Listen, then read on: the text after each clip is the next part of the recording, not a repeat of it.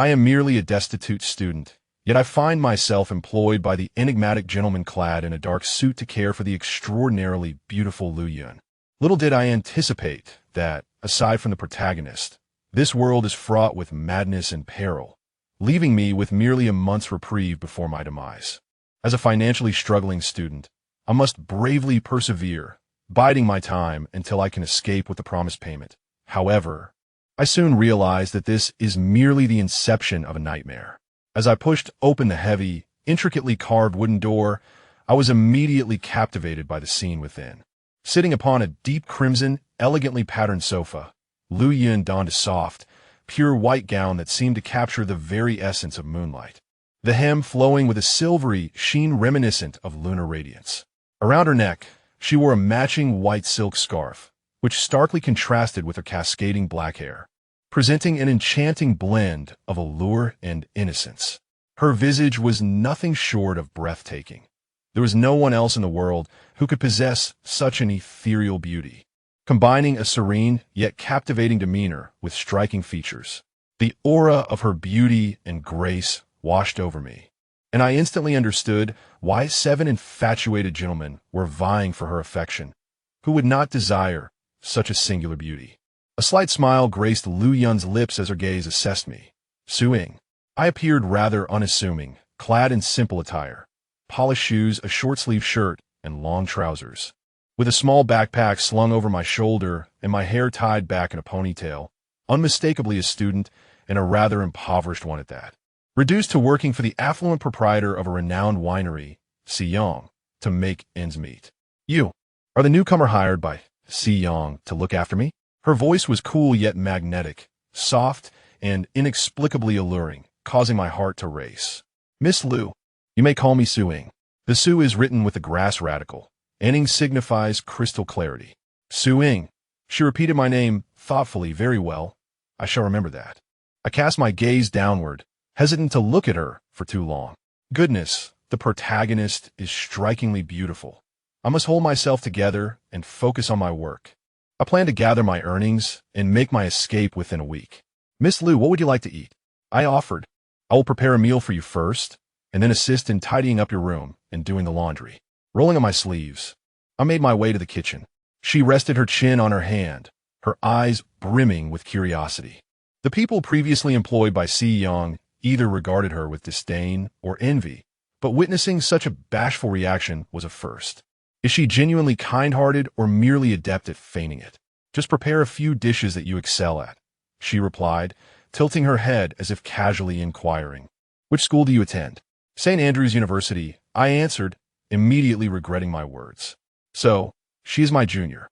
She smiled, Junior. What do the people at your school say about me? A heavy sensation settled in my heart as my impulsive nature resurfaced. Indeed, the female protagonist and my original self were from the same school, and it was through the incessant rumors circulating within the institution that I became aware of this job opportunity. Prior to the age of 18, I had never encountered such malice. I am Lu Yun, the sole heiress of a leading domestic hotel chain. My mother passed away early, and my father adored me deeply. Wherever I went, I was surrounded by a protective entourage, and my black card seemed to have no limits. However, everything changed when my father remarried at my 18th year. The guardianship that once shielded me was withdrawn, and I was unceremoniously dispatched abroad for my studies, left to struggle for survival. My living expenses transformed from boundless to a mere 10,000 a month, and often I found myself without even that modest sum. The most vicious malevolence in the world converged upon me.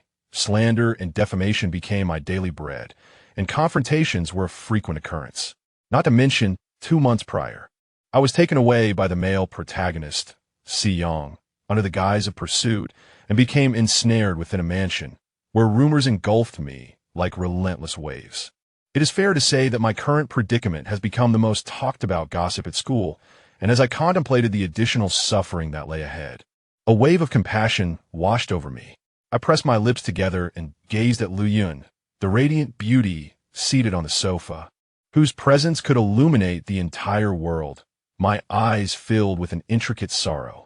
It's nothing, Miss Lu, I assured her. The people at school have hardly uttered a word. Chapter 2. Su Ying. A remarkable companion, did she say nothing? Lu Yun clearly observed the tender expression on Su Ying's innocent face, her shimmering black eyes reflecting the warmth of the sun with a hint of sorrow. Sorrow? Why did she feel such compassion for him? Was it due to the venomous words she had heard about him at school? Or perhaps it was because of the torment he had endured for over 3 years. Yet, the cruelty he faced during this time paled in comparison to the malevolence of his upbringing. Moreover, the rumors of his victimization were unfounded. He had not suffered any bullying at all. Nevertheless, Lu Yun smiled. That was indeed a relief. As she watched Su Ying turn to continue cooking, Lu Yun's beautiful eyes, framed by long, dark lashes, fluttered slightly. This confirmed something for her. Su Ying, newly employed by Si Yang to care for him, possessed not only a pure heart, but also an exceptionally soft and unique soul. Junior, Lu Yun stood up and walked directly toward Su Ying. Su Ying was tall, her slender figure exuding elegance, towering over the 162 centimeters tall Su Ying, who barely reached her shoulder. However, in that moment, Su Ying was oblivious to the height difference. She gazed at Lu Yun, who was so close, swallowing hard. It was impossible for her to remain composed in the presence of such ethereal beauty. Junior, Lu Yun's delicate fingers moved slightly as she lowered her gaze to Su Ying's fair cheek, which was adorned with clear, innocent almond-shaped eyes. Gently brushing a strand of hair behind Su Ying's ear, her voice softened. "Shall we have dinner together with Senior in a little while?" She tilted her head, her lovely eyes revealing vulnerability, pouring her fragility into Su Ying's heart. Her slightly pale lips evoked an instinctive sense of pity and tenderness. Su Ying's breath caught in her throat, unable to confront such a captivating protagonist. She desperately wanted to refuse. She yearned to simply fulfill her duty, taking care of the protagonist for 5 days, collecting her salary, and then ensuring her escape from the protagonist and the male lead who would bring her demise a month later. Even though this was a fictional world, she still hoped to compensate for her past life, where her exam scores were stolen, preventing her from attending her dream university. The original body, like her, was an orphan, but her parents had left behind a significant fortune. She had used most of the money to secure a place at the prestigious University of St. Andrews, exhausting the remainder of her funds. The original intention was to drift through school until graduation, obtaining a diploma, and then continuing her life of ease. However, she had the chance to choose a different path. Yet, Su Ying gazed at Lu Yun. The delicate beauty of Lu Yun's face was marked only by a pallor that seemed almost transparent. All of her crisp, cold allure and ethereal charm shattered in that moment, transforming into a beam of moonlight, chillingly piercing with profound pain. As Su Ying could not help but reflect upon all that she had endured within the pages of her book and all that awaited her in the future, she found herself ensnared by the first yandere male protagonist, Si Yang, who confined her. He would be targeted by his adversaries, driven by a hatred for Si Yang, and would abduct and torment her solely to inflict suffering upon him. She would be taken by her second yandere male protagonist, her senior, who she believed had come to rescue her, only to be imprisoned in a pitch-black basement, shackled to a bed, and nourished with but 1 meal a day. Forced to be his obedient pet, she would be rescued by what she presumed to be her trusted family, only to return home and fall into an even more sinister and lavish prison. There, she would be coerced into witnessing the sordid spectacles of high society and compelled by her so-called family to become their concubine. She would be taken away by a childhood friend, her white moonlight, who would chastise her for her indiscretions and forcibly marry and possess her. After a harrowing escape abroad, seeking solace in therapy to embark on a new life, she would find herself manipulated by her psychologist, who would attempt to control her through hypnosis. She would struggle to flee from his abode, only to be ensnared by a violinist who claimed to have encountered his muse, threatening her to engage in unspeakable acts. Furthermore, she would be trapped by the violinist student, a former junior who would vow to save her, only to confine her to his residence, relying on him while under the influence of drugs. 7 male protagonists, 7 yanderes. She would naively believe they were her salvation, yet would simultaneously seek her own means of escape, ultimately finding herself unable to flee from their grasp, destined to be drained and extinguished in the end. The anguish and sorrow within Su Ying intensified, and her emotions brimmed in her eyes, prompting Lu Yun to observe her keenly. Was his tender-hearted junior too soft-hearted? Why did she always gaze at him with such eyes, filled with the world's deepest sorrow and empathy, as if she had endured unimaginable torment? Yet, he found no aversion to such a feeling. On the contrary, he was intrigued to witness how this inherently kind and gentle soul would appear when ultimately shattered. A fleeting, morbid smile flickered at the corners of Lu Yun's beautiful lips. However, it was but a moment's spark. He was never a good person, nor a normal one, but rather a twisted individual who reveled in the torment and manipulation of others. Su Ying was a delightful new source of amusement for him. Playing the victim and making reasonable demands was merely the first step in his game. From shared meals to embraces to sharing a bed, he would unveil to her the torment he suffered at Si Yang's hands, evoking her sympathy, rendering her unable to refuse his increasingly excessive demands. In the end, he would propose that she help him escape, and at that very moment of flight, he would reveal his true nature, disclosing the depths of his wickedness, crush all her sympathy and kindness, shatter everything about her, and then relish the collapse and anguish reflected in her pristine, untainted eyes. Observe her fair and lovely cheeks, contorting and twitching with the intensity of her hatred towards him. The mere thought of this scene brings him an irresistible joy, a laughter he cannot suppress. Is that acceptable? In his mind, Lu Yun reflects, as he infuses Su Ying with the emotions of his own sorrow and suffering. Su Ying purses her lips. She ought not to invest her feelings in the protagonist, nor should she acquiesce to the protagonist's requests. Once she concedes, once she allows herself to feel for the protagonist, it will become increasingly difficult to withdraw, to bear witness to the protagonist enduring all forms of torment. She should refuse her, disregard all her demands, and instead pursue her own life, striving to fulfill the dreams she could not achieve in her past existence. Yet, within the narrative, the protagonist stumbles and escapes from the seventh deranged male lead's abode, plunging beneath a bridge, her head bloodied and broken, with only her eyes reflecting the sole light she had ever known, the sunshine of her life, a scene that she cannot forget no matter what. Very well, Su Ying relented. Lu Yun beamed with a radiant smile. Simultaneously, a morbid voice within him surfaced. The game begins.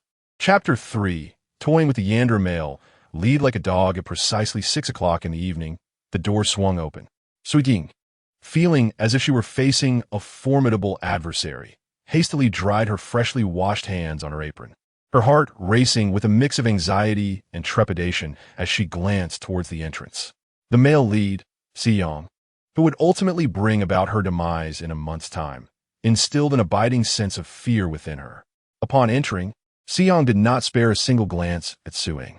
His restless gaze was fixated solely on Lu Yun, who was lounging on the sofa, adorned in the custom attire he had ordered for her. He swallowed hard, his strikingly handsome features betraying hints of obsession and excitement. Throughout his life, he had encountered countless beautiful women, yet none could compare to Lu Yun's unparalleled beauty, an elegance so profound that it left no doubt that she was one of a kind. And this uniquely enchanting Lu Yun belonged to him. Lu Yun served as the catalyst igniting every impulsive cell within Si Yang's being. His mind harbored no romantic affection for her, only a sense of pride that she was the emblem of his honor as a man. Lu Yun, have you missed me?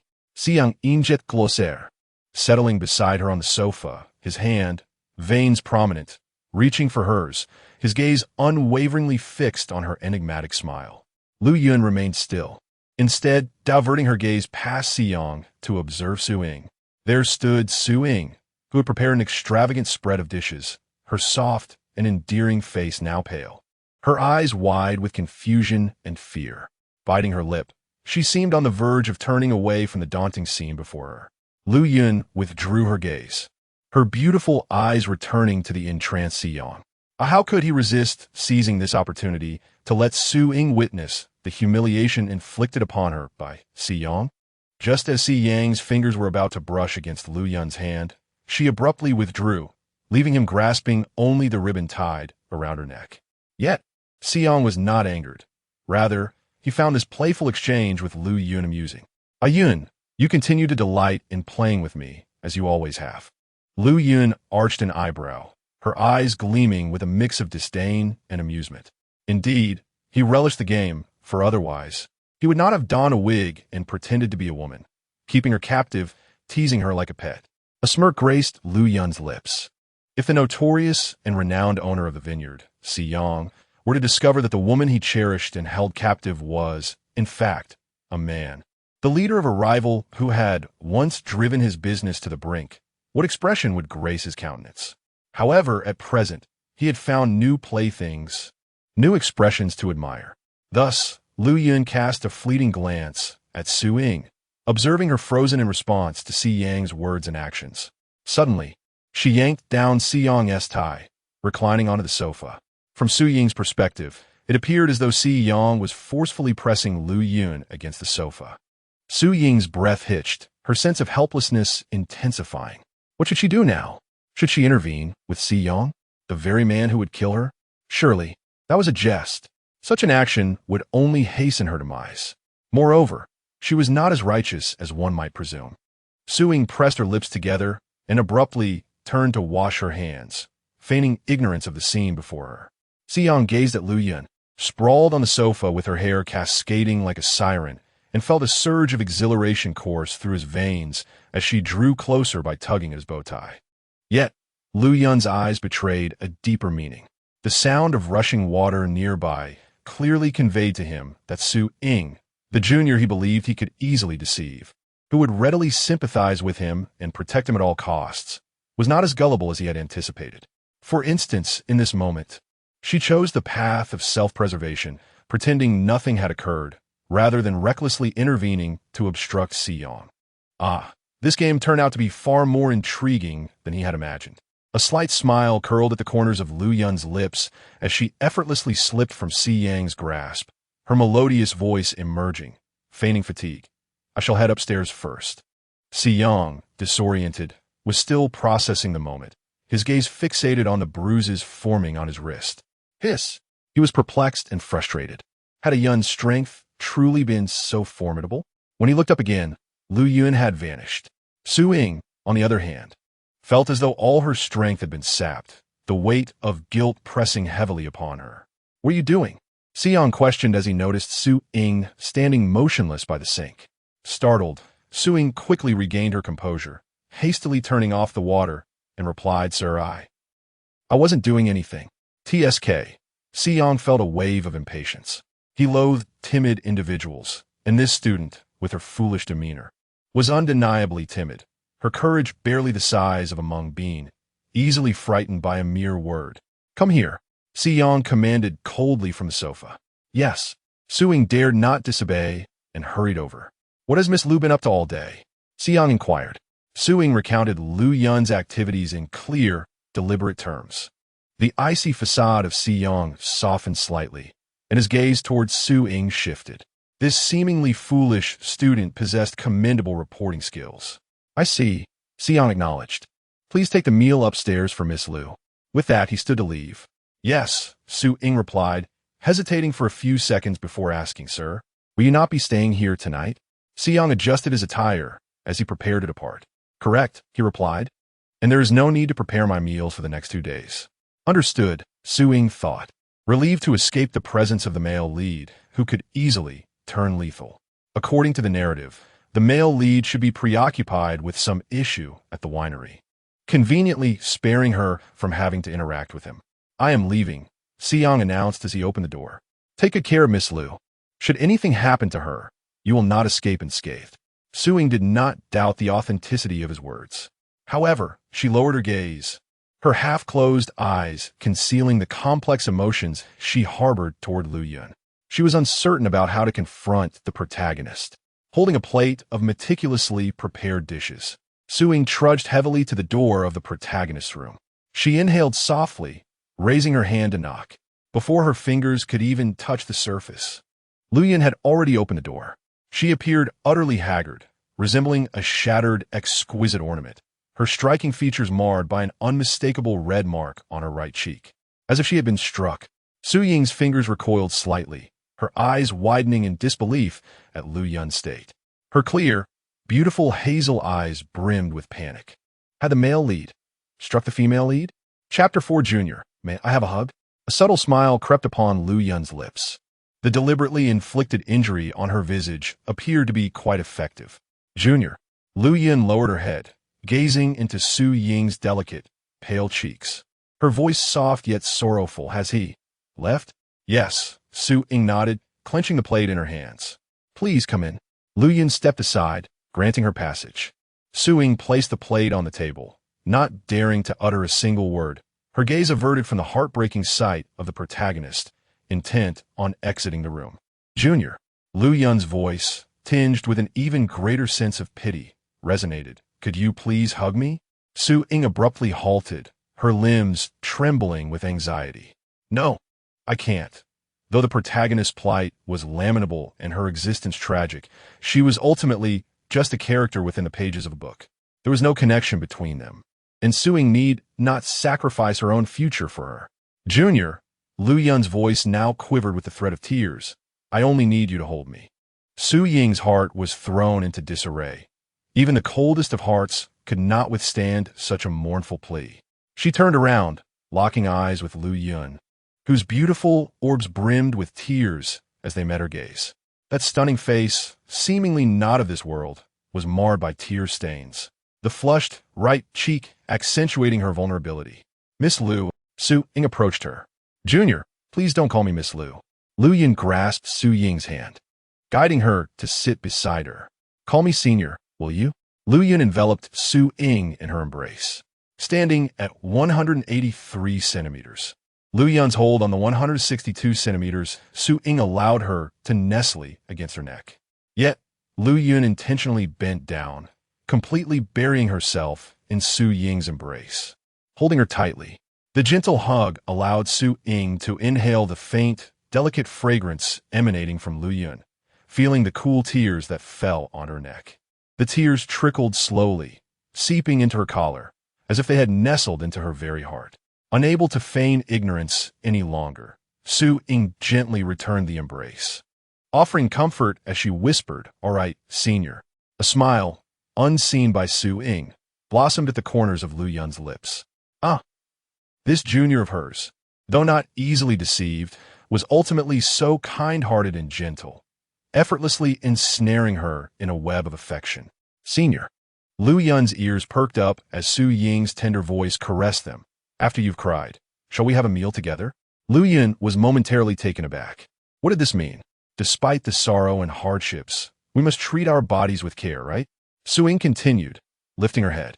The youthful softness of her features radiated a warm smile, akin to the first rays of sunlight gracing the grass after a rain. Lu Yun blinked, finally seeing Su Ying's true beauty. The visage he had scarcely observed possessed exquisitely petite, rosy lips, a delicate nose sculpted from jade, and those almond-shaped eyes appeared, through his gaming lens, even more crystalline and beautiful. A fine layer of white fluff adorned her face, rendering her irresistibly charming. All right, Lu Yun responded unconsciously. Su Ying beamed with even greater delight. An orphan, she had endured the hardships of life alone since childhood. Although she lacked parental support and the companionship of friends, she had ultimately persevered to adulthood. She understood that during the most challenging times, it was essential to nourish one's self and cherish one's body. While she could not offer much assistance to the protagonist, after 5 days of work, she would depart. Yet before her departure, she wished to care for the protagonist as much as she could.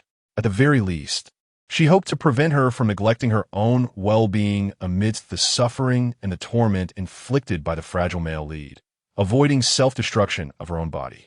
After finishing their meal, Lu Yun belatedly realized that he had spent the entire time not contemplating the game, but simply sharing a meal with Su Ying. TSK. Lu Yun felt a twinge of discomfort as he watched Su Ying exit with her empty bowl, his brows furrowing. Why did he feel as though he had been toyed with? How had he unwittingly fallen into the trap set by the younger student? Lu Yun pondered in confusion. Wasn't she supposed to fulfill all his requests? Why had the tables turned, making it seem as if he was now acquiescing to her wishes? Moreover, He had indeed consented. As Su Ying turned to close the door, her expression became more genuine, her eyes reflecting warmth imbued with sincerity. "You've just eaten and cried. It's not advisable to bathe immediately. Rest for an hour before taking a shower. Afterward, you can enjoy a comfortable sleep." "All right," Lu Yun nodded. Once the door closed, Lu Yun's expression stiffened slightly. Why? Had he agreed again? That night, having bathed and changed into his sleepwear, Lu Yun lay wide awake on the soft bed. Neither did the equally restless Si Yong, who was still attending to business matters in the dead of night. On the luxurious cruise ship, Si Yong gazed at his subordinate sprawled at his feet, bloodied and unconscious, his handsome and stern visage darkened with concern. "What has transpired?" Si Yong inquired. "Boss," Su Jiang replied, lowering his head in embarrassment. "The other party expressed their discontent with the reporter we sent, claiming he is not clean in his dealings." Si Yong comprehended, a sardonic smile escaping his lips. They had uncovered Lu He as the mole he had dispatched to their finance department. In the realm of corporate warfare, sending undercover agents was commonplace. "However, boss," Su Jiang continued, "our men in the department are utterly unversed in finance. What shall we do without Lu He?" Si Yong fell silent. He had countless brothers at his disposal, but only Lu He was adept in financial matters. Otherwise, he would not have entrusted him with negotiations. "Boss, the company's finances involve core secrets. Engaging someone untrustworthy could severely jeopardize the company. Yet, with new business opportunities looming, we cannot afford to be without a financial expert to negotiate with the other party. What shall we do now?" Su Jiang lamented. "No need to rush." Si Yong lifted his gaze, his eyes sharpened in the dim light, emanating a subtle brilliance. "I have a candidate who is both controllable and utterly loyal to us." The visage of Su Ying surfaced in Si Yang's mind. An orphan, though timid, possessed remarkable perception. In times of crisis, she maintained her composure, articulating every detail with clarity and eloquence. How could she not be regarded as the most adept negotiator in this realm of business? Chapter 5. You shall never leave me despite the peril that has rendered her in such a state. Si Yong gazed coldly at Lu He, who lay gravely injured and unconscious on the floor. His eyes betrayed no trace of affection. Even if she were to perish, it would matter not to him. "Take Lu He away for treatment," Si Yong instructed, relaying to his associates that he would present a new negotiator for discussions the following evening. "Understood," Su Jiang replied promptly. Meanwhile, in a restless night, Lu Yun was stirred by the ringing of her phone. As if she had discovered a means to break the enigma that plagued her thoughts, she swiftly opened her device. "Young master, Si Yang's people have informed us the new negotiator will be sent to discuss business with us tomorrow night." Lu Yun sat up, intrigued, her eyes sparkling with interest as she read the message. She had thoroughly investigated the employees of Si Yang's company, and aside from the individual named Lu He, there was no one else proficient in finance. Where, she wondered, did Si Yong intend to procure a new negotiator for their dealings? A smile graced Lu Yun's lips. This game was becoming increasingly captivating. "Keep a close watch on Si Yong," she sent in response, "and inform me immediately of any developments." Understood. As the deep, tranquil night enveloped her, Su Ying found solace in the absence of the malevolent protagonist who threatened her life, and she was free from the guilt of being unable to assist the heroine. She enjoyed a restful sleep, unburdened by any psychological weight. Upon awakening the next day, Su Ying perceived the world as bright and beautiful. She had devised new strategies to assist the heroine and envisioned a path toward light. How could she possibly feel unhappy? With a cheerful demeanor, Su Ying completed her morning routine, resolved to aid Lu Yun as much as she could in her own unique way. "Good morning, senior," Su Ying greeted, her smile directed at Lu Yun, who had donned a new outfit. Clad in a fitted, soft yellow strapless dress, Lu Yun sat elegantly on a vibrant red leather sofa. The yellow fabric accentuated her porcelain skin, which appeared as if sculpted from ice crystals. Her features were more refined and distinct, a harmonious blend of sweetness and purity that captivated the beholder. Lu Yun nodded, the yellow ribbon around her neck swaying gently, betraying a hint of awkwardness and uncertainty in Su Ying's presence. He was unaware of what had come over him. Having spent the night restlessly trying on every piece of clothing in his wardrobe, he sought the outfit that would present him in the best light. Ultimately, finding himself seated on the sofa, waiting for the moment when his junior would first lay eyes on him. "Senior, may I teach you how to cook?" Suing finally spoke, momentarily distracted by Lu Yun's beauty. "Cook?" Lu Yun's heart swirled with a chaotic mix of emotions, now tinged with curiosity. It appeared that the requests made by his junior since yesterday were not traps meant to ensnare him into complying with her every whim, but rather an opportunity for her to impart knowledge to him. With a sweet smile, Su-ing contemplated the practicality of her skills should she find herself living independently in the future. Lacking the courage to confront the male lead, and unable to muster the bravery to help her senior sister escape, she resigned herself to self-preservation. Yet, within her limited capacity, she could impart some knowledge to her sister, ensuring that she would not suffer in the unfolding narrative. Suddenly, a profound sense of dread surged within Lu Yun, propelling her to her feet, where she approached Su-ing and grasped her wrist. "Are you leaving?" she inquired, unaware that Su-ing was a transmigrator wielding knowledge of the story's trajectory, nor that Su-ying's actions derived from a desire to equip her sister with the means to safeguard herself in the future. However, she inadvertently gleaned from Su-ying's words the implication that she would not remain for long. "Senior sister?" Su-ing winced slightly as Lu Yun tightened her grip, as if refusing to allow her to depart. All the confusion and unarticulated emotions Lu Yun felt towards Su-ing crystallized into a singular, palpable desire. He did not wish for her to leave his side, not even by the slightest margin. Su-ing was at a loss regarding Lu Yun's sudden change. The girl who had rushed towards her seemed different from the Lu Yun she had grown accustomed to over the past few days. Nevertheless, the compassion she held for Lu Yun, coupled with the sorrow of knowing the pain that awaited her in the narrative, steadied her resolve. "Yes, senior sister. I still have my studies to complete." "No," Lu Yun interjected, her voice quick and sharp, laced with an unexpected coldness that contrasted her usual gentle demeanor. Su-ing was momentarily taken aback. Lu Yun swiftly shifted her expression, adopting a look of vulnerability and distress, and threw herself into Su-ying's embrace, burying her head in the crook of her neck, trembling as if she had faced unimaginable torment. "Please don't leave me, junior sister. If you go, what will I do?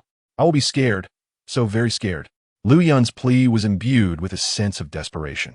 Though he was uncertain whether his reluctance to let her go signified romantic feelings, his resolve was unwavering. As long as he opposed it, she could never leave him. Not ever. As icy tears fell relentlessly, Su-ing remained oblivious to Lu Yun's infatuation as she inhaled the fragrant scent that emanated from her. She pressed her lips together, wishing she could stay and accompany her senior sister. Yet, looming ahead was the male lead, Si-yong, who would seek to end her life in a month. As the epicenter of a tumultuous narrative, her senior sister was destined to be pursued and ensnared by 7 fervent and obsessive male leads, ensuring that tranquility would remain elusive. Su-ing found herself not only fearful of Si-yong, who would kill her in a month, but also of the other 6 deranged male leads. Even if she miraculously escaped the clutches of the male protagonist, Si-yong, who sought to take her life, what the other 6 infatuated male leads? The senior is deeply unfortunate, innocent, and pitiable. Yet, she lacks the bravery and fortitude to confront these 7 obsessive figures. All she desires is to gather her resources and distance herself from the male characters in the narrative, to break away from the confines of the plot, and to pursue her own life, fulfilling the dreams she could not realize in her past existence. Ultimately, the senior, Su-ing, spoke. "I will not leave in the next few days." The implication was clear. After this brief period, she would depart. Lu Yun opened her eyes, her dark gaze filled only with sickness and madness. "Leave? Ah-ing, you will never escape from me for all eternity." Chapter 6. Lu Yun's cold shower. Lu Yun reigned in the madness in her eyes, her beautiful visage, akin to a radiant gem, now exuding an air of poignant vulnerability.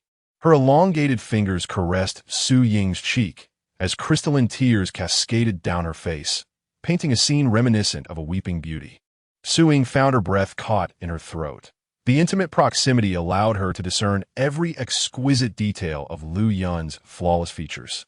She could not only perceive the fragility and helplessness within her dark, glistening irises, but also the shattered essence beneath her slightly pursed crimson lips. Junior. Lu Yun's brows knitted together in a delicate frown, her expression steeped in melancholy and sorrow. At least for the few days you remain, please stay by my side. Lu Yun's voice was soft and gentle, a final plea directed solely at Su Ying. All right. Su Ying, gazing at Lu Yun in such a state, could hardly refuse.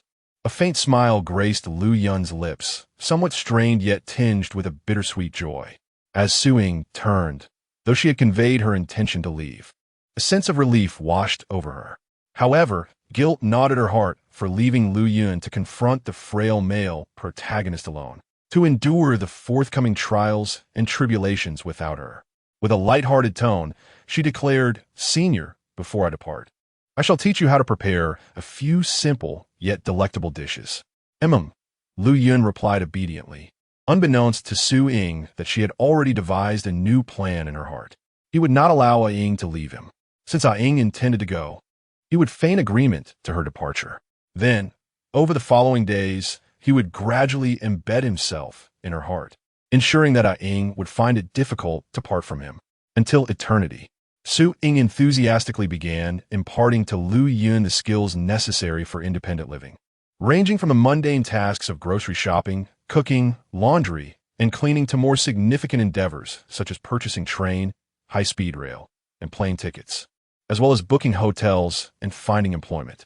As night descended, Su Ying sat on the sofa with Lu Yun, using her phone to guide her through the process of ticket booking.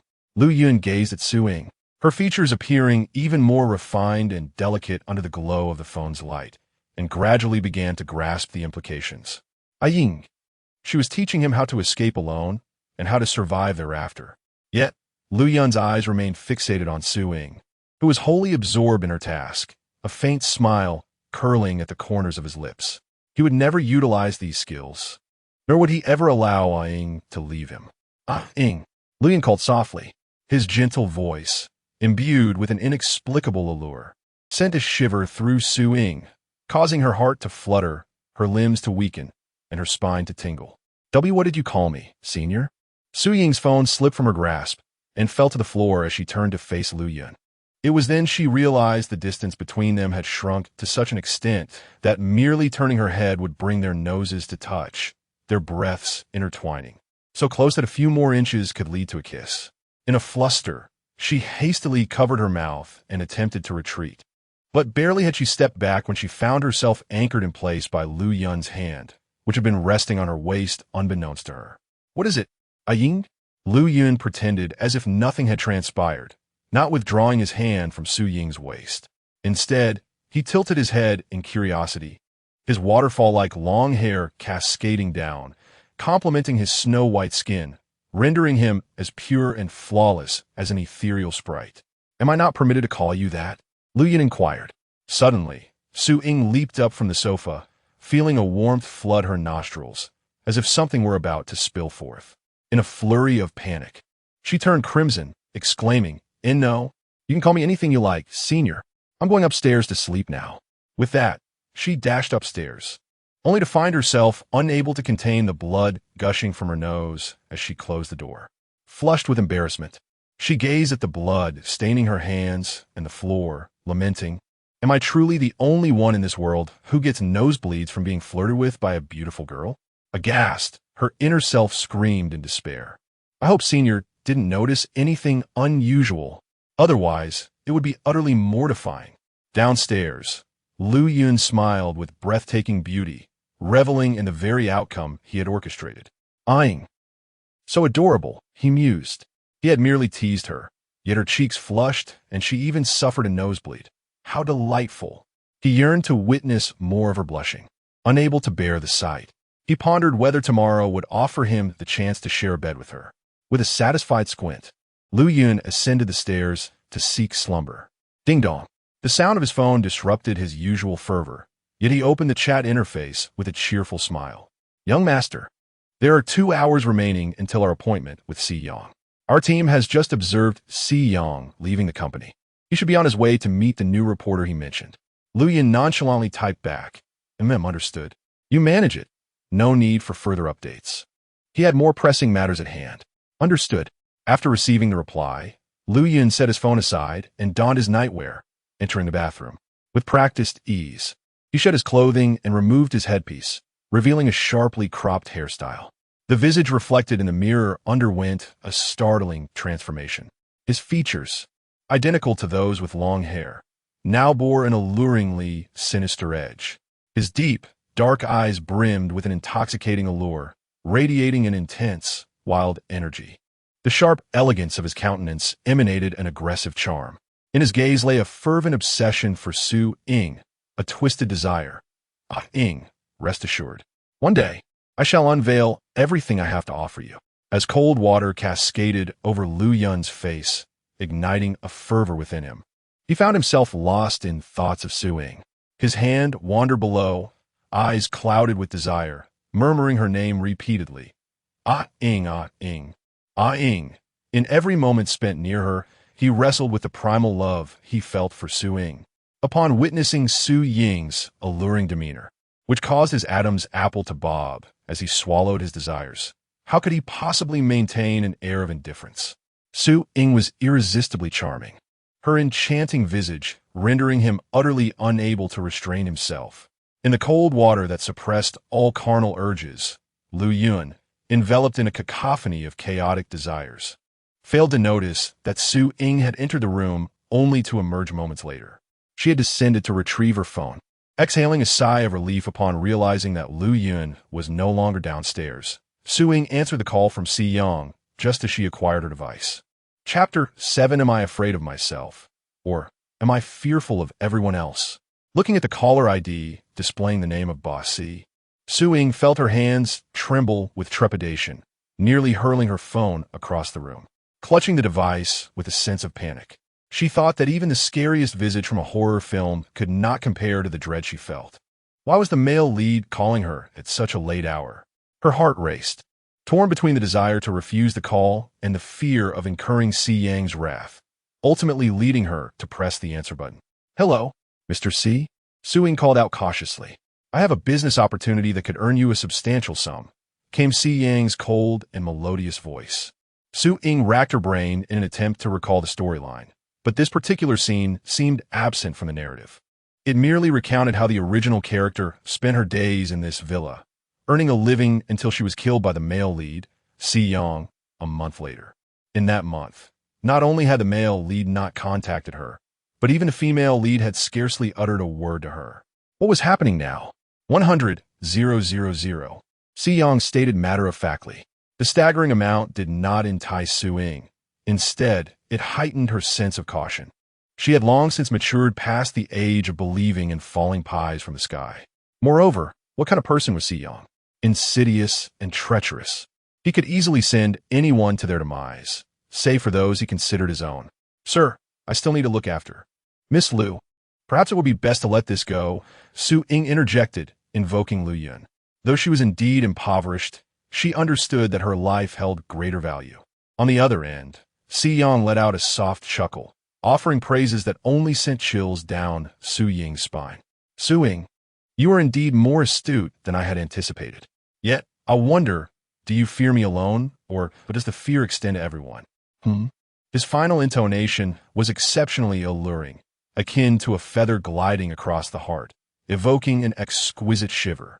Su Ying felt an icy chill envelop her, her complexion paling as if Si Yang could see through her very soul. Come out, Si Yang commanded playfully, offering no chance for Su Ying to resist. Since you fear me, you ought to comprehend just how effortlessly I can orchestrate someone's demise. Si Yang spoke nonchalantly. Refusing me could lead to your death. Agree to my terms, and you may yet earn that 100,000. Su Ying discerned the underlying implications of his words. This potential windfall came with a perilous risk that could very well cost her life. Her breath quickened. The deviation from the expected plot line struck her with a startling realization. She was not destined to be killed by the male lead after a month. Rather, as long as she remained in proximity to the male lead, who posed a lethal threat, Her life would be in constant jeopardy. For the male lead was indeed the harbinger of her peril. Fine, I agree. Su Ying forced her voice to remain steady, suppressing any quiver, but I have one condition. Si Yang detected the tremor in her breath and the quaking in her words, a glimmer of amusement lighting up his striking features. Speak. Once the deal is concluded, I wish to leave this place. Su Ying made a resolute decision. Once the money was transferred to my account, she would no longer attend to Miss Lu's affairs. She cast her gaze toward the door of Lu Yun's room upstairs. The materials she had provided for her senior today were more than sufficient. She could assist her senior no further. It was time to focus on her own needs. Asovskov estopisi young sleeps. Chapter 8. The protective instinct towards Su Ying Si Yang let out a scoff, initially expecting a foolish request from this student, only to find it was merely a desire to leave. Very well, I acquiesce. Si Yang showed no concern for Su Ying, not even for her life, let alone for her as a person. Yet, at this moment, his gaze reflected a bemusement towards Su Ying's innocence and naivety, utterly unaware that by dawn, his perception of her would undergo a profound transformation, rendering her unforgettable. After hanging up the phone, Su Ying exhaled a heavy sigh and approached Si Yang's sleek black car. As she was about to enter the passenger seat, the rear door swung open. There sat Si Yang, clad in a fitted black suit, his long legs casually crossed, reclining against the plush leather seats. His chiseled features bore a dangerously alluring smile, and the golden watch on his wrist glinted ostentatiously, exuding an aura of dominance. Si Yang's lips parted coolly, commanding get in. With clenched fists, Su Ying steeled her resolve and bravely entered the vehicle, fully aware of the peril this male lead posed.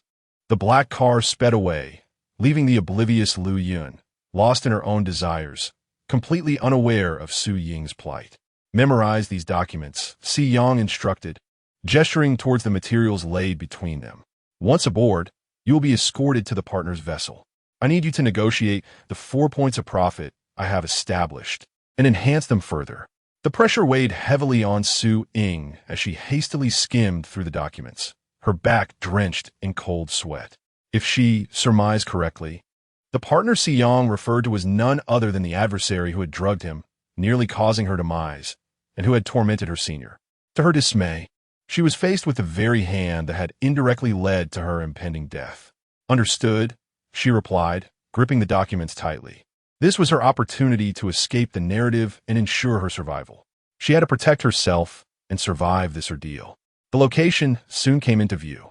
After Su Ying delivered a comprehensive report, Si Yang observed a retreating figure with a newfound intrigue as she boarded the boat destined for the rival vessel. Su Ziyang, Pu Dao, inquired, Boss, is there something amiss with that student named Su Ying? Not at all, Si Yang replied, lighting a cigarette. The swirling smoke obscured his sharp features, a faint smile playing at the corners of his lips, revealing a shift in his perception of Su Ying. She was more complex than he had initially believed, beyond mere innocence and naivety.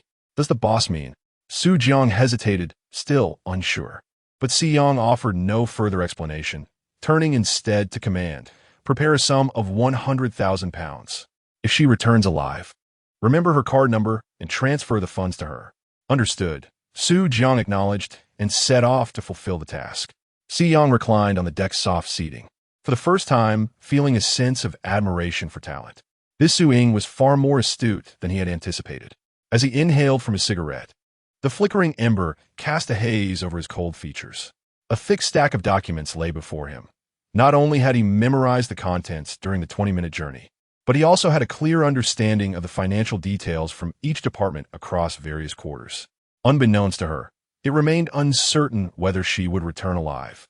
The negotiations were merely a matter of articulating the conditions and requirements with a sharp mind. Their agreement was destined to succeed, yet the process entailed another fierce contest.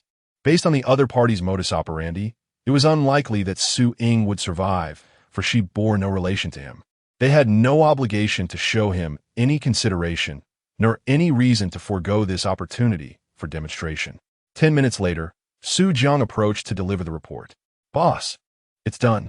Su Jiang's enthusiasm was palpable, That student had elevated our quarterly profits by 5 percentage points.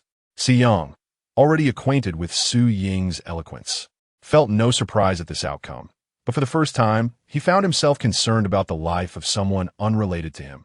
What about her? Is she still alive? No. Su Jiang shook his head. She was thrown into the sea. Some of the brothers witnessed her being cast overboard, bloodied. What a pity, Si Yang lamented sincerely. But within a second he said, "Let us go back." Understood. Su Jiang ordered the boat to approach the shore. Si Yang, feeling rather bored, made his way to the deck to enjoy the breeze. Under the luminous moonlight, the sea appeared dreamlike. "Boss, look." Su Jiang's astonished voice suddenly broke the silence. Si Yang turned to follow his gaze, and, not far from the ship, he spotted someone desperately swimming. He squinted to take a closer look. It was Su Ying.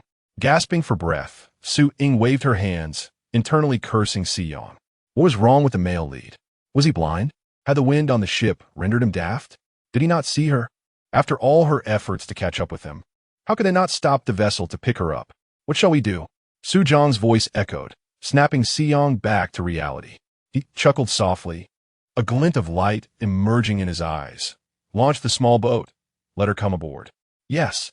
Su Jiang gritó rescue Si Ying. Having exhausted much of her strength, Su Ying climbed onto the small boat, breathing heavily as she made her way to the deck. Si Yang watched her slow ascent and noted her drenched form. To reduce drag and lighten her load, she had removed her coat and shoes, leaving only her short sleeves and trousers. Her delicate feet, soaked, and her elegant collarbone were accentuated by the seawater, highlighting her figure. Her youthful, charming face was disheveled, hair clinging to her skin, droplets of water still trickling from her chin. Although she appeared petite, the expression on her face was one of fierce determination and bravery, her round, kitten-like eyes radiating an abundance of strength. As Si Yang gazed at her, something deep within him felt as though it had been gently nudged. An overwhelming desire to protect Su Ying and a tender affection surged within him. This was a genuine emotional connection with Su Ying, distinct from mere possessiveness or a trophy of masculinity. It was a heartfelt desire to care for another person. You. Si Yang's voice emerged with an unexpected gentleness, one he himself was unaware of. I have fulfilled your task. Su Ying felt an overwhelming heaviness in her limbs, fatigue wrapping around her like a shroud. Her voice, though faint, resonated with clarity and determination. You promised me, do not forget. 100,000 pounds would suffice to cover the remaining 2 years of tuition and settle her outstanding debts. At last, she could embark on her own journey, free from all perils. Si Yang's words faltered in his throat. He chuckled softly, not hastening to respond.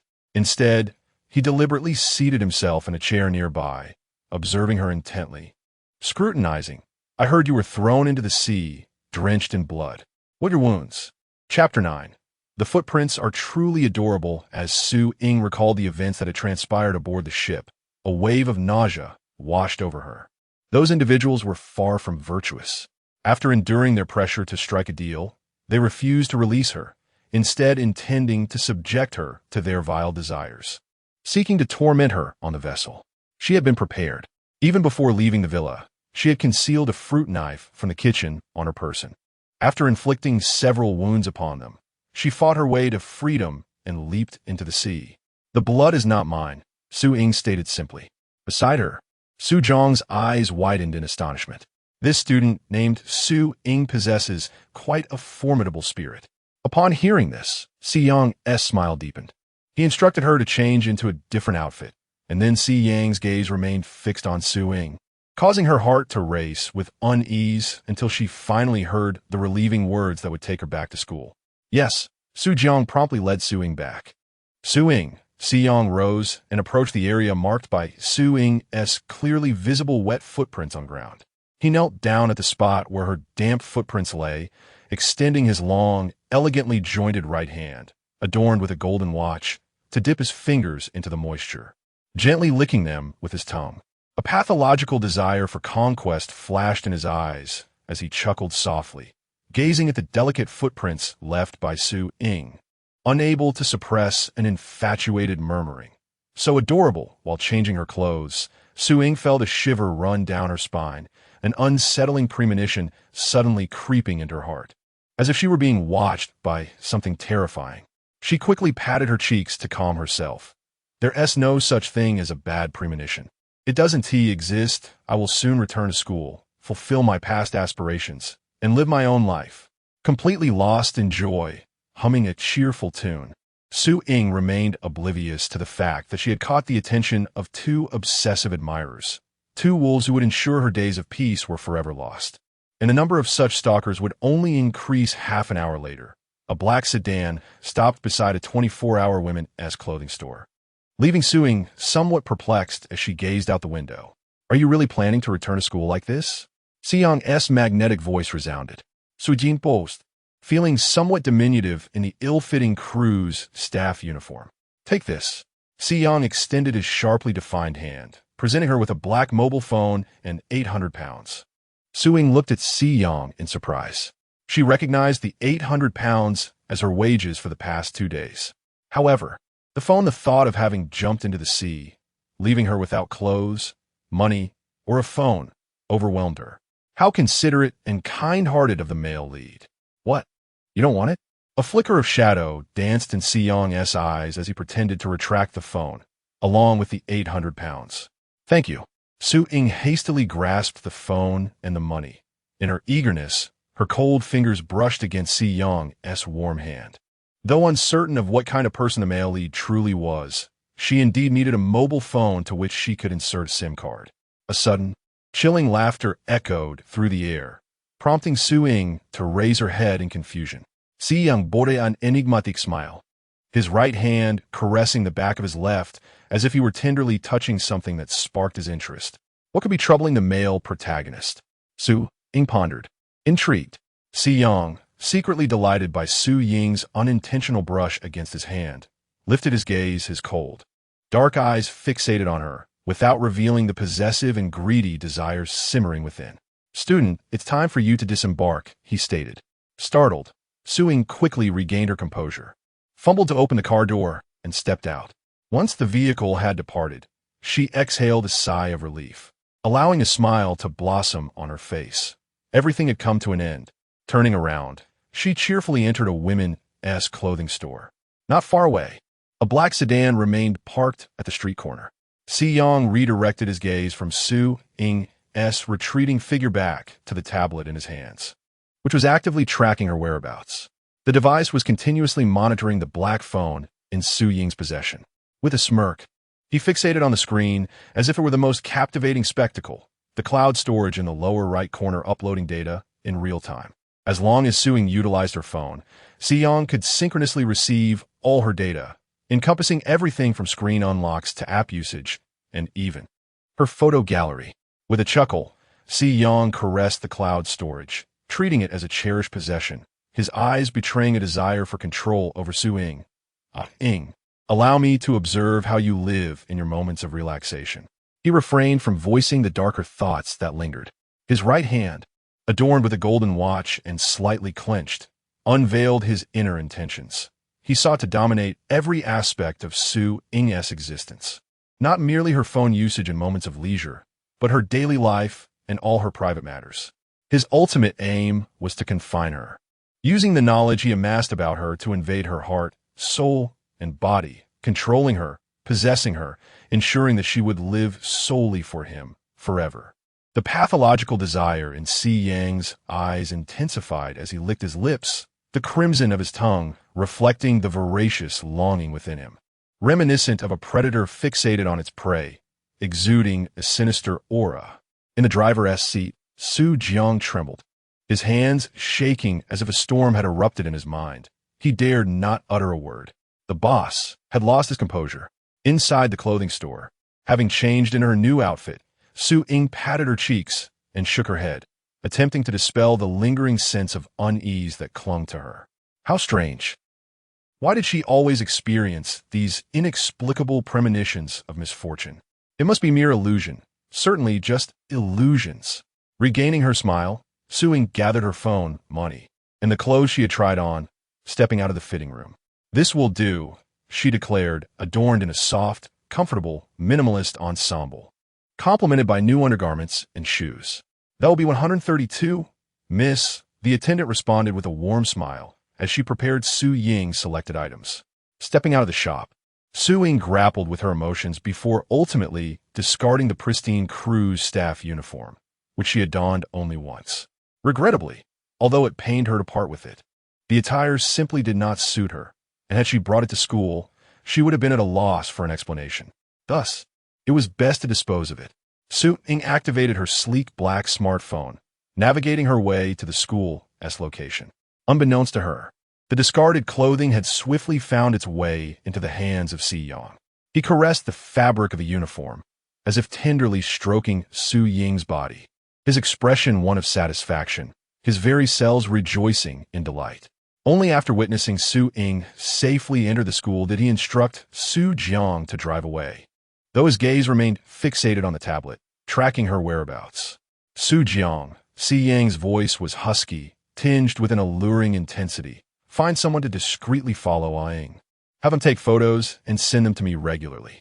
Yes, Su Jiang replied, not daring to defy the order, hastily acquiescing. He was acutely aware that within the confines of his employer's villa resided a stunning beauty, kept in a state of soft captivity.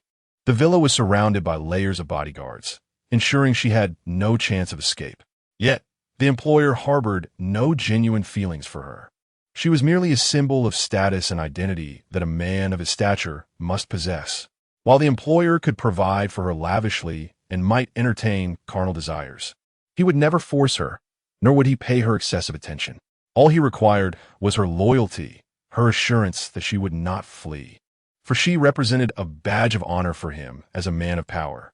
However, this student named Su Ying was different. It was evident that the employer had developed feelings for her, an extraordinary possessiveness, and a pathological desire to control. Should he successfully win her affection, his obsession could spiral into an even more twisted form of love. Conversely, if he were to fail in his pursuit, Su Jiang swallowed hard, knowing that the employer would likely unleash his madness upon other matters, leading to even more reckless actions. He hoped fervently that this young woman would become the employer's, sparing them all from suffering. As the night passed, Lu Yun, within the villa, excitedly selected an outfit while calculating the time Su Ying would awaken. He had spent another sleepless night, his mind brimming with thoughts of the day ahead with Ying. He intended to leverage his feminine charm to foster a bond with her, engaging in intimate yet unobtrusive interactions that would evoke her sympathy and affection, ensuring she remained close by his side, lost in his excitement and bliss. Lu Yun was unaware that Su Ying had already left the villa and was peacefully slumbering in her dormitory at school. Suddenly, the shrill ring of a phone pierced the air, an unwelcome interruption. Chapter 10. Without my permission, how dare you leave my side? Lu Yun's countenance darkened.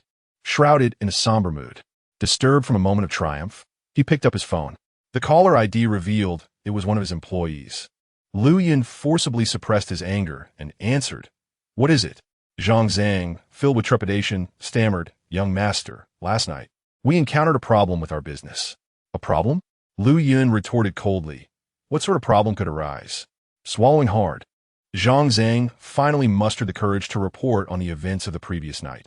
Those foreign employees were not only duped by the new recruit sent by Si Yang into signing contracts that promised them 50% of the profits, but they also managed to inflict injuries on themselves and escaped unscathed.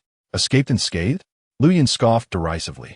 He was all too aware that besides Lu He, Si Yang possessed no other financially astute or articulate employees. Where had he found this new recruit? He knew precisely how many people Si Yang had at his disposal. How could he have acquired someone so eloquent, capable, daring, and astute? "I heard. It is a female student," Zhang Ziyang replied cautiously. As he spoke, he felt a tightening in his chest, his palms clammy with anxiety, fearing a dreadful retort from Lu Yun. Yet, instead of receiving a response, he was met with a cacophony of clattering sounds, as if someone was hurriedly walking and opening a door. Lu Yun surveyed the empty room, his expression transforming into one of sheer terror, his gaze darkening to an extent that rendered it unbearable to behold. He nearly crushed his phone in his grip as a tempest of fury surged within him. "Investigate," he hissed into the receiver, forcing the words through clenched teeth. "Find out where the female student Su Ying, whom Si Yong hired to care for me, is currently located. Additionally, as she recalled the various tactics and torturous methods employed by the foreign workers she had carelessly outsourced, Lu Yun's demeanor grew even more ruthless. Beat those foreigners who have been injured and toss them into the sea. Let them fend for themselves. Zhang Zhang, both astonished and unable to suppress his approval, quickly responded. Understood. He had long been intolerant of the foreigners' behavior. They were pure scum, hired for amusement after catching the young master's eye. While they possessed some skills, their inhumane tendencies were utterly unacceptable to him. Yet, the young master, with a penchant for their sadistic antics, relished in their torment, even if only to listen. The employees had no choice but to endure. Although he was uncertain why the young master had suddenly chosen to deal with them in such a manner, it was undoubtedly a stroke of fortune for the foreigners. Contemplating Lu Yun's initial command, Zhang Ziang began to speculate. Could it be that the young master's orders stemmed from this female student named Suing? If so, he must ensure he thoroughly investigated everything pertaining to her. As the call concluded, Lu Yun nearly shattered his phone in his grip. She gazed intently at the seemingly uninhabited room, her melodious voice betraying a profound possessiveness over Suing. Ying, how could you leave my side without my permission? She closed the door and returned to her chamber, her eyes fixed ominously on her phone, awaiting Zhang Ziang's investigative results. Unbeknownst to Suing, whose life and destiny were on the verge of transformation, she was soon to encounter a pack of wolves ready to prey upon her, engaging in a brutal struggle for dominance. Deep in her slumber, still lost in a beautiful dream, she remained unaware that her dear friend, Yao Xueqiao, could not wait for her to awaken. Yao Xueqiao, filled with urgency, shook Suing awake, exclaiming, Ying, why are you back? Wasn't the work supposed to last 5 days? How can you return on the 3rd day? Have you given up on your tuition, on your studies, on life itself? Groggy and disoriented, Suing, recognizing Yao Xueqiao as her closest confidant, chose not to conceal the truth. With great effort, she turned over and murmured, Xueqiao, please let me sleep. I came back because I earned enough.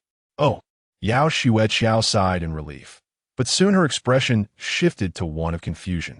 Wait a minute. You've only been gone for 2 days. How could you have earned enough? Our tuition is quite substantial. You still have 2 years' worth of fees to pay. Could it be? Have you uncovered some secret of a big shot and received a hefty sum for your silence? Yes, you're right, Suing replied, her desire for sleep overpowering her will to respond further. Fortunately, Yao Xueqiao, convinced her own deduction was correct, ceased her inquiries and cheerfully declared, What do you want to eat? I'll get it for you. In a low voice, Suing replied, Congee and buns. Great, Yao Xueqiao exclaimed, delighted that Suing had made enough money. She hurried off to buy the congee and buns, undeterred by the need to trek to the furthest corner of the campus where the International Student Cafeteria was located. Once again, the dormitory fell silent as Suing succumbed to the embrace of sweet slumber, oblivious to her black smartphone lying screened down beside her, its green signal light blinking steadily. The conversation she had with Yao Xueqiao was being monitored and transmitted directly to Si Yang's ears. Xiang chuckled softly, listening to the gentle timbre of Suing's voice as she awoke, her soft and adorable request for congee and buns resonating in his ears. As he listened to her settle back into slumber, he could no longer suppress the urge that welled up within him, licking his lips in anticipation. This was a manifestation of his desire for Suing, a longing to envelop her in his arms, to cherish her until the end of time. His cravings and greed for her intensified. Meanwhile, in a cloud of anxiety as she awaited news from Zhang Ziang, Lu Yun finally heard the chime of her phone signaling a message. Upon opening it, the shadows deepened in her eyes. Young master, I have discovered that the female student has returned to school. As Lu Yun's mind raced with schemes, another message interrupted her thoughts.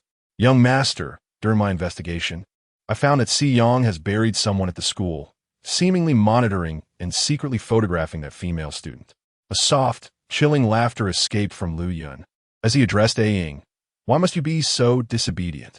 Why can you not simply remain by my side, obediently? It was evident that Si Yong had discovered your allure, captivated by you, ensnaring his heart in your grasp, leaving him unable to escape. Alas, Lu Yun's eyes gleamed with a sinister intensity, accompanied by a smile that was undeniably macabre. You shall forever remain my possession. Whether you leave or not matters little. Lu Yun caressed his phone, a smile lingering on his lips, for I possess myriad ways to bring you back to my side. Soon a scheme took shape. Lu Yun began tapping away at the keyboard, devising a plan to ensnare Su Ying, compelling her to return to him, ensuring she would never wish to leave again. After a prolonged silence, Zhang Ziying finally recalled to respond. Observing Lu Yun's scheme, he became acutely aware of everything. This student named Su Ying had become the sole obsession of a young master. She would never again experience a tranquil life. Zhang Zhang silently mourned for Su Ying, dutifully executing Lu Yun's orders. Meanwhile, Su Ying, already with one foot submerged in the mire, continued to awaken with hopes of a beautiful life ahead. Chapter 11. The target will become her. Little did she know that the people and events she was about to encounter would plunge her into a quagmire. Awake? Yao Xiao, breathless, approached Su Ying while holding breakfast, her face alight with curiosity. Ying, when did you start associating with Senior Zhou Sheng? I just bumped into him in the dormitory, and he asked me to tell you that he's waiting for you downstairs. You two wouldn't tea. Yao Xiao teased with a sly grin. Are you starting a romance? Who are you talking about? Su Ying's breath suddenly became labored, as if she might faint. Zhou Sheng, Yao Xiao exclaimed, puzzled. His looks, character, academic performance, and family background make him the dream of every female student among the international students. How could you not know? No, she knew all too well. It was precisely because she was aware that she felt paralyzed, her blood running cold, her body rigid with fear. Zhou Sheng, the one who, under the guise of gentleness and ostensibly rescuing senior students, would, in the blink of an eye, confine them in a basement, chaining them to a bed, training them like pets, feeding them only once a day, and expecting them to live as his devoted companions. Ying, what is wrong with you? Yao Xiao noticed Su Ying's face had turned an unusual shade of white, her breathing rapid and trembling, as though she had witnessed something terrifying. Ying. In a state of panic, Yao Xiao slapped Su Ying's cheeks, trying to pull her back from her dazed state. Su Ying gasped heavily, suddenly sitting up, pulling herself back from the brink of unconsciousness. No, she would not allow herself to be entangled in the original storyline any longer, nor would she let any aspect of the original narrative ruin her current life. The reason the male lead, Zhou Sheng, sought her out was likely because he knew she was the junior who had taken care of the senior and wanted to glean information about her. Su Ying swiftly turned her thoughts. As she sought to regain her composure, she recalled the plot and contemplated her next move. In the narrative, the male lead, Zhou Sheng, fell in love with the senior at first sight. From the moment he laid eyes on her, his intent was clear, to confine her in a place unseen by others, to make her his beautiful pet, ensuring she would depend solely on him for the rest of her life, obediently following his commands. He was more deranged and terrifying than the male lead Si Yong, making him far more difficult to contend with. In the original story, he had never confronted the original character directly, instead stalking her discreetly, deducing the location where the senior was imprisoned by Si Yong through her daily commute. His approach to her now was likely to extract the senior's whereabouts from her. A fleeting spark crossed Su Ying's eyes as she solidified her resolve. She had already taught the senior how to escape and live independently. The senior did not need anyone to save her. She was capable of thriving on her own. What she needed to do now was to feign ignorance and conceal the senior's location. If Zhou Sheng could not extract the desired information from her, he would naturally seek other sources that might know where the senior was. During this time, there was ample opportunity for the senior's sister to make her escape. Su Ying curled her lips into a smile, picked up her phone, and stepped off the bed. Xiao, you go ahead and eat. I will have a word with Senior Zhou Sheng and return shortly. Oh, okay. Yao Xiao watched Su Ying's departing figure, bewildered. Why did Ying seem startled one moment, serious the next, and then suddenly joyful? It appeared that the pressure of caring for the esteemed senior had weighed heavily on her. She must devise a way to reward Ying properly. As Su Ying descended the staircase, her footsteps were light and buoyant. The thought of having saved Lu Yun, allowing her to evade the solitary fate depicted in the narrative, kept a smile plastered on Su Ying's face. Completely absorbed in ensuring Lu Yun's safety, Su Ying neglected her own. She had never considered that the protagonist, Zhou Sheng, might shift his focus from Lu Yun to her. The staircase she joyfully descended had transformed into a treacherous path, ensnaring her in a suffocating quagmire. "Senior Zhou Sheng," Su Ying called out, her voice suddenly dulled and blank, addressing the figure with his back turned to her. "Did you need something from me?" Chapter 12. He intended to imprison her. Zhou Sheng turned with a smile. He was tall and fair-skinned, clad in a simple white t-shirt and casual trousers. His dyed, golden hair accentuated his pale complexion, rendering his features even more exquisite. "Junior, I have come to inquire about something." Zhou Zheng's voice was gentle, embodying the soft charisma that surrounded him. Su Ying was momentarily taken aback, nearly entranced. She hastily diverted her gaze from Zhou Zheng's tender eyes. That was close. Had she not been aware of the plot and the true nature of this delicate yet sinister male lead, she might have been deceived by his fodder, truly believing him to be a kind and gentle senior.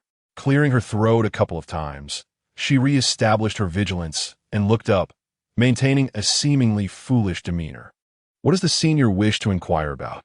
Zhou Zheng's amiable smile remained unchanged, yet he scrutinized Su Ying for a couple of seconds. "Senior?" Su Ying blinked in confusion. "Nothing much," Zhou Zheng replied, his smile unwavering, though his eyes flickered momentarily. "I merely wish to ask where Lu Yun resides, so that I may visit her." His tone was noticeably less enthusiastic than before, adopting a flat, matter-of-fact delivery, as if merely reciting a pre-prepared script devoid of genuine fervor. Su Ying was solely focused on aiding Lu Yun in concealing her whereabouts, intent on thwarting Zhou Zheng's inquiry while prolonging his search for Lu Yun's location. She remained oblivious to the subtle shift in Zhou Zheng's demeanor, failing to realize that she had inadvertently revealed her true nature, far from the foolish persona she feigned. "Oh, that." Su Ying shook her head, maintaining an air of ignorance. "I only took care of Senior Lu for 2 days, and during both the journey there and back, I was blindfolded, so I'm not quite certain of her exact location. Furthermore," Su Ying took a roundabout approach.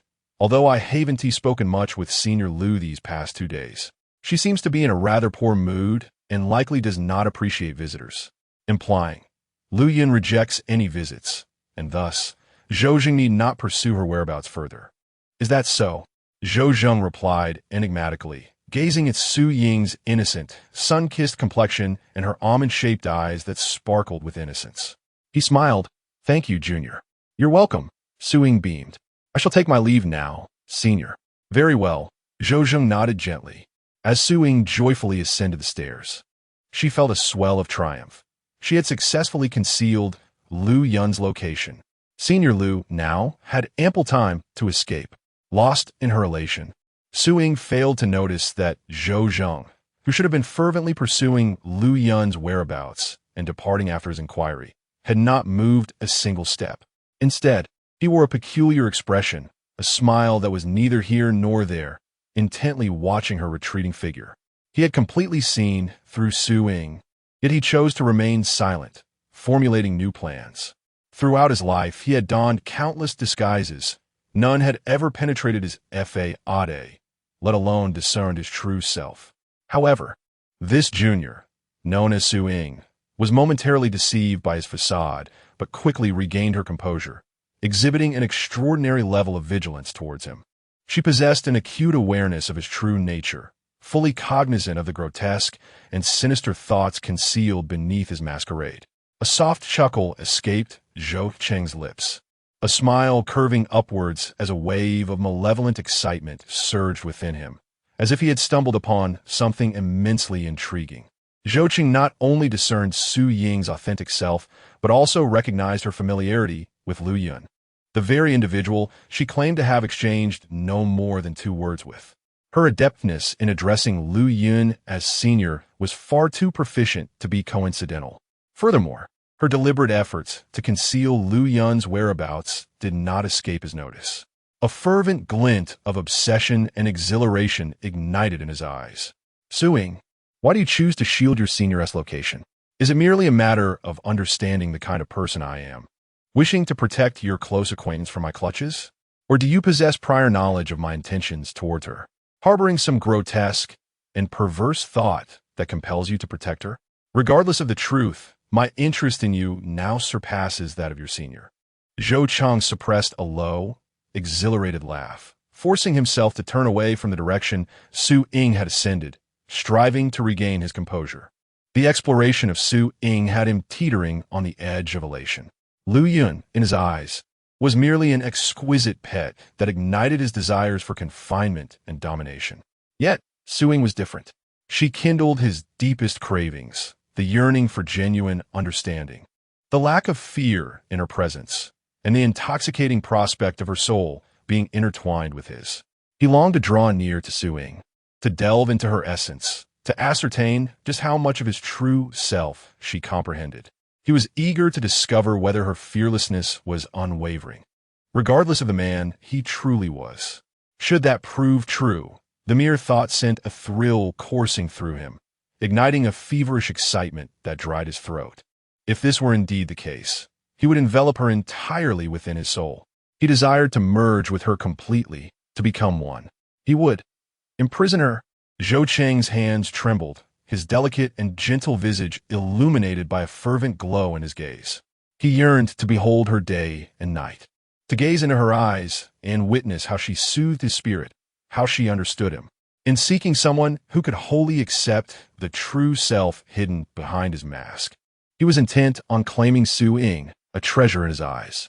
Unbeknownst to him, his simple desire to explore her, to confirm and ultimately possess her passion, would soon transform into a profound and pathological obsession with the one he admired. Su Ying ascended the stairs while humming a cheerful tune, her phone in hand. Meanwhile, Si Yang, who had been eavesdropping on the entirety of her conversation with Zhou Cheng, wore a rather displeased expression, seated in the plush chair of his office. Si Yang let out a slight chuckle. The allure of a mature man commanded respect without the need for anger, even in moments of utmost ire. He refrained from revealing any overt emotions. Instead, he caressed the golden watch adorning his right wrist, an ambiguous expression crossing his face. It has been far too long since my Ying and I last met. It is time we enjoyed a meal together. Chapter 13.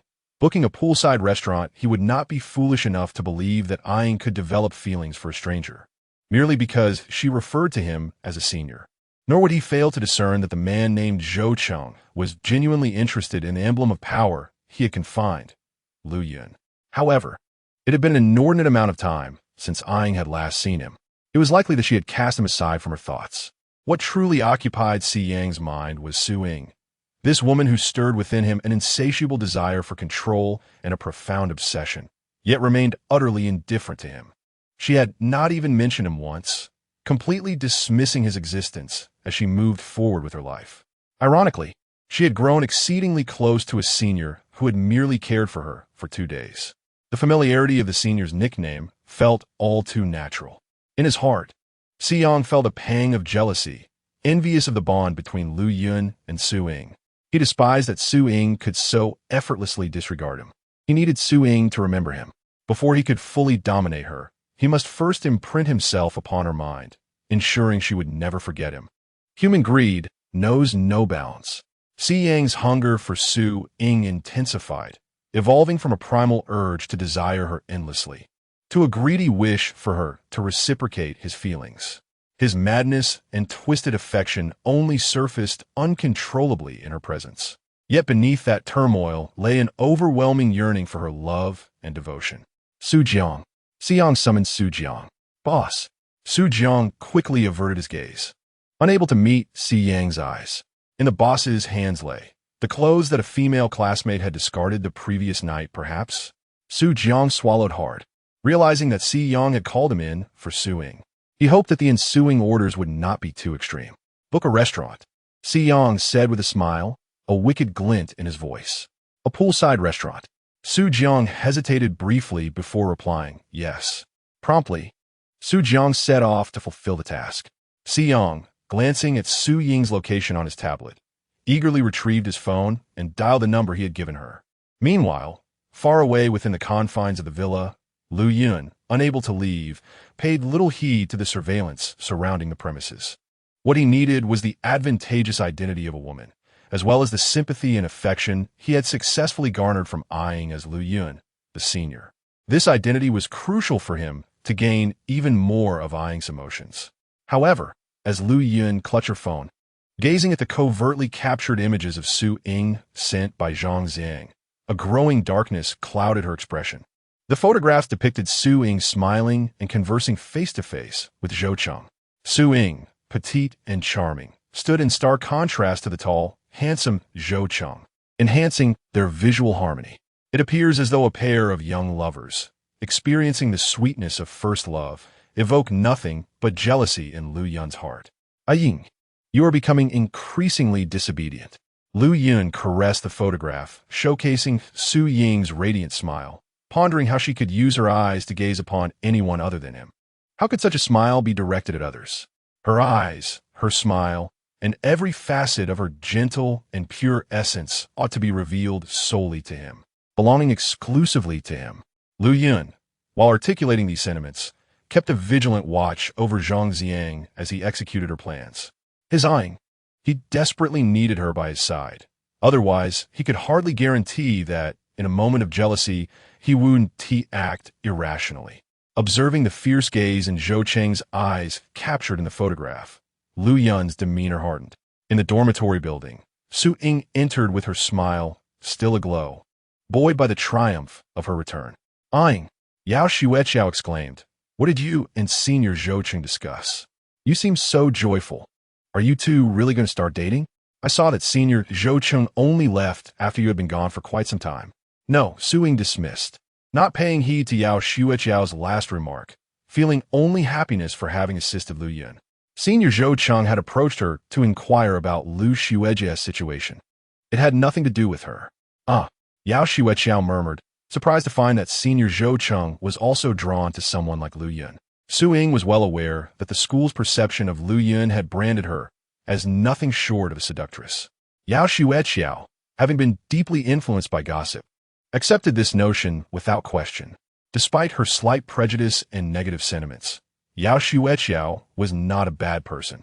She had often assisted the original self and had done many kind deeds for her.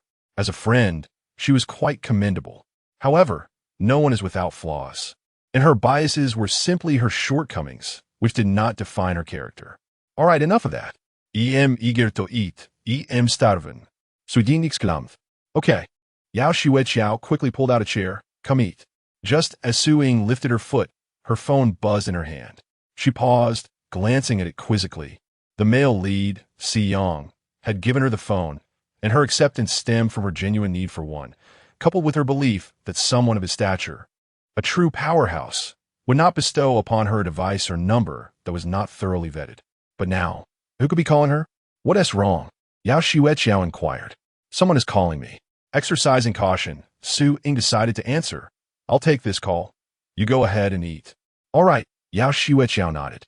Exiting the dormitory, Su Ying didn't speak until she reached a secluded corner, where she anxiously pressed the answer button. She remained silent, waiting for the other party to speak in order to discern the identity of the caller and how best to address the situation. After a few seconds of silence, Xiang chuckled softly, "My Ying, you truly are a cunning little vixen. In a world where a charming yet timid little white rabbit resides, there exists a docile and obedient kitten, yet it is unmistakably a beguiling little fox that captivates him." With a flick of his tongue, Ying couldn't resist licking his lips once more, for this enchanting creature was utterly irresistible. The familiar sound of laughter sent a jolt of tension through Su Ying's nerves, as she instantly recognized it as Ying's laughter. However, she quickly regained her composure. She believed herself to be entirely disconnected from Ying, unwilling to entangle herself with him again. Thus she spoke with a certain detachment, inquiring simply, "Mr. S, may I ask what brings you here?" Ying chuckled softly to himself, both appreciative and fond of Su Ying's demeanor. 100,000 pounds. Do you still desire it? Ying remarked languidly. Chapter 14. Would you mind being locked in my basement? What does this mean? Su Ying felt a surge of anxiety. Was the male lead, Si Yang, unwilling to provide her with the money? Little did Su Ying realize that the deranged male lead, who had imprisoned the female protagonist in the story, had bestowed upon her all his madness and obsession just the day before. To him, Su Ying had become a delectable delicacy, fulfilling all his emotional desires. Yet, this exquisite dish, this person who had consumed all his fervent emotions, remained blissfully unaware. Her innocent simplicity brought him joy. He was keenly aware that his Ying had never experienced love, that she was surrounded by emptiness, her past pristine and unblemished. He would be her first, and indeed, her only, in the realm of pure, untainted romance. There's no need to be anxious, Si Yang said, a nonchalant smile gracing his lips. I called merely to inform you that the 100,000 will be transferred to you tonight. However, the process for large overseas transactions is rather intricate and requires your personal verification. Therefore, come find me after your classes this evening, and I shall provide you with a bank card containing 100,000 sans password. Upon hearing this, Su Ying exhaled in relief. So, the male lead sought her out for this reason. All right, she replied. Please send me the time and address. Si Yang raised an eyebrow, unable to suppress a chuckle. Su Ying was left bewildered. What was he laughing at? Su Ying, you truly are quite impolite towards me, Si Yang teased. This little fox knows how to disguise herself well. Now that she believes she will have no further entanglements with me, she offers me no semblance of courtesy. This left him feeling. Si Yang licked his lips, contemplating how much more of Su Ying remained concealed.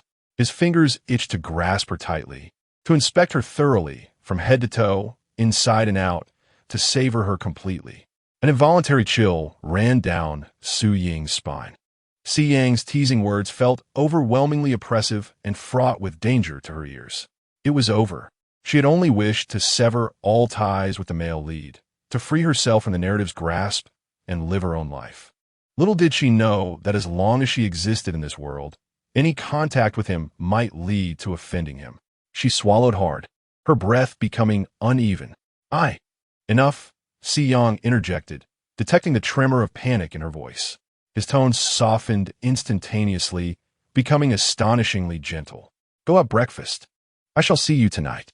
The sudden warmth in his voice, coupled with Si Yang's melodious, magnetic tone, sent a shiver of tingling bliss through Su Ying's ears. Once the call ended, she regained her composure, confusion washing over her. Was the male lead truly this accommodating? This tender? Lost in her thoughts as she returned to her meal, she remained oblivious to the chilling implication of Si Yang's final words, which indicated he was acutely aware of her movements. Si Yang gazed at Su Ying's position on the screen, his smile deepening. Tonight. Allow me to treat you to a delightful dinner. The glint in Si Yang's eyes brimmed with unbridled desire for Su Ying. Inside the teaching building, Su Ying, laughing and chatting with Yao Xueqiao, stepped into the classroom. However, the moment her foot crossed the threshold, her body froze. What was the male lead, Zhou Sheng, doing here? Zhou Sheng noticed Su Ying and turned slightly, his golden hair accentuating his gentle demeanor, his gaze upon Su Ying reminiscent of a fond guardian watching over a beloved child. Yao Xueqiao, ever the gossip, remarked, it seems Zhou Sheng has come here specifically for you. I shall not intrude on your moment. Before Su Ying could regain her composure, Yao Xueqiao dashed to the front of the classroom. The tension that once accompanied her encounters with Zhou Sheng dissipated, leaving only confusion in its wake. She had made it abundantly clear to him that she was unaware of the senior's whereabouts, and that the senior preferred solitude. Why then would he seek her out? With hesitation, Su Ying approached, ultimately succumbing to the pressure of the gazes from her peers, and sitting beside Zhou Sheng. Senior, is there something else you wish to discuss with me? Su Ying blinked innocently, adopting her customary feigned ignorance in the presence of Zhou Sheng. Aware that he had come looking for her, she decided to drop the pretense and speak plainly. Su Ying gazed at Zhou Sheng, awaiting his response. Her expression bore no trace of fondness for him, nor the fear he sought to evoke. He realized, with keen clarity, that this junior sister was acutely aware of his true nature and did not fear him in the slightest. The underlying twisted affection within Zhou Sheng surged with exhilaration at this revelation. Unable to suppress his smile, he inadvertently revealed the darker side of himself. He angled his body to shield Su Ying from the prying eyes of others, ensuring that only she could behold his visage, which starkly contrasted with his usual gentle aura. His smile was sickly, his expression manic, and the glimmer of red in his eyes betrayed the grotesque qualities he had long concealed. "Junior sister," Zhou Sheng said with a smile, his voice barely above a whisper, meant solely for Su Ying's ears, "tell me, would you like it if your senior gifted you a dog leash and confined you to my basement?" Zhou Sheng possessed an undeniably gentle appearance, with well-defined features, a dignified countenance, and a light golden mane that, together with his perpetually smiling eyes and noble bearing, lent an air of charm to his words. Words that, in any other context, would seem harmless, akin to sweet nothings. Yet in that moment, Su Ying's face drained of color, her mind blanketed in icy terror. Her heart raced uncontrollably, her instincts screaming for survival as she turned on her heel and fled. She bolted from the classroom, her thoughts racing. No, this cannot be. How could the male lead, Zhou Sheng, utter such words to her? She. In her mind, Zhou Sheng's twisted affection played out vividly. His eyes alight with excitement, his tone deceptively gentle, and his words echoed like the whispers of hell, leaving Su Ying's scalp prickling with sheer horror. Su Ying desperately flailed her legs as she ran, as if such frantic motion could liberate her from the constraints of her narrative, from the myriad of entanglements that impeded her journey through life. Yet, it was futile, as she fled the classroom like a startled bird. The smile on Zhou Zhang's face not only persisted but intensified with fervor and excitement. He had confirmed that this junior, Su Ying, was not only aware of the kind of person he was, but also understood his intentions towards the senior with whom she had a close relationship. However, at this moment, he had no desire for Lu Yun. He yearned for Su Ying. He craved the essence of one who knew him, comprehended him, and saw through the depths of his soul. He envisioned confining her in his basement, intending to fill his own soul with hers, desiring her to serve as his eternal comfort. Amidst the puzzled gazes of their classmates, Zhou Zheng leisurely rose, his smile unwavering as he ambled off in search of Su Ying. The scene of their pursuit, her fleeing, him in pursuit, was naturally interpreted as Su Ying being embarrassed by Zhou Zheng's words, leading her to bolt from the room, while Zhou Zheng, smitten by her, followed closely behind. Yao Xueqiao internally squealed with excitement, oblivious to the fact that Su Ying was on the brink of fainting from sheer fright. The rapid thumping of her heart made it clear to her that if she did not pause to steady her emotions, she would truly lose consciousness. In the consequences of her fainting, Su Ying leaned against the wall, trembling, gasping for breath. She had no doubt that should she succumb to unconsciousness, Zhou Zheng would carry her away and imprison her in the basement of his home. As she contemplated the narrative unfolding in her mind, the world around her seemed to spin. In the story, Zhou Zheng had taken Lu Yun and, under the guise of her exhaustion, confined her in the dark depths beneath his residence. He had shackled her neck with a dog collar, binding her to the bed. Like a dog trainer, he intended to break her spirit. She would be forced to comply with his demands if she wished for sustenance. Refusal would result in starvation. He would compel her to call him master, to curl up in his embrace like a pet, and would tenderly groom her, bathing her, reducing her existence to that of a dog rather than a human. Su Ying's fingers twitched, her almond-shaped eyes now filled with terror. Why? Why had the male protagonist, Zhou Zheng, fixated on her? How? How could she escape?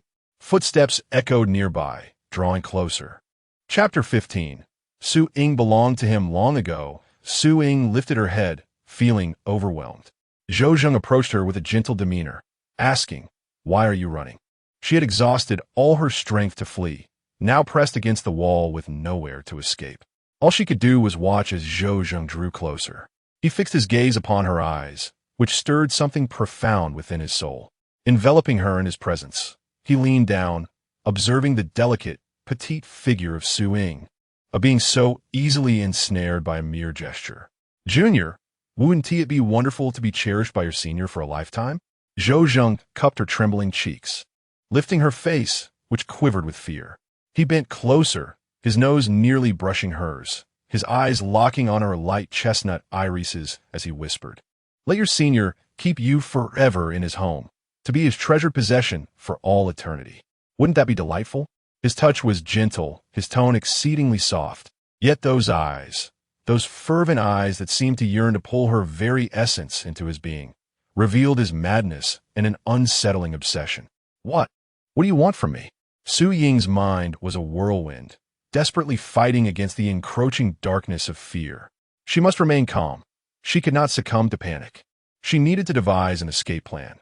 This was a school filled with people, and he could not forcibly take her away. Zhou Zheng, keenly observing her anxious expression, only found amusement in her distress.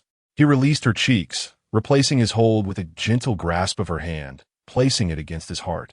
"Junior," he smiled, "you are my treasure, my precious gem.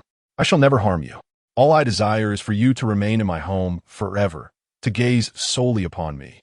I will provide you with delectable food and all the comforts you desire. All I ask is for you to stay by my side for eternity, to use those eyes of yours." Zhou Zheng's gaze was that of a parched soul fixated on its only source of water, intently focused on Su Ying's eyes, while his other hand caressed her eyelids, whispering, "With those eyes, with the soul beneath them, forever and ever, you shall look at me." You. Su Ying stammered, struggling to articulate her thoughts. Zhou Zheng appeared to have succumbed to a frenzied state. Yet his words bore a stark contrast to those in the original narrative. In the original story, the male lead, Zhou Zheng, was captivated by the female lead, Lu Yun's beauty, harboring sinister intentions to make her his pet and tame her. However, his demeanor towards Su Ying diverged significantly from that plotline. He referred to her as his treasure, his precious possession, no chains or confinement, but rather an offer of sustenance and care, as long as she remained by his side. Her gaze solely upon him. Yet what was amiss? Why had Zhou Zheng come to such a conclusion so suddenly? Su Ying did not perceive this as a form of honor. How could one forcibly possess another be considered a source of joy? Beneath her fear lay a courageous defiance. With a soft, delicate tone, her pink tongue glimmered as she spoke, her eyes, filled with longing, radiating a light of bravery that belied her trepidation. "What if I refuse?" Vowing never to comply? Her expression still bore the marks of fear, yet the brilliance within her eyes was strikingly different. Zhou Zheng leaned closer, lowering his lips, and uttered words that diverged sharply from the narrative of the book, yet were imbued with a chilling intensity. "If you refuse, I shall shatter your limbs, ensuring you can never escape my side. For all eternity, you shall gaze upon me with these very eyes, even in death." His forceful command ignited a profound fear deep within Su Ying's soul. This man was a lunatic, a complete and utter madman. Su Ying finally comprehended that Zhou Zheng was not merely a character confined to the pages of a book. He would not adhere to the predetermined plot. He was a living, breathing individual, a reckless and obsessive person. She had irrevocably become a part of this world, no longer an outsider merely observing the narrative. She felt an overwhelming dread towards everything about Zhou Zheng, his madness, his obsession, his sickness, and his inexplicable fixation on her. Zhou Zheng's visage, which had captivated all overseas Chinese women and was regarded as the epitome of beauty among them, now fixated intensely upon Su Ying. It was as if she had become his cherished possession, her freedom utterly stripped away, rendering her no longer an individual. "Get away! Get away!" Su Ying cried out sharply, desperately striving to reclaim her freedom from Zhou Zheng's grasp and confinement. She forcefully withdrew her hand from his, turning to flee. Yet Zhou Zheng merely observed her retreating figure with an air of calm certainty. In his eyes, Su Ying was already his. She could never escape. Chapter 16. Entry requires swimsuit. What went wrong? Su Ying's eyes widened in terror, her pupils trembling as beads of sweat cascaded down her forehead. Zhou Zheng approached her, enveloping her in a suffocating grip, a morbid obsession that rendered her incapable of maintaining her composure. What gone amiss? Why had Zhou Zheng suddenly set his sights on her? She had done nothing at all. Su Ying pinched her palms, unaware that Zhou Zheng's fixation, along with the attention of Si Yang and Lu Yun, stemmed not from her actions but from her very existence. Merely by breathing, by living in this world. She had unwittingly incited their madness. The haunting image of Zhou Sheng's terrifying, deranged demeanor lingered in her mind, refusing to dissipate. She recoiled at the thought of becoming a mere possession in Zhou Sheng's eyes, stripped of her freedom and will, existing solely as his treasure. She yearned for her own life, for her dreams to be realized, and refused to be shackled to another's whims.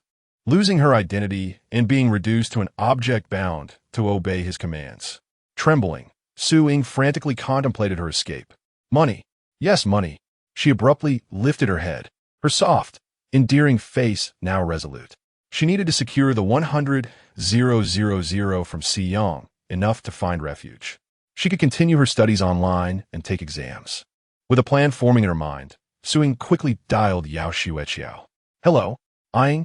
How's it going with Senior Zhou Sheng? Are you two together now? Yao Xueqiao teased. Su Ying struggled to explain, knowing that for Yao Xueqiao's safety, she couldn't divulge too much. Zhou Sheng was a dangerously obsessive individual who knew what he might do. Xueqiao. Su Ying forced her voice to sound calm. I have to leave for a while. Don't worry about me. What? Ying, where are you going? Yao Xueqiao asked, bewildered. I don't know. You don't need to look for me, Su Ying replied. I'll contact you when I return. Okay. Yao Xueqiao replied, still puzzled, but she acquiesced. After hanging up, Su Ying tucked her phone away and concealed herself in a corner of the school, awaiting the time she had arranged with Si Yang. Little did she know that the sole glimmer of hope she clung to, the 100,000 she had nearly risked her life to obtain, was also coveted by a predator eyeing her as a prize. She was on the brink of falling into another quagmire. Having finished his work, Si Yang opened his tablet, skillfully accessing the interface that tracked Su Ying's location and her mobile usage records uploaded to the cloud. He had not overheard the conversation between Zhou Sheng and Su Ying, but the recorded dialogue between Su Ying and Yao Xueqiao had cast a shadow over his expression. Was Ying planning to leave after obtaining the 100,000 tonight? Si Yang smiled with a hint of amusement. Yet beneath that playful exterior lay a palpable tension at the prospect of losing Su Ying. It seemed imperative to confine Ying within the confines of her home, exerting control over her entirely. Si Yang caressed the golden watch on his right wrist, his gaze sharp and penetrating. His insatiable desire for Su Ying had long since consumed him. However, he had not anticipated that Su Ying was preparing to leave the school. How could his Ying possibly depart from his presence? Si Yang was no longer interested in playing the game of understanding her. He wished to hasten the process and completely dominate Su Ying, binding her to his side. Nightfall approached swiftly, yet Zhou Zheng's unwavering confidence and composure had begun to waver. He had not expected a search for Su Ying all day without success. Standing amidst the campus, he chuckled softly, his gentle and handsome visage betraying a pathological need to possess Su Ying. My dear Junior, do you truly believe you can escape my grasp? Whether you like it or not, you shall forever be mine. Zhou Zheng felt no romantic inclination toward Su Ying. Rather, he harbored an obsession with forcibly claiming a unique possession that stirred his very soul. He desired Su Ying, this singular entity named Su Ying, unlike any other in existence. No matter where she fled, no matter how desperately she sought to escape, she was destined to remain his. As Zhou Zheng contemplated the information he had gathered about Su Ying, he could not suppress a sinister smile, a chilling expression gracing his features. Su Ying, 21, had grown up in an orphanage devoid of family or friends, save for a roommate, Yao Xueqiao, whom she had met while studying abroad. In his grasp, she was utterly trapped, forever compelled to obediently thrive under his indulgence, living her life as his possession. As class ended, Zhou Zheng employed family connections to investigate all surveillance, seeking to uncover Su Ying's whereabouts. Little did he know, he was not the sole observer fixated on Su Ying. Arriving at the designated location set by Si Yang, Su Ying, despite her fervent desire to evade Zhou Zheng's gaze, found herself momentarily stunned by the grandeur of the restaurant before her. What sort of establishment was this? She gazed at the towering buildings, the dazzling lights, the expansive swimming pool, and the luxurious dining tables beside it, feeling utterly dazed. This was clearly a place far beyond her means. How could Si Yang have booked such an ostentatious venue for her? Did affluent and powerful individuals typically dine in such places? Su Ying could never fathom Si Yang's ulterior motives. Nor could she imagine that this restaurant had been exclusively reserved for her by him. Awaiting her at the entrance, a staff member who had seen Su Ying's photograph approached with a smile, eager to fulfill Si Yang's instructions. The young woman's smile was exceedingly polite, even laced with flattery. "You must be Miss Su, the one scheduled to meet with Boss Si?" "Indeed, I am." Su Ying was greatly taken aback by this turn of events, caught somewhat off guard in her response. "Miss Su, please follow me to change your attire," the shop assistant said with a beaming smile. "What?" Su Ying was even more bewildered. "Change clothes? What clothes?" The shop assistant replied. "Naturally, a swimsuit. Rest assured, mister. Si has prepared several swimsuits in your size, eagerly awaiting your arrival to select one that pleases you." Such considerate preparations did not evoke the slightest sense of gratitude in Su Ying. Rather, she felt an increasing incredulity. "What swimsuits? I only came to see Mr. Si to handle a few trivial matters. There is no need for any swimsuit change, is there?" The shop assistant's eyes sparkled with mischief as she said, "I sincerely apologize. Miss Su, this is a strict policy of our establishment. You must don a swimsuit to enter." Su Ying felt utterly speechless. Do those in positions of power and influence truly enjoy such theatrics? Is it necessary to go to such lengths for a meal or to enter a shop? She could not fathom the dark intentions that Si Yang harbored towards her, let alone recognize that this venue was, in fact, a carefully orchestrated trap designed specifically for her by him. Reluctantly, she had no choice but to comply with the so-called strict policy articulated by the shop assistant and followed her to the changing room. Chapter 17, she had just expelled the Sprite she drank. Swimwear, perfectly tailored to her physique, adorned 3 entire rows. After much deliberation, Su Ying ultimately selected a modestly revealing red backless swimsuit. The vibrant hue accentuated her fair complexion, enhancing her delicate features with an added touch of boldness and allure. As she held the swimsuit, she marveled at Si Yang's meticulous arrangements. Realizing that her figure had inspired the preparation of 3 rows of swimwear no longer surprised her. She had witnessed Si Yang's thoughtfulness and kindness time and again, mentally affixing such labels to him. Yet, unbeknownst to her, Si Yang's tenderness and consideration were reserved solely for her. Donning her flip-flops and clutching her phone, she stepped outside. The saleswoman's eyes lit up as she observed Su Ying for a considerable moment. "Is something wrong?" Su Ying inquired. "Passive." "Oh, no." The saleswoman quickly lowered her gaze. She began to understand why this formidable foreign winery owner would be drawn to such a seemingly innocent student. This student appeared harmless, yet exuded an unparalleled courage and charisma. "Miss Su, please follow me," the saleswoman said, turning to lead Su Ying to Si Yang's location. In the pool, Si Yang was displaying his impressive 8-pack abs, attentively monitoring Su Ying's position on a tablet. It was not until he noticed her approaching that he set the tablet aside, a smile curling at the corners of his lips. As he looked up, he beheld Su Ying advancing toward him in her red swimsuit.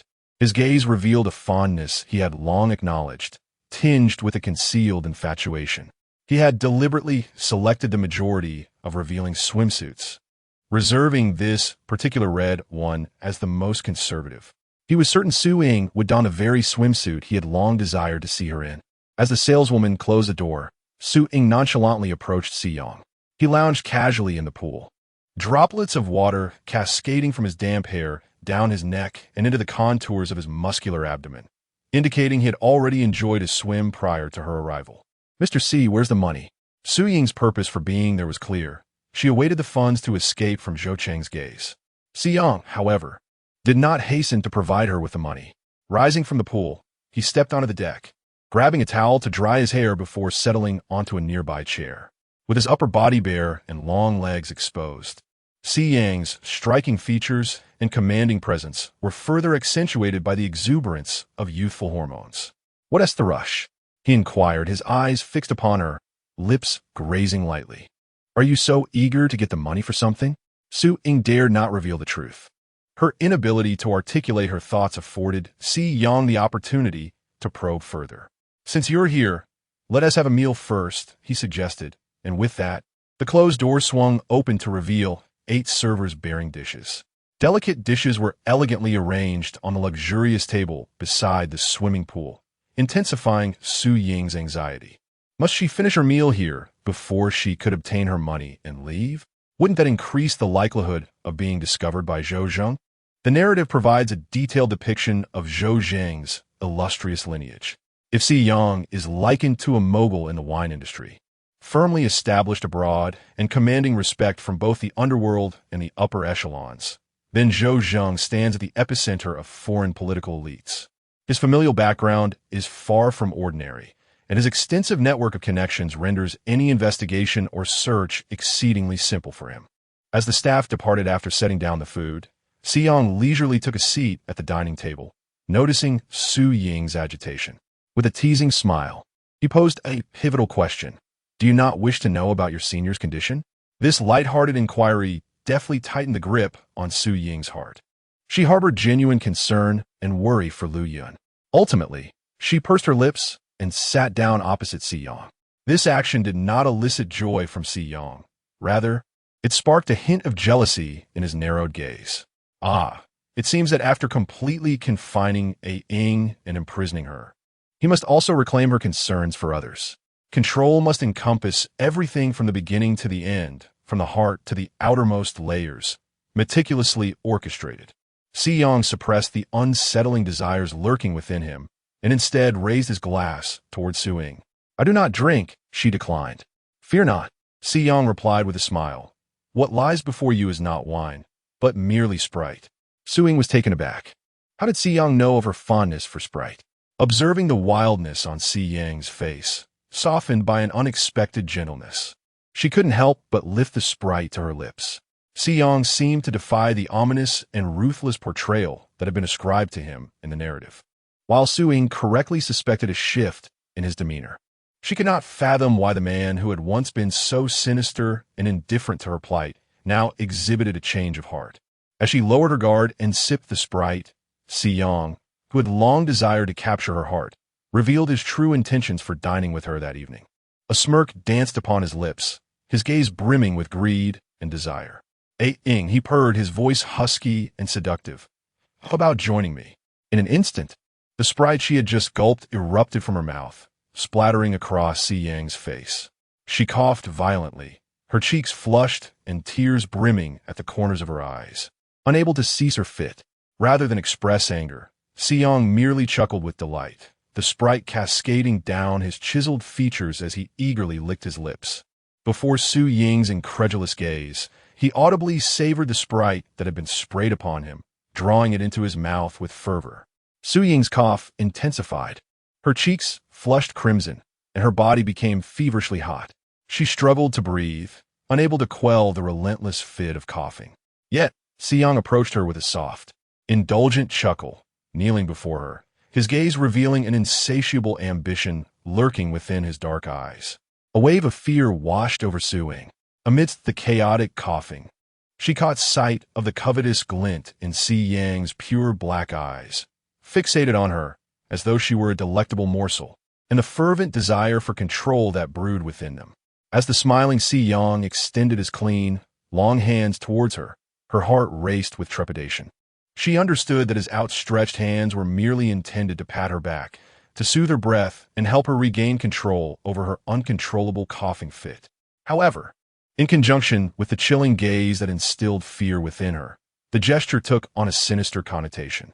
What she perceived was not Si Yang's affectionate protectiveness, but rather the true essence concealed beneath those hands, a twisted obsession, a deranged mind harboring terrifying thoughts, yearning to seize her and isolate her from her familiar surroundings. In a panic, Su Ying sprang to her feet, instinctively attempting to escape from those hands. She stumbled and fell into the swimming pool. Chapter 18. Caressing the beautiful butterfly bones, the red swimsuit rippled elegantly in the pool, yet Su Ying felt as though she were a bird plunged into the sea, every feather drenched, struggling helplessly for breath. Si Yang, half kneeling by the poolside, extended his long arm and effortlessly drew Su Ying from the water. With a splutter, She coughed violently, expelling the water that had invaded her lungs. Amused, Siyang chuckled, his lips curling dangerously as he patted her back to help ease her breath. This time, Su-Ying could not escape his grasp. She clearly heard his half-teasing, half-indulgent words last night when confronted by several foreigners. You managed to leap into the sea with such composure. Why then, do you tremble and panic at my mere gesture? His voice, low and brimming with peril, inquired. Could it be that you comprehend what I truly desire to do with you? The softness of his words sent uncontrollable shivers coursing through Su-Ying's body. She gasped, unable to regain her composure. Her reaction had already revealed the answer to Siyang. He smiled gently, observing Su-Ying's back, where the exquisite contours of her butterfly bones were exposed. Beaded with droplets, the delicate wings of her trembling butterfly bones appeared as if they were trapped, unable to soar. Siyang extended a finger, its chilling touch gliding over her butterfly bones. His long, broad hand rested on her shoulder blade, causing Su-Ying to momentarily hold her breath, her body quaking further. Yet his hand began to caress her shoulder blade, sending a tingling chill along her back, tender and almost obsessive. Su-Ying dare not move. Her fear magnified her anxiety, plunging her into an abyss of uncertainty. She realized she had fallen into Siyang's hands, utterly incapable of escape. Only now did she understand why he had chosen this poolside restaurant to present her with a 100,000 bank card. It was a trap designed to render her defenseless, ensnaring her within his cage. She had willingly leapt into it. Su-Ying pressed her lips together, their color pale and translucent, feeling the warmth of his skin beneath her. As his breath rose and fell in a gentle rhythm, Siyang could only revel in his satisfaction. This was precisely what he desired. Only he could behold Ah-Ying. Only he could share this intimate space with her. Ah-Ying resembled a fragile yet beautiful bird, entirely under his control in every aspect. Gazing down at the delicate curve of Su-Ying's neck, Siyang's eyes grew hazy with desire, his lips parting as his hand moved toward her throat. One hand gently grasped her neck, a manifestation of his possessive urge, causing Su-Ying to curl her fingers into the floor as her breath quickened. All that remained within her was fear. Did the senior sister feel the same when she was targeted by Siyang, confined within the villa? Su-Ying remained oblivious to the fact that, in confining Lu Yun, Siyang exerted little effort. In truth, Lu Yun languished in the villa, indulged by Siyang with abundant food and drink. There was no coercive possession or imprisonment. Rather, Lu Yun resided in the villa under Siyang's name, akin to a beautiful vase, enjoying a life of leisure. Conversely, Su-Ying was the object of Siyang's deliberate design, ensnared by his obsessive and pathological infatuation. As he sought to exert complete control over her, desiring her to belong solely to him. Chapter 19. Do not, as the fear and unease within Su-Ying reached a critical point, her body began to radiate a subtle warmth, her skin taking on a delicate blush. What was happening? Su-Ying swallowed hard, acutely aware that something was amiss with her body.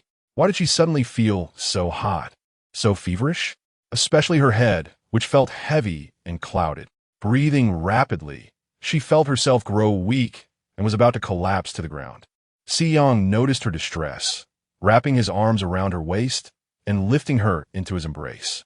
His desire for Su-Ying remained unabated, yet his instinct to protect and cherish her intensified. Ah-Ying, Siyang called her name, gently caressing her flushed cheek as a dark glint flickered in his eyes. He abruptly turned to the empty glass of Sprite on the table, realizing it had been tampered with, before his thoughts could fully form. The door swung open as Su Jiang rushed in, exclaiming, "Boss, do not drink the Sprite." Siyang held the dazed Su-Ying, his eyes filled with shadows of concern. His love for Ah-Ying was profound, marked by an almost incomprehensible need for control and possession. However, he was neither a rogue nor a brute. His affection for Ah-Ying was for her essence, not merely her physical form. If someone had foolishly sought to curry favor with him by drugging her, he would not hesitate to eliminate them. What was going on? Siyang cradled Su-Ying, pressing her feverish cheek against his cool, muscular chest to bring her some relief. He draped a towel over her body and head, shielding her from prying eyes. Su Ying partially opened her eyes, her consciousness not yet fully slipping away. She lifted her head, only to find her vision obscured by the towel, leaving her weak and dependent against Si Yang's chest, ensconced in his protective embrace. The towel, combined with Si Yang's hold at her waist, rendered her immobile, unable to escape from his domineering presence. In that moment, she was torn between gratitude for Si Yang's thoughtfulness and despair at being targeted by a man whose obsession bordered on madness. Outside the confines of her haze, the conversation between Si Yang and Su Jiang reached her ears. "Boss, during patrols, the brothers discovered a suspicious foreigner." Su Jiang, unable to meet their gaze, revealed that the man had been hired by the 4 foreign individuals who attempted to coerce Miss Su the previous night, intending to administer a drug that would drive her to madness and hallucinations. Su Ying's eyelashes fluttered. She had not anticipated that the hallucinogenic drug intended for Si Yang a month later would be turned against her as retribution for wounding them the previous night. A bitter smile tugged at her lips.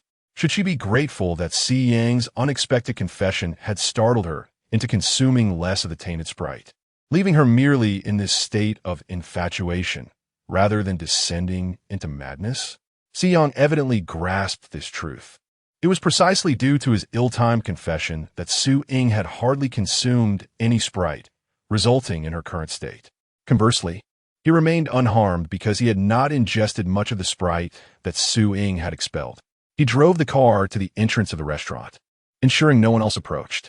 Si Yang felt Su Ying's body growing increasingly feverish and promptly commanded that she be taken to the hospital. Su Jiang hurried to prepare. Si Yang lifted Su Ying into his arms. The delicate, heated form nestled against him ignited a fervent warmth within his heart, in any situation concerning Su Ying's safety. His frantic emotions could be set aside. "Ying, you must not be in peril." He carried Su Ying to the changing room. The towel on her head was pulled away, revealing her cheeks flushed a delicate pink. Even her slightly trembling neck collarbone and all exposed skin shimmered with the soft hue of blooming peach blossoms. Her gaze, fixed unwaveringly upon him, caused Si Yang's blood to rush, rendering him momentarily paralyzed, both mentally and physically. It was only when a veil of moisture clouded Su Ying's eyes due to her discomfort that Si Yang regained his senses. He licked his lips and placed his hands gently on her shoulders. This action, however, elicited a shiver from Su Ying, who softly protested, "No." Si Yang chuckled softly. "Ying, be good. I merely wish to help you dress." "Dress?" Su Ying grasped the edge of her swimsuit dress, her eyes widening in alarm. In the next moment, Si Yang produced a loose-fitting dress and coat. As Su Ying released her grip on the clothing, she once again recognized his thoughtfulness. Si Yang truly seemed to be a commendable person. In her vulnerable state, the only reliable presence was Si Yang, evoking a sense of dependence within her. Yet, she remained unaware of the frenzied and pathological nature concealed beneath his gentle and attentive exterior, which was solely reserved for her. As Si Yang carried Su Ying into the car, heading straight for the finest hospital, she was oblivious to the fact that Zhou Zheng had already conducted an investigation, discovering her presence at the poolside restaurant, which had been reserved by Si Yang. Zhou Zheng had witnessed with his own eyes as Si Yang cradled Su Ying in his arms and carried her into the car. He smirked, his golden hair strikingly illuminated under the streetlights. Chapter 20. Her struggles were transmitted through the camera. It turns out, I am not the only one fixated on the junior. Zhou Zheng's eyes crinkled with a smile, indicating that Si Yang, like myself, had discerned the uniqueness of the junior and harbored desires to claim her for himself.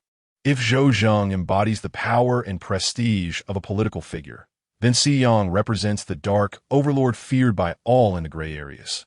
One white, one black. Zhou Zheng had often heard numerous tales about Si Yang. He had long recognized that Si Yang, much like himself, was a complex character. Yet, he was also distinctly different, a delicate yet twisted individual. However, Si Yang's affliction was milder than his own. Zhou Zheng's character and condition, on the other hand, were far more nauseating, perverse, and frenzied. Naturally, he attributed Si Yang's fixation on Su Ying to a desire to possess her as a cherished treasure that could soothe his tormented soul. Nevertheless, It would not be long before he realized that Si Yang's feelings for Su Ying transcended mere solace. They were rooted in a profound infatuation and affection. Soon enough, he too would mirror Si Yang's obsession. Zhou Zheng picked up his phone and dialed. Send a car over. Yes, young master. Shortly thereafter, Zhou Zheng found himself in a vehicle, trailing behind the car that Si Yang and Su Ying occupied. They swiftly arrived at a private hospital, where Si Yang cradled Su Ying, supporting the back of her head to shield her face as he escorted her to the finest female doctor within the premises. Observing from the shadows, Zhou Zheng's smile widened, plotting how to seize Su Ying for himself. After 2 days of slumber, Su Ying finally began to show signs of recovery. Awakening groggily from her hospital bed, the quietness of the room jolted her mind into clarity, leading her to a pivotal realization: she could possibly escape. She sat up, her frail body nearly toppling over, her gaze catching sight of the foreign needle embedded in her hand. Gritting her teeth, she resolved to remove the needle. Though the reward of 100,000 was beyond her reach, she could still flee. She could work outside and earn a living for herself. As her hand grasped the foreign needle, the door swung open.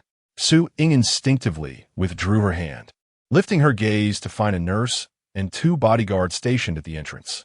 A shiver ran down her spine, her back becoming clammy with fear. It was fortunate she hadn't hastily pulled out the needle to escape. Otherwise, she couldn't fathom the dire consequences she might face. "Ah, you're awake," the nurse exclaimed joyfully, rushing over to change her bandages. "You have no idea how anxious your boyfriend was while waiting for you to wake up." As she tended to Su Ying, the nurse chattered on. "After bringing you in for treatment, he hasn't left your side for a moment. He washes your face, feeds you, and even combs your hair every day." With a mix of admiration and warmth, the nurse remarked, "In all my years working at this hospital, I've never seen someone so devoted and caring toward their girlfriend." Su Ying's heart, once vigilant, began to soften at the mention of him. "Where is he?" "He left for work 2 hours ago. However, rest assured, he will return shortly." The nurse, having finished changing the dressings, remarked that he had tirelessly cared for you for 2 days, never once leaving your side. Moved, Su Ying expressed her gratitude. "Thank you." As the nurse exited and closed the door, Su Ying's gaze fell upon the suit jacket of Si Yang hanging on the nearby sofa. The golden sunlight cascaded upon Si Yang's dark gray suit, casting a soft, ethereal glow. It appeared incredibly gentle. "Perhaps I could discuss matters with Si Yang." A new thought emerged in Su Ying's mind. In the original narrative, Si Yang merely confined the senior, preventing her escape. The subsequent events of hallucination and the torment of the senior were actions of Si Yang's adversaries. What if he, in essence, is a trustworthy and dependable individual? His tenderness, thoughtfulness, and meticulousness were genuine. Moreover, Su Ying's fingers shifted slightly. Zhou Cheng, the man who would shatter her limbs should she attempt to flee, was an adversary she could not contend with. Yet Si Yang was different. His power was commensurate with hers. Perhaps she could rely on Si Yang to safeguard her as she pursued her studies. Nevertheless, recalling the unsettling glimpse of Si Yang's obsession, the hand that caressed her shoulder blades and obsessively stroked the nape of her neck, sent a shiver of fear coursing through her. Si Yang's feelings for her were indeed somewhat abnormal. Su Ying wrestled with her thoughts, ultimately resolving to embrace the situation. Yet, the kindness Si Yang had shown her was not a fade. Perhaps she could endeavor to gradually accept him and explore the possibility of being together. With this contemplation, Su Ying settled obediently on her hospital bed, waiting for Si Yang's arrival. As she closed her eyes to rest, her pale complexion and hesitant movements were captured by a hidden camera concealed within a nearby flower pot, transmitting the footage to Si Yang's phone. Si Yang's eyes were fixated on the monitor, displaying Su Ying's image. Listening to her softly murmured words, his lips curling into a joyful smile filled with exhilaration. Chapter 21. Did he touch you? Ying has completely fallen into my trap. Si Yang narrowed his eyes, a relaxed smile gracing his lips. At that moment, the luxurious car came to a halt beside the hospital. With a composed demeanor, Si Yang strode confidently towards the private ward on the top floor. Su Ying, who had closed her eyes in a feigned slumber, had not yet fully succumbed to sleep when the door to her room was pushed open. Seeing Si Yang's handsome face adorned with the charm of a mature man, a gentle expression washed over him, causing Su Ying to exhale softly in relief. When Si Yang was not in a fit of rage, he appeared entirely normal. Awake? Si Yang took 2 steps forward, his imposing presence standing before her. He appraised Su Ying from head to toe, his words as considerate as ever. "You're recovering well." His gentle demeanor completely blinded Su Ying. Ultimately, she lifted her head, revealing her bright, star-like eyes, gazing eagerly at Si Yang, and said, "Boss Si, I have something to discuss with you." He chuckled softly, concealing the sinister gleam in his eyes. Finally, the moment had arrived. His Ying was about to wholly surrender to his embrace. "All right." Si Yang settled onto the sofa beside her, observing her with an air of nonchalance. "You." Su Ying, for the first time, faced a conversation with someone who harbored feelings for her, hesitated, and stammered. "Do you truly want me to be with you?" "Indeed." Si Yang's lips curved into a subtle smile, revealing a hint of his predatory ambition. I can accept your pursuit, but you must agree to a few conditions." Su Ying sumonit harkarash. "Very well," Si Yang replied without hesitation. Su Ying looked up in surprise. "I haven't even stated what my conditions are." With a smirk, Si Yang responded, Ying, you should understand, should I desire it, I can easily confine you by my side without a second thought. However, you are different to me. If you willingly choose to nestle beside me, I shall acquiesce to any of your demands." "All right." Su Ying slowly lowered her defenses. Si Yang's calm demeanor reassured her significantly. "I need the sum of 100,000. The first thought that crossed Su Ying's mind was her education. "Not a problem." Si Yang asured hair. "I need." Su Ying cautiously ventured. "I need you. To protect me." "Protect you?"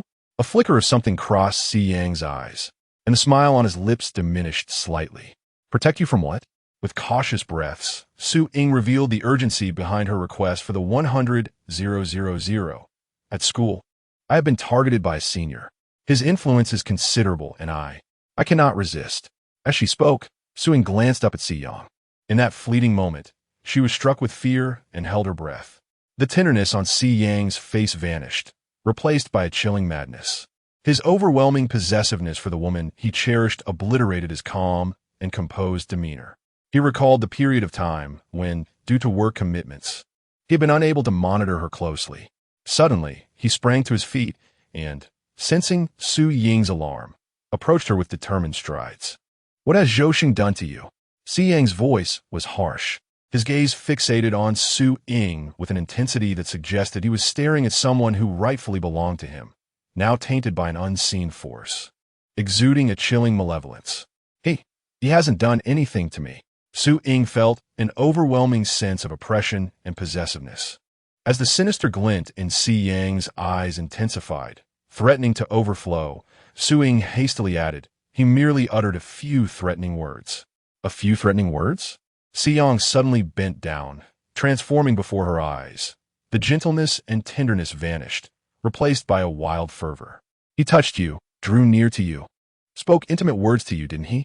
Each word Si Yang enunciated felt like an interrogation, awakening in Su Ying a profound awareness of his morbid, obsessive desire, and the terrifying emotions that accompanied it. Yet, as the crimson veins crept into Si Yang's eyes, Su Ying realized she could not feign ignorance without consequence. Otherwise, Si Yang's wrath would escalate. He just held my hand," Su Ying quickly clarified, "and touched my eye."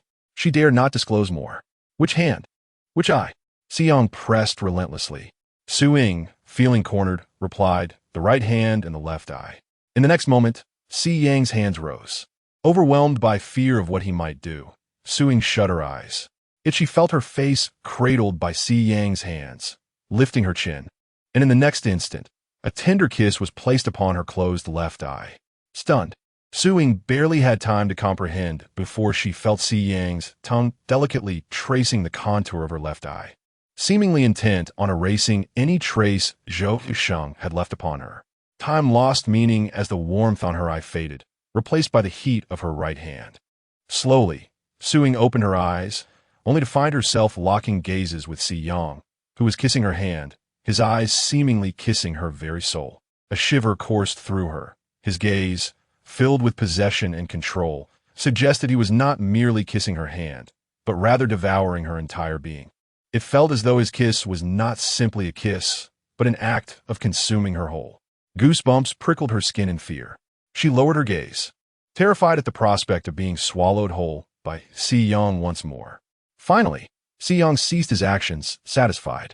He lifted Su-ying's chin, his eyes ablaze with fervent desire.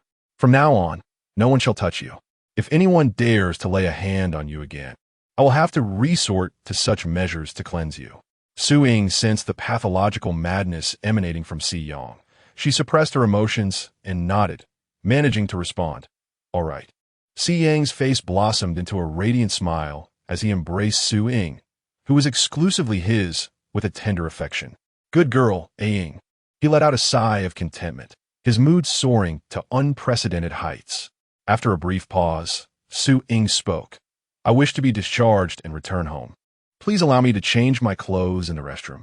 The mention of home by Su-ying further elevated Si-yang's spirits. Very well, you may go. He watched her enter the restroom with her clothes in hand, his face reflecting a deep affection. Once the restroom door was closed and locked, however, Su-ying did not immediately change her attire. Instead, she lifted her resilient and composed visage, gazing at her reflection in the mirror. Clutching the garments tightly, she resolved to escape. Chapter 22. Escape. She must flee before Si-yang's true intentions were revealed. She had indeed hoped to engage in a sincere discussion with him, seeking his protection from Zhou Zheng's coercion while pursuing her aspirations. However, the moment she disclosed that she was being watched and Si-yang's expression shifted without the slightest hesitation, she realized he must have been surveilling her. Otherwise, he would not have discerned so swiftly who the senior she mentioned was. Thanks to this revelation, all the previously overlooked details resurfaced. His words before hanging up, suggesting she go have breakfast, along with his inquiry at the poolside restaurant about her eagerness to obtain money, all pointed to a singular conclusion. Not only had someone monitoring her and was aware of her association with a particular senior, but he had also installed surveillance software on her phone. This allowed him to listen in on her conversations with anyone, even her calls with Xue Qiao. Upon grasping these unsettling truths, a chill coursed through Su-ying's body. He had set his sights on her long before, when she donned her crew's staff uniform and shared a car ride back to school with him. He had provided her with a phone capable of tracking her every movement and had dispatched someone to shadow her. Escape. She must escape. She absolutely had to flee. Contemplating the suffocating extent of the surveillance and recalling Si-yang's pathological reaction to her mere words, a wave of panic engulfed Su-ying. She could not, under any circumstances, remain entangled with such a twisted individual, nor could she fall prey to his machinations. Otherwise, she would not only lose her freedom entirely, but would also forfeit her voice, destined to live under his control for the rest of her life. Quickly donning her clothes, Su-ying pushed open the window. Fortunately, her hospital room was among the finest private suites, and opening the bathroom window revealed a beautifully landscaped garden below. The considerable height made her hesitate, but she gritted her teeth and swiftly jumped down. She intended to escape by leaping to the second floor of the garden. As Su-ying descended, she made quite a commotion. Fearful of delay, she took off running. Outside the bathroom, Si-yong furrowed his brow and called softly, "Ing?" Receiving no reply, his expression sharpened with understanding, and he commanded the two bodyguards at the door, "Open the bathroom door." Yes. The two burly bodyguards promptly forced the bathroom door open. The empty bathroom and the wide-open window spoke volumes about what had transpired within. Standing at the threshold, Si-yong gazed at the fluttering white curtains, as if he could see a breeze named Su-ying, dancing in freedom. Yet, his mood darkened to an unsettling depth. A-ying, you should not have fled from my side. What he desired was never the elusive freedom that bore her name, but rather Su-ying herself. His eyeing should obediently heed his commands, remaining by his side, under his control, enveloped in his love, enduring a lifetime of it. The hospital was surrounded, preventing anyone from entering or exiting. Si-yong promptly issued the order to locate Su-ying. Yes, the two bodyguards, acutely aware of Si-yang's wrath and extraordinary fury, quickly lowered their heads to carry out the task. Upon learning of Si Yang's command, Su Jiang could hardly suppress the nervous gulp in his throat. This day had inevitably arrived, the day when the boss's condition spiraled out of control, descending into madness. They were about to face dire consequences. In the restroom, Si Yang clutched the hospital gown that Su Ying had shed, peering through the window at the verdant plants below. Marked by her fleeting presence, his gaze fierce. For those who disobey, his method of resolution remains singular death. Eyeing, being the one he cherishes, warrants a slightly gentler approach, shattering every bone in her body that harbors a desire to flee, breaking every wing that longs to escape his grasp, rendering her utterly his. Chapter 23. The collar around her neck. 5 hours had elapsed, yet Si Yang still awaited news from his subordinates regarding the whereabouts of the missing individual. Where'd she be? The absence of any report was beginning to fray his patience, and his countenance had darkened considerably.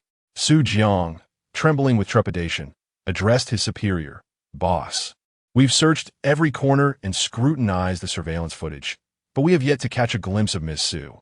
Furthermore," Su Jiang spoke cautiously, "our prolonged lockdown of the hospital has incited unrest among patients and their families. If this continues..." Si Yang lifted his gaze to the slanting rays of the setting sun outside, his expression becoming increasingly foreboding.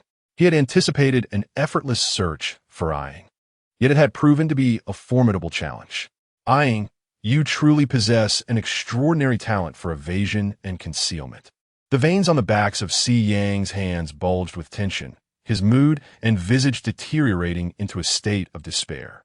Su Jiang dared not make a sound, beads of perspiration cascading down his forehead. Suddenly, a thought struck Si Yang, and a calculating glint appeared in his eyes. He commanded Su Jiang, "Disperse the personnel stationed at the hospital." Su Jiang, taken aback, inquired, "Boss, are we no longer searching for Miss Su?" It was evident that the boss harbored an unusual affection for Miss Su. How could he suddenly cease the pursuit? Was it possible that the boss had devised an even more sinister plan? As if reading Su Jiang's mind, Si Yang's lips curled into a chilling smile as he uttered a mad thought. How could we not search for her? His expression remained devoid of warmth, yet his smile betrayed a wicked intent. Eyeing indeed knows how to conceal herself, but the senior she cares for is still within my grasp. As long as I possess a lure, how could she resist the bait? Su Jiang's astonishment was palpable as he lifted his head, unable to mask a shock. Wasn't Miss Lu merely a symbol of the boss's elevated status? The boss intended to use her as leverage to compel Miss Su to reveal herself? This implied that the boss was willing to forsake his elevated position and the honors associated with it, solely to claim Miss Su as his own. This was dire. Su Jiang quickly grasped the significance of Su Ying to Si Yang.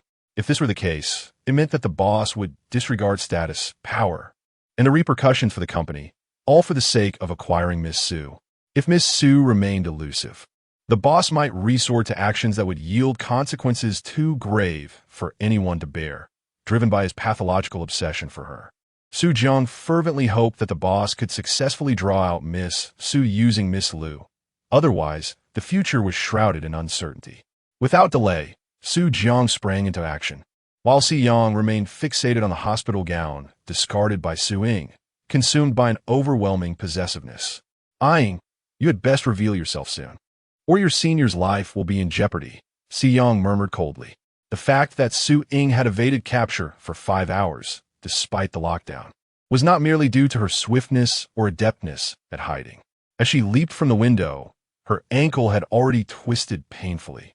Yet, driven by the desperate longing for escape and freedom, she pressed on despite the agony. However, while fervently fleeing towards her path of liberation, she was seized by Zhou Zhang. Having trailed her and Si Yang's car, Zhou Zhang had lain in wait within the confines of the hospital for 2 days, biding his time to snatch Su Ying away. Now, witnessing her willingly walking into his trap, having evaded Si Yang's grasp, he could hardly let this opportunity slip by. He promptly captured Su Ying and, evading the watchful eyes of surveillance cameras, transported her to his secluded residence deep in the mountains. Trembling uncontrollably, tears streamed down Su Ying's chin as she could scarcely fathom that her desperate leap for freedom had delivered her into an even more grotesque and terrifying prison. Let me go, she cried weakly, echoing her pleas upon arriving in this dreadful place. Yet, her cries fell on deaf ears. Her hands and feet were shackled, rendering her immobile. To add to her humiliation and dread, a collar adorned her neck, with a chain extending from it, tethering her to the foot of the bed. With her limbs bound, the notion of rising from the bed was utterly impossible. She could only sit at the edge, like a dog with its limbs restrained, helplessly weeping as she called out to Zhou Zheng, who sat nearby, repeating her cries until her voice grew hoarse. To Zhou Zheng, her sobs and rasping voice transformed into a melodious symphony, stirring within him a profound sense of excitement and pleasure. Particularly captivating were her tear-filled eyes, which ignited a fervor within him. He was not a sadistic monster reveling in the torment of others. Rather, he found solace in those eyes that seemed to understand him, that could soothe his very soul. Su Ying's tears rendered her gaze even more radiant, more enchanting, fueling his own fervor. "Junior, please don't cry," he urged, unable to suppress the smile curling at the corners of his lips as he leaned closer. "Let your senior admire those beautiful eyes of yours." As he reached out a hand towards her, Su Ying's eyes widened in fear, silence enveloping her momentarily, yet her tears flowed even more rapidly. This only served to heighten Zhou Zhang's satisfaction. He cupped her face in his hands, his gaze fixated on her exquisite, light hazel almond-shaped eyes.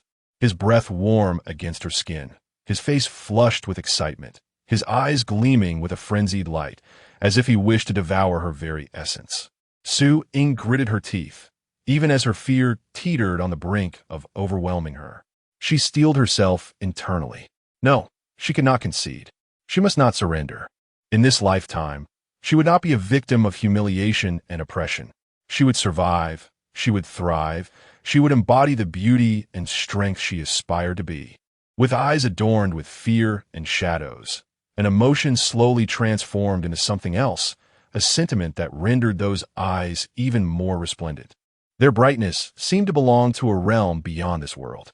In the depths of Su Ying's gaze, the fervor within Zhou Zheng surged forth, intertwined with a morbid intensity and fervor, mingling with other inexplicable elements.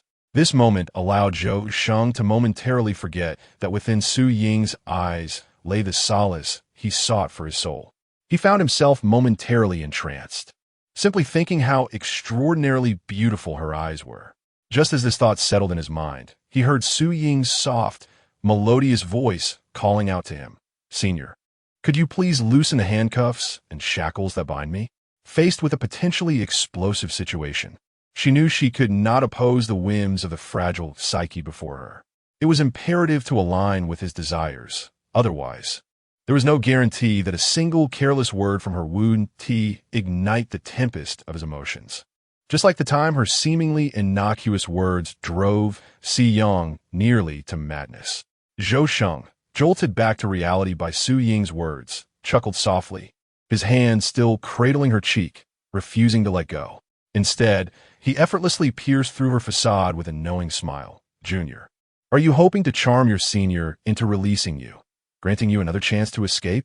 The fleeting glimmer of crimson in Zhou Zheng's eyes replaced gentleness with a manic allure, conveying a singular message to Su Ying. She should not entertain any thoughts of fleeing before him. Before her stood a cunning madman, capable of unraveling all her pretenses with a mere glance. She had no choice but to obediently heed his commands, destined to remain his prized possession within the confines of the villa for eternity. "Junior, look around this room. Can you find a single aspect that is not the very best?" Zhou Zheng continued, releasing his hold on her face, urging her to observe the bedroom that she had yet to appreciate due to her fear and tears. The spacious 50m bedroom was adorned with exquisite, cozy decor. A plush bed, a pristine carpet, an array of stuffed toys, and a massive floor-to-ceiling window that revealed the scenic beauty of the hills outside, all meticulously arranged to appeal to a girl's sensibilities. It was clear that Zhou Zheng had poured his heart into this. "Do you know what kind of room I prepared for your senior? The one I care about?" Zhou Zheng chuckled softly, revealing that it was merely a 10m basement, containing only a single bed and devoid of any windows. "Junior, with how much effort and kindness I have shown you, Why do you still harbor thoughts of escape? Let me pamper you for a lifetime, allowing you to gaze upon me from this very room forever. Would that be agreeable? Su Ying remained silent. She was no fool, not easily swayed by his sweet words. Just because the conditions of her confinement were somewhat better, did that mean she was not imprisoned? However, having grown up as an orphan, she understood one fundamental truth. She must prioritize survival above all else. Only by living could she cling to hope and the possibility of change. Moreover, Su Ying's eyelashes fluttered as she raised her gaze, her eyes captivating enough to ignite a momentary fervor within Zhou Sheng. Chapter 24. Eyeing. Look at me. She finally comprehended that resisting a madman like Zhou Zheng, a man with a twisted obsession, was futile, rather than futile opposition. She might as well yield to his whims for her own comfort. Thus, in the eager and exhilarated gaze of Zhou Zheng, Su Ying acquiesced. The corners of Zhou Zheng's lips curled into a more pronounced smile, radiating an audacious charm. At that moment, his golden hair framed a visage deemed by many overseas Chinese as an epitome of beauty, rendering him even more strikingly handsome. Uninformed observers might have believed that Su Ying had accepted his confession of love. However, it soon dawned upon Su Ying that merely acquiescing to Zhou Zheng's desires was far from sufficient. Embarrassed, she found herself bound by the collar around her neck, reluctantly consuming the food he personally offered her. Her gaze faltered, reluctant to meet his eyes. Yet, Zhou Zheng uttered a chilling command. Eyeing, look at me. His voice was as gentle as a soft spring stream, but the terror laced within his tone sent a shiver through Su Ying, draining the color from her face.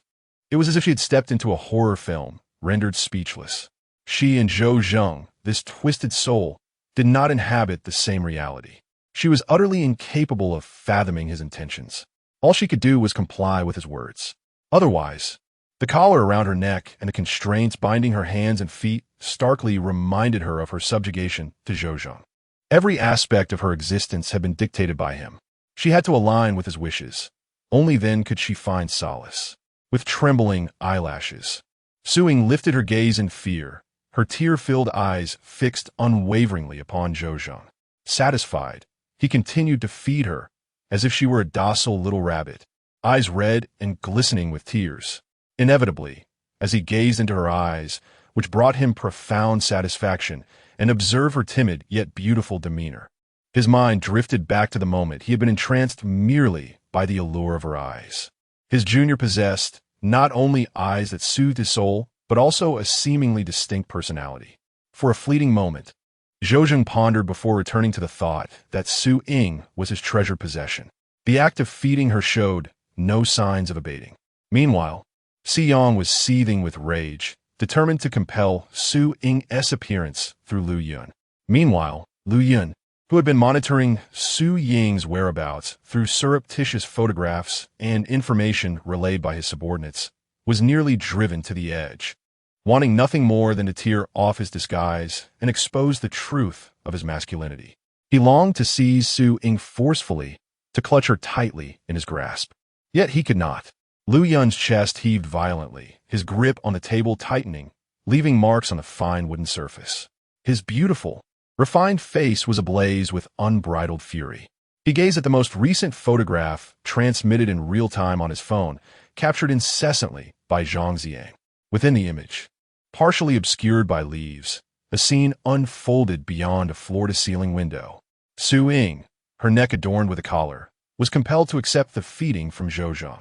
She was rendered immobile, unable to resist, and could only endure the humiliation inflicted by the deranged expression of this infatuated individual.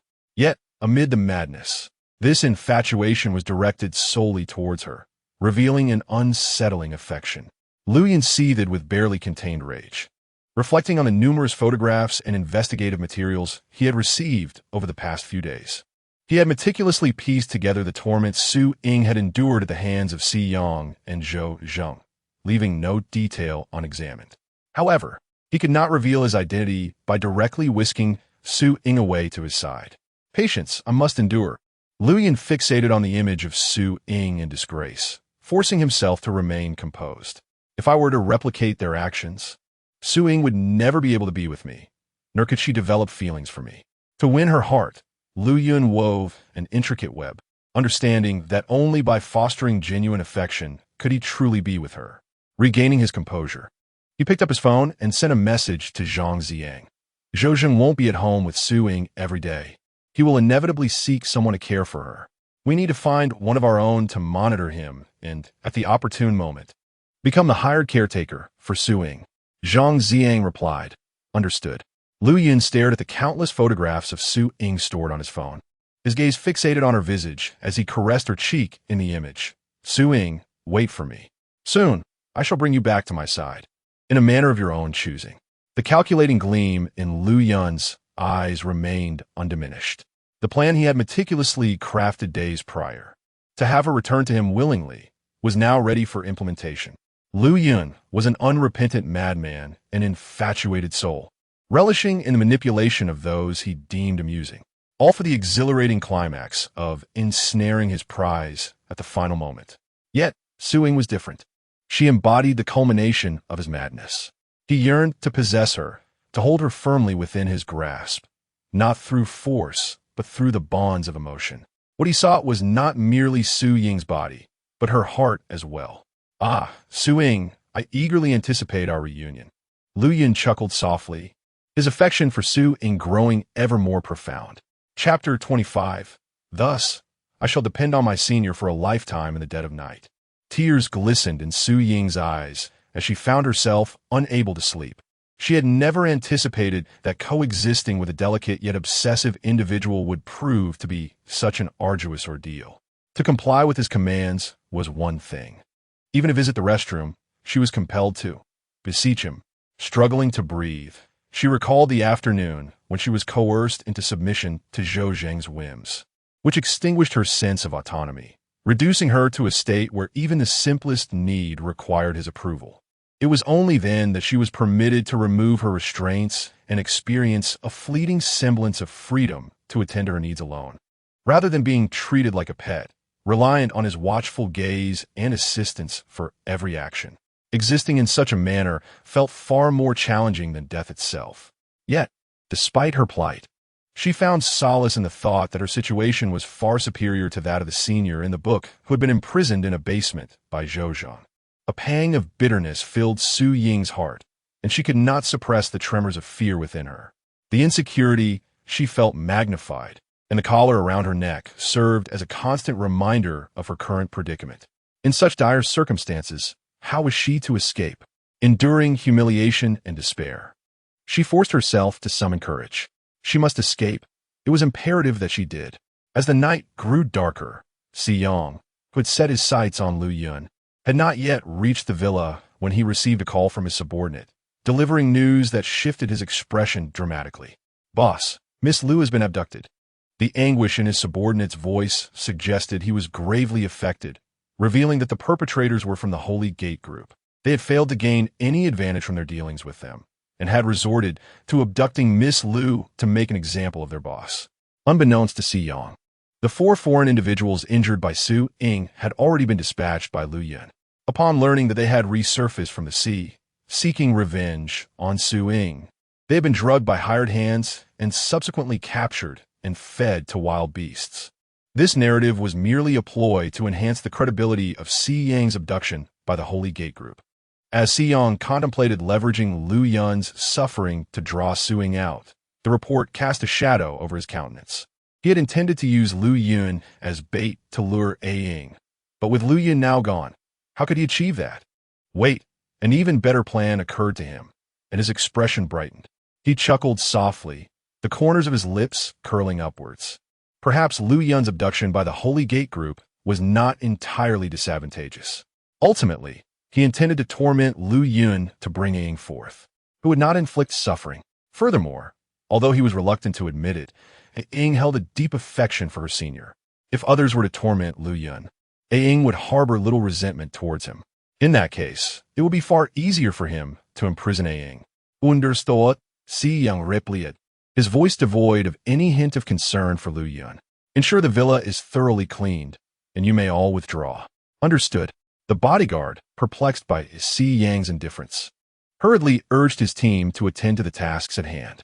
Si Yang awaited the Holy Gate group to torment Lu Yun, intending to disseminate news of her suffering throughout all of England, compelling Su Ying to reveal herself completely. On the yacht, on the deck, seated upon a chair, Lu Yun, clad in a silver tailcoat, exuded a menacing aura accentuated by his sharp black hair, which appeared even more sinister in the shadows. His exquisitely cold visage bore an unsettling, malevolent charm. Behind him loomed a throng of individuals, all gripped by palpable fear, their minds consumed by a singular thought. What madness would the young master unleash now? Zhang Zhang cautiously approached. Young master, our people have successfully infiltrated Miss Su's vicinity. I believe we shall rescue her by tomorrow. Lu Yun's lips, a sickly crimson, spoke with a magnetic resonance that carried an oppressive authority. He instructed that once Su Ying was rescued, every detail she needed to know must be conveyed to her meticulously. Understood. Zhang Ziang promptly retrieved his phone, sending Lu Yun's directives to Sun Xiao. Meanwhile, overwhelmed by tears, Su Ying succumbed to sleep, unaware that she was on the brink of yet another predicament. Simultaneously, the slumbering Su Ying remained oblivious to the tightly shut door of her chamber being opened by Zhou Cheng. Having procured ointment while selecting a caretaker for her descent, he arrived at the foot of her bed, gently lifting the covers that concealed her feet. He removed her socks and rolled up her pajama bottoms, revealing the swollen right ankle she had injured while fleeing into the garden. Under the moonlight, her delicate ankle and fair foot appeared even more fragile. Zhou Cheng, shedding his usual gentle demeanor, revealed a deranged yet tender side. He glanced at the sleeping Su Ying before delicately applying the ointment to her slightly swollen ankle, tenderly massaging it to promote circulation. Junior sister, you truly are a handful. He had noticed her injured ankle when he had shackled her, yet rather than feeling pity, he was filled with delight. As he applied the ointment, his joy was palpable. After ensuring her ankle was treated, he cleaned his hands and moved to the head of her bed, gently brushing aside the strands of hair from her forehead, a sickly yet satisfied smile gracing his lips. Junior sister, why not rely on your senior for a lifetime? He spoke, his gaze fixed intently on Su Ying's somewhat restless sleeping face. As he smoothed her furrowed brows, he felt an inexplicable sense of satisfaction watching her, reminiscent of an infant curled up in slumber. He remained blissfully unaware of his own feelings, only realizing that he was drawn to her eyes, longing for her gaze to soothe his very soul. Yet, he found no irritation in staring at her serene slumber. Rather, he experienced an endless contentment. Unbeknownst to him, Su Ying had unwittingly infiltrated his heart.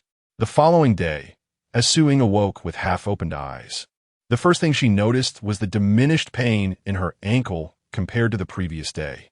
She attributed this improvement to her restful slumber. Curiosity piqued. She gazed out the window. Judging by the sun's position, she realized she had slept for quite some time. Zhou Cheng. Had he truly not disturbed her? Due to pressing matters, he had been unable to engage in further perverse actions towards her. Or perhaps, he was contemplating something far more sinister. As Su Ying reflected on the agonizing hours of the previous afternoon, her complexion paled. In the midst of her anxious tension, the door creaked open. Su Ying hastigt liftet hergaze. Chapter 26. She wants to go back and save her senior son. Xiao entered with breakfast, smiling. I presume the young lady is awake. You, who are you? Upon seeing the visitor, who was not Zhou Zheng, but a woman, Su Ying couldn't help but feel a sigh of relief mingled with trepidation. I am Sun Xiao, employed by Mr. Zhou to take care of you. Sun Xiao set the breakfast aside, but her eyes concealed a deep-seated compassion. This girl, named Su Ying, was merely a junior in college. Yet she had unwittingly caught the attention of a monster like Zhou Zheng, shackled with a collar, treated more as an animal than a human. The person sent by the young master to rescue her was merely fulfilling the master's whims, intending to deliver her into the hands of another twisted and deranged individual. How pitiable. Miss, breakfast is ready. After you change and have your meal, we shall continue, Sun Xiao stated. Continue? Continue what? Su Ying inquired. But Sun Xiao had already closed the door behind her. Su Ying glanced at the tightly shut door, her demeanor shifting to alertness. The fact that Zhou Zheng had employed someone to care for her indicated his absence. She could escape. Her breath quickened as she hurried into the bathroom, standing before the mirror, clutching the collar around her neck. The collar, which allowed her some movement within the bathroom, was unfortunately secured to the bed leg.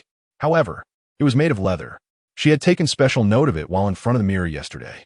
While she could not remove the chain, she had a plan for the leather collar. The room Zhou Zheng had put her in was on the second floor, yet a robust tree stood not far from the window. She could climb that tree and escape. Moreover, her ankle was no longer as painful. She felt confident in her ability to flee. With determination, Su Ying firmly locked the door, seized a wooden bowl, and smashed it against the bathroom mirror. The glass shattered instantly. Hearing the commotion, Sun Xiao abruptly turned, her face pale with horror. Oh no! She swiftly dashed towards Su Ying's room, shouting, "Miss Su, don't act rashly. I am here to help you." This was disastrous.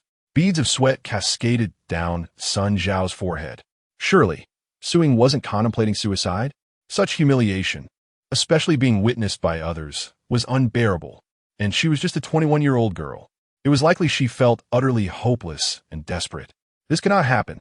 With gritted teeth, Sun Xiao pounded on the door. If Su Ying were to die, her own fate, as the one sent to rescue her, would be dire. Bang! Sun Xiao finally broke down the door and hurriedly followed the chain that coiled across the floor to the bathroom door. Yet, what she encountered next left her momentarily stunned. In the restroom, shattered mirrors, scattered food and bowls, and a conspicuously severed leather collar amidst the chaos vividly illustrate Su Ying's perceived fragility, suggesting that she might resort to suicide out of humiliation.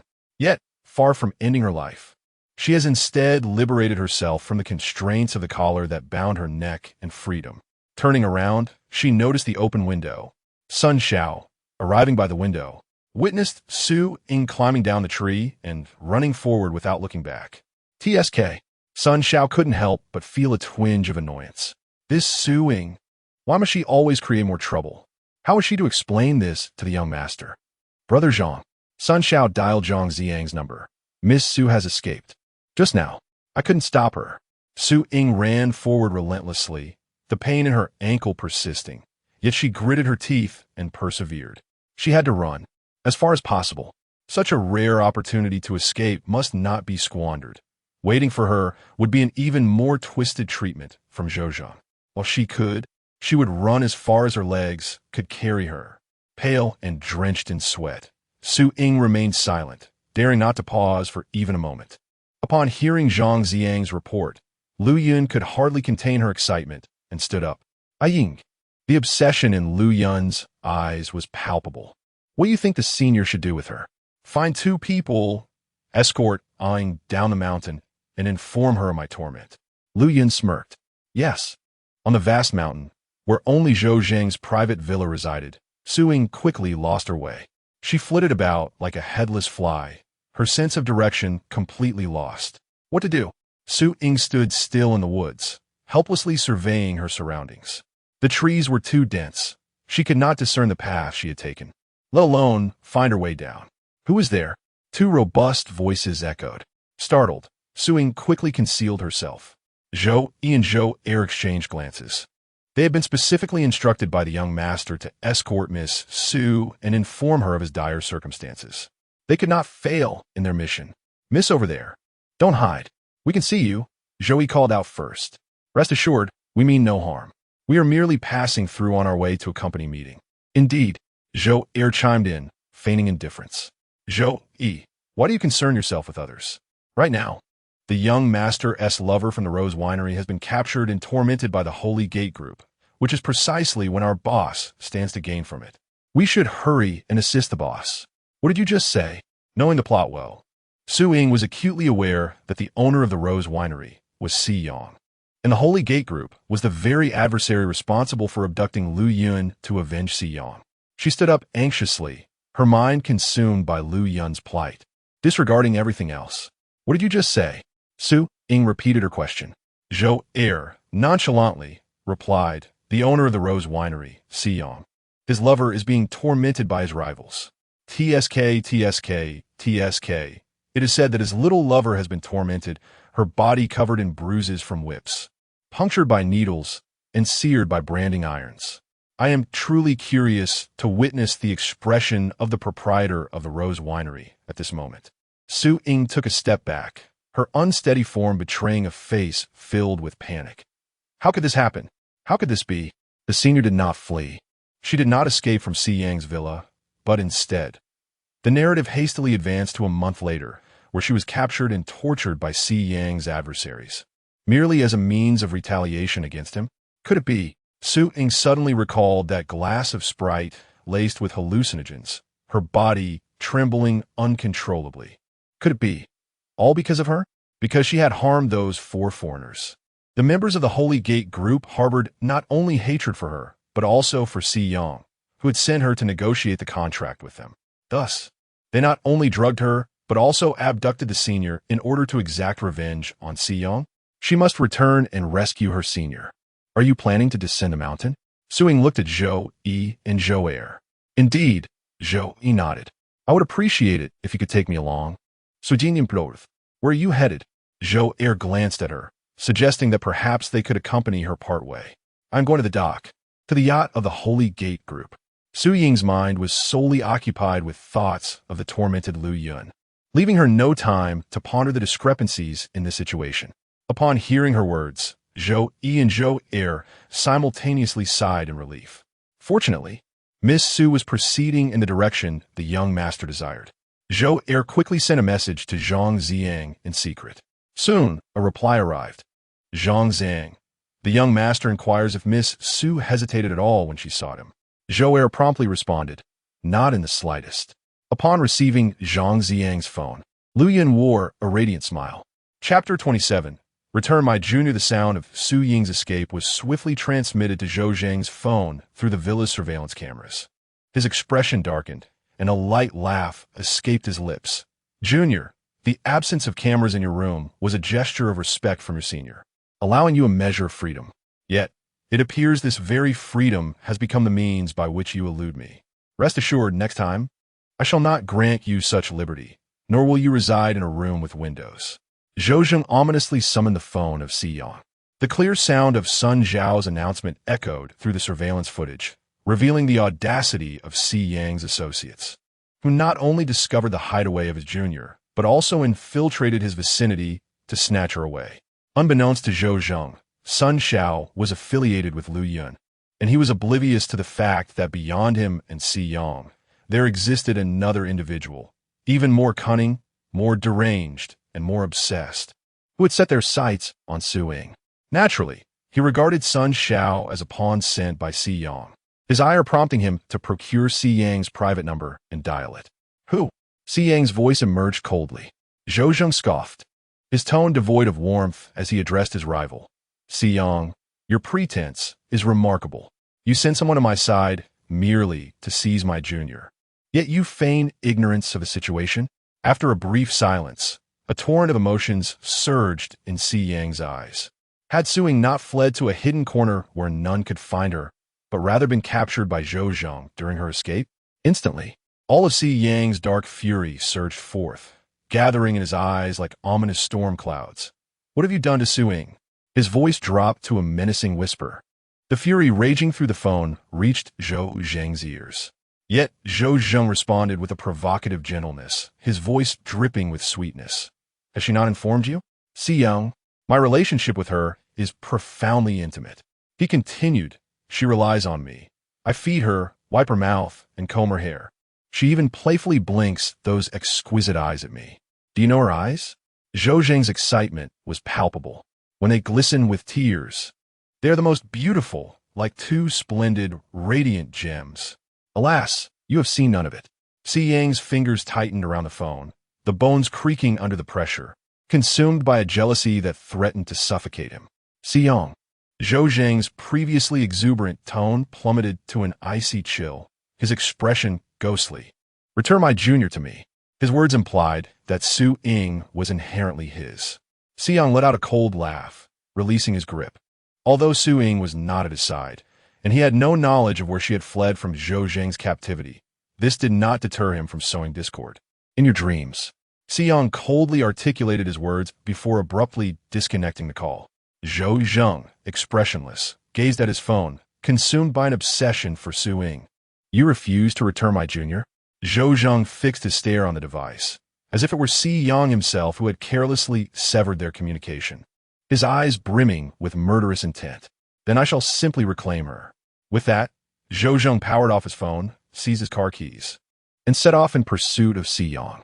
Meanwhile, Si Yang, having ended Zhou Zheng's call, felt a surge of pleasure from the news he had received.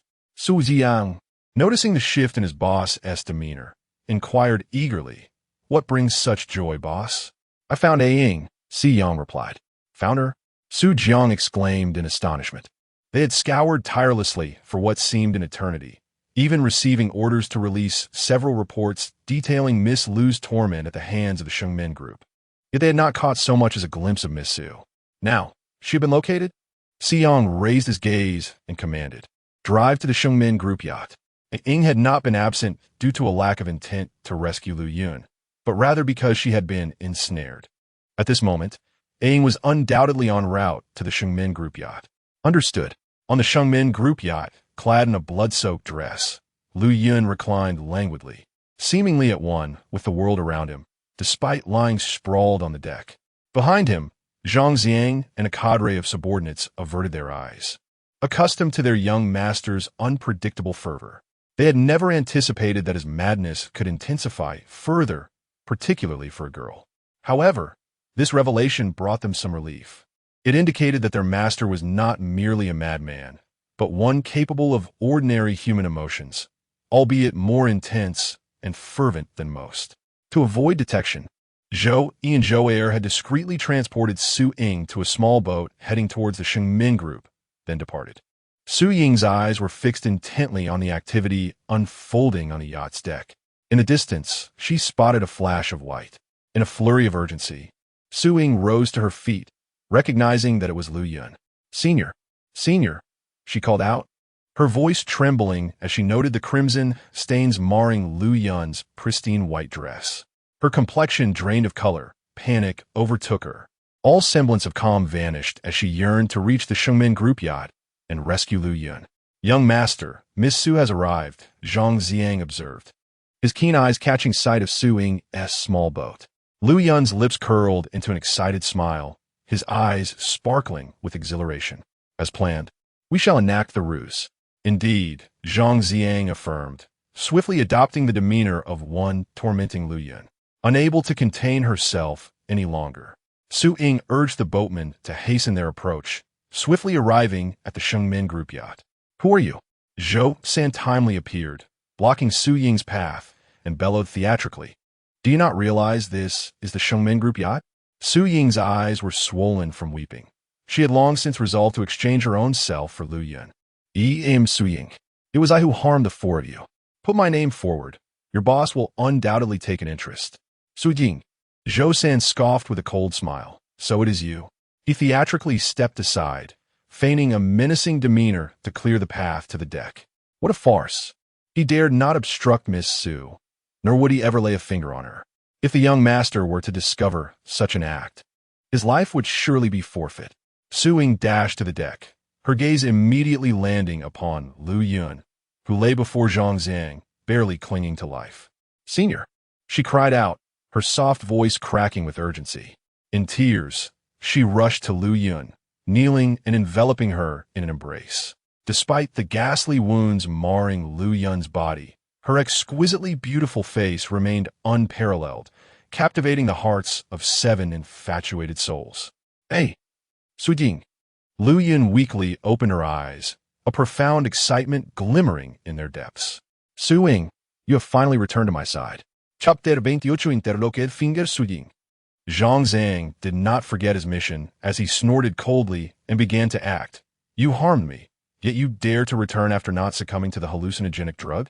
Su Ying, however, was too distraught to listen to his words. Clutching Lu Yun, her hands trembled uncontrollably, tears cascading down her cheeks and landing softly on Lu Yun's face. Her heart ached with overwhelming concern and sorrow. The warm droplets struck her face, accompanied by the sight of the petite, adorable visage that she had longed for in her dreams, now weeping inconsolably. For a moment, Lu Yun forgot his pretense of suffering, gazing fixedly at Su Ying, allowing her warm tears to roll down his face. Regret washed over him, although witnessing Su Ying's deep concern for him brought him joy and happiness. The pangs of heartache within him were uncontrollable. Su. Zhang Ziang was still acutely aware of his task and continued to call out to Su Ying.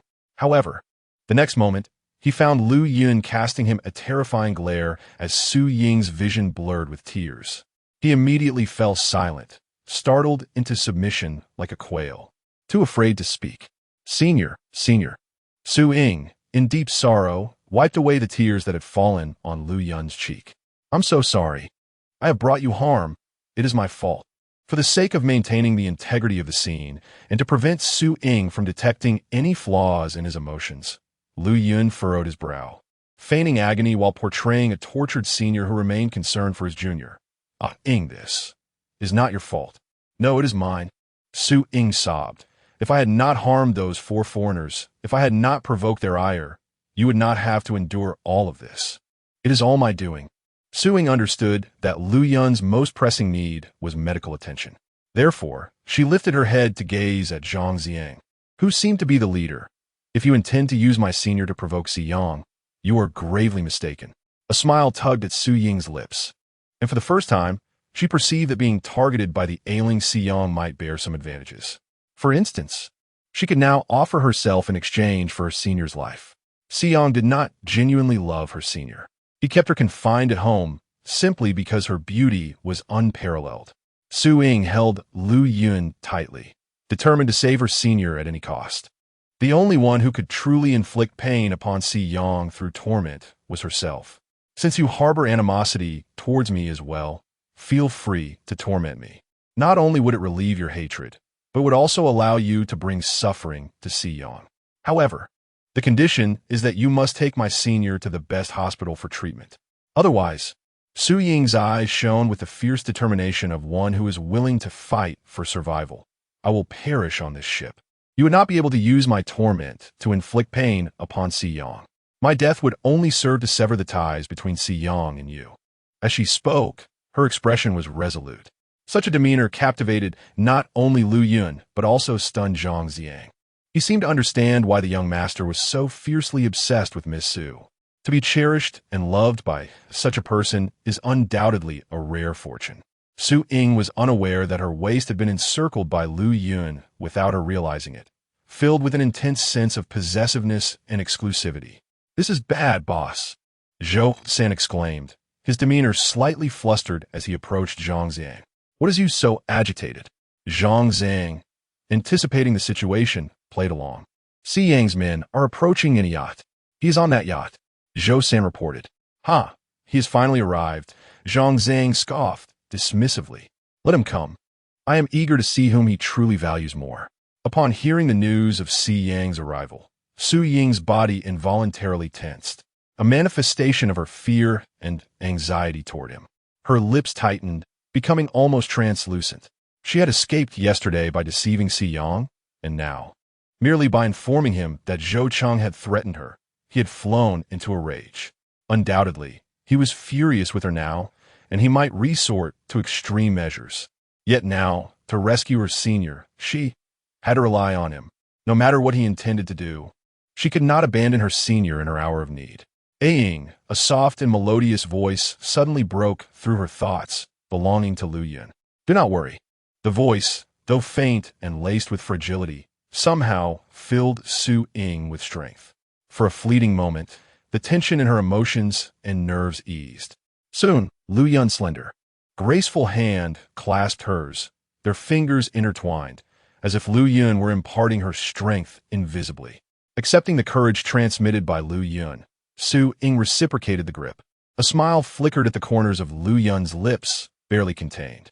Meanwhile, Si Yang had already arrived, his yacht positioned opposite theirs. His gaze was fixed intently on Su Ying, who knelt on the ground, embracing Lu Yun. The jealousy that surged within him was palpable. TSK. Even though Lu Yun is a woman, does Ying's affection for her not seem excessive? Their closeness is rather intimate, Si Yang observed, his jealousy intensifying as he watched Su Ying, still seething over her deceitful escape. His anger towards Su Ying had not subsided. Instead, he revealed a terrifying smile. Ying, you still came here for your senior. Upon hearing this, Su Ying abruptly lifted her head, meeting Si Yang's gaze, which was brewing a tempest of emotions entirely different from before. Countless thoughts raced through her mind. What did Si Yang mean by this statement? Did he know she had come to the Shengmen group to rescue her senior and deliberately chose not to save her, allowing his men to torment her instead? Or had he intentionally delivered her senior into the hands of those at the Shengmen group? No, that couldn't be right. If that were the case, the Shengmen group would never have accepted someone so useless to them as her senior. Unless it was, in a flash, Su Ying comprehended the dreadful reality, her body collapsing onto the ground, enveloped in a chilling void. Unless it was that, the moment she fled, he had already devised a method to torment her senior, compelling her to reveal herself. The sudden abduction of her senior by the Holy Gate group was merely a serendipitous occurrence that aligned perfectly with his intentions. The blood within Su Ying surged backward, and every emotion coursing through her body and heart was steeped in a chilling terror toward Si Yang. How frightening! How terrifying! Su Ying trembled, observing the complete transformation in Si Yang's gaze. Such a twisted obsession, such ruthless tenacity, a madman who disregarded everything. Why had she become the target of such a person? Tears once again rolled down Su Ying's cheeks. This time, it was not solely for Lu Yun, but for her own sake as well. She was engulfed in despair and fear. Si Yang, upon witnessing the emotions etched on her face, felt no joy, no satisfaction, and certainly no compassion. Only madness remained, only the desire to possess Su Ying entirely, ensuring she could never escape his grasp, nor could she deceive him into fleeing, forever bound to his insanity. Ying, I have come to take you home, Si Yang uttered coldly. Chapter 29. I want you to be under my control for a lifetime. Zhang Ziang had prepared himself to confront Si Yang. The young master's plan was to have Si Yang rescue Su Ying while also taking him away. In this way, the young master could still be with Miss Su. Mr. Si, it seems that your affections do not lie with the captive Lu Yun, but rather with the detestable Su Ying, Zhang Ziang remarked coldly, his acting skills on full display. Si Yang did not even glance at Lu Yun on the ground, his gaze fixated solely on Su Ying. The stormy depths of his eyes revealed a fierce intent to utterly consume her. Su Ying clutched Lu Yun's hand tightly, her heart weighed down by anxiety that made it hard to breathe. How would Si Yang treat her? Hand Su Ying over to me. Si Yang directed his attention towards Zhang Ziang. Hand her over? Surely, Mr. Si, you must present a condition in return, Zhang Ziang scoffed. No. Su Ying interjected, summoning her courage to face Si Yang. If you wish for me to return alive, you must. You must take my senior sister with you. Furthermore, you must arrange for a doctor to care for her properly. Otherwise, with that, Su Ying gently placed Lu Yun on the ground and, surprising everyone, dashed to Zhang Ziang's side, seizing the firearm he had kept at his waist. She aimed it at her own temple. Zhang Ziang was taken aback, and Lu Yun's expression darkened in an instant. Si Yang, unless you save both me and my senior sister, I will pull the trigger, leaving you with nothing but a corpse, Su Ying declared resolutely, her eyes and demeanor radiating an unprecedented determination. It was clear to all that she was serious. Zhang Ziang felt helpless, torn between wanting to advance and fearing the consequences, instinctively adopting a protective stance over Su Ying. No, if anything were to happen to Miss Su, you'll be done for. Yet Su Ying's bold actions only fueled Si Yang's rage. A woman. She was willing to risk her life for someone she had only known for 2 days, disregarding her own safety to threaten him into rescuing Lu Yun. Si Yang's fingers cracked with tension, but he could not help but be moved by Su Ying's display. Despite his fury, jealousy, and the madness that threatened to overwhelm him, his fondness and obsession for Su Ying surged forth unabashedly. His Ying was truly beautiful. Beneath Si Yang's fierce exterior lay an overwhelming infatuation for Su Ying. In this tense moment, with Zhang Ziang facing the lethal gaze directed at him from Lu Yun, he steeled himself and turned around, continuing to play his role. It appeared that Mr. Si would indeed have to rescue both individuals. Zhang Zhang swallowed hard, feeling an intense unease. Very well, I shall not make it difficult for you, he said, hoping Su Ying would quickly lower the firearm, allowing Lu Yun to relent her aggression. He wished he could slap himself. How could he have been so foolish as to carry a weapon when he knew of Miss Su's brave exploits? Reflecting on it now, it seemed likely that once they reached the deck, she would have spotted the firearm he carried, contemplating the opportune moment to seize the advantage. Zhang Ziang felt beads of sweat trickle down his forehead. Fearful of the potential volatility of firearms, he spoke with rapid urgency, eager to bring this matter to a swift conclusion. If you agree to leave only 2 profit points from the contract we signed last time, the remaining 8 will belong to us, and I shall release her. Ah Ying, with a sly smirk, felt her jealousy surge, yet could not resist the madness that Su Ying's predicament incited within her. If you wish for me to rescue your senior, you must provide terms that would please me. Su Ying's eyes widened in alarm, her heart racing at the implications of his words. What do you mean? Noticing the panic reflected in Su Ying's soft gaze, Xiyang smirked. Are you suggesting that I should rescue your senior without gaining anything in return, while sacrificing 3 profit points? WH. What do you desire? Su Ying stammered, her lips pale with fear. Her senior's injuries were severe, and time was of the essence. What do I desire? Xiyang's unwavering gaze bore into Su Ying, as if he intended to consume her entirely with his eyes. I want you to be with me, under my control for a lifetime. You shall comply with my every wish. Rest assured, the thought of possessing complete dominion over Su Ying, to occupy every moment of her life and inscribe his name upon her existence, sent waves of exhilaration coursing through him, igniting his very blood. I am not a base individual. I simply love you. As long as you are unwilling, I shall refrain from any intimate actions you cannot accept. However, in all other matters, you must obey me entirely, Xiyang asserted. Chapter 30, Brother. Take me back home. Everything that transpired on the 2 yachts was meticulously observed by Zhou Zheng, who was tracking Xiyang's arrival with keen interest. He held a pair of binoculars, capturing every nuance of Su Ying's expressions from start to finish. Although he could not discern the words she uttered, he found himself entranced by her unwavering spirit and courageous demeanor. For the first time, he realized that a delicate young woman could unleash such formidable strength. He began to comprehend why Xiyang refrained from directly commandeering the yacht to crash into the St. Gate Group's vessel, opting instead to forcibly take his junior back home to confine her. It was because she could never be restrained by chains or ropes. Her courage and tenacity would, even when held firmly in captivity, seep through the cracks of her confinement. This emerging spirit of bravery and stubbornness would propel her to shatter all barriers until she attained her freedom. Zhou Zheng was profoundly moved by Su Ying's display. What he perceived was no longer merely an object that soothed his soul, but rather a powerful impact of one's soul upon another. This left him in a state of reverie, awakening him to the essence of love and new emotions. He desired Su Ying. He yearned for A Ying. He loved her and could not bear to be separated from her. Zhou Zheng came to a decisive realization and acted promptly. Set sail, he commanded. Head towards the St. Gate Group's yacht and retrieve A Ying. Yes, sir. The employees were uncertain of who A Ying was, yet they complied with Zhou Zheng's orders without hesitation. Meanwhile, Xiyang, having heard Su Ying's resolute affirmation, noticed her complexion had grown even paler, resembling a sheet of paper. Nonetheless, she had agreed. A delighted smile graced Xiyang's face. He felt joyous for having captured Su Ying and for effortlessly gaining control over her. Lower the plank. Xiyang instructed Zhang Ziyang.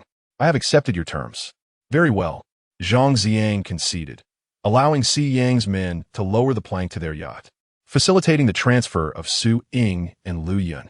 Su Ying returned the weapon to Zhang Ziyang, ignoring Xiyang as he approached via the plank, and once again embraced Lu Yun. Senior sister, Su Ying said, her eyes filled with sorrow. You must recover swiftly and leave this place. Lie freely. As she spoke, Xiyang forcefully yanked Su Ying towards him, enveloping her in his embrace. His expression darkened, his gaze fierce. First and foremost, he declared, outlining the terms of his control over Su Ying, You are forbidden from speaking to Lu Yun, nor may you cast even a glance her way, or show her the slightest kindness. Your gaze must be solely for me, and your care must belong to me alone. Do you understand? With his grip on her chin, he compelled her to meet his eyes. Terrified by his brutal actions and the cruelty in his eyes, tears streamed down her face. Yet she could only nod in silent acquiescence. Excellent, regarded Lu Yun with disdain, as if she were refused on the ground, and decided to take her away. Although Lu Yun was a woman, he could not tolerate the closeness between her and Su Ying, nor could he endure the kindness she received from him. Su Xiang hudiden asis Lu Zun. However, Xiang directly scooped Su Ying into his arms, enveloping her completely within his embrace as he carried her towards the yacht. Once he had secured Su Ying in the luxurious lounge of the yacht, he was struck by the sight of her seated obediently on the soft bed, and he finally felt the undeniable reality of Su Ying's return to his side. Exhaling a sigh of relief, Xiang reveled in the intoxicating sensation of possessing Su Ying entirely, allowing him to overlook her previous attempts to escape. He knelt before her, his long, elegant fingers gently caressing her cold cheek as he smiled. Ying, you're finally mine. Just as Xiang contemplated his next move, a knock echoed through the room. His expression darkened. Who is it? Who dares to be so ungrateful? Boss, it's me, Su Jiang replied cautiously. Upon hearing Su Jiang's voice, Xiang reluctantly rose, tenderly smoothing Su Ying's disheveled hair and wiping the tears from her face. Ying, I must attend to a matter, but I shall return shortly. This room has a private bathroom, and the wardrobe is stocked with clothes. You've been startled. Take a warm bath and change into your pajamas for a good night's sleep. Su Ying found herself stripped of all freedom and aspirations, her dreams now a silent burden she could not express. Stifled and oppressed, she nodded obediently, saying, "All right." Xiang smiled in satisfaction before leaving and locking the door behind him. Taking a deep breath, Su Ying relaxed and lightly patted her cheeks, forcing a smile. It's all right. At least I am not in the clutches of Zhou Zheng, a far more deranged and twisted individual. I'm not bound by a collar, nor shackled hand and foot. It is merely that I can no longer declare my freedom, nor do I possess it. But that is fine. At least I'm still alive. Su Ying hummed a cheerful tune to lift her spirits, obediently following Xiang's instructions to bathe and sleep. Outside, Xiang, with a stern expression, inquired of Su Jiang. What is it? Su Jiang, beads of sweat rolling down his forehead, responded cautiously, Boss, when our people attempted to assist Miss Lu, they were all thrown into the sea by the people from the Holy Gate group. They also discarded the planks connecting the two yachts into the water. And we could not rescue Miss Lu. Xiang paused, his expression shifting dramatically, revealing a vivid array of emotions. Finally, amidst Su Jiang's anxious anticipation, Xiang erupted into laughter. Isn't this a fortuitous turn of events? Su Jiang slowly lifted his head. Puffs of smoke curled from the cigarette in Xiang's hand, obscuring his delighted features. He harbored a jealousy towards Lu Yun, wishing fervently that she could no longer exist in this world. Had it not been for Ying, he would have never considered rescuing Lu Yun at all. At this moment, Ying believed that he had rescued Lu Yun and had promised never to mention her again, nor to care or be concerned about her. Therefore, the matter of Lu Yun being detained by the Holy Gate group need not trouble Ying. She would remain his, completely under his control. Furthermore, he had successfully removed a person from Ying's affections, someone who diverted her attention from him. What a splendid turn of events. However, upon mentioning the Holy Gate group, Xiang suddenly recalled something and narrowed his eyes at Su Jiang. Do you not find it curious that the members of the Holy Gate group seem instinctively protective of Ying? He remembered the anxious expression on the leader's face when Ying seized the firearm. It was not the look of someone concerned about the loss of a weapon, but rather one filled with fear that something might happen to Ying. Su Jiang pondered and shook his head in confusion. Although he did not understand why his employer posed such a question, the leader's action suggested anything but protection from Miss Su. It appeared more like coercion. From his vantage point, he could not see the expression on Zhang Xiang's face, thus missing the correct interpretation entirely. Xiang, placing immense trust in his confidant Su Jiang, was unaware that they had perceived different realities. He nodded, Perhaps I am overthinking it. By the way, Si Yang turned, his expression unexpectedly gentle, akin to a gentle spring stream. Prepare a few dishes in the kitchen for when Aang awakens. I intend to spend a candlelit dinner with her on the yacht. Understood. Suziang pomtili zetponde. Si Yang was engulfed in the throes of love, his entire being radiating with rosy bubbles. Yet, aboard the yacht of the Holy Gate Group, an ominous atmosphere prevailed. Zhang Zhang nervously swallowed, his tension palpable. Young master, he observed Lu Yun, who had torn off his hood, his entire demeanor cloaked in hostility. See. Young, Lu Yun gritted his teeth, wishing he could flay Si Yang alive. He had anticipated that Si Yang would come to rescue Aang and had foreseen that Aang would undoubtedly persuade Si Yang to rescue him as well. However, he had not anticipated that Si Yang would seize this opportunity to demand that Aang be bound to him for life, to be controlled eternally. He clenched his fists in frustration, his fingers crackling. Zhang Ziang, bring me my phone, Lu Yun commanded coldly. Yes, Zhang Ziang hurriedly complied. Since he could not cultivate his feelings for Aang within Si Yang's villa, he would simply find another place. Young master, your phone. Zhang Ziang handed the device to Lu Yun. Lu Yun dialed a certain person's number, his voice transforming back into a soft feminine tone. Brother, please bring me back to the country. Chapter 31. A morbid sense of satisfaction consumed him in an instant, and a sinister glint flickered in Fu Yang's cold eyes as he parted his lips slightly, releasing a voice colder than ice. What's the matter? Are you unhappy abroad and yearning to return home for your studies? No, brother, Lu Yun replied. I am injured and must return home to recuperate. Moreover, his eyes hardened, recalling the moment when Su Ying was forcibly taken away by Si Yang. Igniting his fury, there is something I need you to assist me with. Lu Yun continued, I need your help to save someone. Very well.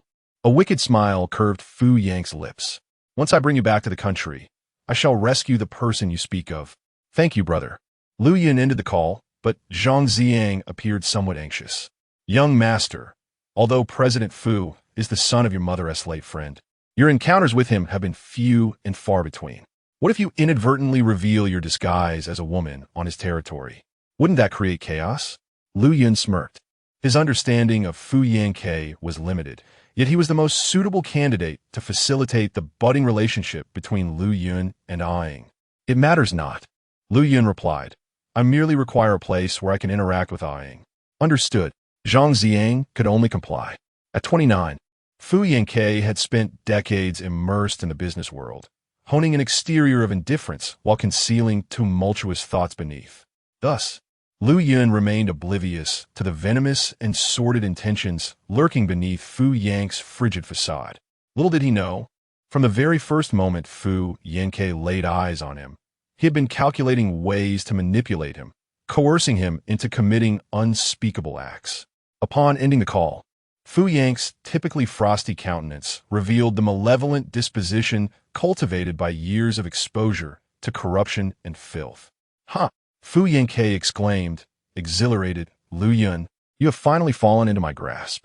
After a warm bath, Su Ying, clad in soft pajamas, lay in bed, reflecting upon the unfolding narrative with concern for Lu Yun.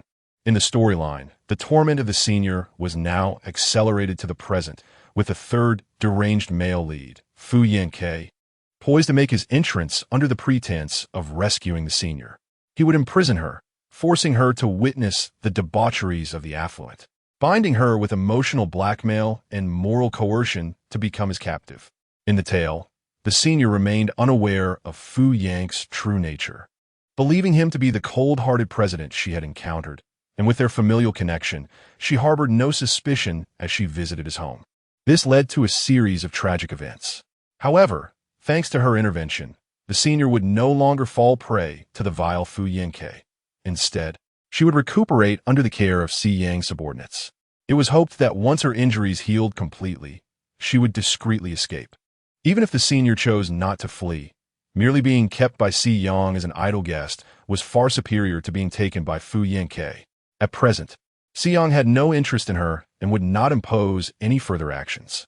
The senior enjoyed a sufficient degree of freedom and a life that was light-hearted and pleasant, If only she could witness the extent of her senioress injuries and see her being treated and cared for. But now, Su Ying clutched the blanket, her heart heavy with desolation. She could not utter a single word about her senior, let alone visit her. She was condemned to live under the control of Si Yang. Overwhelmed by despair, Su Ying sought refuge in sleep, yearning for a fleeting taste of freedom. Meanwhile, Zhou Zheng, in pursuit of Si Yang, brushed past the yacht of the Holy Gate Group, intent on rescuing Su Ying. In that moment, he missed the chance to see Lu Yun, who had removed his hood to reveal a neat, cropped hairstyle, accompanied by Zhang Xiang and others as they descended to the lower deck of the yacht. He also overlooked the revelation that Lu Yun was a man. In his mind, there was only Su Ying. In the past, he had regarded her as a precious gem that could soothe his soul, but now, Zhou Zheng's heart was filled with urgency. His feelings for Ying had transformed into true love. He was determined to reclaim her from Si Yang's grasp, to cherish her, love her, and protect her from any harm. Speed up. Zhou Zheng gritted his teeth. His subordinates hastily complied, accelerating the yacht. On the yacht where Si Yang and Su Ying were. Su Zheng hurried to Si Yang's side and reported, "Boss, the Zhou family's yacht is rapidly approaching us. They are likely here for Miss Su." Huh? Si Yang lifted his gaze, his eyes glinting with fierce intent. "I have worked hard to secure Ying in my grasp. I can control every aspect of her life. No one shall take her from me. Send a team to obstruct them," he commanded, ensuring they would not trace their whereabouts. "Yes," Su Zheng responded promptly. Si Yang's expression darkened. No one was to disturb the precious moments he shared with Ying. The thought of Su Ying instantly brightened his mood. She must be sound asleep now. With that in mind, Si Yang quietly entered the cabin where Su Ying rested. He unlocked the door and stepped inside. Gazing at her serene figure as she slept peacefully, her face calm and untroubled. A smile crept onto his lips as he sat beside her bed, gently caressing her cheek and brushing aside the stray strands of hair from her forehead, his eyes filled with tender admiration for her slumbering visage. A sense of happiness enveloped him, filling his heart. Suddenly, he glanced at the nightgown Su Ying wore. A twisted sense of satisfaction washed over him, and his smile took on a slightly disturbing edge. How delightful! Ying has donned the nightgown I purchased for her. From this day forth, every aspect of her life is under my control. Not just her clothing, meals, and sleep, but everything is dictated by me. Unable to contain his amusement, Si Yang chuckled softly, leaning down to place a kiss on Su Ying's forehead. "Ying, my darling, from now on, you belong solely to me." Unbeknownst to the slumbering Su Ying, Si Yang's actions were steeped in a disturbing obsession. Exhausted from Zhou Zheng's torment and a day and night of fleeing, she was utterly spent. Though she was reluctant to acknowledge it, within the confines of the yacht, Su Yang experienced the most profound and secure slumber of her life. Time slipped away unnoticed until she finally awoke from her dreams. As she hazily opened her eyes, her lashes trembled under the soft glow of the dim lamp, revealing Su Yang, who had been gazing intently at her serene visage. Startled, she jolted awake, a flicker of panic coursing through her. "Ying, you're awake," he spoke, his tone imbued with an almost unbearable gentleness. Nodding obediently, she appeared exceedingly docile. This demeanor only seemed to delight Su Yang further as he instructed, "Change into this dress. I shall await you at the door for dinner." Her gaze fell upon the exquisite blue gown he held, crafted from remarkably fine fabric, reminiscent of flowing water in its elegance. Taking the dress from his hands, she maintained her compliant demeanor, replying softly, "All right." Only then did Su Yang step outside. Su Yang exhaled deeply, clutching the blue gown as she prepared to change. Suddenly, a piece of lingerie tumbled out, perfectly matching the color of the dress. Her face flushed crimson, warmth flooding her body. She reached for the gown, which came with built-in padding, alleviating her concerns about a bra. Yet, a weight lingered in her heart, an obligation to save Lu Yun, an unyielding stone that demanded her obedience for a lifetime. At the same time, she found herself irresistibly swayed by Su Yang's re-emerging thoughtfulness and attentiveness. If only he were not so possessive, so driven by control. Meanwhile, Su Yang stood by the door, smoking and waiting for Su Yang. At last, as a cigarette dwindled to nearly half, a soft knock echoed through the air.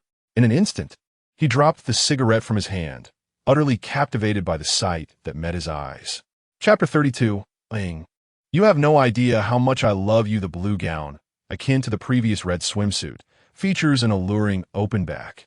However, unlike the red, the blue cascades like the gentle waves of the sea, adorned with a delicate layer of sheer fabric on the back. It appears as if shimmering wings are gracing Su Ying's back. The mermaid-style gown exquisitely accentuates her graceful silhouette, with her sweet and charming features. The blue dress imbues her with an air of gentleness and intellect, captivating anyone who lays eyes upon her soft demeanor. As Si Yang gazed at the docile and tender Su Ying, an idea suddenly blossomed in his heart. He should cherish Ying, keeping her in a sanctuary visible solely to him. He felt compelled to protect this delicate being, vowing to safeguard her for a lifetime. What's wrong? Su Ying, noticing his silence and the cloudiness in his gaze, lowered her head in confusion, wondering if her attire was inappropriate. No, Si Yang replied, his tone imbued with an unparalleled tenderness. Standing tall, he concealed his obsession and revealed his love for Su Ying. Let us go. He took her hand, guiding her toward the candlelit dinner he had prepared. Su Ying instinctively withdrew her hand, yet Si Yang grasped it tightly, making her acutely aware of their current situation. She smiled and allowed him to hold her hand, saying, "All right." Their candlelit dinner commenced amidst a backdrop of enforced control and suppressed emotions, where one was commanding while the other feigned compliance with a smile. Meanwhile, behind their yacht, Zhou Zheng lagged far behind, unable to catch up with them. "No, don't." Zhou Zheng cried out in desperation, his heart filled with concern for Su Ying. "Ying, come with me. He will ruin you. He will destroy you." In an instant, Zhou Zheng comprehended Su Ying's true desires. She did not seek to indulge in the dark and twisted thoughts that plagued him, nor did she yearn for a hollow emotional solace that could penetrate his soul. What she longed for was freedom, the radiant and divine essence of existence. She belonged to freedom, possessing an innate, ungraspable freedom that soared toward boundless horizons. However, to her, this freedom was akin to life itself. Without it, she would perish. Si Yang would obliterate her, would extinguish her spirit. He exerted his control over Ying, gradually clipping her wings, aiming to extinguish her vitality through daily submission. "Ying, Ying," Zhou Zheng shouted, recalling the revelation he had received 2 hours prior from the mouths of the Shengmen group about the deal struck between Si Yang and Su Ying, and how Si Yang deceived her, never truly granting her the freedom she so desperately sought. All her efforts had been in vain, yet she was forcefully controlled by Si Yang, relinquishing her freedom. Ying. Zhou Zheng murmured Su Ying's name, watching the yacht gradually disappear from view, tears streaming down his cheeks. He regretted deeply. If only he had fallen in love with Ying sooner. If only he had sought her out earlier. Perhaps he could have prevented her from being ensnared by Si Yang and spared her any suffering. "Young master, what shall we do now?" Listening to his employee Zhang Xiang's inquiry, Zhou Zheng's expression darkened instantaneously. Utilize every resource to investigate the destination of Si Yang's yacht. At all costs, retrieve Ying. Zhou Zheng commanded. Understood, Zhang Xiang promptly replied, leading others to act. Zhou Zheng harbored a fierce hatred for Si Yang, grinding his teeth in fury. He was indeed a pervert, but his purest sanctuary, his Ying, must not be harmed by anyone. The conflict between Zhou Zheng's yacht and Si Yang's reached Lu Yun's ears. Upon hearing that Zhou Zheng's yacht had failed to catch up with Si Yang's, Lu Yun's expression soured considerably. Zhang Xiang cautiously inquired, "Young master, what shall we do?" "It's over." The young master initially intended to inform Zhou Zheng of Si Yang's actions, hoping to incite a confrontation between them to delay until Mr. Fu's arrival, thereby rescuing Miss Su. Little did he expect that Zhou Zheng, the heir of the Zhou family, would prove so ineffectual. His subordinates were equally worthless. The information they offered him was not utilized in the least. Be patient. Lu Yun forced himself to regain composure. Fu Yang's influence was substantial, and he would arrive tomorrow to take him away. At that time, they would naturally rescue Ying. Currently, Lu Yun recalled Si Yang's every action toward Su Ying. Although jealousy surged to its peak within him, he endured, while Ying was safe in his grasp. It was imperative to find some people to keep Si Yong occupied. He must not be allowed to linger idly or have time to spend with Ying. Yes, afterward. Zhang Xiang suggested. Young master, should we send someone to secretly assist Zhou Zheng in dealing with Si Yong? No need, Lu Yin replied. The Zhou family's position abroad is stable. They are not to be underestimated. Our people must not only refrain from assisting him, but must also avoid revealing themselves before his eyes. We must not expose that I am the third force monitoring Ying. Understood, Zhang Xiang acknowledged. Soon, under the influence of the wine, Su Ying's face flushed instantly. 2 rosy clouds adorned her cheeks, making her appear both charming and delightful. Her eyes grew hazy, and her head felt light. As she gazed at Si Yong sitting before her, tears shimmered in her eyes. Her life was about to be completely controlled by Si Yong. Contemplating this, Su Ying lifted her head, looking past Si Yong towards the moon hanging in the sky. Her lovely, soft visage was momentarily shrouded in a layer of melancholic mist, and as a single tear slipped from the corner of her eye, it accentuated her beauty immensely. The rolling of Si Yang's Adam's apple accompanied the swallowing of the red wine in his mouth as he gazed into Su Ying's eyes, which were filled solely with the most fervent obsession and love. He rose and approached her side, and before Su Ying could regain her composure, he pulled her into his embrace, holding her delicate frame tightly as he confessed his feelings. Ying, you have no idea how deeply I love you. One hand gripped her waist firmly, while the other caressed her shoulder blade, veiled by a thin layer of fabric, as if he were tenderly tracing her wings. Enveloped in profound admiration. Ying, only now do I truly realize that I have completely possessed you. Again and again, he softly called her name, Ying, Ying, Ying, with a persistent longing, wishing to meld her essence into his being, holding her tightly without relinquishing his grasp. Even as the pressure became somewhat painful, Su Ying did not utter a single cry of distress. What words could she share with a man intoxicated? She merely lifted her head, striving to escape the suffocating embrace that threatened to crush her, seeking a glimpse of the moon above. Tears flowed silently. What of her senior now? Was she being well cared for by Si Yong? Unaware of her own despondency, Su Ying felt ensnared by Si Yong, like a vast, breathless prison submerged beneath the water, leading her to exhibit symptoms of depression. The following day, Si Yong awoke with a splitting headache, surveying his surroundings before recalling that he was on a yacht. Su Jiang, he called out. Boss. Su Jiang entered with his head bowed. What transpired last night? Si Yong inquired, struggling to recollect the events of the previous evening, save for the beautiful sight of Ying gazing at the sky. Last night, Su Jiang glanced at Si Yong, momentarily at a loss for words. Chapter 33. His distorted affection for her left her terrified. Si Yong's expression was frigid. Su Jiang swallowed hard and cautiously spoke. Last night, the boss was holding Miss Su and muttering something. Then Si Yong, growing impatient with his stammering, urged him, speak quickly. Suddenly, anger flared as he held Miss Su, questioning her about something unknown. Then, he embraced her, showering her with kisses, causing her to stumble and fall. Upon noticing her sprained ankle, the boss's demeanor softened as he tenderly cradled her injured foot, kissing it repeatedly. Having finished his tale, Su Jiang's head hung low. Si Yong vaguely recalled a few images. To be precise, he was not merely kissing Ying, he was lavishing attention on her sprained ankle. His heart ached with tenderness as he lavished her foot with affection. Yet his gaze was fixated on Ying's blushing cheeks. Suddenly, Si Yong broke into a smile. The sight of Su Ying, embarrassed and turning her head away while he cherished her ankle, stirred something deep within him. And what happened next? Did you give Ying the ointment for her foot? Si Yong inquired. We did, Su Jiang replied. Last night, when Miss Su got up and ran away, you were sitting on the ground, laughing heartily, and instructed me to deliver the ointment to her. Afterward, when you heard silence from her room, you returned to sleep. Si Yong nodded, his eyes brimming with affection. Has Ying awakened? He asked. Miss Su has yet to emerge from her room. I am unsure if she is awake. Su Jiang zépondé. I will go find Ying, Si Yong declared, filled with ardor for Su Ying as he departed in search of her. In the room, Su Ying sat on a chair, her eyes swollen and red from lack of sleep. It was not that she did not wish to rest, but rather that sleep eluded her.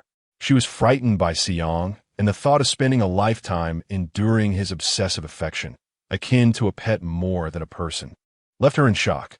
Her body trembled, and the fine hairs on her skin stood on end. Indeed, she was the object of Seong's affection, yet his possessiveness and desire for control were overwhelming. His distorted love for her sent chills down her spine. With every glance he cast her way, every word he uttered, every episode of madness, every kiss upon her, it felt as though he sought to consume her entirely, even savoring the very bones of her being, extracting every essence of affection from her. She was terrified. Tears streamed down Su Ing's face. The sudden knock on the door startled her, causing her to jerk her head up like a frightened animal. "Ian," Seong called, ready to open the door to his beloved bird, confined within her cage. However, Su Jiang rushed in, interrupting him. "What is it?" Seong's brow furrowed, his expression darkening. "Not good, boss," Su Jiang exclaimed in a panic. "Our company's transport network has been attacked." Seong's expression soured further. "Have you determined who is responsible?" "No," Su Jiang shook his head. "Ensure that someone looks after Ian and arrange for her to stay at the Rose Manor," Seong instructed. "Understood," Su Jiang replied, sensing the heavy atmosphere surrounding Seong. It must be someone from Zhoushang." Indeed, Zhoushang's insatiable ambition remains, as he seeks to snatch away A Ying. Seong strides forward confidently, instructing his men to lower the small boat, preparing to disembark. Unbeknownst to him, while Zhoushang is indeed among those who threaten him, the greater force behind the attacks originates from Lu Yun. It is also part of Lu Yun's scheme to mislead him into believing that all his adversaries are dispatched by Zhoushang. "Miss Su, breakfast is ready," Su Jiang respectfully announced. "Please bring it in," Su Ing replied, having regained her composure, although her spirits remained notably subdued. The exquisite dishes presented in her room were devoured by her, bite by bite. Her complexion was pale, and despite her lack of appetite, she forced herself to consume her breakfast thoroughly. She understood that, regardless of the circumstances, survival was paramount. Fortunately, Seong had departed due to company matters, granting her a fleeting sense of freedom, liberated momentarily from his watchful gaze. Upon arriving at the Rose Manor, Su Ing was taken aback by the breathtaking beauty before her.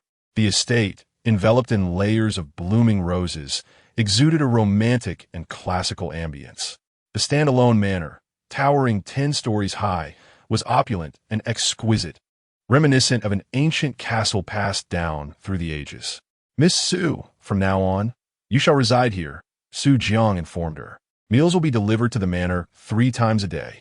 The castle is equipped with various amenities for your leisure. Should you find anything lacking, please inform me during meal deliveries." "All right," Su Ing nodded, stepping into the manor.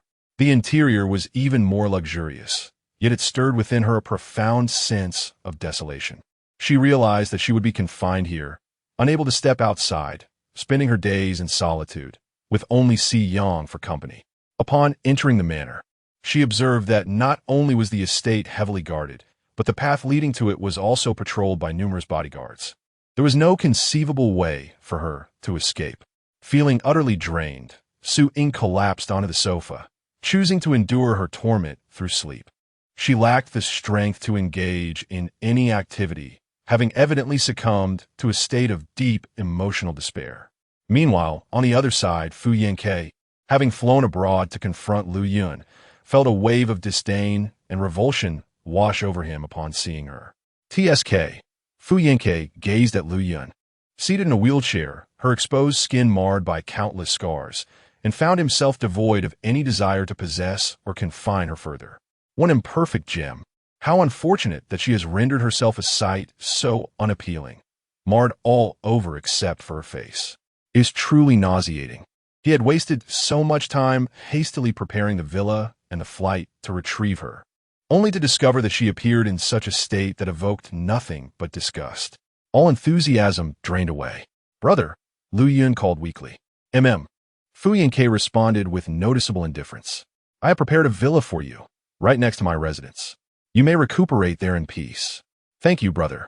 Lu Yun remained oblivious to the sordid thoughts that dissipated upon his arrival. He simply stated, Brother, my friend named Su Ying is currently imprisoned in Si Yang's estate. When will you rescue her? Rescue her? Beneath Fu Yang's expressionless, icy facade lay in utter indifference. How amusing. After years of anticipation, the plump prize he had long coveted had transformed into a wretched being marred by unsightly scars. Did he still harbor the intention to save her? What highest? Though such thoughts coursed through his mind, Fu Yanke, steeped in the world of commerce, would never reveal his true sentiments. Thus, he maintained his dispassionate demeanor. Once I return you to your country, I shall send someone to rescue her. Thank you, brother, Lu Yun said with a gentle smile. Yet, Fu Yanke found the situation repulsive and turned away. Let us go. He strode ahead, while Zhang Xiang, who pushed Lu Yun's wheelchair, sensed something amiss. Sir, why do I feel that President Fu, who hurried here to fetch you, has suddenly grown distant? Zhang Xiang whispered. Lu Yun's eyes glimmered, and a mischievous smile graced his lips. It seems that the son of my mother's friend harbors different intentions toward me. Alas, upon seeing my battered form, those thoughts vanished in an instant. How laughable! He is no better than the rest, akin to Si Yang in every regard. Should we still enlist his help to rescue Miss Su? Zhang Xiang inquired. Not a problem, Lu Yun replied. I require a place to cultivate my relationship with Ying. He is the most suitable choice. Furthermore, my influence domestically far surpasses that abroad. In my hands, he is but an ant. Let him attempt to rescue Ying. Should he dare to lay a finger on her, I will ensure his life here becomes unendurable. Understood, Zhang Xiang affirmed. Upon boarding the private jet, Fu Yanke deliberately avoided Lu Yun, not wishing to cast even a glance in his direction. His revulsion reached its zenith, and he deeply regretted expending such effort to rescue him, particularly since he had arranged for Lu Yun to be nearby. Yet he had no alternative accommodations available. Fu Yanke felt no concern for the origins of Lu Yun's scars. His mind was consumed by regret. He had maintained his integrity for 29 years, not out of a lack of desire for women, but due to witnessing the manipulations of the elite and the grim fates of women who were either coerced or exploited for gain. He had grown disillusioned by the sordid spectacle. It was only upon Lu Yun's arrival that he realized there existed a being of such exquisite beauty, akin to a celestial maiden. From that moment, he had been captivated by Lu Yun for several years. However, he never anticipated that the day would come when he could finally possess this epitome of desire, only to find her in such a grotesque state. It was utterly revolting. Fu Yang's cold visage bore an unmistakable shade of pallor. He yearned for the aircraft to accelerate, eager to extricate himself from the dismal predicament of sharing space with Lu Yun, whom he found utterly repugnant. At long last, after several hours had elapsed, the plane touched down at the private airport of a villa enclave. Upon disembarking, Fu Yanke hastily addressed Lu Yun, stating, I have matters to attend to at the company. I must take my leave. Your villa is number 02. Within, you will find the contact numbers for the staff. Should you require anything, please use the dedicated villa phone to notify them. Lu Yun nodded, yet could not refrain from mentioning Su Ying. Brother, do not forget to help me rescue Ying. Fu Yanke furrowed his brow and replied curtly, understood. He was acutely aware that he must indeed secure Su Ying's release. Otherwise, he would be subjected to incessant lamentations from Lu Yun, a most unsightly individual. The mere thought of having such a bothersome presence residing next door was already repugnant enough. He had no desire to endure the daily affront of encountering her wretchedness. It would be prudent to retrieve this Su Ying post-haste, Fu Yanke coldly mused. He surmised that Su Ying would undoubtedly be just as unsightly as Lu Yun. Perhaps it would be best to rescue her and confine both of them to the neighboring villa, allowing them to fend for themselves and refrain from further troubling him. After all, addressing two mouths will be a trifling matter for him. With these thoughts in mind, Fu Yanke boarded the private plane. Sir, where are we headed? The pilot inquired. To the owner of the Rose Winery abroad, Si Yang's Rose Manor. Bring her, Fu Yanke instructed. Understood. As he watched the aircraft descend, Lu Yun realized that his plan had come to fruition. He smiled, blissfully unaware that his fervent desire to see Su Ying had inadvertently established a new rival in his pursuit. Chapter 34. Why he came to Rose Manor. Su Ying languidly sat on the sofa, engrossed in her book. A full day had elapsed since her arrival at the manor. Fortunately, Suyang had not returned throughout the day.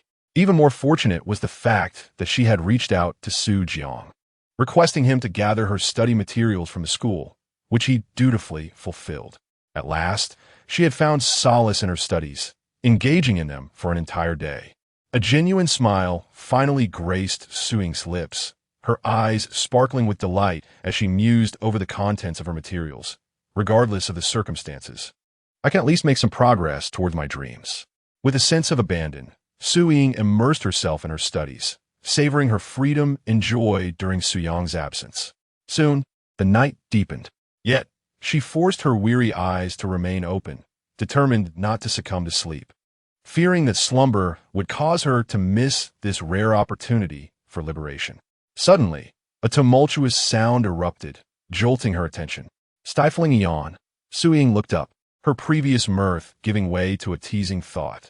That's Suyang, truly the epitome of a cold-hearted capitalist. Just look at how differently he returned to the manor, by plane. No less. Leisurely, she strolled to the window, only to realize something was amiss. Suyang's men had been rendered unconscious by the newcomers descending from the aircraft. Su Ziyang, stationed at the manor's entrance, had been struck down as well. Suying froze in place, witnessing the swift departure of the group as they boarded the plane and vanished. Before long, another private jet appeared, its cabin slowly opening to reveal an approaching figure. The indistinct silhouette ignited a torrent of speculation and dread within Suying. She knew that only one person possessed the influence and power abroad to orchestrate such a grand rescue. Zhou Sheng. Zhou Sheng? Is it truly that madman? That infatuated soul? Panic surged through Suying as she trembled in fear. No. Please no. Here, with Suyang, at least she had her study materials and a fleeting sense of freedom. But with Zhou Sheng, she would possess none of that, only the chains of captivity, unable to move freely, shackled by his handcuffs and shackles. Moreover, fleeing from him would surely incite his wrath. The retribution he would exact upon her would be even more severe. Perhaps this time, he would not grant her even a room with a window. Instead, she would be confined to a cramped space with only a bed, a room so small that even the act of breathing would feel constricted. No, she didn't want that. She couldn't bear it. Terrified, Suying instinctively sought to flee. Yet the overwhelming fear rendered her immobile, rooted to the spot as she gazed wide-eyed at the figure descending from the plane. With but a single glance, Suying not only discerned that he was not Zhou Zheng, but also comprehended his true identity. The exquisitely crafted and stylistically rich descriptions within the book effortlessly revealed to her that this individual was none other than Fu Yanke, a figure amalgamating nobility and self-interest, exuding an overwhelming surge of hormonal tension, coupled with insatiable desire and ambition. A person whose veins coursed with malice and malevolence. Far more twisted than any character of frail obsession depicted in the narrative, and exponentially more pathological, he was the most terrifying of all. Suying's mind blanked, completely severing her grasp on reason and thought. The fear and dread she felt towards him surged forth, a tempest tenfold more intense than that directed at Zhou Zheng. In her heart lingered but a singular thought. Why had he come? Chapter 35, he seemed to be savoring a delicacy. The heavy door creaked open, and the sound of polished shoes echoed in the air. Fu Yanke approached Suying, his gaze icy and filled with disdain. Indeed, she was an utterly ordinary woman. Suying? Fu Yang's voice was flat, impatience practically etched on his face. Lu Yun asked me to rescue you. Come with me. Senior? The mention of Lu Yun finally stirred Suying's racing mind, her limbs thawing as if warmed by the sun, allowing her to move. How could Senior be with you? Panic and fear coursed through her. Shouldn't Lu Yun be cared for and recuperated by those associated with Si Yang? Why was she in Fu Yang's hands? Fu Yanke displayed no patience for detailed explanations, his tone frigid as he replied, Lu Yun called me. Let's go. He turned away, unwilling to utter another word or cast another glance at Suying. Suying fell silent. Although she was unaware of the full situation, it was evident that this man, who was more deranged than a madman, more perverse than a deviant, and more twisted than a lovesick fool, held a profound disdain for her. It seemed his loathing for Lu Yun was even more pronounced. A quiet sigh of relief escaped Su Ying. That was all that mattered. Lu Yun was safe, untouched by Fu Yang's obsession. Soon, her spirits lifted as she followed Fu Yangke onto the plane, her eyes sparkling with joy. She was elated for Lu Yun's safety and thrilled at the prospect of seeing her. However, Fu Yangke, sharing the same space with Su Ying, could not help but notice her beaming smile, which only deepened the furrow in his brow and intensified his contempt. This ugly creature was even more grotesque when smiling. Fu Yangke turned his face away, radiating an unmistakable desire to leave this place swiftly. Yet, fate had other plans. The rapidly deteriorating weather forced the plane to make an emergency landing on a nearby island. After hearing the captain's announcement, Fu Yang's expression darkened further, his face a mask of resentment. Such misfortune was intolerable. He now had to endure even more time in the confines of the plane with this unsightly woman. Had he known this would transpire, he would never have acquiesced to Lu Yun's request to bring her back. Not only did he have to endure the presence of one repugnant creature, but he was also obliged to accommodate another. Fu Yangke cast a sinister glance at Su Ying. Seated by the window, Su Ying had succumbed to exhaustion, finally drifting into a deep slumber after a prolonged night of sleeplessness and mental fatigue. The soft pink gown, custom-made for her by Si Yang, gently rippled as she breathed. The illumination within the aircraft effortlessly highlighted her petite, flawless silhouette. In an instant, Fu Yangke felt a stirring within him. Desire ignited in his eyes, his throat constricting as he clenched his fists. The veins on the back of his hands, betraying both impulse and restraint, subtly throbbed, revealing the turmoil within his heart. His eyes, overly direct and exceedingly impolite, fixated on Su Ying's form, and the long-suppressed flames of desire surged forth in an instant. The wicked impulses within him erupted uncontrollably, drawing a lewd smile upon his lips. This unsightly creature, indeed, possessed a physique of exquisite perfection, allowing him to indulge his long-restrained cravings for the past 29 years. Fu Yangke had already devised schemes concerning Su Ying, and the escalating desire within him made him yearn to envelop her in his embrace at once. However, to ensure that Su Ying willingly succumbed to becoming his possession, he was prepared to lay his traps slowly and patiently. Only through this method could he fully savor this delicacy. A deeper, more sinister smile curled at the corners of Fu Yang's lips. Little did he expect that losing Lu Yun would lead him to something even more exquisite. Lu Yun indeed bore a beautiful face, yet her figure left much to be desired, now marred by unsightly scars. Yet this Su Ying, although her appearance did not align with his preferred standards of beauty, she could still be considered charmingly cute, especially her figure, flawless in every regard. It was perfect enough for him to hold and toy with at leisure. Fu Yang's wicked grin widened. The sudden tempest finally ceased at dawn, and the plane resumed its journey. As the aircraft ascended, Su Ying briefly awakened, drooling at the corners of her mouth. She hastily wiped away the drool and lowered her head once more, slipping back into slumber. Yet, as her eyes closed again, her blurred vision sensed Fu Yang's unabashedly heated gaze, as if stripping her bare. Her overwhelmingly fatigued mind did not allow her to ponder the implications, causing her to miss the opportunity to evade the crisis brought forth by Fu Yang's twisted affections. Meanwhile, Fu Yangke silently curved his lips at the sight of Su Ying, contemplating that her drool must be as sweet and delectable as he imagined. At the Rose Manor, the turmoil surrounding Su Ying's abduction only reached Si Yang's ears at this moment. Si Yang, his face a shade of iron, listened as Su Jiang reported the situation over the phone. "Boss, what should we do?" This Fu Yangke is the president of a well-known real estate company in the country. Young as he is, he has become the power behind Fu's group. Our influence and manpower are abroad. We cannot infiltrate domestically at all. Huh? Xiang seethed with rage. He had finally managed to gain control over A Ying and could be with her completely.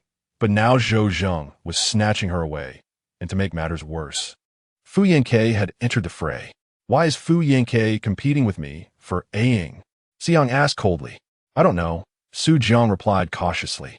In a fit of anger, Si Yong smashed his phone. Lu He, having recovered from his injuries and returned to his post, swallowed nervously. He cautiously stepped around the shattered phone and placed the documents he was holding on Si Yang's desk, still unaware of the unfolding events. Boss, Lu He began, Zhou Zhang's men have forcibly breached our transportation network. The expression on Si Yang's face darkened further, his fury intensifying. Notify Su Jiang to bring men over and confront Zhou Zhang. He commanded. Understood.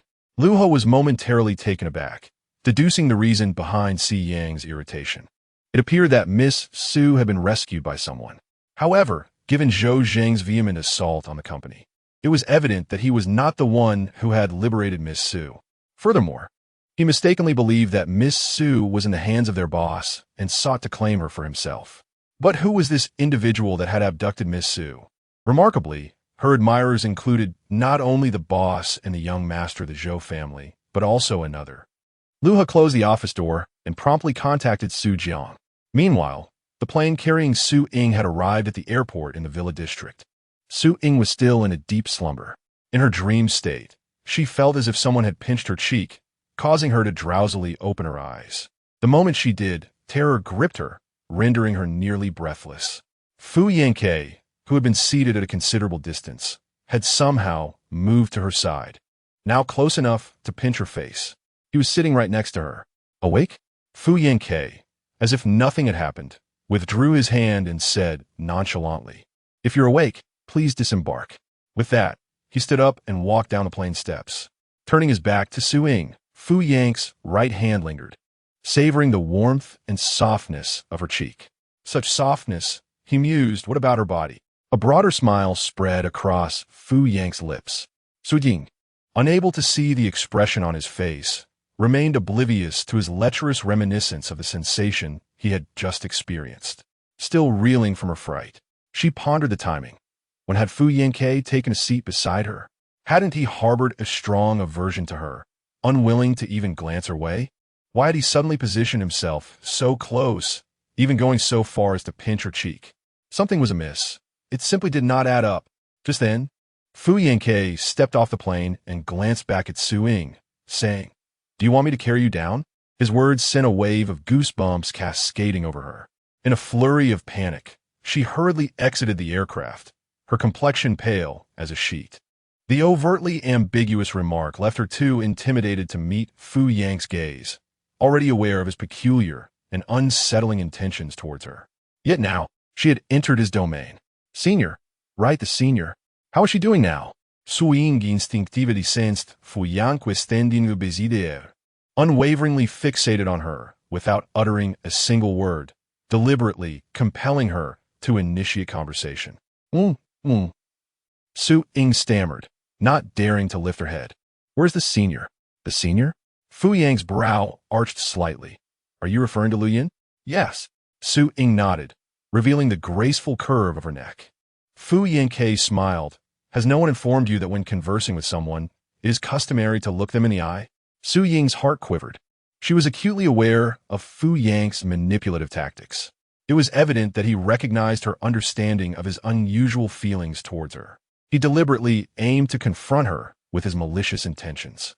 Yet now, she found herself in his territory, unable to disregard his commands, unwittingly led by him. A wave of tears threatened to overwhelm Su Ying.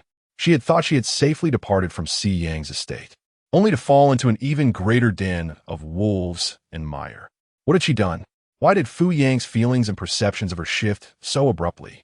Fu Yangque, among the 7 twisted male protagonists in the novel, was the most deranged, the most obsessive, and the most sinister of them all. Yet now, she was helplessly ensnared by him.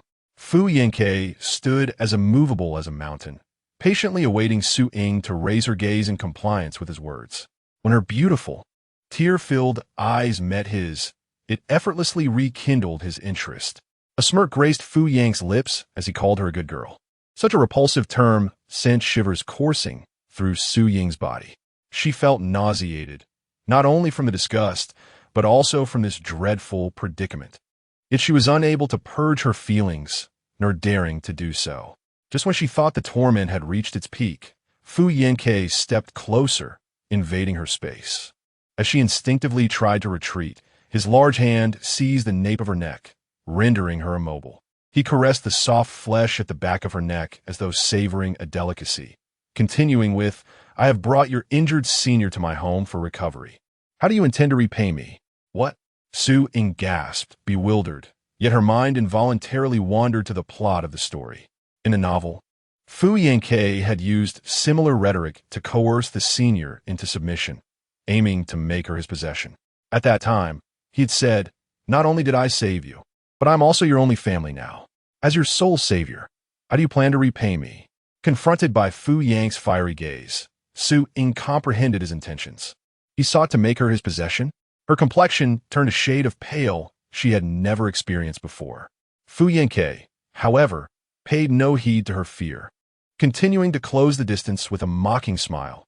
"I will come to fetch you tomorrow." With that, he released his grip on her neck, instructing, "Take Miss Su to Villa 02 to reunite with her senior." It was not until they arrived at the entrance of Villa 02 that Su Ying could fully grasp the situation. She recalled the events in the book.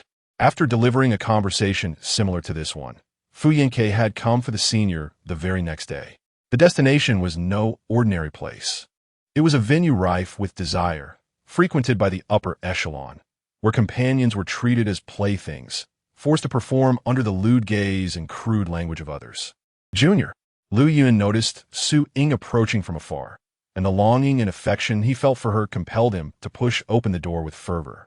Eager to catch a glimpse of her, yet constrained by the fade he had adopted, he could only gently guide her in a wheelchair. "Senior," he greeted.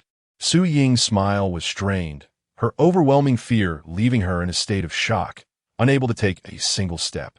Observing her, Lu Yun's gaze softened as he discerned her unease, his concern reaching its zenith as he tenderly grasped her hands, only to discover they were chillingly cold. "Ying, did something happen on the way back with Fu Yanke?" Lu Yun adeptly shifted the topic. "Junior, you must be hungry. I've ordered food. Let's go inside and eat." "All right." Su Ying moved like a soulless specter, her smile wan and feeble as she slowly made her way into the villa. Yet, she did not forget to push Lu Yun's wheelchair, wishing to alleviate his burden. She yearned to inquire about her senior's experiences, the reasons for her sudden arrival, and the state of her injuries. However, she feared that uttering a single word would unleash her tears. Meanwhile, Lu Yun remained proactive, discreetly sending a message to Zhang Ziyang. "Keep an eye on Fu Yanke and report back to me immediately on his actions." "Understood." Chapter 36, Senior Sister. "May I sleep with you?" Upon arriving at the villa, Su Ying was rendered speechless by the sight of the lavish banquet spread before her. She lacked the strength even to take a seat, her legs giving way as she collapsed beside Lu Yun's feet. "Ying!"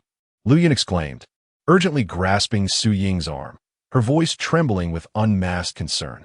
Burdened by too much, Su Ying was oblivious to Lu Yun's distress. She raised her head in a panic, her once delightful visage now gaunt and weary, her eyes reflecting sheer terror. "Ying!" Lu Yun called softly, her heart ablaze with anger. What had Siyang done to her? And what of Fu Yanke?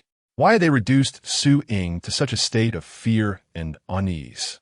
"Senior sister." Su Ying's voice was faint, as if it were drifting from afar.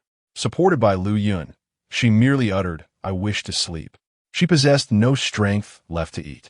After speaking, it was as if she had finally regained her senses, gazing at Lu Yun with a reddened nose and tear-brimmed eyes. Her voice quivered with a pleading sob. "Senior sister, may I sleep with you?" She resembled a frightened creature seeking solace from the one person she believed could provide it. Lu Yun was at a loss for words.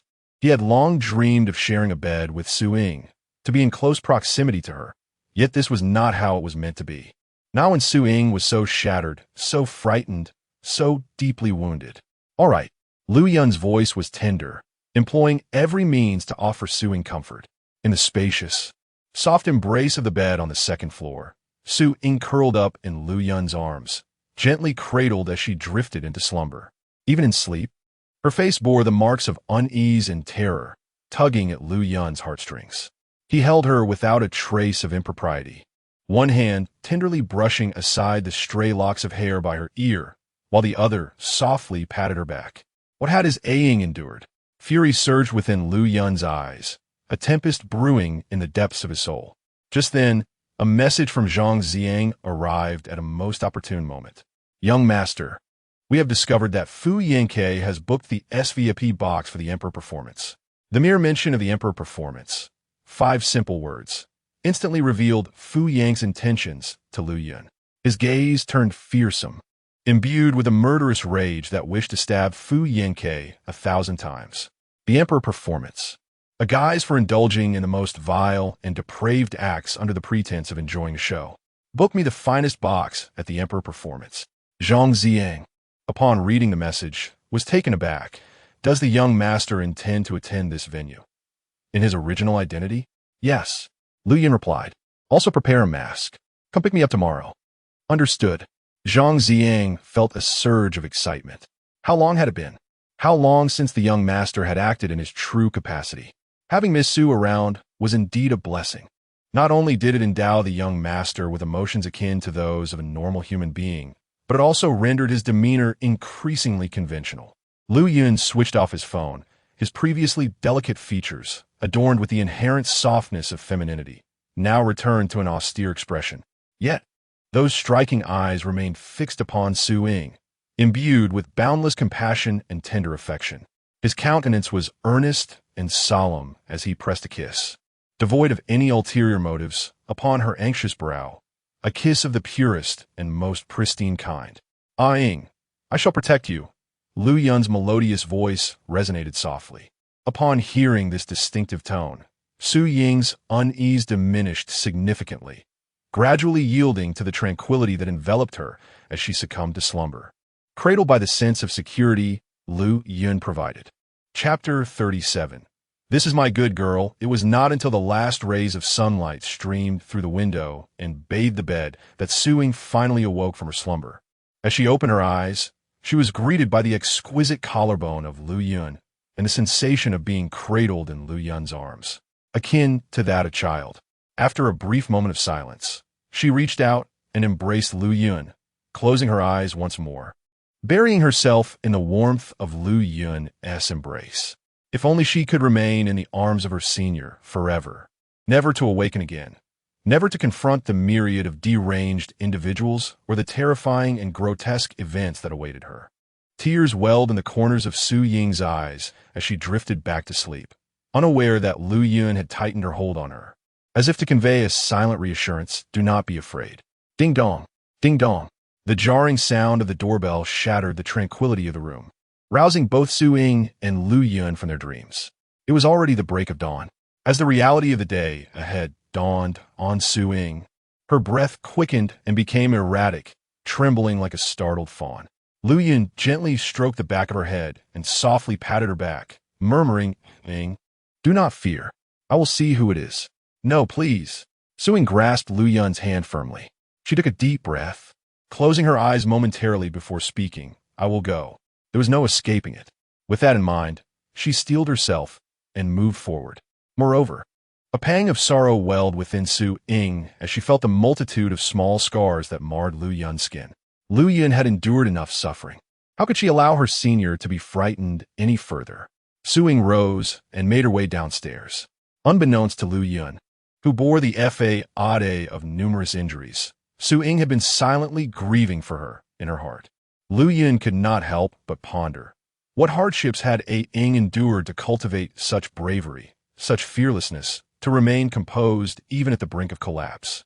Digesting everything on her own? It was as if she had traversed life alone, without assistance, without a branch to lean on, relying solely on her own courage to confront all challenges and process everything herself. Lu Yun's grip tightened, this time not merely an expression of overwhelming love and possessiveness for Su Ying, but also a burgeoning desire to protect her. From this moment onward, he would safeguard Ying. He would ensure that she could lean on him, living unrestrained and carefree. Yet for now, he could not openly protect her in his true form. He must continue to guard her quietly from the shadows, under the guise of his original identity. Downstairs, as Su Ying opened the door, she was met by a bodyguard holding an opulent and resplendent gown. The pale yellow dress, adorned with lavish pearls, was ostentatious, as if designed to package her as a gift. "Miss Sue," the bodyguard presented the gown. "The president will come to pick you up at 8 o'clock this evening." Su Ying's lips turned pale, nearly translucent, as she was loath to accept the gown, even more so to attend the imperial performance mentioned in the book with Fu Yanke. However, she found herself with no avenue for retreat. She had arrived at Fu Yang's territory with no escape in sight. Su Ying accepted the gown, her voice hoarse. The bodyguard, seemingly oblivious, strode away, leaving Su Ying cradling the yellow dress, as if she could already foresee her dismal fate. Survival. She must survive. As long as she lives, hope remains. Her current inability to escape does not dictate her future. Even if the powers of Si Yang and Zhou Cheng loom large, even if Fu Yang's influence is formidable, the world is vast, filled with numerous countries and cities.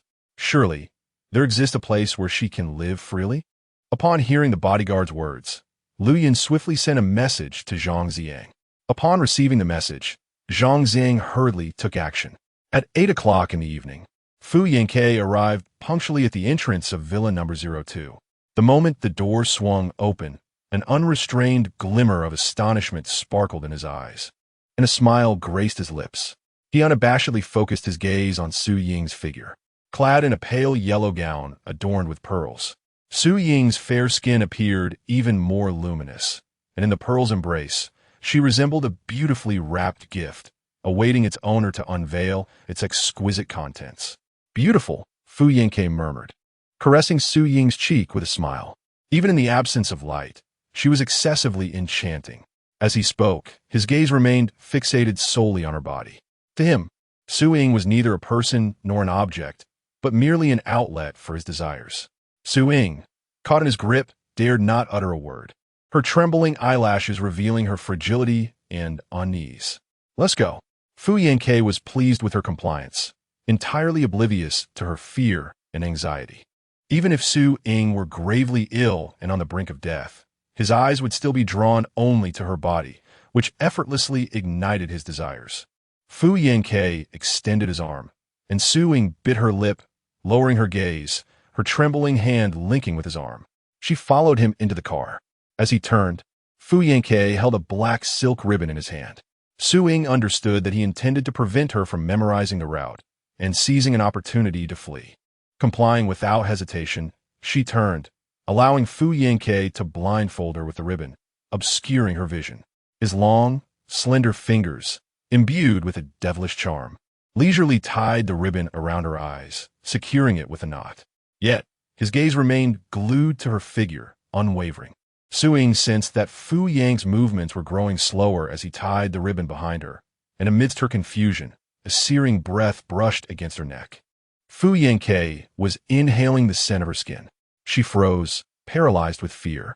In the next moment, a kiss, laden with a strong sense of aggression, landed on her neck, igniting her entire being with tremors. "Has anyone ever told you?" Fu Yang's voice was husky and profound. "That your body is exquisite?" He continued, pressing his lips against her earlobe.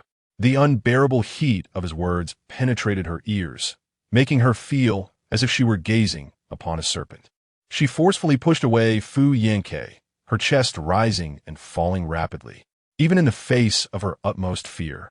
She could not bear the thought of her life being held in someone else's grasp, even if she were to be cradled in someone's palm. She could not simply submit without resistance. Su Ying curled her body, mustering every ounce of courage to lean against the door. Despite her eyes being covered by a black silk ribbon, it was evident from the gleam in her eyes just how brave she was. Fu Yanque, who had been suddenly pushed aside, was not angered. Instead, his smile broadened. It regarded Su Ying, who resembled a startled bird, and whose feeble attempts to resist had only resulted in pushing him away, with amusement.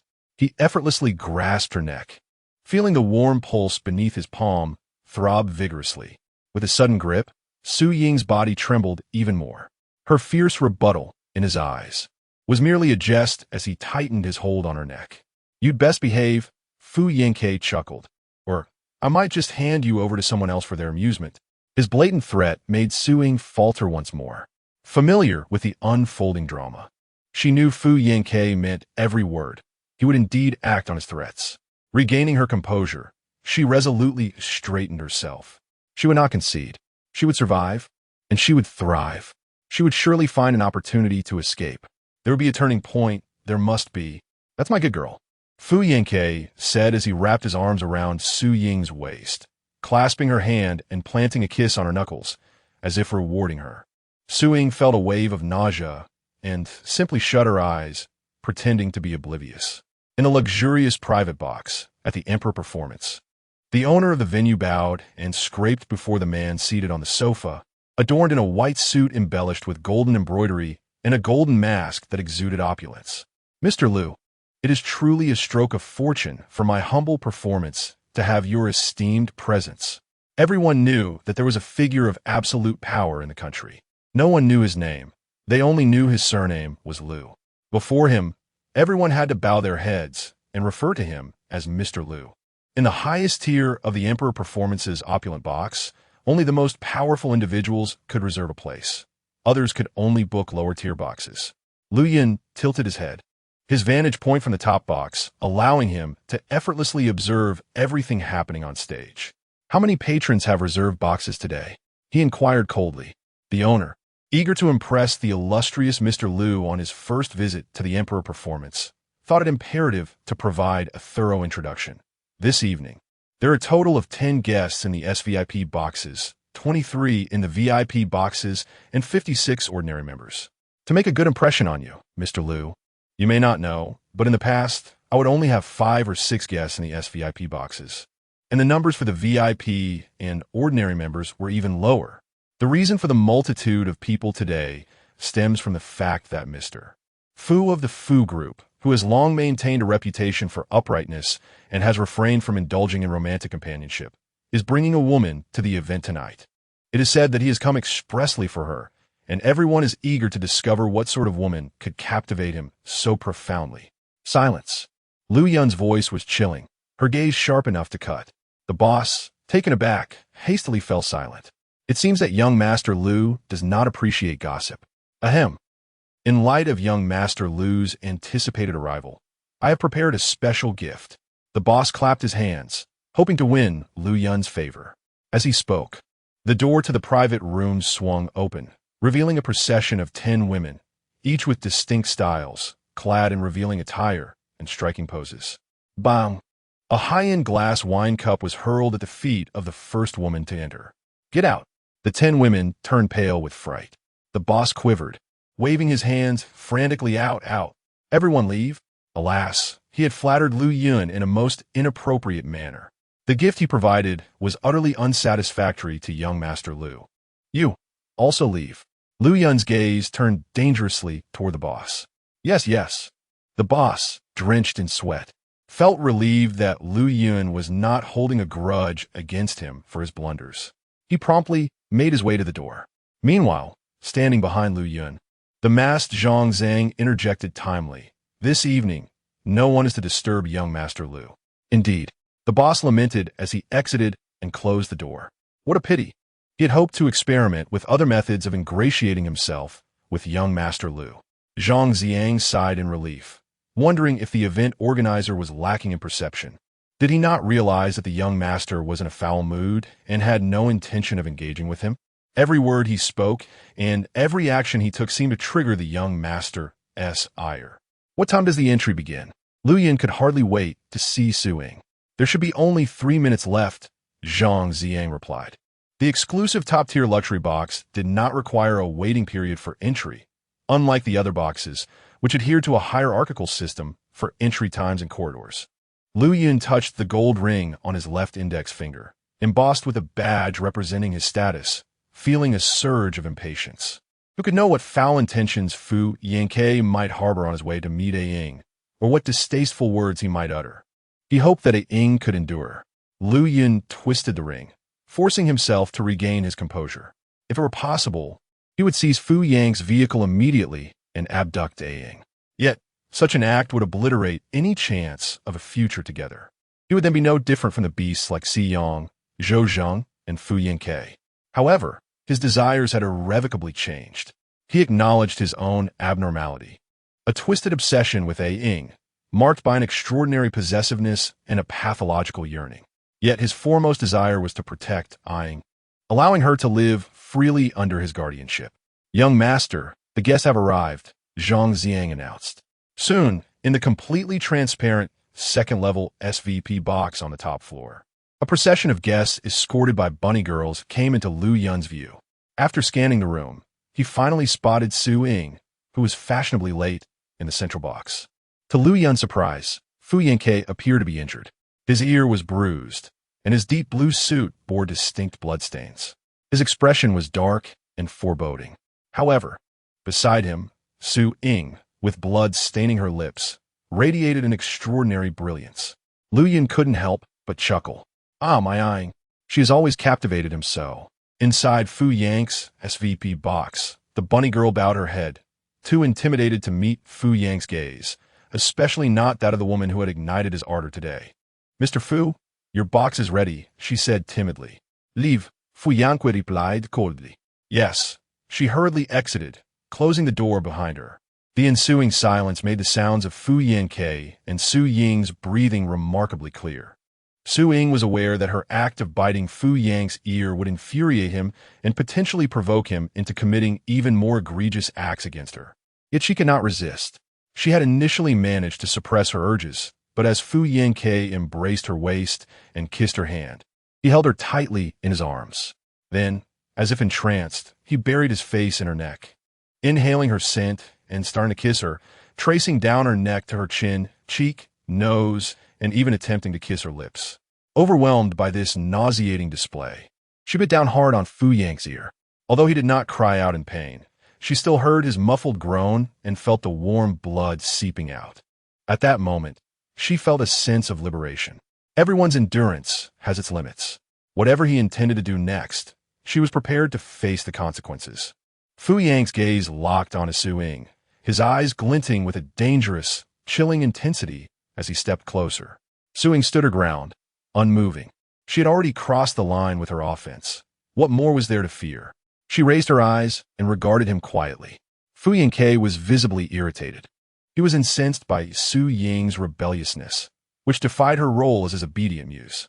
He halted in front of her, bending slightly to meet her gaze. "Su Ying, do you consider my words mere jest?" Su Ying remained silent, her glassy, hazel eyes fixed on him. She had already acted.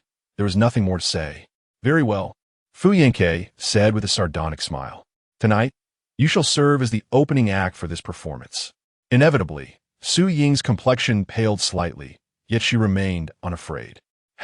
Since she has already offended them, she need not fear further transgressions. In a place teeming with nothing but predatory wolves, there's not a single virtuous soul to be found. Why should she overthink the matter? At worst, she could simply retaliate against a few more individuals later on. With such thoughts swirling in her mind, Su Ying's body still trembled uncontrollably.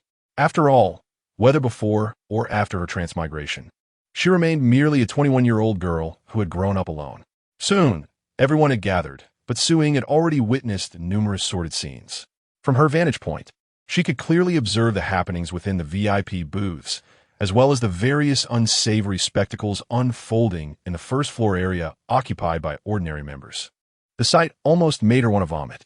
Fu Yanke chuckled, gripping Su Ying's chin and forcing her to gaze at the chaotic scenes below, saying with a smirk, "Look, the performance hasn't even started yet, and they are already eager to engage in their antics. Do you think they would devour someone like you, who has gained notoriety because of me, right before the opening act?" "You." Su Ying understood that he was coercing her, tears welling up in her eyes as she retorted, "Do you not realize how repulsive you are?" "Repulsive?" Fu Yanke observed the tears streaming down Su Ying's face, a blend of pity and courage igniting an involuntary response within him. He loosened his grip on her chin, no longer holding it so tightly.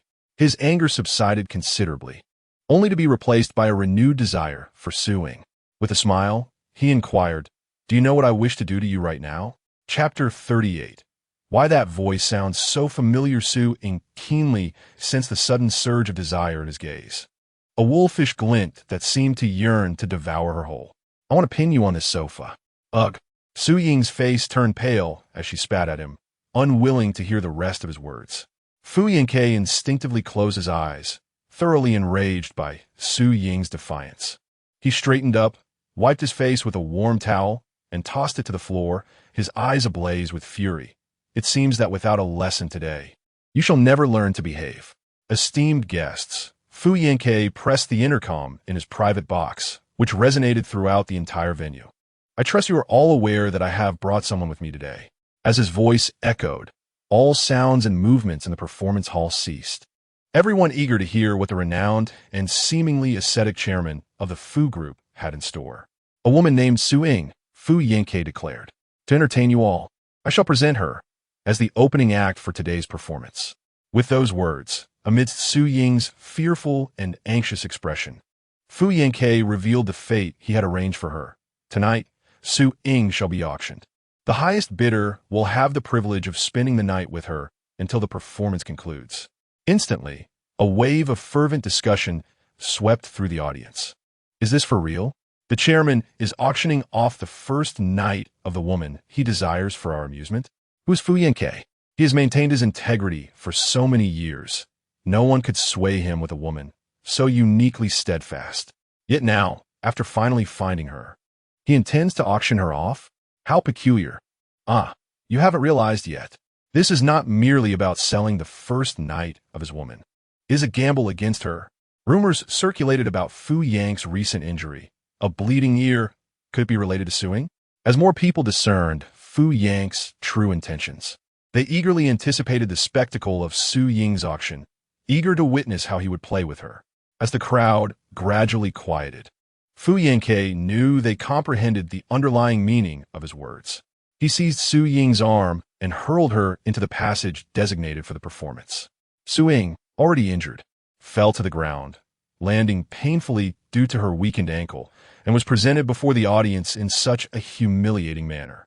In an instant, countless eyes were fixated upon her, lewd gazes piercing through her as they vied to scrutinize her. Su Ying clutched her dress, unable to lift her head, surrendering to their leering stares as if they were stripping her bare. She endured this unwarranted humiliation and overwhelming shame. How revolting. How revolting. I feel like I'm going to be sick. So nauseous. Su Ying's stomach churned violently as the announcement for the auction began to ring out. They all discerned that Su Ying possessed an exquisite figure, seemingly untouched by anyone, truly a captivating temptation. Alas, they could not genuinely possess her. However, they could merely gaze at her from their private booths, reveling in the company of other women, teaching her a lesson while simultaneously gaining favor with Mr. Fu. It was indeed a splendid affair. 1 million. The bidding began to resonate, inundating her like a tidal wave. Within Lu Yun's booth, he was infuriated, wishing to strike every individual present who was watching Su Ying. Zhang Ziang also found it unbearable. He was aware that there existed a master of their circle, one who relished in the torment of others, deriving pleasure from manipulating and breaking them. Yet, he was oblivious to the multitude of loathsome dealings that transpired in the world. Even more despicable was the fact that Miss Su was compelled to endure the lewd scrutiny of these individuals. Buzz, Lu Yun, unable to restrain himself, activated the microphone, audible to the entire event. 1 billion. As his words echoed, an unprecedented silence enveloped the venue, far quieter than when Fu Yanke had spoken, revealing a collective astonishment that rendered them speechless. They now realized that within the most opulent booth, accessible only to the most powerful individuals present that day, there was indeed someone. Moreover, that someone had casually bid a staggering 10 billion. Who was this person in the luxurious booth? As the crowd gasped in disbelief, Fu Yang's expression darkened to an alarming degree. Rage consumed him as he clutched the wine glass in his hand, watching Su Ying's humiliation. Who was this individual in the exclusive booth? How could they have outbid him for suing? If this person wielded more power and influence than he, they could do with her as they pleased, disregarding any obligation to him, including his status as the head of the Fu group, treating Su Ying as mere plaything. Yet, this was not his desire. Fu Yanke rose, slamming the wine glass onto the table. He merely intended to use this incident to teach Su Ying a lesson, to make her understand that she should obediently remain his possession, willingly submitting to his degradation, rather than being offered up for the amusement of others. Congratulations to young Master Lu for securing Su Ying. The voice of the host reverberated throughout the venue. Everyone, still reeling from the shock, was now even more astounded. Young Master Lu. It was indeed young Master Lu. He was among the elite at the pinnacle of the power hierarchy. Now, it seemed that Mr. Fu had lost this woman for good. Fu Yanke experienced a fleeting moment of astonishment, never anticipating that such a figure, one he could hardly dream of encountering, would be present in the opulent booth. However, Fu Yanke gritted his teeth, his gaze fixated on Su Ying below, who hung her head with closed eyes, her lips tinged with crimson, exuding an air of indifference. He was in a cold sweat. Su Ying, he could not relinquish her to anyone else. Though Su Ying may not possess the striking beauty that he typically admires, for reasons unbeknownst to him, he experiences an unprecedented response and desire toward her. He yearns for her. Liang Xiao. Fu Yanke finally mustered the courage to speak, despite the risk of offending Lu Yun. This Su Ying has wronged me, which is why I had her sold at auction. My intention was merely to intimidate her. Liang Xiao, with your absolute power, surely you can have any woman in the world at your beck and call. Please, let her return to me. Leave. Lu Yun's voice, cool and melodious, resonated throughout the venue, rendering Fu Yanke speechless, his face flushed with humiliation, unable to utter another word. The others present held their breath, afraid to disturb the legendary Lu Xiao. Amidst the chaos, Su Ying, still seated on the ground, gradually lifted her gaze toward the highest luxury box. The tension and fear that had enveloped her began to dissipate upon hearing that eerily familiar voice, which inexplicably instilled within her a profound sense of safety. She released her grip on her gown, raising her head to reveal her elegant jawline, her beautiful eyes gazing up at the opulent box. Why did this voice seem so familiar to her? As the elevator ascended with great speed, Lu Yun, adorned with a golden mask and clad in polished shoes, stepped onto the stage, approaching Su Ying. He bent slightly, extending his right hand in a remarkably gentlemanly manner. Miss, please come with me. It was as if Su Ying were not merely a woman he had casually auctioned, but rather a princess he had come to rescue. Chapter 39. Ying's beautifully alluring lips were stained by Fu Yang's blood. Su Ying gazed at the newcomer, whose noble eyes, even concealed by a golden mask, radiated an aura of grandeur that seemed to ensnare her very soul, compelling her to extend her hand involuntarily. As their hands intertwined under the soft glow of the lights, the two of them stooped slightly, one gazing upwards, creating a scene that resembled an exquisite painting, breathtakingly beautiful. Fu Yang's fists slammed down onto the table with a ferocity born of rage, his gaze fixed on the duo below, consumed by resentment. Yet, bound by Lu Yun's power and status, he found himself powerless to act.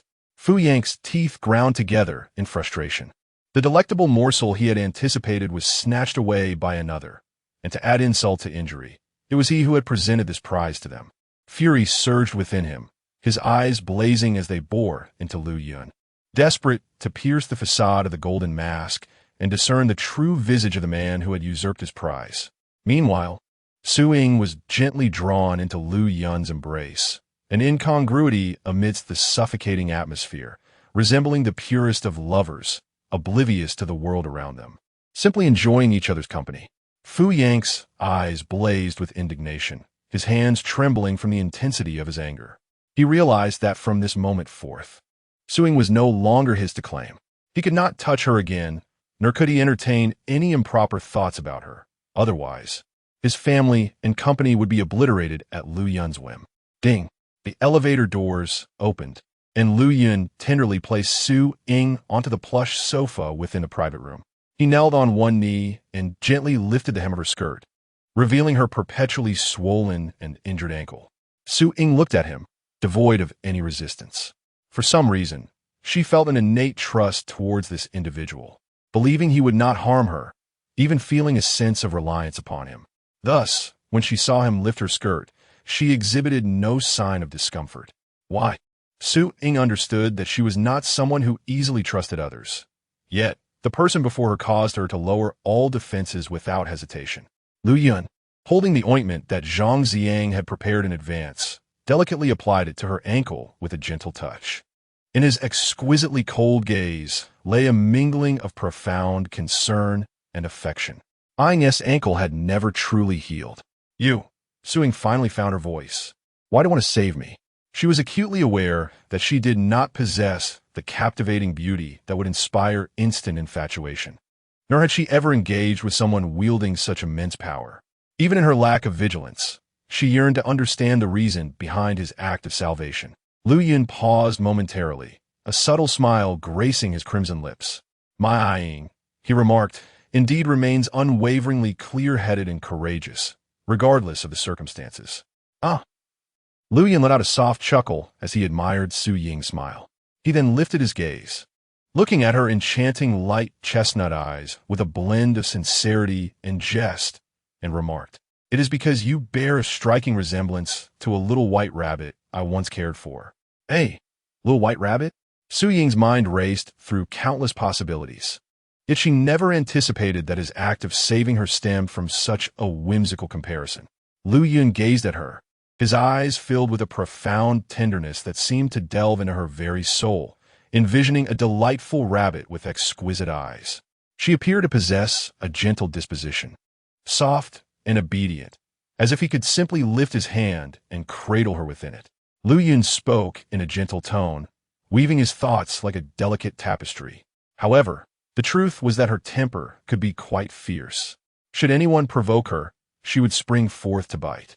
Yet, she was also incredibly brave, rushing to protect him if she perceived him to be harmed or wronged.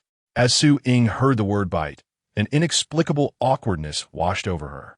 Indeed, she had once bitten Fu Yanke. In that light, she did seem to somewhat resemble his rabbit. Unbeknownst to her, Lu Yun's words were a veiled declaration of his affection, and she remained oblivious to the true sentiment he was expressing. She coughed softly, attempting to mask her embarrassment. Lu Yun recognized that Su Ying had not grasped his meaning, nor did he wish her to. He merely yearned to reveal the depths of his feelings for her, subtly conveying just how much he cherished her. He produced a silk handkerchief and, positioning himself beside Su Ying, his gaze took on a shadowy luster altogether different from before. Gently lifting her chin, he meticulously wiped away the crimson stains from her lips, tainted by Fu Yang's blood. Such beautiful lips of hers, sullied by the remnants of another. His movements were tender, as if he were handling something fragile. Yet Su Ying, for reasons unknown, felt a strong surge of possessiveness emanating from him. All done. In the next moment, this familiar yet unfamiliar feeling of possessiveness vanished with Lu Yun's words. He ceased his actions, and Su Ying's tension swiftly transformed into relief. It seemed she had been overly paranoid, having been relentlessly pursued by the peculiar trio of Si Yong, Zhou Zheng, and Fu Yanke, causing her to mistakenly perceive Lu Yun, her savior, as one of their kind. She had truly overthought the matter. Now, she saw everyone as potentially unhinged. However, Lu Yun was indeed a little unhinged. Perhaps the most deranged of them all. Yet, it was precisely due to his utter madness that he had become the master of disguise, leaving Su Ying utterly unable to discern the true nature of his character. "Wait a moment. I shall escort you home," Lu Yun announced. Su Ying instinctively paled at his words, unable to utter a single frightened syllable. "Do not worry," Lu Yun reassured her, stroking her head. "I shall not dare to move against you again, even if he had the courage." A fleeting flash of ferocity crossed his eyes.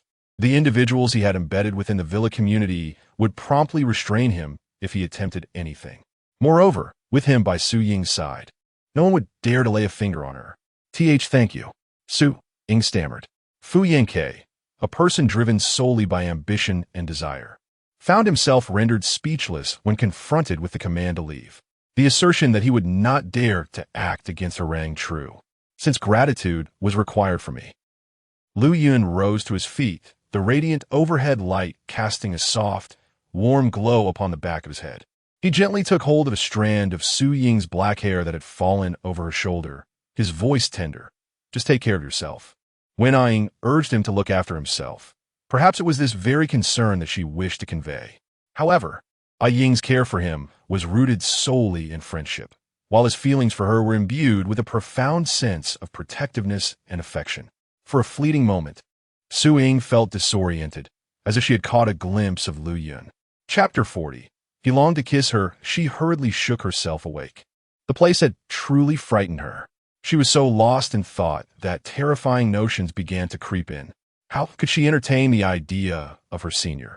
A woman currently confined to a wheelchair, covered in scars, and unable to walk properly, suddenly standing before her and uttering such words? All right, Su Ying nodded in response. Lu Yun withdrew his hand from her hair, a tickle in his throat. He yearned to kiss her, to capture this strand of hair. But doing so would reveal the unsettling truth of his nature. He turned away, unwilling to look at Su Ying again, fearing that he might inadvertently expose himself. Instead, he simply stated, "Take Miss Su back." Zhang Zhang quickly replied, "Understood." The sordid whispers around them rose and fell, suggesting that the young master was reluctant to let Su Ying linger in such a place for even a moment longer. Once Zhang Ziyang and Su Ying departed, Lu Yun remained ensnared in his tumultuous feelings for her. His eyes darkened, and his breath became uneven. He fervently hoped to cultivate a profound emotional bond with Su Ying, so that one day, even if his true identity as a man were unveiled, she would still choose to be with him, unconcerned by the deception. Determined, Lu Yun set his course in that direction. He turned and hastily left. After arriving at the villa ahead of them and preparing his disguise, he sent a message to the detoured Zhang Zhang, instructing him to deliver Su Ying to the villa. The villa stood tranquil, seemingly at peace.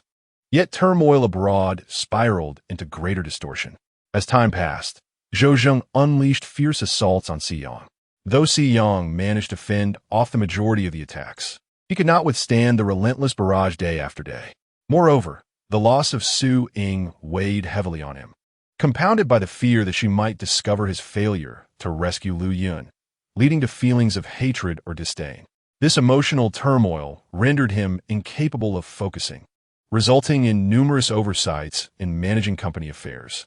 Under Zhou Zhang's incessant onslaught, tormented by his own emotions and a profound longing for Su Ying, he dreaded the prospect of descending further into madness. Enough, Xiyang shouted, violently throwing the folder he held to the ground. His chest heaved with fierce breaths, his expression shifting between stormy and sullen. Su Jiang and Lu He dared not utter a sound, bowing their heads in silence. They had anticipated that the passage of time would lessen their boss's affections for Miss Su, yet he had not once ceased his search for her. He was even willing to extend his influence domestically for her sake. However, due to Zhou Zhang's unrelenting attacks, Xiyang had not even the opportunity to expand his power within the country, only growing more irate with each passing day. "Boss, trouble! Trouble!" An unaware employee burst into the office, breathlessly reporting, "Young Master Zhou has sent people to attack one of our transport lines." "Get out! Get out!" Xiyang grabbed a teacup from his desk and hurled it to the floor. The shattered remnants of the cup left the employee pale with fear, hastily retreating. "Go tell Zhou Zheng." Xiyang gritted his teeth, raising his head, his eyes a vivid crimson, reflecting both resentment and helplessness. Ying was no longer in his grasp. She had been abducted by Fu Yanke several days prior. If it were within his power, he would wish to conceal Ying's whereabouts from Zhou Zheng indefinitely. But circumstances dictated otherwise.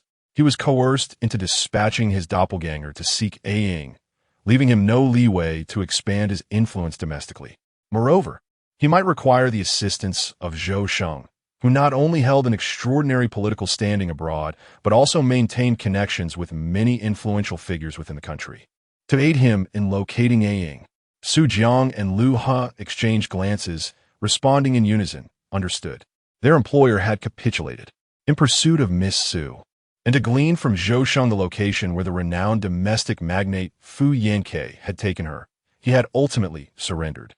Su Jiang and Lu He turned to execute the task, while Xiyang, overwhelmed, slumped into his chair, his agitation and frustration reaching unprecedented heights, accompanied by a profound sense of powerlessness. He could only submit to Zhou Zheng.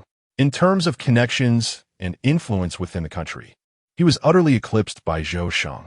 Xiyang's shoulders drooped. It was hard to discern the demeanor of a formidable figure in the domestic wine industry that others feared. Meanwhile, Zhou Sheng had not attended school for several days, disregarding the incessant calls from his family and the numerous individuals dispatched to contact him. Wholly focused on orchestrating an assault on Si Yang. He aimed to compel Si Yang to surrender Su Ying. He must rescue A Ying. He was determined to save her. A Ying could not survive under Si Yang's captivity. If Si Yang continued to imprison her day after day, she would inevitably perish from his relentless torment. Young master. Zhang Xiang entered with a peculiar expression. What is it? Zhou Sheng, blinded by fury towards Si Yang, was intent on driving him to a dead end. Lu Ha. Si Yang's confidant had arrived. Zhang Xiang contemplated the situation, suspecting that a notorious sovereign of the gray area like Si Yang would not be so disordered under Zhou Sheng's assault. It became apparent that he was simply disinclined to resist them. He claimed that Miss Su is no longer in our boss's custody. She was taken several days ago by someone named Fu Yanke, Zhang Xiang reported. What? Zhou Sheng's face momentarily froze with seething anger, only to intensify further. Si Yang had deliberately concealed a Ying's whereabouts. In a mere few seconds, Zhou Sheng grasped why Si Yang had divulged this information at such a juncture. It was because he lacked the means and, under Zhou Sheng's offensive, could not spare the focus to search for Su Ying. Fu Yanke. Zhou Sheng's gaze became inscrutable. The fact that A Ying was not in Si Yang's grasp was fortuitous, as it indicated she would not be subjected to a slow demise at his hands. Yet, why had Fu Yanke abducted A Ying? Zhou Sheng, with his unique status, commanded a great deal of respect from many within the country. He was aware of Fu Yanke and had encountered him on a few occasions, though they were not well acquainted. He is a young and accomplished real estate president, possessing considerable business acumen. His demeanor is somewhat indifferent, and he does not readily engage with others. However, a thought struck Zhou Sheng, prompting him to place a call to someone. He was unfamiliar with Fu Yanke and had no knowledge of his affairs, yet he was certain that Shenjua, a prominent heir within the domestic elite circles, would be well informed. Hello, Shenjua? Zhou Sheng inquired. I would like to request your assistance in investigating an individual. If Su Ying were to hear this name, she would undoubtedly be taken aback, for this individual is none other than the fourth melancholic male protagonist of the narrative. Chapter 41. Pouring red wine over the women in the pool on the open terrace, Shenjua reclined languidly in a lounge chair, sipping red wine and gazing at the stars, his legs crossed comfortably. Young Master Zhou, ever indifferent to worldly affairs, had requested his assistance in investigating someone. Zhou Sheng and Shenjua, both signs of esteemed families, had crossed paths on numerous significant occasions, developing a unique camaraderie over time. Investigate Fu Yanque, Su Xing declared. He has abducted the woman I love, Su Ying. Please find out where he has concealed her. Fu Yanque? Shenjua responded, astonished. Do you know him? The unusual tone in Zhou Sheng's voice did not escape his notice. We share some acquaintances, Shenjua remarked, clicking his tongue. He was well aware of who Fu Yanque was, the son of his childhood companion, a Yun, and a dear friend of her late mother. He had encountered Fu Yanque a few times alongside Yun. It was surprising to learn of his involvement with Zhou Sheng, particularly in the context of abducting his beloved. Reflecting on past encounters with Fu Yanque, Shenjua recalled the man's icy demeanor, which seemed to dismiss everyone around him. He had perceived Fu Yanque as merely an ambitious real estate mogul, unaware of his clandestine actions involving the theft of a beloved woman. Shenjua, oblivious to the intricacies surrounding Su Ying, regarded the situation as a straightforward case of Fu Yanque having taken Zhou Sheng's beloved. Yet, he felt a curious intrigue about the woman who could capture the affection of someone as troubled as Zhou Sheng. Though Shenjua shared a solid friendship with Zhou Sheng, he sensed beneath Zhou Sheng's seemingly amiable facade lay a profound, undetectable darkness, a malignant trait that set him apart from ordinary troubled souls. With a mischievous smile, Shenjua rose and approached the edge of the terrace, pouring the remaining red wine from his glass into the pool below, showering the laughing women clad in swimsuits. The icy wine elicited peals of laughter from them, their playful giggles filling the air. This laughter reached Zhou Sheng's ears through the phone, causing him to furrow his brow in disapproval of Shenjua's frivolous lifestyle. Hang up. Remember to find her and message me, Zhou Sheng commanded, abruptly ending the call. Shunjua tossed the now empty wine glass into the pool, watching as the women scrambled for it. He then dialed another number, his tone cheerful. Li Ke, please investigate what Fu Yanke of the Fu group has been up to lately. Particularly, look into the presence of a woman named Su Ying and where she resides. Understood. Li Ku replied, accustomed to the caprices of his young master and adeptly setting about his task. I got it. I got it. A woman clad in a blue bikini, possessing delicate features, excitedly clutched a glass of wine, gazing at Shunjua from the pool. Her eyes were filled with infatuation. On the terrace, Shunjua, dressed only in swimming trunks, revealed his toned abdomen. He was strikingly handsome, with tousled black hair that was irresistibly charming. His captivating dark eyes, when fixed on someone, exuded a roguish allure that made one feel no discomfort, only a desire to be the object of his unwavering gaze. He was simply too handsome. Having found her, Shunjua's clear voice broke the silence.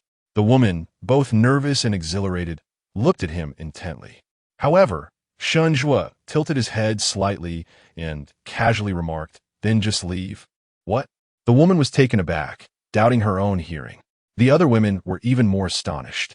Before they could fully comprehend the situation, a dozen bodyguards appeared, ushering them out. A few were left utterly bewildered. They were all top models, invited by the young master of the Shun family to enjoy a day at the pool, expecting lavish rewards, only to find that this young master had done nothing more than watch them play all afternoon before sending them away. Shunjua turned away without a second thought, unaware that such occurrences were commonplace in his villa. Countless women had been expelled by the same dozen bodyguards. After showering and drying his hair, Shunjua leaned back on the sofa, his gaze filled with cold disdain. He had always looked down on such women. The reason he provided them with money to come here was not to engage with them, but rather out of sheer malice.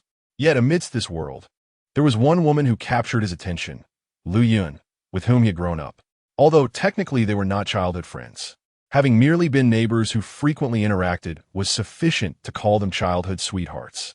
Moreover, her beauty was unparalleled, stirring deep affection within him. Squinting, Shunjua mused. Lu Yun has been sent abroad by her stepmother for nearly 4 years now. Should I go and fetch her, directly inform her of our betrothal, and seamlessly bring her home? A smile graced his lips.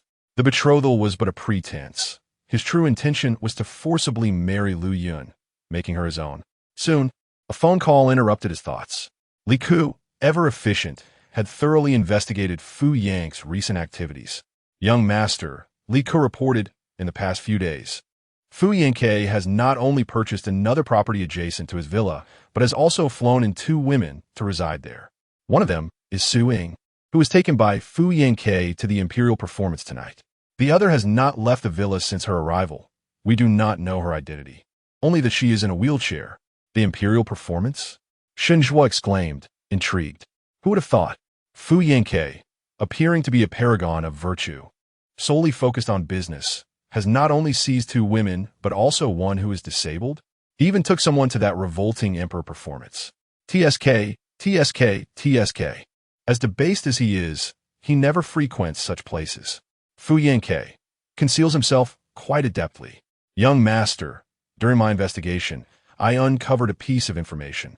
Li Ke mentioned that the woman, Su Ying, whom Fu Yanke took to the Emperor Performance, was auctioned off by him and ultimately purchased by young Master Lu. Young Master Lu? Shunjua straightened his posture, his expression shifting dramatically, full of intrigue. If that esteemed young Master Lu acquired her, then Zhou Zheng would have no hope of bringing Su Ying back abroad.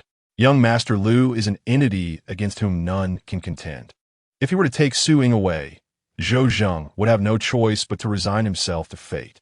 Young Master, I have discovered the truth. Li Ke reported, albeit a bit late, that the woman in the wheelchair is Miss Lu. Chapter 42. Why is the senior so close all of a sudden? In the villa district, Zhang Ziang parked the car at the entrance of the villa and opened the door. Miss Su, we have arrived. Su Ying stepped out of the car, her heart devoid of any lingering shadows, filled instead with boundless joy and relaxation. She was free from the constraints imposed by someone as repugnant as Fu Yanke, liberated from the fear of being coerced into unsavory actions. Moreover, the brilliance in Su Ying's eyes was unprecedented. She could pursue her studies, complete the assignments and exams assigned by her school online, and work towards her dreams. Although she was unable to return to school at the moment, she felt safe here, free from the threat of obsessive individuals. More importantly, she and her senior were both safe, both able to live well. Sister. Su Ying pushed open the door and joyfully dashed into the villa. Ying, Liu Yun smiled, her crescent-shaped eyes radiating endless affection and tenderness. Welcome back. Yes. Su Ying happily ran to Lu Yun's side, crouching at her feet and feeling quite familiar with their closeness. Lay down on her lap. Looking up at Lu Yun, she delightfully shared her upcoming plans. Lu Yun gazed at the obedient Su Ying, who lay on her lap, chattering away with her rosy lips, and felt her heart swell with fulfillment. A smile lingered on her face, unable to fade. My Ying is truly such a good girl. Gently, Lu Yun extended her finger to smooth Su Ying's hair by her ear, continuing to listen to her chatter. The soft light within the villa cast a delicate glow upon the two, making them appear as though they were enveloped in a fine filter.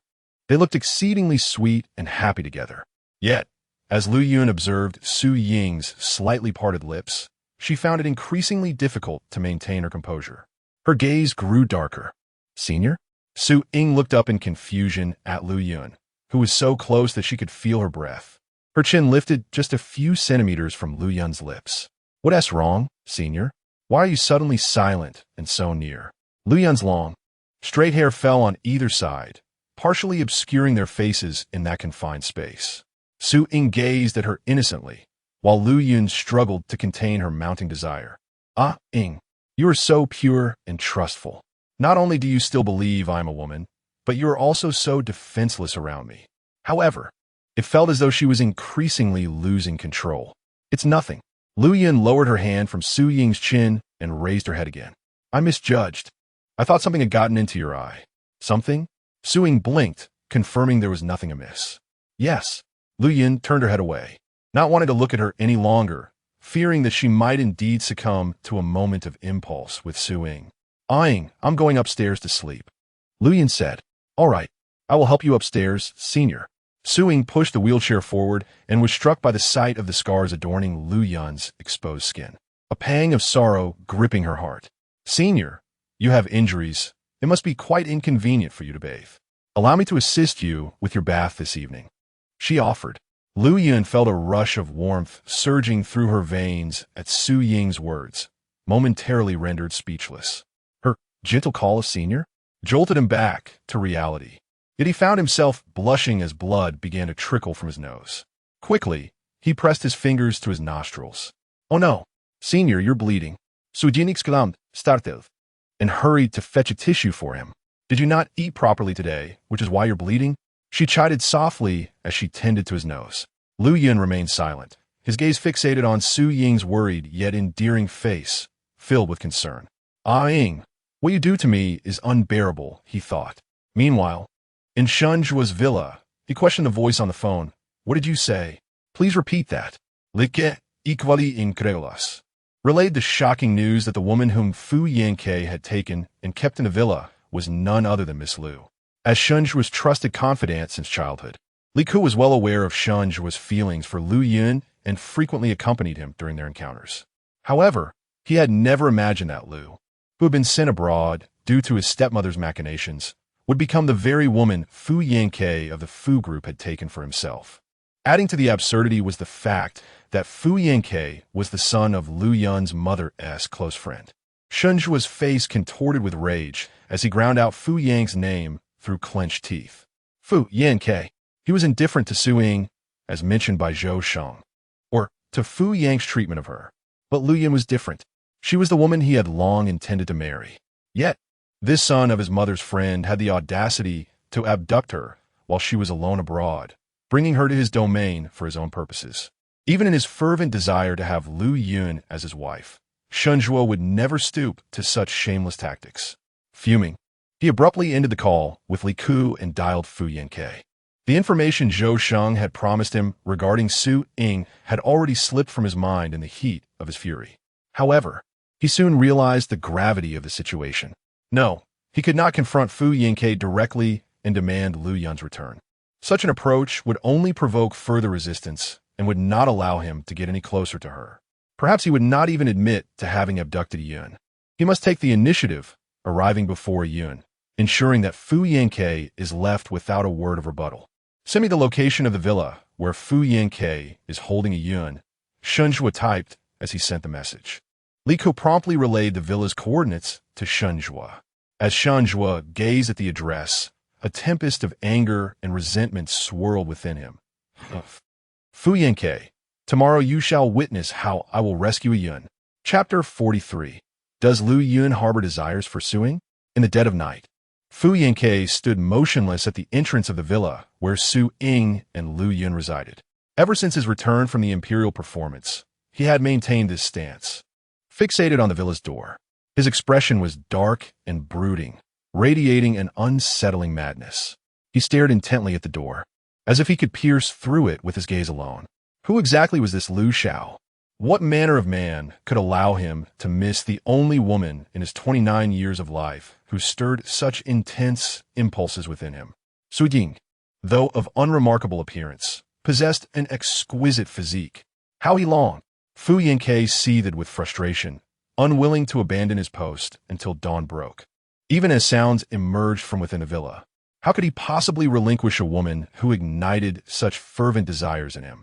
He stealthily moved closer to the window, his eyes practically glued to Su Ying within. This sort of behavior, peering through a window, was something only a conflicted and twisted individual like Fu Yinke could engage in. No one else would dare. Yet, he felt no remorse for his actions. His gaze clung to Su Ying, as if he wished to consume her entirely. Inside the villa, Su Ying remained blissfully unaware of the lurking presence. The only deranged individuals she had encountered were Si Yang and Zhou Zheng. As for Fu Yinke, he only inspired fear in her. Thus, she had not imagined that he would return to the villa's window after the previous night's humiliation. With unwavering focus, she prepared breakfast for Lu Yun, intending to immerse herself in study afterward. Lu Yun sat in his wheelchair, his deep-set eyes fixed upon Su Ying. He reveled in her trust and her inability to perceive his emotions, boldly revealing his morbid affection for her. Ah, Ying. My Ying is perfect today as well. Last night, he had finally managed to decline a Ying suggestion of bathing him, relishing the solitary space it afforded him. Yet, the desires that surged within him in the bathroom could not be contained, tormenting him until late into the night. The mere thought of Ying being right next door, of her unconditional trust in him, made him tremble with longing. All he had to do was gently push open the door to embrace her and drift into slumber. He could only subdue this overwhelming desire by repeatedly dousing himself in cold water. Meanwhile, Fu Yinke, fixated on Su Ying, caught a glimpse of Lu Yun's gaze as he regarded her. As a man driven by desire, he understood all too well the emotions reflected in those eyes. A sudden shock coursed through Fu Yinke. His pupils dilated in realization. Lu Yun had desires for Su Ying? Did he harbor feelings for a woman, just as he did? In that moment, clarity dawned upon Fu Yinke. No wonder he had never heard of Lu Yun having any romantic encounters with men. It was not due to her reluctance to engage in relationships, but rather her complete disinterest in them. Fu Yinke felt as though he had been struck by lightning, bewildered and shaken to his core. It made sense now. Lu Yun's relentless insistence on having him rescue Su Ying stemmed from her affection for her. This revelation left Fu Yinke momentarily dazed, struggling to comprehend the situation. What should he do now? Lu Yun harbored feelings for Su Ying, and they lived under the same roof, their bond seemingly excessively close. It appeared that Su Ying remained unaware of Lu Yun's true feelings, viewing her merely as a senior. However, who could say whether Lu Yun might exploit her identity as a woman to engage in intimate actions with Su Ying? After all, with that gaze directed at Su Ying, Fu Yinke could hardly believe that Lu Yun had not crossed any boundaries. Yet, Su Ying was already under Lu's protection. If Fu Yinke allowed Su Ying to be touched by someone else, even a woman, Lu would undoubtedly hold him accountable. It was entirely possible that one day Lu would suddenly appear, intent on taking Su Ying away. After all, His actions to safeguard Su Ying the previous night had been conspicuously obvious. What to do? What to do? In a state of panic, Fu Yanke fled to his villa, unable to process everything. It was only when he collapsed onto the sofa that a new idea struck him. A smile of vindictiveness crept onto his lips. How could I have forgotten? If Lu Yun truly did something to Su Ying, the one who would face Lu's wrath would merely be her. As an uninformed party, how could I possibly know that Su Ying would suffer from Lu Yun's coercion? Even if something were to occur, Lu would not hold me responsible. I would simply have to accept the reality of Su Ying being victimized by Lu Yun. A surge of exhilarating emotions filled Fu Yang's heart. His smile harbored a malicious intent, relishing the thought of how the situation could escalate. If I cannot have Su Ying, neither shall Lu. Let Lu Yun toy with Su Ying, sullying her in the process. Let's see in the end who will suffer more. Fu Yang's twisted mentality reached its zenith. He felt no affection or pity for Su Ying, only a perverse satisfaction at the thought of losing her to another. Meanwhile, Lu Yun, unaware that his thoughts were known to Fu Yanke, had yet to engage in any substantial intimacy with Su Ying, though he was a deranged individual. A sickly man feared even by his closest associates, he possessed an unparalleled level of restraint. Yet now, Lu Yun fixated on Su Ying with longing. Their relationship was far too intimate, and their time together far too extensive. The more time he spent with Su Ying, the harder it became to control his desires. The object of his affection was right before him, a person he adored with an intensity that bordered on obsession, making it impossible for him to remain indifferent. He was, after all, a man with normal capabilities. Lu Yun could no longer restrain himself. He had to force himself to avert his gaze from Su Ying, hoping to diminish his desires for her. Su Ying regarded Lu Yun merely as a gentle and innocent senior, ensnared by a few overly attached admirers. She was the only person in this world with whom Su Ying shared an intimate bond and a sense of belonging, making it unimaginable for her to consider that Lu Yun might harbor extraordinary feelings for her. Even more surprising was the revelation that Lu Yun was, in fact, a man. All he desired was to share this hard-won life of freedom with Lu Yun. As the afternoon approached, Shun Zhuo arrived. Upon reaching the villa district, he had yet to locate the villa where Lu Yun and Su Ying resided before being invited into the abode of Fu Yanke. Shun Zhuo surveyed the man before him, who was a few years his senior and had always presented an image of coldness and aloofness typical of a businessman. He felt no warmth towards him. Shun Zhuo had no intention of feigning cordiality. Instead, he merely curled his lips into a hostile smile and remarked with palpable disdain, "Mr. Fu, your influence is indeed far-reaching. I have scarcely taken a few steps in this villa district when your people spotted me." Chapter 44. A collision with Lu Yun. Stealing a kiss from Su Ying, Fu Yanke discerned Shun Zhuo's intention. "You have come for Lu Yun, haven't you?" "Indeed," Shun Zhuo replied, unreservedly taking a seat on the sofa. Although a smile graced his lips, his eyes radiated nothing but coldness. "If I hadn't come, who knows when you would force a Yun to marry you?" "Huh." Shun Zhuo could hardly contain his contempt for Fu Yanke, who was capable of abducting someone and confining them in his villa. Growing up alongside Lu Yun, Shun Zhuo's feelings for her were markedly deeper than those of others. His words betrayed an unmistakable fury. To Fu Yanke, however, this was rather amusing. It appeared that this young master, who had shared childhood days with Lu Yun, remained oblivious to the fact that the one he cherished was, in truth, a woman. Yet a flicker of darkness passed through Fu Yang's eyes. He was intent on exacting revenge on that Lu Xiao and certainly would not allow Shun Zhuo to whisk Lu Yun away so easily. How else could he ensure that Lu Yun and Su Ying remained under the same roof, allowing Lu Yun to act inappropriately towards Su Ying, thereby ruining her? How could his revenge be fulfilled? "You wish to take Lu Yun away, don't you?" Fu Yanque remarked casually. "I have no objections to your desire to take Lu Yun." However, Shun Zhuo was left bewildered by Fu Yang's seemingly benign words.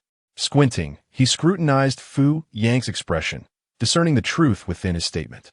Yet Fu Yanke continued that is, "Of course, provided Lu Yun is willing to accompany you." A scoff escaped Shun Zhuo's lips. "A Yun wouldn't refuse to go with me. That's obvious." Although she's no longer favored in the Lu household, and her stepmother ostracizes her, she shall not endure being deprived of even a meager coin from the Liu family. As the sole heir of the Shun family, my esteemed lineage and standing are unparalleled. Once I take a Yin home, she will be treated as the future mistress of the Shun household. With me, a Yin will not only regain her previous lifestyle, but will flourish beyond it. Would a Yin truly choose to remain here, under the dubious care of someone as vile as Fu Yanke? Rest assured, this matter requires no concern from you. Shun Zhua declared, abruptly departing, heading to the neighboring villa in search of Lu Yun. Fu Yanke observed his unhesitating and decisive retreat with a sense of anticipation for the unfolding drama. He brewed a fine pot of tea, awaiting Shun Zhua's inevitable return. With purposeful strides, Shun Zhua approached the adjacent villa, eager to take Lu Yun away. Just as he was filled with joy and simmering resentment towards Fu Yanke, he halted before the villa door. Through the spacious, illuminated windows, he beheld a sight that would be etched in his memory forever. Swinglei in peaceful slumber, her visage serene and tranquil, deeply immersed in restful repose. Beside her stood Lu Yun, her most trusted senior, and in the absence of any obsessive gazes, she felt at ease as she re-established contact with Yao Xueqiao, immersing herself in her studies and pursuing her dreams. A profound sense of joy and comfort enveloped her like never before. After sharing lunch with Lu Yun, she succumbed to slumber on the sofa, engrossed in her book. Lu Yun gently called her name for quite some time, and upon receiving no response, confirmed that she was in a deep sleep. A sense of infatuation spread through Lu Yun's eyes, threads of affection entwining his heart, as he could no longer suppress his feelings for Su Ying. Unable to contain himself, he seated himself beside her, bowing his head, closing his eyes, and pressed his lips against Su Ying's. Her soft lips sent tremors through his body. Halting his breath, his long, dark wig cascaded over their cheeks, blurring their features, while the air between them thickened with an intoxicating and fervent desire. This clandestine kiss unleashed a torrent of emotions within Lu Yun, a mixture of fervent affection and cautious yearning. He tenderly caressed and kissed Su Ying, daring only to cautiously express a fragment of his feelings for her. Unbeknownst to him, his surreptitious act was witnessed in its entirety by Shun Zhua, who stood not far from the window. The shocking scene invaded Shun Zhua's mind without warning, rendering him momentarily paralyzed. As he regained his composure, a whirlwind of complex emotions surged within him, with jealousy surging to the forefront. He felt envy for Su Ying, who had been kissed by Lu Yun. What on earth was happening? Did Yun have feelings for a woman? Or was she the woman he loved? The one Zhou Chang had entrusted him to find, the one taken away by Fu Yanke. Shun Zhua's heart filled with resentment towards Su Ying. The flames of jealousy severed his rationality. That vixen Su Ying, she had ensnared Zhou Cheng's affections, and now even a Yun harbored different feelings for her. No. Shun Zhua's thoughts drifted to Fu Yanke and Lu Xiao. How could he have forgotten? There was also Fu Yanke, who had abducted her and brought her to the imperial performance, and that Lu Xiao, who had suddenly appeared at the imperial performance and taken her away. It seemed that Shun Zhua's jealousy towards Su Ying was intensifying. This Su Ying was extraordinarily cunning, captivating one after another. He gritted his teeth, utterly consumed by hatred for her.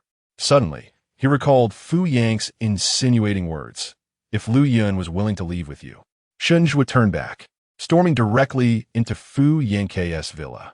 Fu Yanke sat there, savoring the freshly brewed tea. He raised his gaze, his expression and demeanor revealing that he had long been aware of Lu Yun's feelings. "You knew all along?" Shun Zhua questioned angrily. "Why didn't you tell me?" "Tell you what?" Fu Yanke was unaware that Shun Zhua had witnessed Lu Yun stealing a kiss from Su Ying. He assumed Shun Zhua had learned from Lu Yun that he was unwilling to return with him. The reason for Lu Yun's reluctance, however, was Su Ying. "Are you telling me that Lu Yun prefers women, not men?" Fu Yang's cold words slipped out lightly. "Yet what does it matter to you? You still cannot take her away, can you?" Recalling the scene he had just witnessed, Shun Zhua found it impossible to maintain his composure. He slammed his palm onto the table. "What is so remarkable about Su Ying? Why are you all so enchanted by her?" The depths of Fu Yang's gaze revealed nothing but a desire for Su Ying's body. Her worth is of no concern to me. All I desire is her physical form. Yet, even that eludes me. Fu Yanke spat out words filled with bitterness through clenched teeth. Shunzhua comprehended everything. You seek revenge against Lu Xiao. Chapter 45. Do not think I am unaware of what you have done to Ayun. In your quest for revenge against Lu Xiao for seizing Su Ying, you have simply... The words that followed eluded Shunzhua. Fu Yang's eyes flickered, sensing the unease. What did you see when you sought out Lu Yun? Shunzhua remained silent, yet his grim expression revealed the truth. Fu Yingke chuckled. It seems Lu Yun ultimately could not restrain himself and has done something to Su Ying. He took a delicate sip from his teacup, savoring the moment. I await the spectacle of Lu Yun tarnishing Su Ying, making Lu Xiao aware. If Lu Xiao were to discover that the woman he cherishes, Su Ying, has been mishandled by another, how delightful his expression would be. A smug smile graced Fu Yang's lips. Bang! Shunzhua struck him with a fist. The teacup in Fu Yang's hand shattered upon the ground, yet he effortlessly sidestepped the blow and stood up leisurely. He glanced at the furious Shunzhua and said, Young Master Shun, no matter how great your strength, do not unleash it upon me. Those who harbor feelings for Su Ying and engage in such deeds are not compelled by me to act against Lu Yun. If you wish to vent your anger, direct it towards the rightful target. The flames of jealousy sliced sharply through Shunzhua's heart. Su Ying, it all revolved around her. Were it not for her, Ayun would not have been ensnared by another woman's allure. It was she who seduced Ayun. Under her spell, Ayun had become a woman enamored with women. I shall take residence here. Shunzhua's breath was erratic. Suit yourself, Fu Yangque replied. Shunzhua's animosity towards Su Ying was not detrimental to Fu Yangque. Rather, it served his interests splendidly. This turmoil would only benefit him further, enabling him to exact revenge upon Lu Xiao with greater satisfaction and lead to Su Ying's utter ruin. Upon exiting, Shunzhua immediately called Li Ke, instructing him to acquire Villa number 03, located adjacent to the villa where Lu Yun and Su Ying resided. Li Ke found Shunzhua's intentions increasingly inscrutable. It was perplexing. Wasn't he the young master supposed to fetch Miss Lu from the villa? Why then was he purchasing a villa within the same district? And right next to Miss Lu's? Hurry and finalize the purchase. I wish to move in at once, Shunzhua commanded. Understood. Li Ke replied, promptly ending the call. Just as he hung up, another call rang in. Shunzhua glanced at the screen. It was Zhou Sheng. A smirk crossed his face. Because of Su Ying, he could not help but harbor anger towards Zhou Sheng. How dare he call me? His woman has seduced mine, and yet he dares to call? Clenching his teeth, Shunzhua answered. Zhou Sheng spoke hurriedly. Have you located Ying? Shunzhua scoffed. Zhou Sheng, your woman is indeed quite capable. What do you mean by that? Zhou Sheng frowned. Why has your demeanor shifted so abruptly within mere hours? Shunzhua, brimming with resentment, was reluctant to elaborate. Ayun's attraction to women was no trivial matter. If it became known, it would be damaging not only to Ayun, but also to him. Shunzhua's expression darkened ominously. He is destined to marry Ayun in the future. Should word of Ayun's affection for women spread, his grandparents would never consent to their union. I shall send you the address now. Please hasten to retrieve Su Ying. Without hesitation, Shunzhua dispatched a location pin to him, deliberately omitting the fact that Su Ying was already entangled with Lu Xiao. He could not touch Su Ying. The unsuspecting Zhou Zheng's actions towards her bore no consequence for him. Su Ying belonged to Zhou Zheng, and since it was his own that enticed Ayun, the repercussions of offending Lu Xiao would rightly fall upon him. Shunzhua sent the location without a second thought, hoping Zhou Zheng would arrive promptly to take Su Ying away. Villa 03 had already been purchased by Li Ke and registered under Shunzhua's name. The villa's administrator swiftly appeared, handing over the room card and keys to Shunzhua. However, he first made his way to the entrance of Villa number 02, where Lu Yun and Su Ying resided. He dare not look through the window, fearing he might witness something distressing. The door slowly opened, revealing Su Ying before Shunzhua. With a look of confusion, she gazed up at him, asking, "Who are you looking for?" Terrified, she initially thought it was that twisted pervert Fu Yangque. Thankfully, having seen an unfamiliar face through the peephole, She felt emboldened to open the door. Shunjua fixed his gaze on Su Ying, remaining silent, yet his eyes betrayed a simmering hatred. Jealousy gnawed at his heart, rendering his voice icy as he declared, "I am here for Lu Yun. I am his childhood friend, Shunjua." "Shunjua?" Su Ying exclaimed, her eyes wide with astonishment. Shunjua, the fourth yandere male protagonist from the novel, who had come to Fu Yang's villa under the guise of rescuing his fiancée, only to torment and abuse her. How could he possibly be here? Was it possible that he intended to deceive her into leaving with him, claiming their betrothal as justification? Noticing Su Ying's silence, Shunjua's gaze involuntarily lingered on her lips, which appeared lush and glistening. Jealousy clouded his vision. It was those very lips that Yun had just kissed. Su Ying. She realized that since Shunjua had managed to find her, he must be aware of Lu Yun's presence. Yet, Su Ying silently prayed that her friend would not be fooled into leaving with him. If Shunjua persisted in his deceitful intentions, she would surely expel him. "Your friend has gone to take a shower. If you have any matters to discuss, you may speak with me," Su Ying asserted, adopting a defensive posture. Shunjua paused, his expression darkening as he quickly grasped why Lu Yun had gone to bathe. As a man whose desires surpassed even those of a woman, he understood all too well. What other reason could there be? It was to satiate an uncontrollable yearning. He surged forward, closing the distance between himself and Su Ying. Su Ying was taken aback by the sudden distance, caught off guard, and unable to move. She then saw Shunjua bend down unexpectedly, his previously indifferent expression transforming into one of vivid anger. He extended his finger and pressed it against her lips, rubbing them harshly, his voice laden with irritation and bitterness. "Do not think for a moment that I am unaware of what you have done to Yun." Su Ying's lips throbbed painfully under Shunjua's relentless grasp, and before she could muster a response, his next words left her utterly bewildered. "I will keep a close watch on you and ensure your schemes do not succeed." With that, Shunjua withdrew his hand and strode away, his movements fluid and decisive, leaving Su Ying surrounded by a haze of confusion, her mind swirling with questions. Chapter 46. Tingling and painful lips. Su Ying pressed her tingling and painful lips. Her eyes filled with perplexity. She murmured, "What is Shunjua talking about? What have I done to the senior? What schemes do I possess? Why am I so utterly clueless?" She sighed, unable to comprehend the situation. Despite her confusion regarding Shunjua's words, it appeared that he was not there to whisk the senior away. But did he seem intent on deceiving her into following him?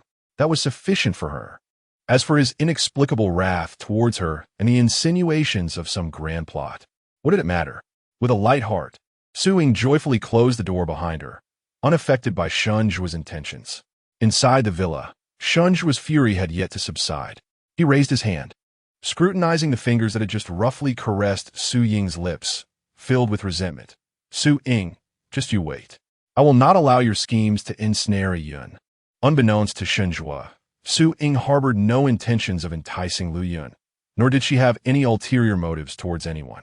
Yet in the days to come, he would find himself inexplicably entangled in his own feelings for Su Ying, unable to extricate himself. Abroad, Zhou Cheng received the location sent by Shunjua and immediately planned to return home to retrieve Su Ying. Though he was unaware of the reasons behind Fu Yang's intentions to abduct her, he knew that only by taking care of her himself could he feel at ease. This time, he vowed to treat her well, ensuring she would never be imprisoned or subjected to a collar again. Su Ying was not his possession. He no longer sought her merely to soothe his soul. He desired her as she was. He wished to cherish her, to love her deeply, and to provide her with the utmost care. "Let us go," Zhou Cheng called out to Zhang Xiang, leading the way back home. Yes, Zhang Xiang promptly followed. However, as they stepped outside, they were apprehended by bodyguards lurking in the shadows. "Young master, I apologize," one of the bodyguards stated as they forcibly ushered Zhou Cheng and Zhang Xiang into a car. Zhou Cheng struggled. "Who sent you?" "Let me go. I need to find Su Ying." "Young master," the bodyguard restrained him. "It was madam and sir who sent us. They are quite displeased that you have neglected your studies for a woman." "His parents?" Zhou Cheng gritted his teeth, realizing he could not evade this situation. He was compelled to sit in the car, watching helplessly as it sped away. "Su Ying, I cannot reach you swiftly, but rest assured, I will find an opportunity to escape and come to your side. At the Rose Winery, Si-young sat in the room once inhabited by Su-ing. His expression shadowed as he awaited news of her. Why had Zhou Cheng not made a single move until now? Boss, bad news. Su Xiang et Galim. You instructed me to keep an eye on young Master Zhou. Just now, our people reported that someone has taken him away in a car. Taken away? As Si-young squinted, he inquired, have we discovered who is responsible? No, Su Jiang gasped. However, the vehicle and its license plate are quite distinctive. It must belong to the Zhou family. Boss, it appears that young Master Zhou has become aware of Miss Su's whereabouts. Yet, he is currently being returned home, severing our lead. What shall we do? Su Jiang continued. Fear not, Si-young replied, placing his broad palm upon the bed where Su-ing once slumbered, his gaze darkening. Since I cannot acquire a Ying's location from Zhou Sheng, I shall personally venture to the mainland to find her. Su Jiang, taken aback, asked Boss, are we aiming to establish influence domestically? Indeed, Si-young affirmed, his fingers curling lightly. He could not abide the thought of his beloved slipping from his grasp. So he resolved to construct a cage, an expansive one, sufficient to exert control over every aspect of Su Ying's existence. Lacking his own power in the mainland, he would forge it anew. He intended to create an influence that would allow him to govern her no matter where she may go. Aang, wait for me. I shall reclaim you into my embrace. Si-young murmured, no longer concerned whether she would despise him upon discovering his deceit. He merely desired her within his reach. Si-yang's influence continued to grow rapidly within the mainland, his pathological control inching ever closer to Su-ing. At this moment, however, Su-ing remained blissfully unaware of these developments, continuing her studies in high spirits. Yao Xueqiao sent her new learning materials and casually mentioned some gossip. Ing, have you noticed that Senior Zhou hasn't attended class in quite some time? Given your close relationship with him, do you know what he's been up to? Many female classmates are quite curious and have been asking me. Upon seeing Zhou Sheng's name, Su-ing instinctively shuddered with fear. What was she so afraid of? Taking a deep breath, she reassured herself. She was safe. Zhou Sheng's absence was, in fact, a testament to his inability to locate her, which meant she remained unharmed. Did it not? With a smile, Su-ing relaxed and replied to Yao Xueqiao's message. I don't know. I'm not particularly close with Senior Zhou. Yao Xueqiao expressed surprise. Oh, really? But Aang, are you aware of the situation with Si-young? Su-ying's fingers curled slightly as memories of Si-yang's terrifying possessiveness and madness flooded back, her lips forming a straight line. I heard there have been numerous chaotic issues at his distillery. Perhaps his competitors are causing him trouble. Yao Xueqiao, indulging in the gossip, remarked, I wouldn't have expected someone like Si-young to be targeted by others. Targeted? Su-ing pondered the implications, piecing together Zhou Sheng's prolonged absence from school, leading her to a troubling conjecture. Could it be Zhou Sheng? Her complexion paled momentarily. Was Zhou Sheng willing to attack Si-young in order to reclaim her, confining her once more? Aang, given Si-yang's severe predicament, do you think Lu Yun, who is supported by him, is faring any better? Yao Xueqiao queried. I've heard some powerful individuals tend to project their frustrations from business onto the women they support. Su-ing returned to her senses, observing Yao Xueqiao's relentless criticism of Lu Yun, and felt a twinge of discomfort within. Xueqiao, let's postpone this conversation for now. I must attend class. Su-ying promptly interjected. All right. Yao Xueqiao ceased her messages, yet concern for Su-ing lingered in her heart. Where had Aang gone? As an orphan, her solitary existence must be exceedingly arduous. Perhaps she should extend her assistance to Aang, providing her with additional study materials. Thus, Yao Xueqiao began to scurry about in search of resources for Su-ing. With her phone turned off, Su-ing exhaled deeply. Xueqiao treated her with great kindness. Yet her animosity towards the senior seemed excessively pronounced. The rumors circulating within the school had thoroughly indoctrinated her. Chapter 47. Senior, do you have feelings for me? She could no longer alter her perception of her senior. Alas, Su-ying lamented. It was a pity that such a remarkable person as her senior had to endure so much prejudice. Unbeknownst to the troubled Su-ing, Lu Yun's affection was solely for her. Others were faced only with his madness. Ying, who visited earlier. Lu Yun, freshly bathed and seated in a wheelchair, descended the stairs. Could it be that Fu Yingke, with his lingering intentions, still sought to pursue Ying? Su Ying, though perplexed by Shen Zhuo's words, reflected that he had shown no inclination to take Lu Yun away. Thus, she candidly relayed, it was someone named Shen Zhuo, who claims to be your childhood friend. Shen Zhuo? Lu Yun's eyes darkened.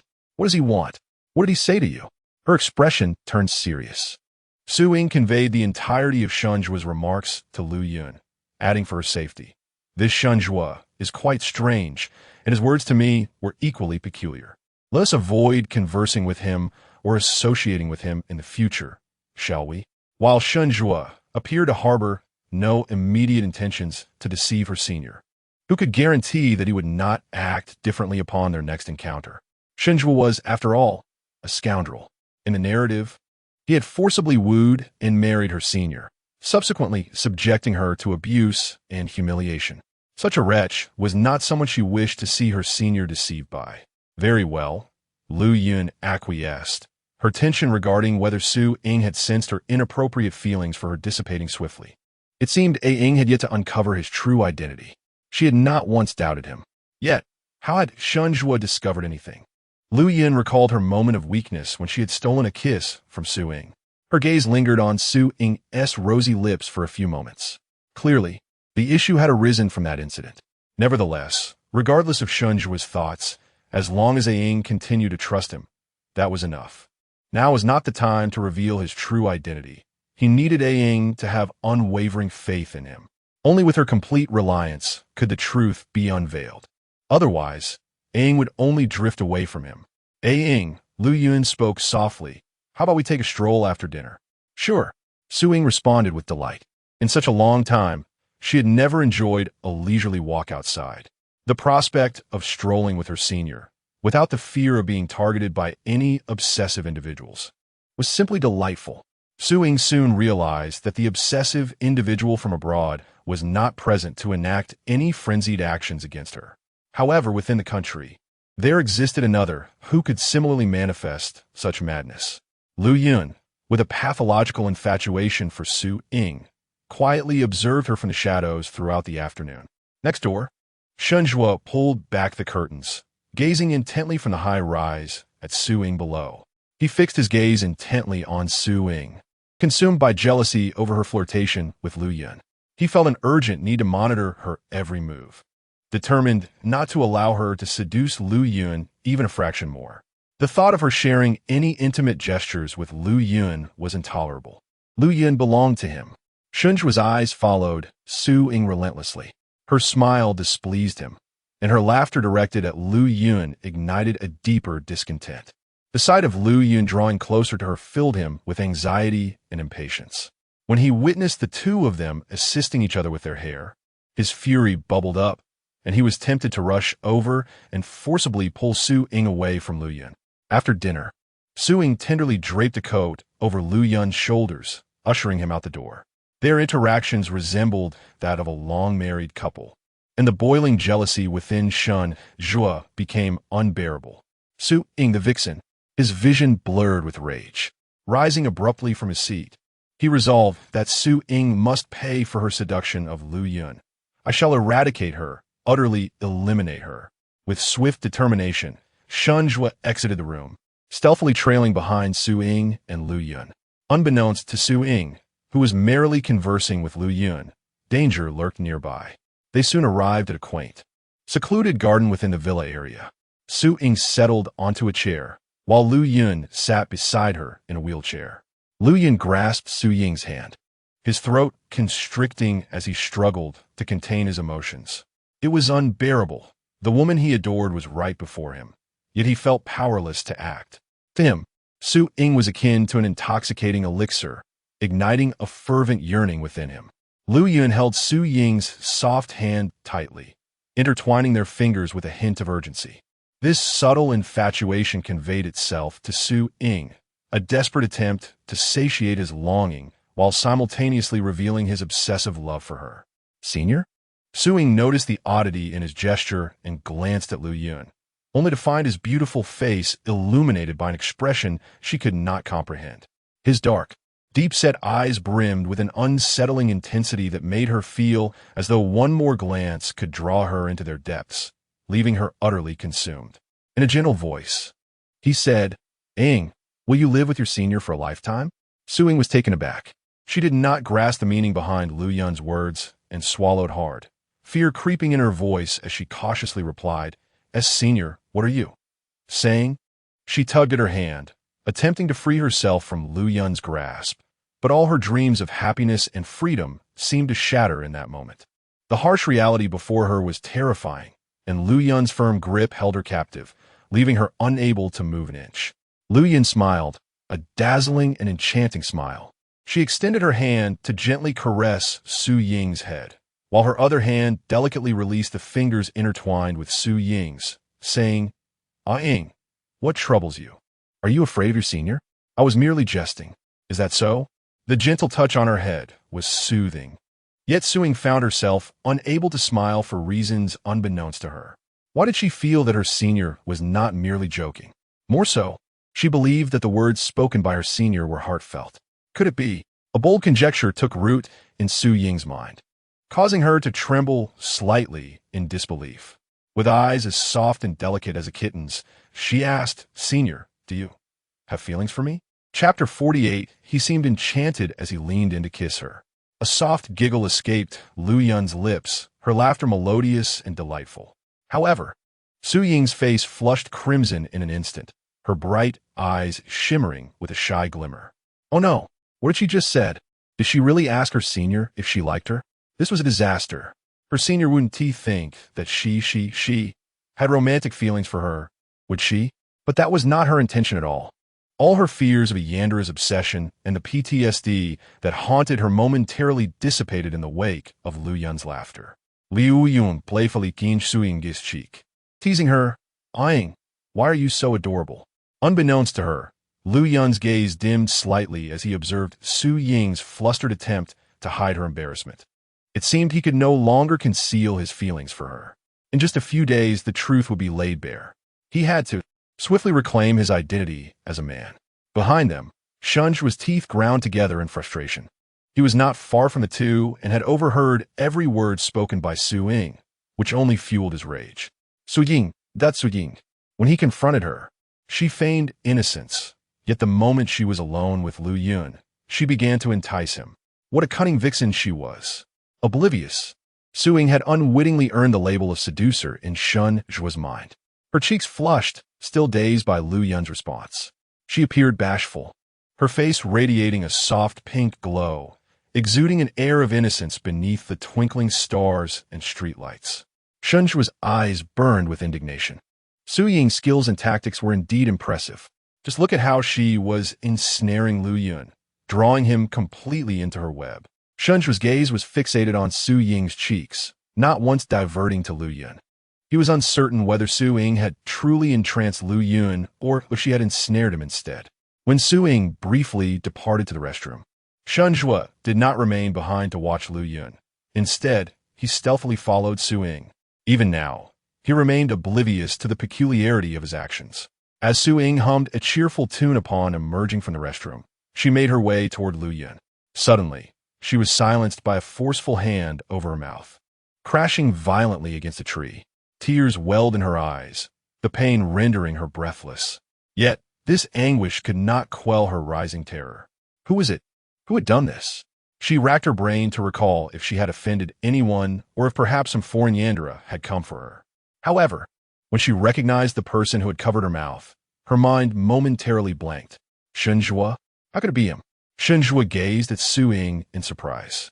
Not having anticipated her tears, her eyes, reddened and glistening with tears, streamed warmth onto the hand that stifled her lips.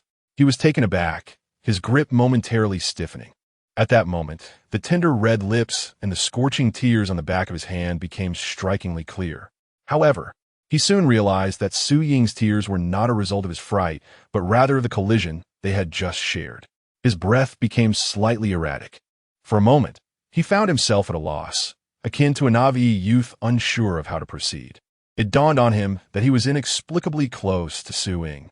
Throughout his life, although he had delighted in playfulness and later developed a penchant for teasing women. Relishing in their compliance, he had never felt a stir of emotion for any woman, nor had he ever been so intimately close to one. Su Ying was the first. You. Shunjua hesitated, loosening his grip. Yet in the next instant, Su Ying parted her lips and sank her teeth into his hand with fervor. Ah! Shunjua uttered a muffled groan of pain. All his previous hesitation vanished, replaced by a surge of anger. He yanked his hand back, freeing it from Su Ying's grasp. Vixen, how dare you bite me? Shunjua seethed.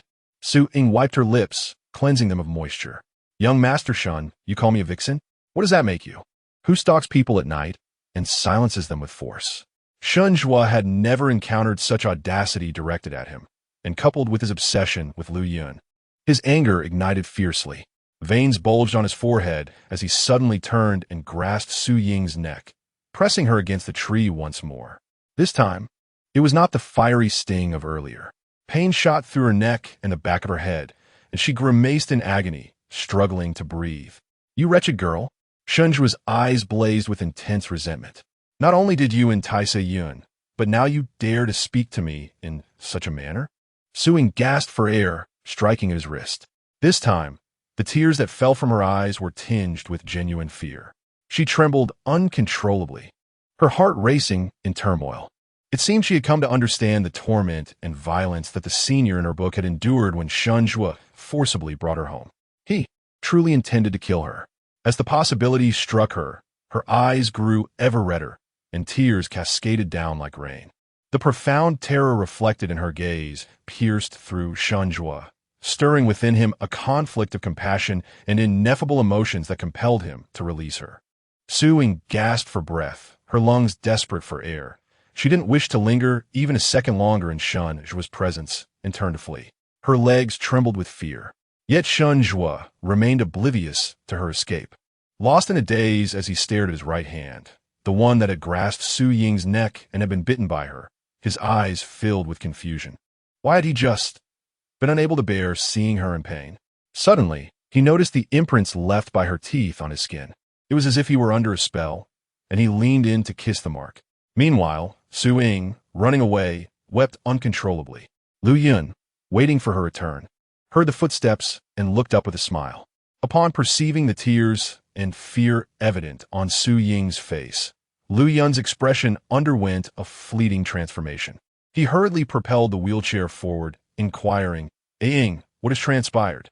His gaze fell upon the unmistakable marks of a grip around Su Ying's neck. In merely a brief moment of distraction, she had suffered yet again. Senior, shall we return? Su Ying, struggling to regain her composure, managed a response. Very well. Lu Yun's voice was imbued with a tenderness that was almost palpable. Upon their return to the villa, Su Ying finally summoned the courage to recount the events that had just unfolded. Her words were laced with sorrow, yet a sense of relief accompanied them. She felt fortunate to be able to share this ordeal with Lu Yun, which brought her some solace. Lu Yun's heart ached as if it were being crushed into pieces. He raised his hand to gently wipe away the tears from the corners of Su Ying's eyes, murmuring, Ying, do not weep. He vowed to seek vengeance on her behalf. Senior, could you assist me by applying some medicine to my back? Chapter 49. Did the senior kiss her back? What? Lu Yun thought she must have misheard, yet her hands trembled uncontrollably. Su Ying's eyes were red, looking pitiful as she said, my neck, back, and head have all been injured by Shunjua. The searing pain made Su Ying feel utterly unwell, as if a layer of her skin had been cruelly torn away. Lu Yun's hands curled slightly. She knew she should not comply, that she ought to summon a female doctor. However, witnessing Su Ying's tears and the unwavering trust in her gaze, she found herself unable to utter a word of refusal. Ultimately, she swallowed hard and replied, all right. In the upstairs bedroom, Su Ying drew the curtains, stripped off her top, and lay on the bed. On her soft, porcelain-like skin, there was a large area of raw, torn skin that looked ghastly. Despite Lu Yun's myriad of romantic notions, the sight of Su Ying's tender skin marred by injury tugged at her heartstrings. She gently dabbed ointment onto the wounds with a cotton swab, applying it with utmost care. Her eyes, tinged with red, struggled to avoid looking at any skin other than Su Ying's back. No, she had to resist. Lu Yun's breaths grew increasingly hurried. Su Ying, wholly absorbed in the stinging pain on her back, failed to notice, gritting her teeth to swallow her suffering. She harbored resentment. What madness had Shun Zhuo succumbed to? Not only did he attack her without warning, but he also inflicted such grievous harm.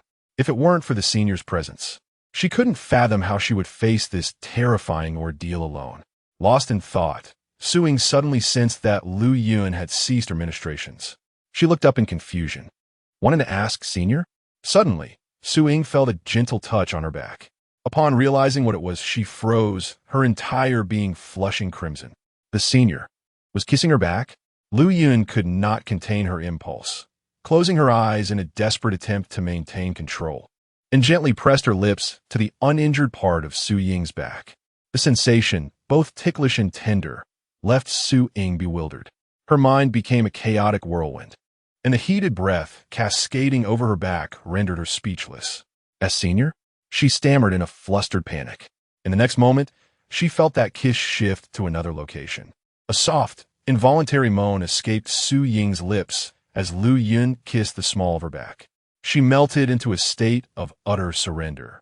Unable to move even a fraction, Lu Yun, fighting to maintain her composure, pinched her palm and straightened up, daring not to glance at the vulnerable Su Ying on the bed.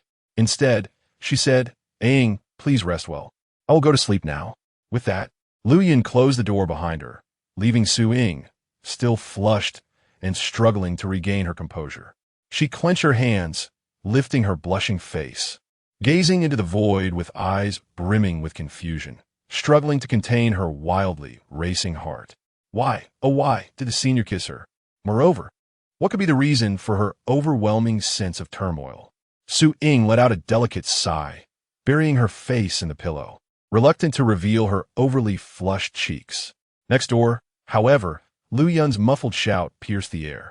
He drew the curtains tightly and hurried to the bathroom, turning on the shower head. Unable to contain himself any longer, he called out Su Ying's name. That night, it was not only Su Ying and Lu Yun who were restless. Shen Zhuo was equally sleepless. Throughout the night, he was haunted by visions of the same woman, Su Ying, who stirred an unrelenting tremor within him. With dark circles under his eyes, he gazed at the brightening sky outside, a myriad of complex emotions swirling in his eyes, confusion intertwined with a deep-seated resentment. Did he spend an entire night dreaming of Su Ying? In that dream, their interactions beneath the tree were not filled with accusations or violent confrontations. Instead, they were imbued with an unprecedented, electric passion. But why? Had he merely been enchanted by her kiss, or was there more to this dream, where they were entwined in a fervent embrace?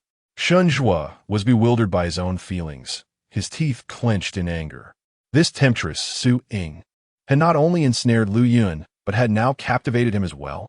Flames of fury ignited in his eyes, and a desire to confront her surged within him.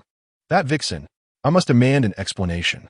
Shen Zhuo seized his clothes and rushed out, torn between the need to question Su Ying and the longing to see the woman who had captivated him with her myriad of enchanting poses in his dreams. Su Ying had not slept a wink the entire night. The heat coursing through her body had only just begun to subside. She patted her cheeks, striving to regain her composure. What was she thinking? The senior had clearly expressed her disinterest in her. The previous night's display was undoubtedly out of pity for her. Seeing her injuries, the senior must have felt compassion, prompting such behavior. Yes, that must be it. Su Ying reassured herself.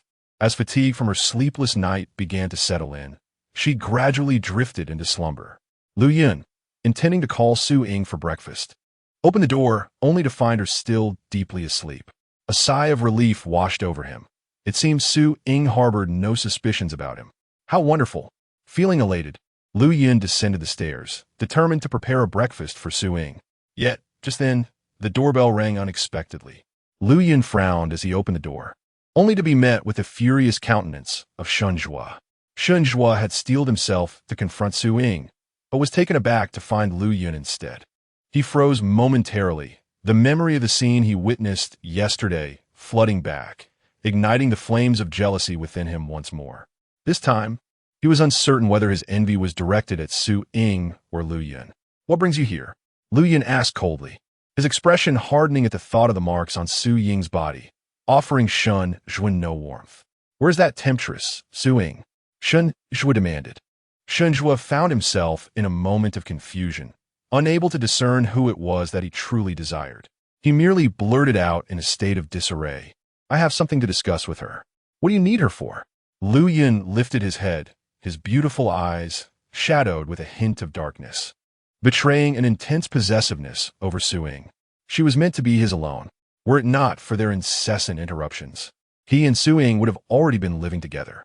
His Su Ying was meant for his gaze alone. No one else was permitted even a fleeting glance or a mere touch. Unbeknownst to Shun Zhua, he remained oblivious to Lu Yun's unsettling demeanor. The overwhelming urgency to see Su Ying surged within him, rendering him unstoppable. Every fiber of his being clamored and yearned for her presence. He needed to see her. He needed to see her. Shun Zhua was entranced, driven to madness, and he began to call out fervently, "Su Ying! Su Ying, come out! Su Ying!" Chapter 50, she saw Lu Yun in the bathroom, sporting a short hairstyle. Shun Zhua noticed the murderous glint in Lu Yun's eyes as he squeezed out words through clenched teeth. Ying was asleep. Asleep? Shun Zhua paused, momentarily taken aback. He had thought Su Ying was intentionally avoiding him. If she was indeed asleep, I shall return to seek her later. Shun Zhua turned and left, never once revealing a hint of affection towards Lu Yun, consumed instead by the fervent desire for Su Ying. Lu Yun, with a sullen expression, closed the door behind him. He turned his gaze upwards, toward the second floor where Su Ying resided. His Ying was undeniably enchanting. Shun Zhua had also become infatuated with Ying. Yet, Ying would forever remain a treasure within his grasp. It was not until the afternoon that Su Ying finally awoke. After dressing, she stepped out of her room only to find Lu Yun waiting downstairs to share a meal with her. Upon seeing Lu Yun, Su Ying's cheeks involuntarily flushed. She could never quite comprehend why Lu Yun had acted as he did the previous night, yet she felt too shy to voice her questions. "Ying, you're awake?" Lu Yun greeted her with a smile, as if nothing had transpired. "Come, it's time to eat. You haven't had a meal all day. You must be starving." "All right." Su Ying slowly made her way to the dining table, daring not to meet Lu Yun's gaze. Her head hung low, her ears and cheeks ablaze with warmth. A dizzying sensation enveloped her, and her body felt increasingly feverish. She haphazardly stuffed food into her mouth. How was she supposed to interact with her senior? "Ying?" Lu Yun's voice sounded close by. Startled, Su Ying looked up to find Lu Yun had silently approached her side. His exquisite features were furrowed with concern, his eyes glinting with worry as he gently touched her cheek and forehead. "Ying, what is wrong? Your face and forehead are so hot." Feigning ignorance, he pressed his forehead against hers, drawing uncomfortably close. Their breaths intertwined, leaving Su Ying breathless and unable to think clearly. "Why are you eating so messily?" Lu Yun chuckled, reaching out to wipe the corner of her lips with his finger. The intimacy of the gesture shattered Su Ying's composure, compelling her to spring up, stammering, I'll eat in my room." With that, she fled in a flurry, her hurried exit only serving to amplify the smile on Lu Yun's lips. Lu Yun kissed the fingertip that had brushed against Su Ying's lips, his gaze burning with fervor. He had confirmed one thing. Ying did not shy away from his intimacy. In fact, she seemed flustered and uncertain. If that were the case, it indicated that Ying might accept his true identity as a man, and perhaps even contemplate a future together. Soon, very soon, he would be able to shed this guise of femininity and present himself as a man, standing beside Ying. Thoughtfully, Lu Yun brought the meal to the door of Su Ying's room. Su Ying was well aware of Lu Yun's good intentions, yet she simply lacked the appetite to eat. She carried the meal into her room, but not a single bite passed her lips.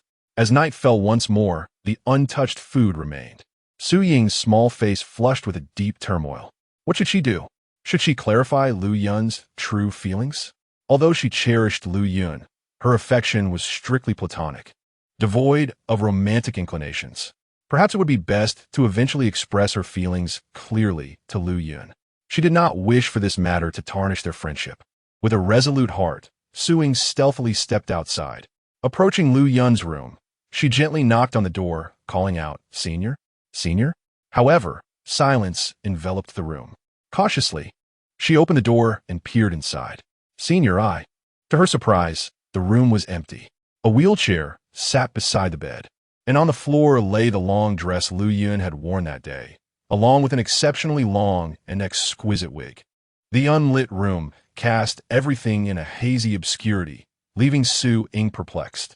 She turned her gaze toward the sole source of light and the sound of rushing water emanating from the bathroom.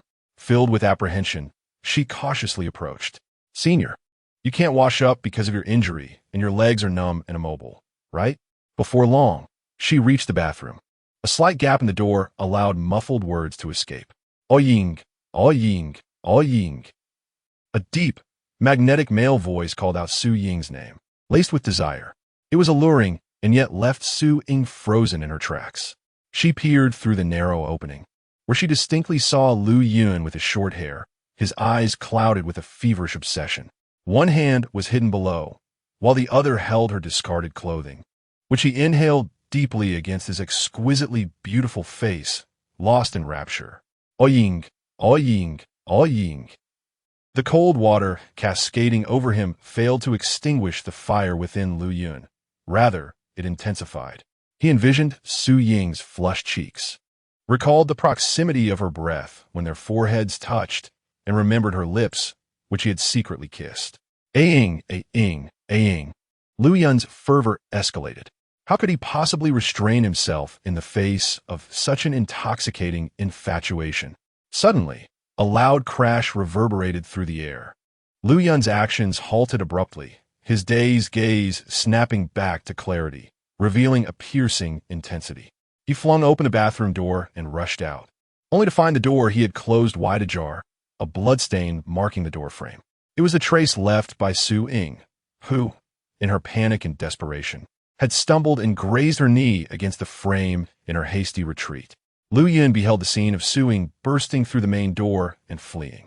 His countenance was shrouded in gloom as he clutched the stolen garments that Su Ying had discarded. All of his meticulously crafted plans unraveled in that very moment. His beloved A-ing had seen him and fled in terror. He was exposed.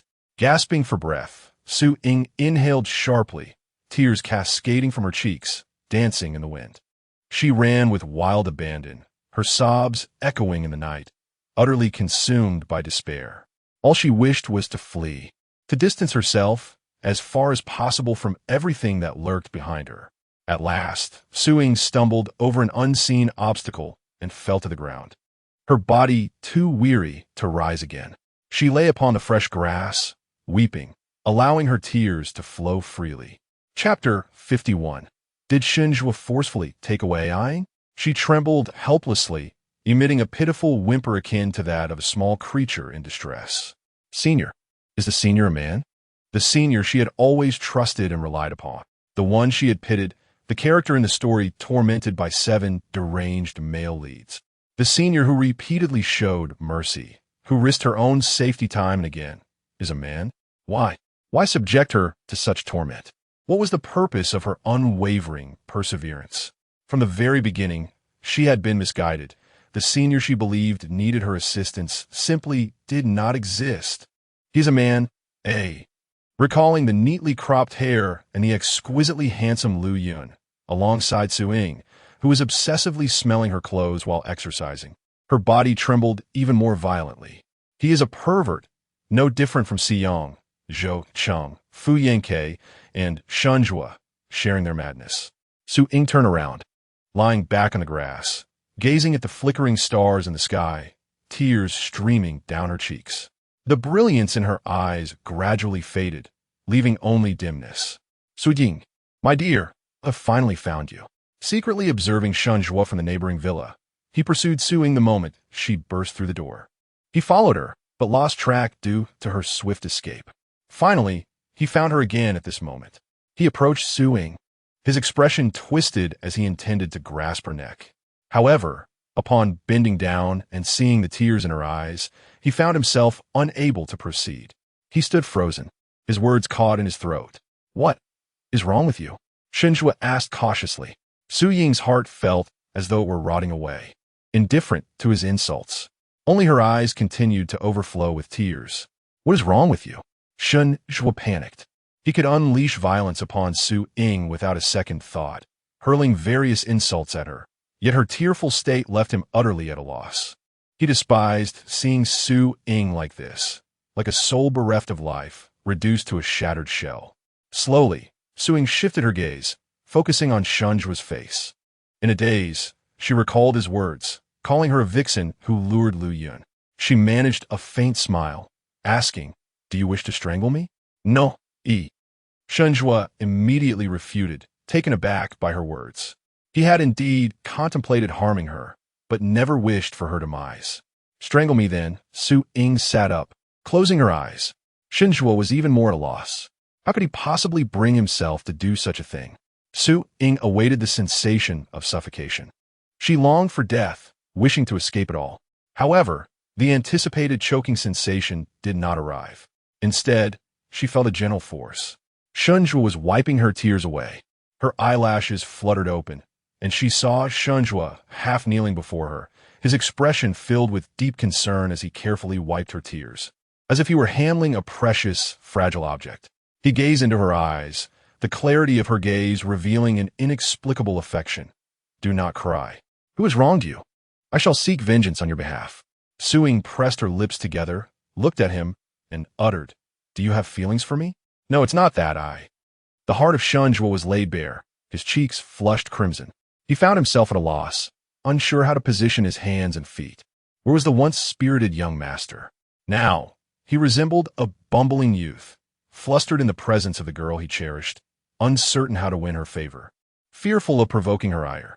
"Take me away," Su Ying implored, wrapping her arms around him. Throughout their exchange, there was a serene calmness, as if life itself had ceased to ebb and flow. Yet, Shun Zhuo's heart bloomed with joy at Su Ying's gesture. Her fragrance lingered in the air around him, intoxicating and exhilarating. All right, he stammered, trembling as he lifted Su Ying in a princess carry, completely oblivious to the fact that she had already been claimed by Lu Xiao. All that occupied his mind was the conviction that Su Ying was his, that she had chosen him, and that they were destined to marry.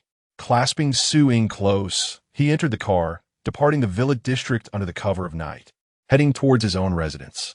Shortly after their departure, Lu Yun, donned in male attire, arrived late at the very spot where Su Ying had fallen. "Zhang Ziang, where are you?" Lu Yun inquired, dialing Zhang Ziang's number. Panic-stricken, Zhang Ziang stared at the surveillance footage and stammered, "Master, Miss Su and young Master Shun have left." "Left?" Lu Yun's mind raced with the image of Su Ying being wronged by Shun Zhuo. Had Shun Zhuo forcefully taken her away? His voice turned icy, laced with a ferocity that suggested he would tear Shun Zhuo to pieces. "No, it's not like that." Zhang Ziang swallowed hard. It was Miss Su who willingly went with him. Lu Yun was momentarily stunned, his eyes reflecting not only possessiveness over Su Ying, but also concern for her well-being and a fierce animosity towards Shun Zhuo. Ying has been hurt too deeply by him to choose to leave with Shun Zhuo. Shun Zhuo is no good. Not only did he cause Ying to scrape her back and bruise her head, but he also left marks on her neck. Lu Yun clenched his phone tightly.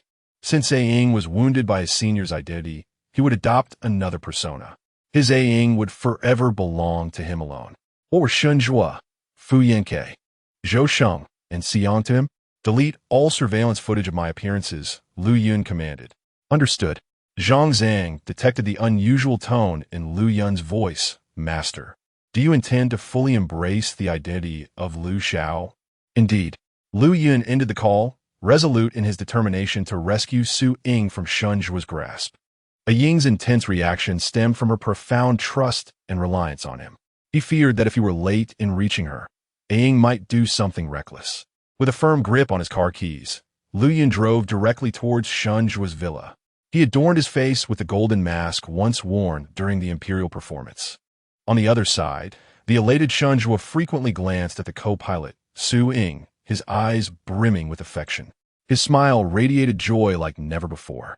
Yet, it was not until they were midway on their journey that he recalled the presence of Lu Xiao. His smile faltered momentarily. He had forgotten that Su Ying had once been captured by Lu Xiao's lens. However, could he truly relinquish her? Impossible. He had finally discovered the intoxicating sensation of loving a woman. And, remarkably, she had chosen him in return. How could he possibly let go? Shenhua turned the steering wheel sharply, steering towards a secluded private residence known only to a few. Chapter 52. He grasped Su Ying's hand, kissing her with fervent intensity. Su Ying noticed that Shenhua was driving into increasingly desolate areas, yet she remained silent. She had surrendered to her fate. Even if Shenhua intended to take her to a secluded place to end her life, she was indifferent. The desire to live had evaporated from her. Su Ying closed her eyes, wishing never to awaken. Even upon reaching their destination, she remained in slumber. Shenhua gently embraced her, cradling her in his arms. As he gazed at the soft and compliant figure in his hold, a smile of uncontainable joy graced his lips. A sense of fulfillment blossomed within him. Ying. She belonged to him. He carried Su Ying into the room, placing her delicately on the bed. He meticulously removed her shoes and tucked her under the covers, then sat quietly at her bedside, watching her in the dim moonlight. His smile radiated sweetness and bliss as he beheld his beloved Su Ying, unable to resist. He leaned down and bestowed upon her a pure, innocent kiss at the corner of her lips. Ying, she was his, entirely his. The thought echoed repeatedly in his mind, flooding him with joy. He intended to make Ying wholly his own. He wished to marry her, to have her as his wife. With this thought, Shenhua quietly exited the room and made a phone call to Li Ku. "Young master," Li Ku exclaimed in surprise. "What brings you to call so late?" "Inform the family that I am getting married," Shenhua replied, brimming with happiness. "Married?" Li Ku, under the impression that Shenhua was referring to Lu Yun, asked, "Young master, should we notify the Lu family regarding your marriage to Miss Lu?" "No need to inform them." Shenhua's thoughts turned to the image of Lu Yun stealing a kiss from Su Ying, igniting a torrent of jealousy and anger towards Lu Yun. He composed himself and declared, "I intend to marry Ying." Su Ying, Li Ku stammered, taken aback.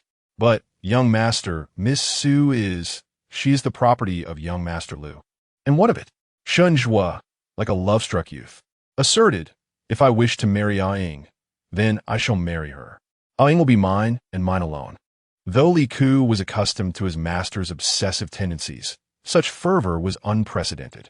In the past, Shenhua had never exhibited such madness over Lu Yun. Li Ku swallowed hard and said, "Young master, I am concerned that should the news of your marriage to Miss Su reach your parents, others will learn of it as well. Consequently, you and Miss Su's relationship may be exposed, and the family could incur young Master Lu's wrath."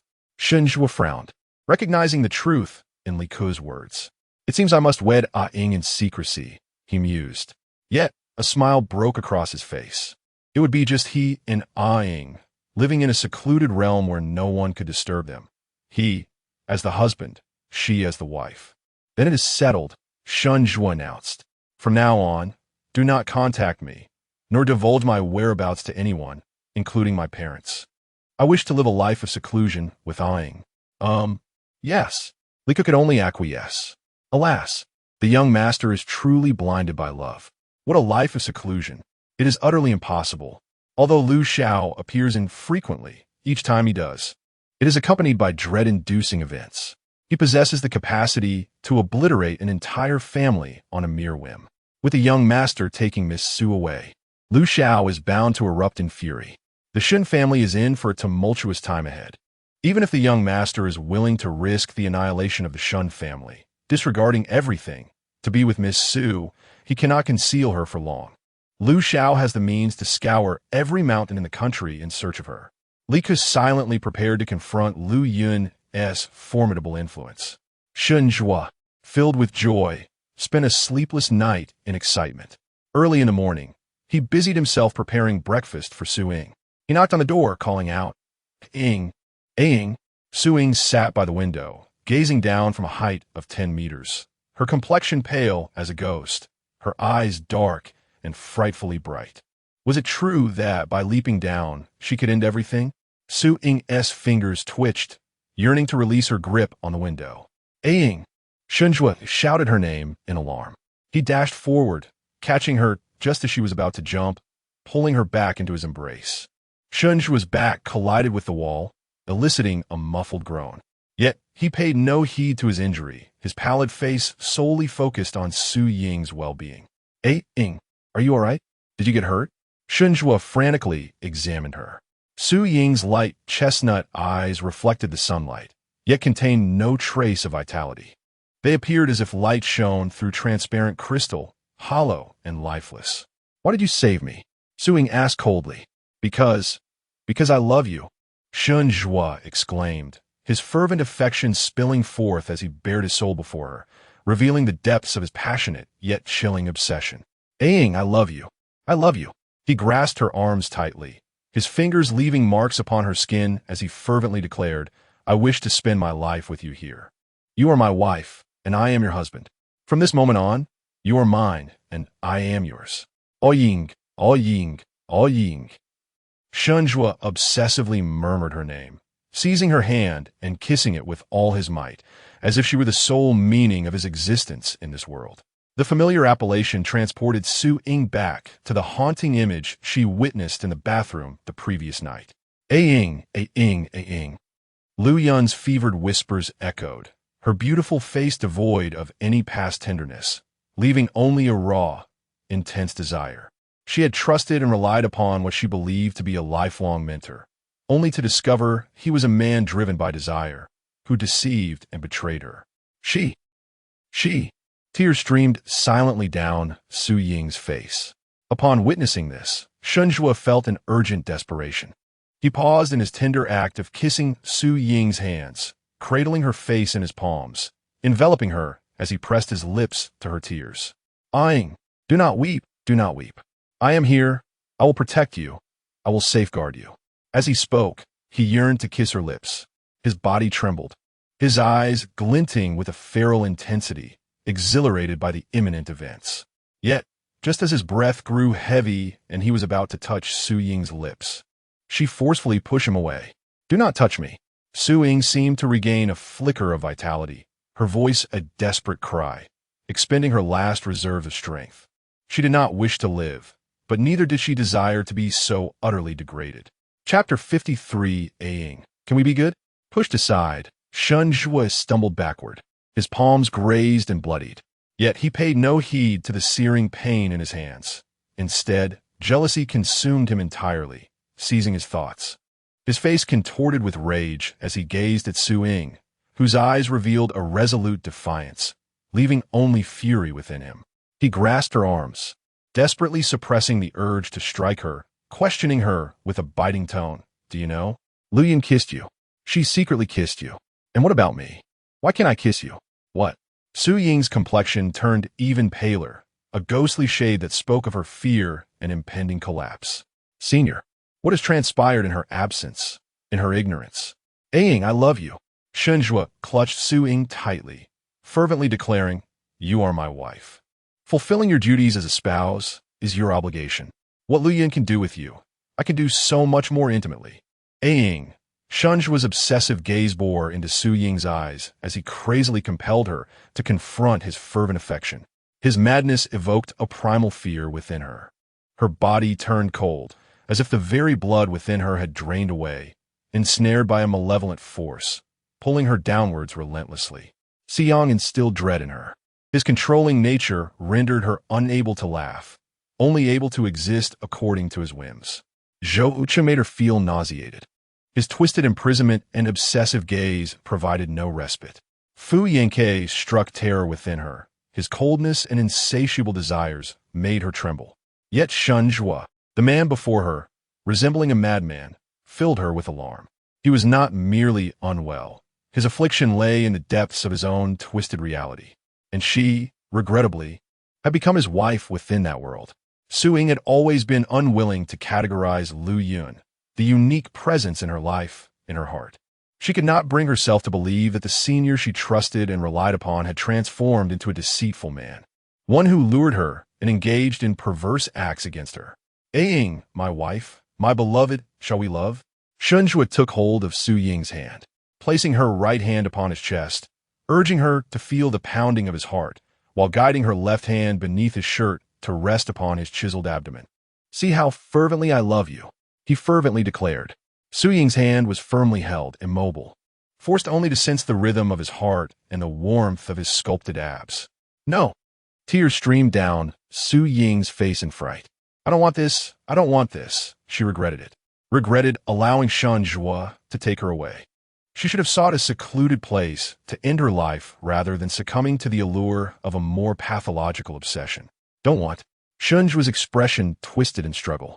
The tumultuous clash between Su Ying's affection and his frenzied darkness manifested as a grotesque grimace upon his visage. You don't want me?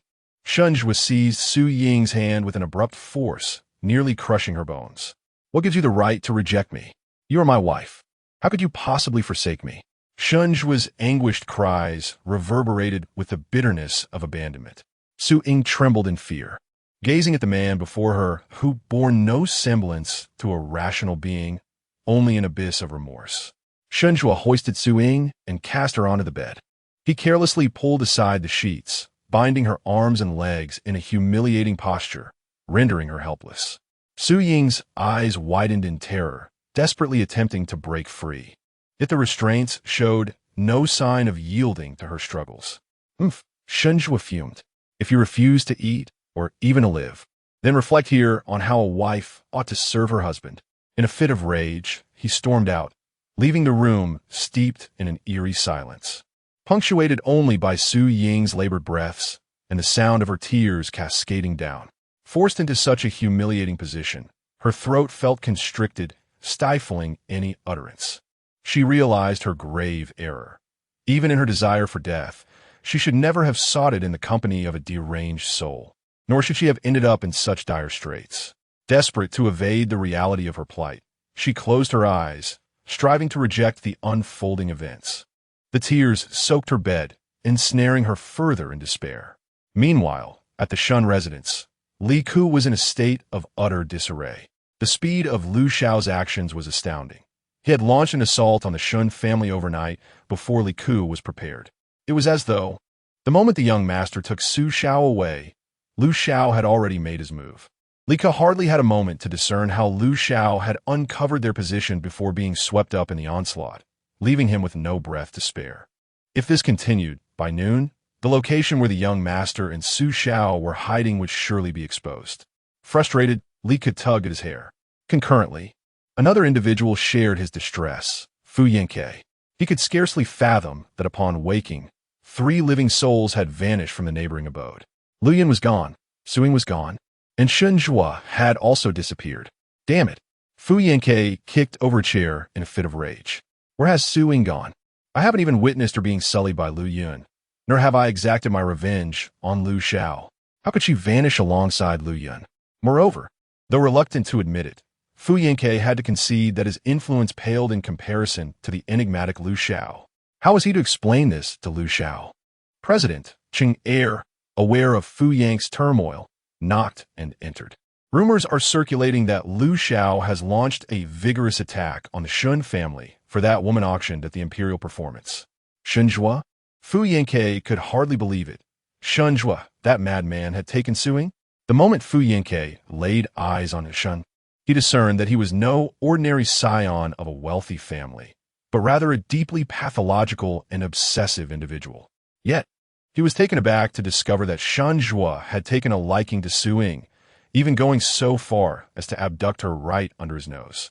However, he soon found himself at ease. Sitting leisurely in his chair, his demeanor relaxed and a natural, contented smile gracing his lips. He considered it fortuitous that this lunatic Shen Zhua had taken Su Ying away. After all, he was not a normal person who could ruin her. To me, this development was indeed a blessing. Keep a close watch on the Shun family, Fu Yanke slowly articulated.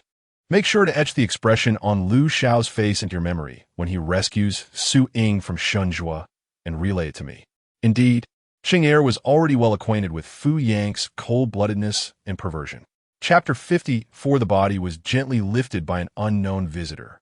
As noon approached, Shen Zhua had yet to cast a glance at Su Ying, leaving her confined in that position throughout the morning. She had wept until no tears remained. The sense of humiliation expanded within her heart, rendering her unable to confront the reality of her situation. Downstairs, Shunjua wreaked havoc, destroying everything in the room. He stood in the kitchen, his expression dark and brooding, indifferent to the chaos surrounding him, merely cooking with a shadowed gaze. As his wife, Su Ying had proven utterly inadequate. He awaited her submission and apology. This meal, he resolved, she would not partake in. He would question her later that evening about her desire for him. As he silently prepared the meal, the sound of a car echoed from outside. He abruptly looked up, his expression darkening further. Had Lu Xiao's men already found him? Bang! The door was forcefully kicked open, and Lu Yun, masked along with Zhang Zhang, arrived fashionably late. The sight of the wreckage within the room soured Lu Yun's expression. He emanated an aura of darkness.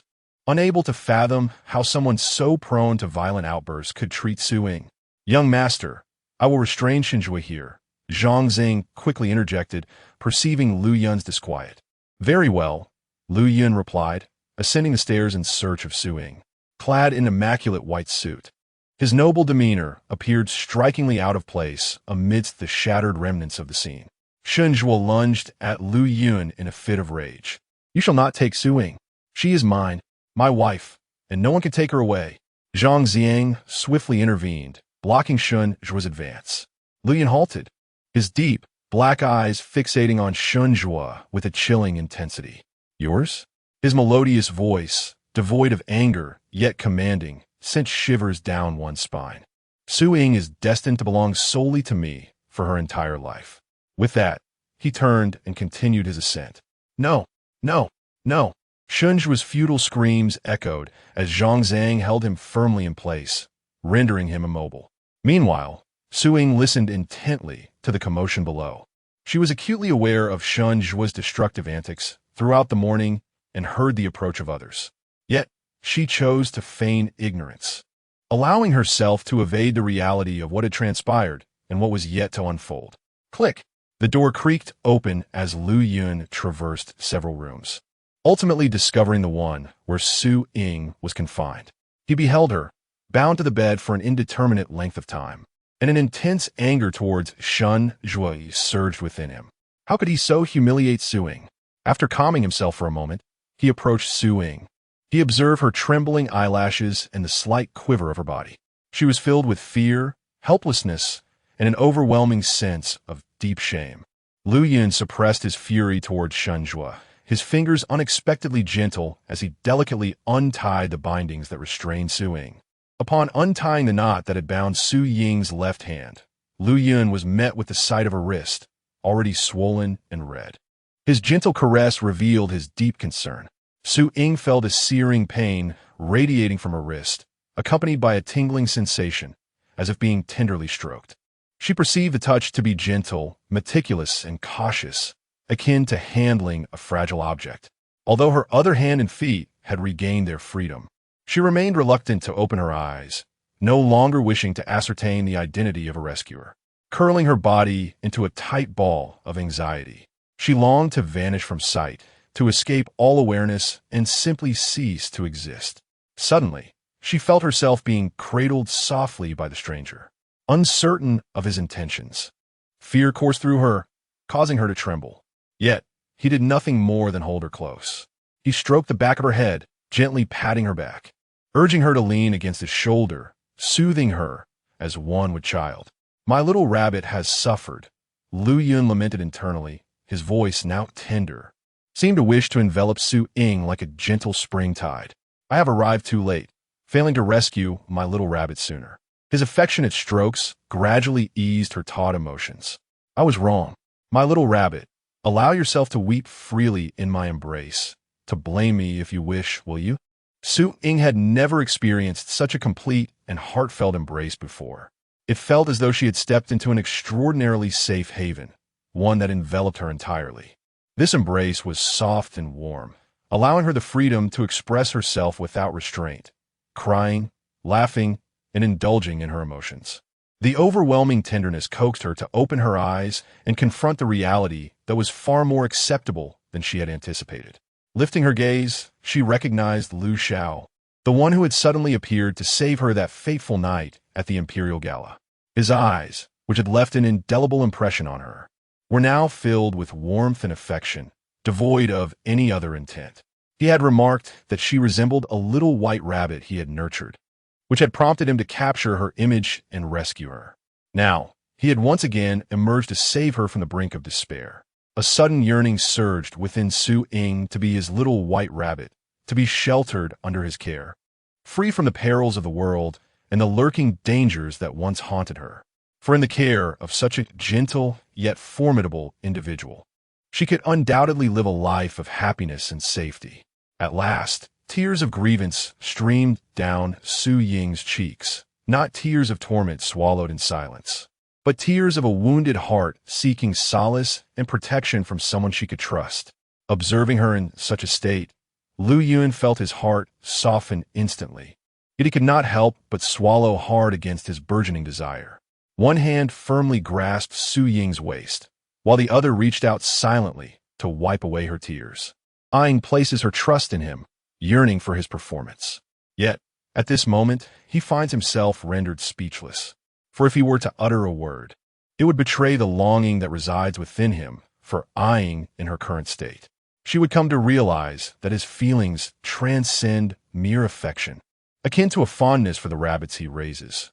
Rather, his emotions are steeped in a morbid obsession, a frenzied desire that possesses him entirely. He has already forfeited the role of a trustworthy senior that Ying could rely upon. This time, he cannot afford to lose that identity again. Chapter 55, Shanjua, like a frenzied beast, was fiercely restrained by Zhang Zhang downstairs, his eyes burning with fury. Lu Xiao had found Ying. He intended to take her away. Lu Xiao, you hide your true self behind that grotesque mask, afraid to reveal your real face. Shanjua shouted, how dare you attempt to take Ying? By what right? Ying is my wife, mine. The cacophony of Shanjua's outburst reached Su Ying and Lu Yun's ears. A fleeting glimmer of malice flashed in Lu Yun's gaze. Shanjua was truly reckless, daring to claim Ying as his wife. Ying was destined to belong solely to him. Lu Yun's gaze shifted to Su Ying's tearful, reddened eyes. Softening as he spoke, little rabbit, come home with me. All right. Su Ying nodded, choosing the sanctuary that this gentle man offered. Though she remained oblivious to Lu Xiao's reasons for always wearing a mask, she felt assured that under his protective wing, she would no longer suffer harm. Receiving her affirming response, Lu Yun's demeanor softened further. He embraced Su Ying's waist and, before she could react, placed her gently onto the bed. When Su Ying regained her senses, he was already on one knee, carefully putting on her socks and shoes. Lu Yun, normally so dignified and proud, appeared remarkably tender before Su Ying. For her sake, he was willing to temper his fierce exterior and embrace normalcy. With deliberate delicacy, Lu Yun lifted Su Ying's foot, devoid of any lustful intent, as he slipped on her socks. His long fingers grasped her ankle, gently dressing her foot. Su Ying's toes curled slightly in a bashful manner. Although she had resolved to return home with Lu Xiao, believing she could live securely under his protection, she wondered, was his meticulous care a sign that he intended to keep her like a pet rabbit? Noticing Su Ying's shy reaction, Lu Yun couldn't help but silently smirk. His eyeing was eternally adorable. Yet, he quickly suppressed the smile at the corners of his lips. He could not afford to lose this identity again. Naturally, he must not reveal the more obsessive aspects of his feelings for Ying. Otherwise, she might flee in fright like a frightened rabbit. Thus, Lu Yun swiftly finished dressing Su Ying, as if it were the most ordinary of tasks. Let's go. He rose, maintaining a respectful distance from her. Su Ying let out a quiet sigh of relief, secretly praising Lu Yun. This Lu Xiao was indeed a good man. She smiled and followed closely by his side. As the pair descended the stairs, Zhang Zhang, still holding Shanjua captive, could hardly believe his eyes. He glanced at Lu Yun, who walked ahead with an air of indifference, exuding an admirable composure. Then he looked at Su Ying, who, though pale, appeared remarkably relaxed and submissive, and was left utterly astonished. Was the young master truly willing to be a normal person for love? For Miss Su? My heavens! The young master, who has been a notorious troublemaker since childhood, possessing a deeply distorted psyche, surprisingly, chooses to act like a normal person for the sake of love. How terrifying! Miss Su is undoubtedly someone that no one in this world should provoke. She is the key to the young master's normalcy, the very valve that maintains his semblance of a sane individual. In his heart, Zhang Ziang has placed an absolute label on Su Ying, one that demands vigilant watchfulness and careful treatment. Should Si Yang, Zhou Zheng, Fu Yanke, and Shun Jue, the four personal assistants, ever discover his inner turmoil, they would undoubtedly be left with bitter smiles. For their employer, the young master, the CEO, usually appears to be a typical individual, but upon encountering Su Ying, he unleashes the madness that he has suppressed for so long, transforming into a complete and utter lunatic. If Su Ying is the valve that sustains Lu Yun's normalcy, then she is also the source of their obsession and madness. Su Ying, Shenjue's gaze fixated on Su Ying as she followed Lu Yun, not even sparing him a glance. Enraged, he shouted, "How dare you walk away with him? You are my wife. My wife." He gestured wildly, exuding a terrifying aura. "Haven Tu suffered enough punishment today. If you step out that door, I swear I will never let you go if I catch you again." Su Ying's complexion turned ashen. Shun Jue, like a frenzied beast, stared at her with an intent to tear her apart. Yet now, Su Ying looked towards Lu Yun's back, her heart finding an inexplicable sense of security. Her trembling form gradually calmed, her emotions settling. She regained her composure, taking deliberate steps towards Shun Jue. Zhang Zhang, momentarily taken aback, glanced at Lu Yun, unsure of how to proceed.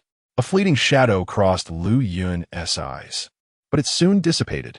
With Lu Yun as her support, Su Ying's crumbling emotions had been restored, and she could no longer choose Shun Jue. She was determined.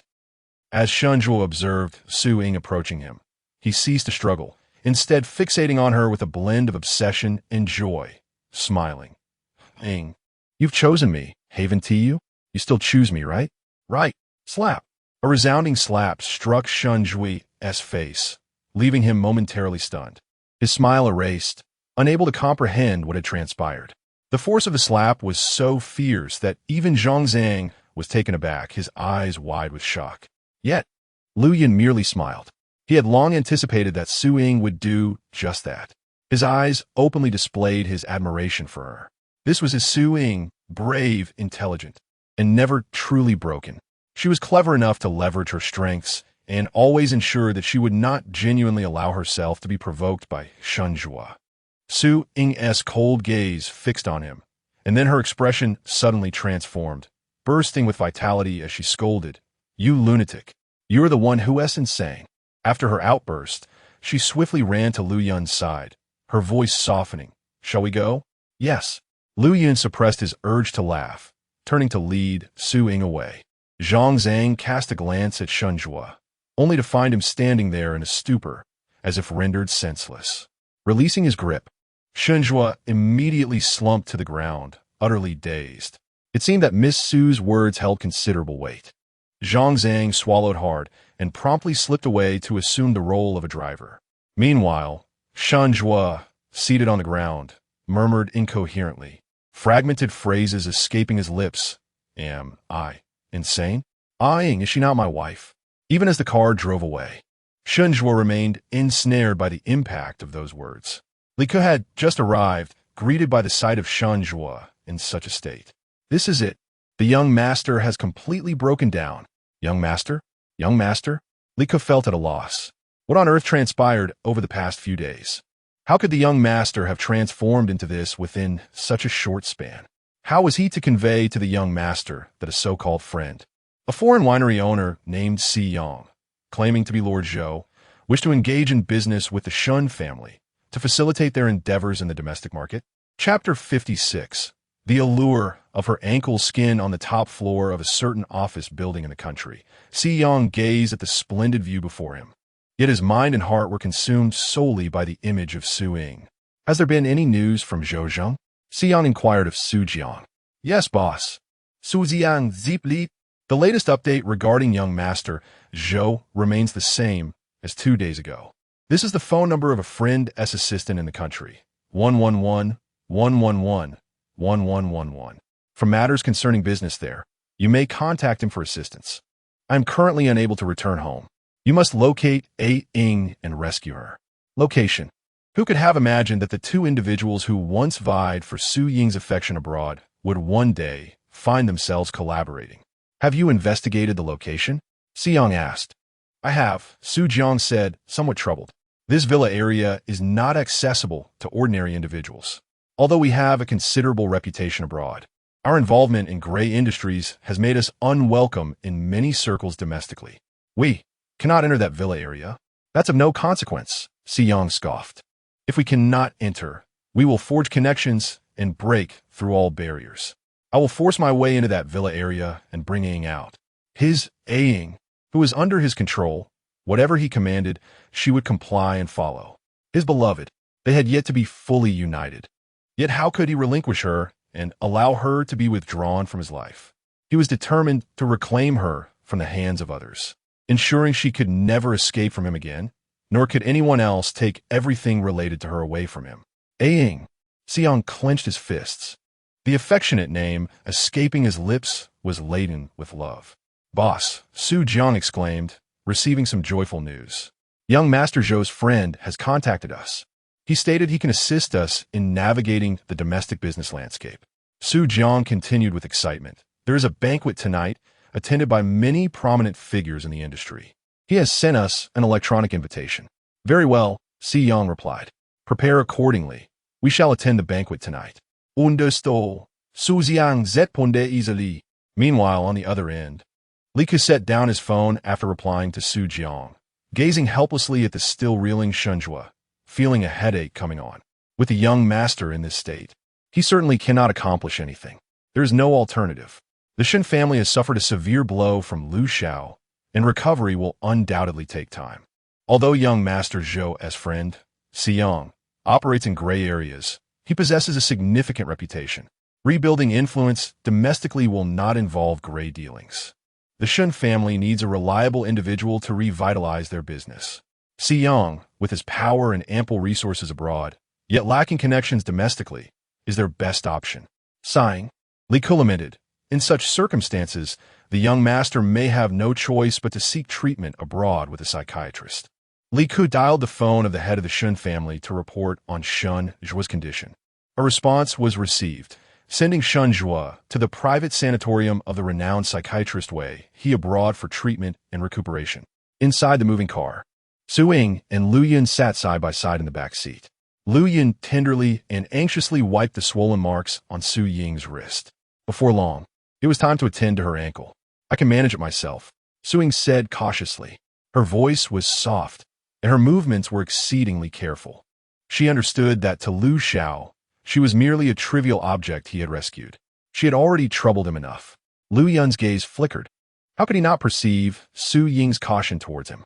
That was his Ying, overly astute. She understood that no one would be kind to her without reason, and she needed to be protected by him to survive, which required winning his favor. Thus, she acted with such meticulous care, fearful of displeasing him, of being rejected and cast away from his protective sphere. Lu Yun knew that he must propose something that Su Ying could accept, yet would also convince her that his protection came with conditions, allowing her to truly feel at ease with him safeguarding her. A faint smirk graced his lips as he firmly yet gently placed her foot on his knee and proceeded to apply ointment to her injury. Little rabbit, do you think I rescued you merely because you remind me of the rabbit I once cared for? As his words fell, Su Ying's tense body and the instinct to withdraw her foot relaxed instantly. This was how it should be. Lu Yun noticed her ease, yet his movements slowed considerably. He meticulously massaged her ankle, as if cherishing the touch of her skin and relishing the closeness. Nevertheless, he wore an expression of calm as he stated, I want you to accompany me to a banquet tonight as my partner. Partner? Su Ying queried, perplexed.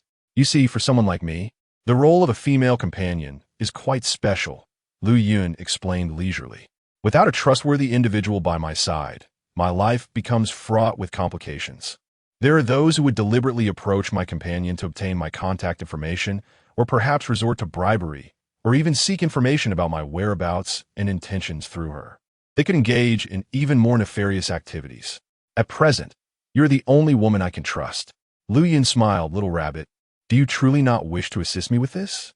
I am willing, Su Ying replied hastily. So, Lu Xiao's rescue of her was indeed for a reason. And it came with conditions. How splendid! Su Ying let out a sigh of relief, completely unaware that this was precisely the outcome Lu Yun had desired. She had unwittingly fallen into the trap he had laid to ensnare her. Yet, they remained oblivious to the fact that two unexpected guests would also arrive that evening, heralding an unimaginable scene of chaos. In the confined space where their conversation concluded, the air fell into an oppressive silence. The sound of fabric brushing against each other as Lu Yun massaged Su Ying's ankle was rather pronounced. The tingling sensation at her ankle made Su Ying increasingly uncomfortable. Was Lu Xiao taking an unusually long time to apply the medicine? Just as this thought crossed Su Ying's mind, she heard Lu Yun's crystalline voice, the other foot. Damn, he. Chapter 57. Adorable enough to make him tremble, he nearly succumbed to temptation. Lu Yun's gaze, enigmatic and difficult to decipher, fixated unabashedly on the exposed skin of Su Ying. He almost allowed his hand to venture higher. Ying, her allure was simply overwhelming. Fortunately, he managed to restrain himself. The last time, the revelation of a senior's identity had stemmed from his lack of restraint. Lu Yun recalled the various items belonging to Su Ying that he had carefully stored in his private villa, tilting his head slightly. His fingers, which were applying ointment to Su Ying's other foot, slowed even further. This time, he would ensure that Ying was secluded in her own villa. During the day, he would be with her, and at night, he would return to the villa filled with his collection of her belongings, indulging in his desires. Su Ying let out a soft, sultry hum, her ears burning crimson, her fingers curling helplessly. What's wrong? Lu Yun raised his gaze, his dark eyes feigning ignorance. Nothing. Nothing at all.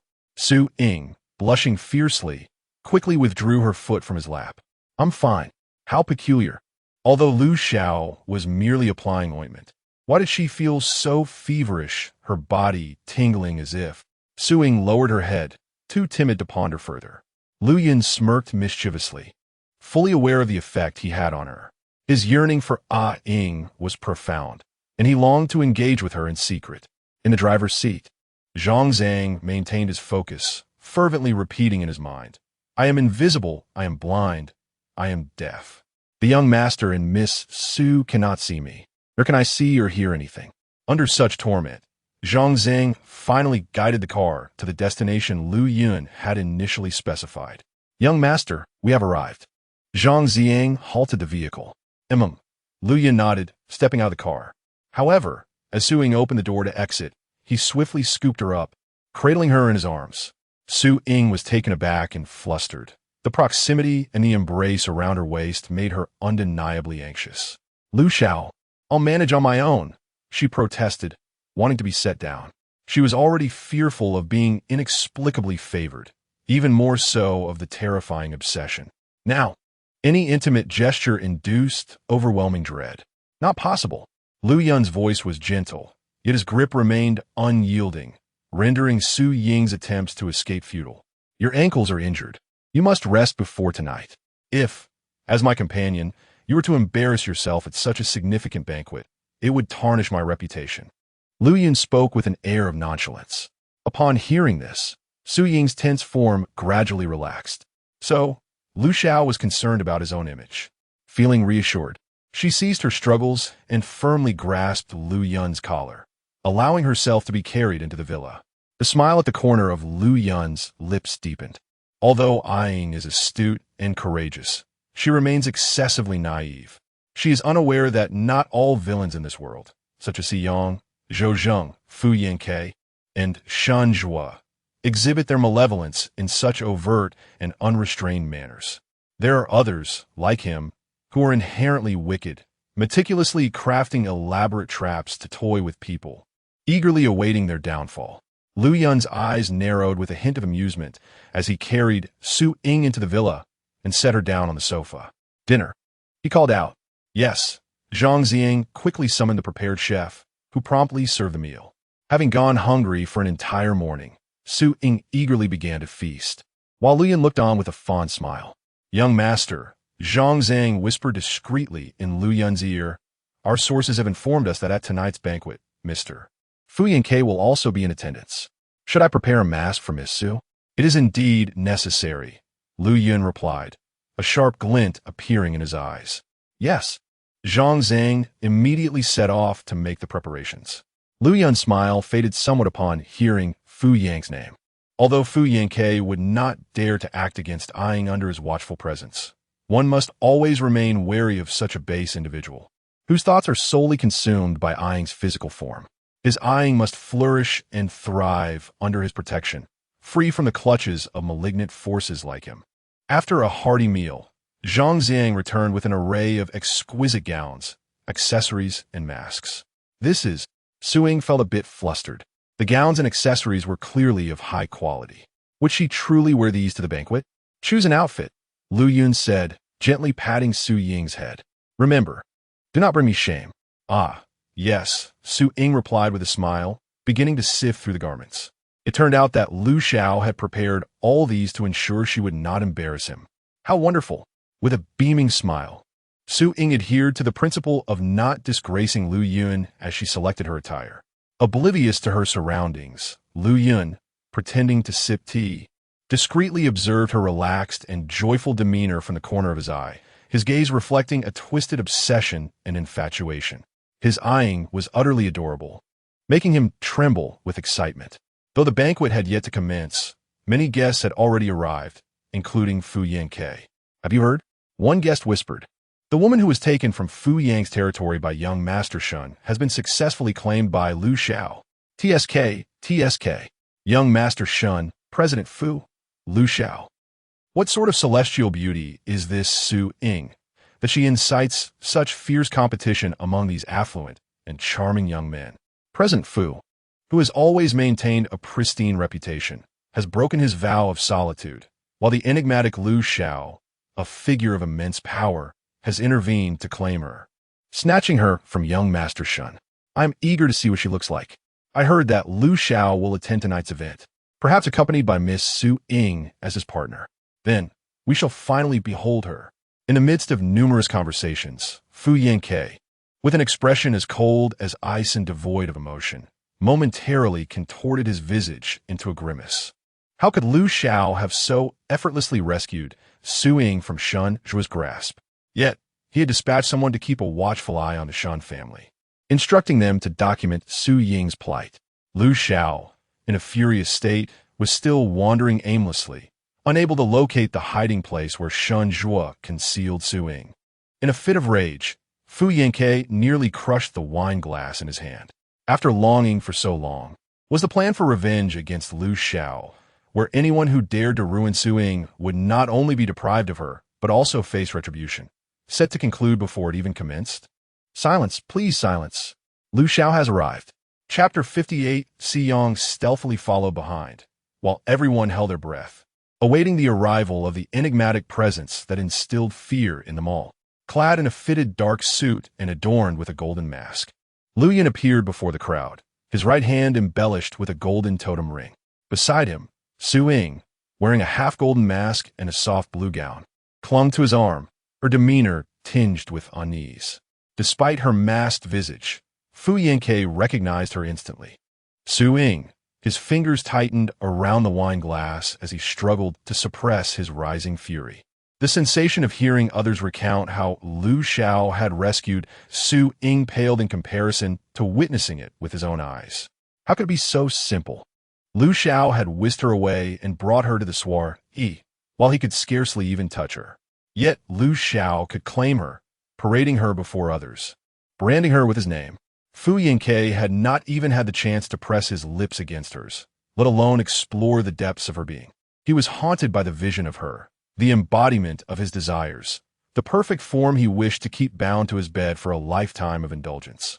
Setting the glass down, he could no longer bear to observe the scene of the two entwined before him and turn away, disappearing into the throng. Among the crowd, another figure lurked in the shadows, quietly absorbing the tableau.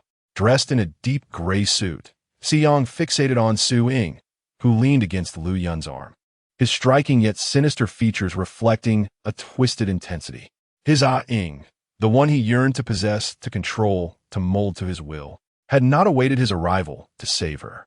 Instead, she had disobediently sought solace in the embrace of another, draping her arm intimately around someone else's. Eyeing. You are far too unruly, far too disobedient. Si Yang's shadowed gaze bore into Su Ying, his desire for dominance and possession surging forth, itching to draw her into his arms and demand answers. As Su Ying entered alongside Lu Yun, a chill of sweat broke out along her spine, her instincts prickling with dread. What was happening? Why did she feel the familiar, unsettling gaze that had previously cornered her, compelling her against her will? But neither Si Yang nor Zhou Chang should be in the country at this moment. It was impossible. Shenjua had utterly crumbled and would not be here. Could it be? Su Ying felt a wave of nausea wash over her. Was it the insatiable Fu Yanke, consumed by desire, intent on making her an object devoid of autonomy? Little rabbit, do not be afraid. Lu Yun's soothing voice whispered in her ear, I am here. Fu Yanke dares not lay a finger on you. His words, imbued with a sense of safety, seemed almost magical, instantly alleviating Su Ying's fears. Thank you, she murmured softly. With a gentle curve of his lips, Lu Yun clasped her hand, bestowing upon her a silent comfort and strength. Noticing that Su Ying displayed no resistance, the smile at the corners of his mouth widened, and the depths of desire in his eyes grew unfathomable. Fu Yankui, I truly owe you my gratitude for allowing my Ying to be so intimately close to me, for making her rely on me, trust in me. In a moment of tranquility, Su Ying nestled against this source of security.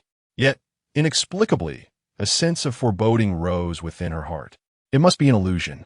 She silently reassured herself.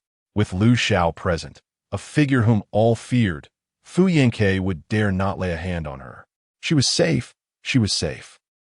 Little did Su Ying know, Fu Yanke, fully aware of Lu Xiao's status, indeed refrained from any overt action against her, suppressing his anger and stowing away his frustration.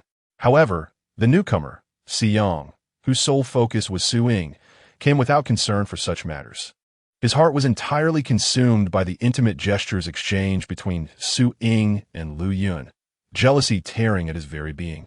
A possessive and controlling urge propelled him to covertly follow Su Ying, keeping a watchful eye on her. Unaware of Si Yang's presence nearby, Su Ying engaged in countless social exchanges with Lu Yun, as she listened to their inquiries, forcing herself to respond with composure. She found herself increasingly convinced by Lu Yun's words. Indeed, as Lu Xiao had mentioned, being his companion required navigating numerous temptations and threats. Had she not genuinely desired to lean against Lu Xiao's sturdy presence, she might have succumbed to the conditions proposed by those seeking to pry into her life. Yet, she felt utterly exhausted, weary in spirit. Su Ying felt Lu Yun's sudden grip at her waist, as he leaned in to whisper in her ear, Tired? Are you? His lips lightly brushed against the tip of her ear. If you are weary, go rest. I shall have someone accompany you, for your protection. A shiver coursed through her body, the undeniable intimacy causing her neck to flush. She could only nod in response. With a glance, Lu Yun signaled, and Zhang Ziang promptly appeared at Su Ying's side. Miss Su, shall we go upstairs to rest? He inquired. Sure, Su Ying replied, lifting her skirt and hurriedly following Zhang Ziang upstairs, her demeanor reflecting a sense of flustered escape. Lu Yun watched her retreating figure with calm assurance, confident in his control over everything. His Ying would ultimately fall into his grasp, becoming wholly his. Unbeknownst to him, Si Yang had stealthily followed them, observing everything closely. Ah, so, it is Miss Su, the companion of Lu Xiao? The service attendant in the lounge on the second floor quickly approached Su Ying with a smile. Yes. Su Ying nodded, oblivious to the subtle shift in perception among the guests, who had unconsciously begun to regard her as belonging to Lu Yun. Please follow me this way. The service attendant escorted her to the largest and most luxurious private room, the finest lounge at our banquet. Miss Su, please make yourself comfortable within, he graciously offered. Thank you, Su Ying replied politely. Rest assured, Miss Su, Zhang Zhang said as he opened the door. I will be right outside, ready to assist you should you require anything. All right, Su Ying said, her ankles throbbing with pain as she stepped into the room. collapsing onto the sofa and closing her eyes to rest. Unbeknownst to her, a concealed small door in the room was being quietly opened. Moments passed, and the door had been fully opened. Chapter 59. I truly long to transform you into a Su-Ying that belongs solely to me. Si-Yong gazed quietly at Su-Ying, who was resting against the sofa. The mask that concealed her face had been removed, revealing the visage of the one he had yearned for day and night, the one he embraced in dreams. It was this face, this person, that he had longed for with an insatiable obsession. Each day, he envisioned rescuing her and restoring her to the estate where they would dance together for a lifetime. Yet, she had not awaited his rescue. Instead, she had already surrendered herself to another's embrace. Jealousy and an uncontrollable desire surged within Si-Yong, prompting him to act without reflection. He swiftly covered Su-Ying's lips with his hand and seized her wrist, rendering her immobile. Ugh! Su-Ying's eyes widened in disbelief as she stared at the man before her. Si-Yong? It was indeed Si-Yong. He had returned to the country and attended this soiree. Hadn't he lacked influence and connections here? How could he possibly be at this gathering? A wave of panic coursed through Su-Ying, her body trembling in fear.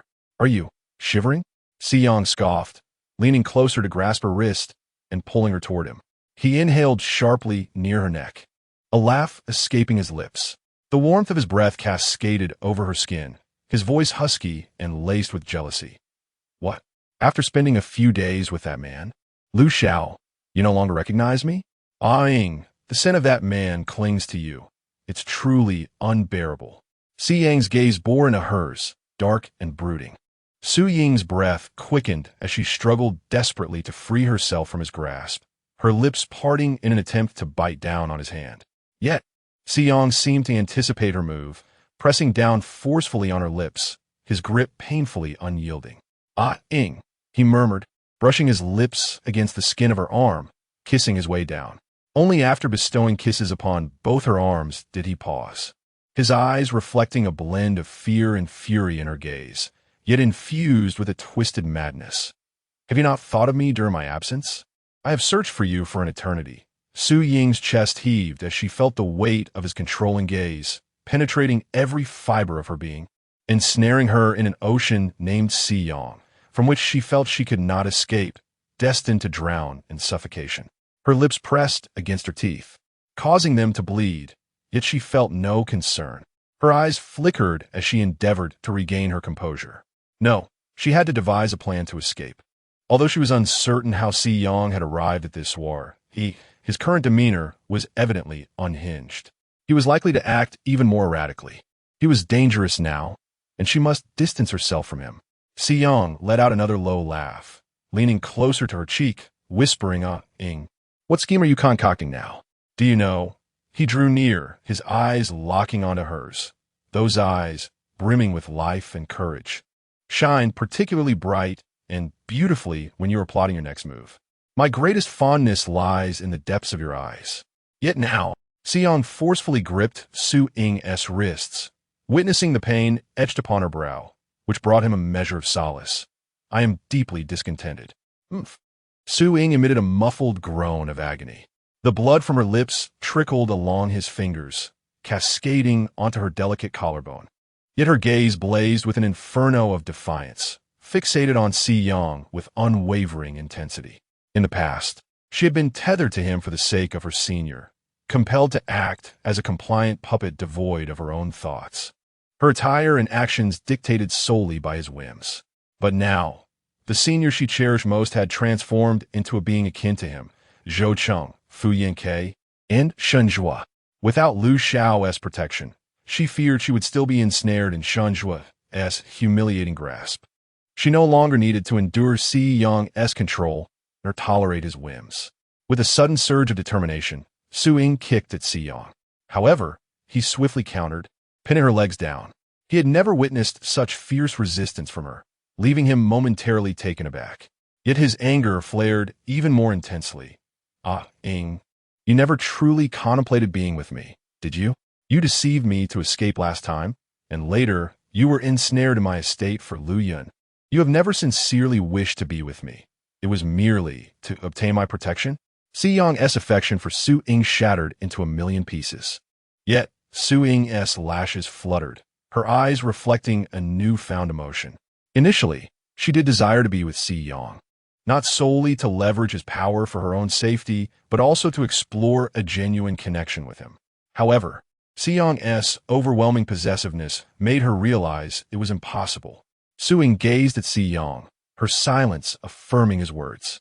Su Ying, Si Yang, consumed by love, turned to hatred, spat her name from his lips. He adored her to the point of madness. Yet this very love morphed into an even deeper resentment upon receiving her heartless reply. I wish to transform you into someone who knows nothing, whose mind, heart, and soul are solely filled with my Su Ying, Si Yang declared possessively. Driven by his fervent desire for her, he yearned to claim her entirely. Every aspect of her being and emotions, belonged to him. Su Ying's eyes blazed with fury, unwaveringly locked onto him. She had never contemplated being with him. Initially, her sole aim was to earn enough for tuition to leave, never anticipating she would become ensnared in one quagmire after another. "Release me," Su Ying murmured, her lips barely moving. The flames of rage consumed Si Yang's muscles. Yet as he beheld her desperate struggle to break free from his grasp, a profound sense of helplessness enveloped him. Was he too greedy, desiring too much, wanting not only Su Ying's presence, but also her heart? Yet was he not also the one who deceived Su Ying, ensnaring her with Lu Yun in his grasp, a madman obsessively fixated on his desires? Su Ying sensed that Si Yang's grip had loosened. With a swift motion, she forcefully pushed him to the ground, rising to her feet with blood smeared across her lips and chin. Her delicate, light chestnut eyes gazed down at the fallen Si Yang, reminiscent of the time she had brandished a fruit knife to fend off 4 individuals who sought to harm her, subsequently plunging into the sea to escape, drenched and crawling onto the deck, capturing Si Yang's heart in the process. This time, she had liberated herself from the depths represented by Si Yang, embracing a new chapter in her life. Si Yang, I have never contemplated loving you, nor have I ever considered loving anyone. I shall. Chapter 60. Desiring, deceive him, I shall live well. I will complete my studies, fulfill my dreams, select a profession I cherish, and step into the realm of work for the entirety of my life. Su Ying gazed at Si Yang, radiant as the scorching sun of summer, and urged, you may go. I will not summon anyone to apprehend you. With a turn of her back, she wished not to behold him again. You possess no connections or power within this country. If your intention for returning here is for my sake, I advise you to reconsider and depart. Do not invest your emotions in me. However, if you have come back for your dubious associates, yearning for a stable life, then it will be best for you to act as though we have never crossed paths. Su Ying, though petite in stature, radiated an extraordinary strength. What I desire is beyond your capacity to provide.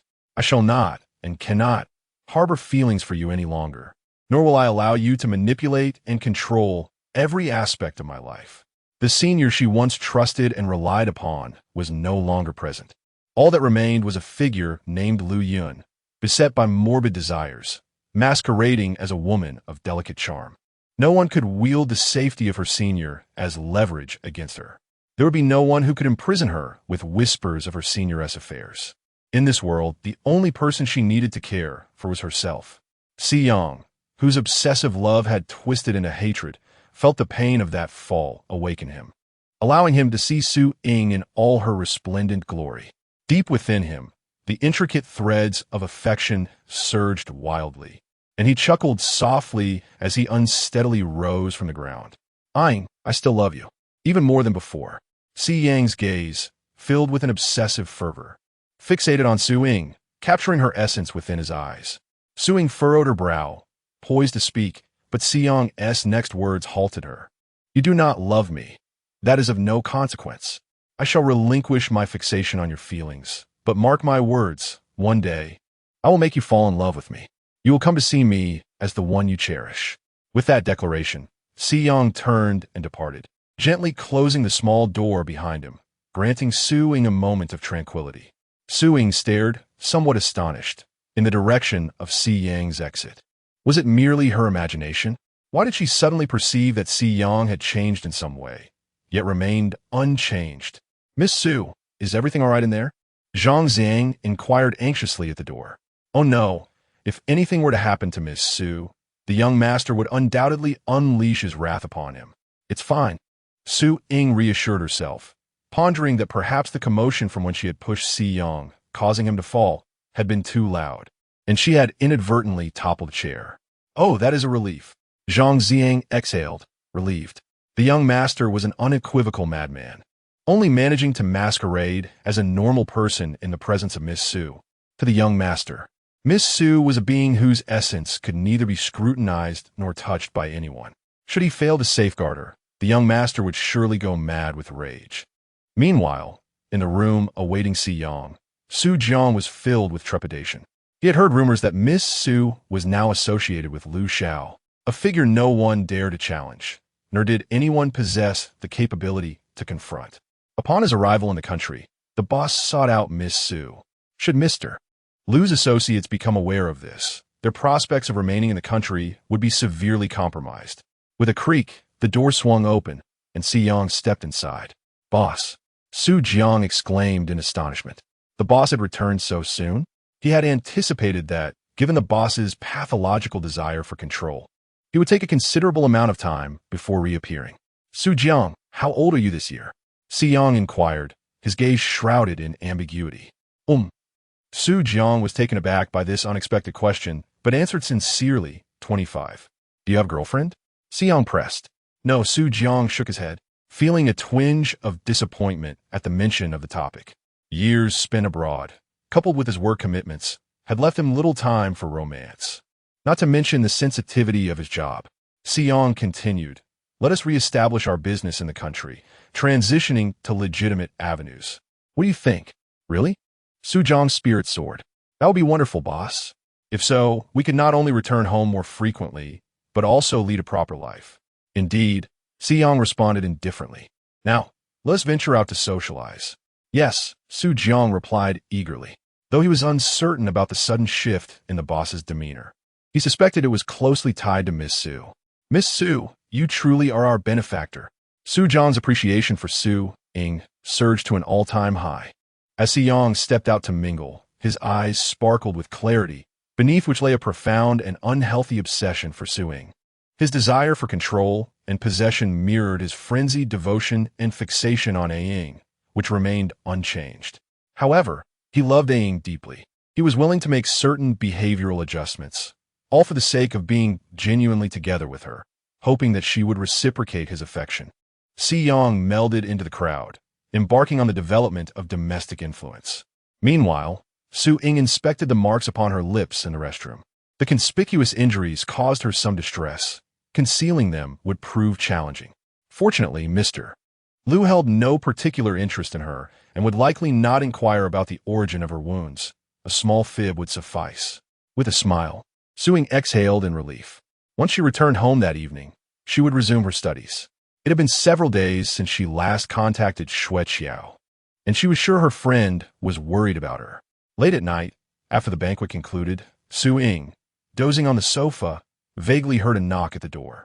She quickly roused herself and opened it. Little bunny home. Liu Yun's voice, melodic and magnetic, faltered upon noticing the unusual marks on Su Ying's lips. He suppressed the tumult of emotions surging within him and fell silent, his dark eyes fixed unwaveringly on her. Realizing the gravity of the situation, Su Ying instinctively touched her lips and explained, I accidentally bit myself. It's nothing serious. She had expected the man before her would quickly dismiss her words, but instead, he was plunged into an eerie silence. Only a few seconds later did Liu Yun break into a smile, realizing how careless you had been. Su Ying felt an inexplicable unease, yet sensed that perhaps all was well, and thus she gently nodded in agreement. All right, Liu Yun said, raising his hand to tenderly stroke her head. After such a long time, you must be weary. Come home with me. Su Ying nodded once more, quietly walking alongside Liu Yun. Yet, unbeknownst to anyone, the fingers of Liu Yun, hanging by his side, had deeply embedded their nails into his palms. The excruciating pain was no match for the fury raging within his heart. His Ying had deceived him. His Ying had lied to him. Chapter 61. Words of infatuation escaped from beautiful lips. Good night, little rabbit. The car had come to a halt at the entrance of the villa. Yet Lu Yun did not alight. Instead, he bid good night to Su Ying as she exited. Thank you. Su Ying bowed in gratitude. She found herself in a dire situation. Had it not been for Lu Xiao's benevolence, she might not have evaded Fu Yanke's grasp. It was unlikely she would have been rescued from Shun Zhui's clutches, and she might have succumbed to despair and committed an unwise act. Unbeknownst to her, the very person she sincerely thanked was the one who had driven her to the brink of collapse. No need for thanks. Lu Yun suppressed his malicious thoughts towards Su Ying, donning a mask and draping himself in lambskin, masquerading as both an ordinary man and a benevolent one. If you wish to express gratitude, focus on nurturing your health. Should there be another gathering, I shall require your company. Understood, Su Ying replied, her determination evident as she clenched her fist. She indeed needed to restore her health, not only to be ready for Lu Xiao when he called upon her, but also to ensure her own survival. As Su Ying entered the villa, Lu Yun lingered, his gaze darkening as he turned to Zhang Xiang. What transpired today in the lounge, in Ying's room? Zhang Xiang shrank back, his shoulders hunching. I only heard a loud crash. Miss Su said she accidentally knocked over a chair. Knocked over a chair? Lu Yun scoffed. Can a mere chair cause such injury to her lips? Ying, how disobedient. The deception stung. She had not only withheld the truth from him, but had also met another in secret. Lu Yun's anger surged, a green light of fury seemingly emanating from him. He longed for the days when she had been his senior, when Ying had shared everything with him, relying on him, confiding in him, and showing him affection. Yet now, he dared not even inquire, fearing that she might uncover his dark thoughts. Young master, Zhang Xiang ventured cautiously. Shall I investigate who attended tonight's banquet? Upon hearing this, Lu Yun's expression darkened further. Investigate? What shall we uncover? Who Ying has met in secret? Whom she has betrayed? Is she concealing someone's whereabouts? No need. Lu Yun's voice had shifted in tone. Zhang Xiang promptly fell silent, realizing he had suggested a rather ill-conceived notion. Return to the villa. Lu Yun's voice was low, clearly restraining his rage. Yes, Zhang Xiang obliged, driving Lu Yun to another villa. It was only upon entering that Lu Yun's demeanor relaxed. Inside the villa, remnants of Su Ying adorned the walls, items she had used, worn and touched. More ominously, the walls were lined with photographs of her, an overwhelming array of images showcasing her time abroad, alongside candid shots he had taken of her while posing as her senior in Fu Yanke's villa. As Lu Yun beheld his trophies, a sinister smile crept across his face, his eyes reflecting a chilling blend of love and pathological obsession.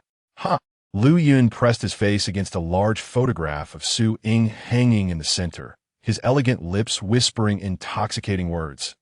Ying, I long for your company again tonight. As he spoke, he extinguished all sources of light, leaving the silent darkness to echo with his heavy breaths. In the adjoining villa, Su Ying was engaged in a conversation with Yao Xueqiao. Yao Xueqiao, Ying, something significant has transpired during these days. You've been out of touch. Yao Xueqiao, I heard that Senior Zhou Sheng has been absent from school because... Yao Xueqiao, he was sent back home by his family for further training. What? Su Ying's fingers trembled, nearly dropping her phone to the ground. Zhou Sheng has returned to the country? That Zhou Sheng, who confined her and treated her worse than a dog, is back. TSK, TSK, TSK. The affluent truly live in a different world from us. Yao Xueqiao continued. He has gone back entirely to inherit the family business. Su Ying's heart raced, panic fluttering within her as she struggled to type a response. Xueqiao, I'm feeling a bit unwell. I'll rest now. All right, please take care of yourself. Yao Xueqiao replied promptly. Su Ying's breath quickened, her body growing cold. He has returned? Zhou Sheng has returned.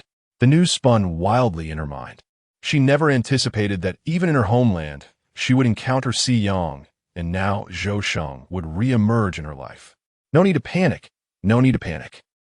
Su Ying took deep breaths to regain her composure. Under Lu Xiao's protection, no one dared to harm her. Even that cold and terrifying Fu Yanke had to heed Lu Xiao's commands. She merely needed to stay here, and everything would be fine. Zhou would not come knocking at her door. Having reassured herself, anxiety kept her awake. Eventually, she succumbed to sleep, only to be awakened by Lu Yun entering her room. Ying. Lu Yun knelt beside Su Ying's bed, his parched throat constricting as his long fingers caressed her cheek, his atoms apple-bobbing. Despite having vented his desires for Ying in the villa last night, upon seeing her exquisite visage, desire surged anew. Ying, what am I to do with you? Lu Yun continued to stroke Su Ying's eyes, nose, and lips. Yet fearing exposure before her once more, he could only restrain the tumultuous emotions and exit the room. Descending the stairs, he awaited Su Ying's awakening. What have you found? Lu Yun inquired of Zhang Ziyang. Zhang Ziyang, having anticipated this, had already prepared.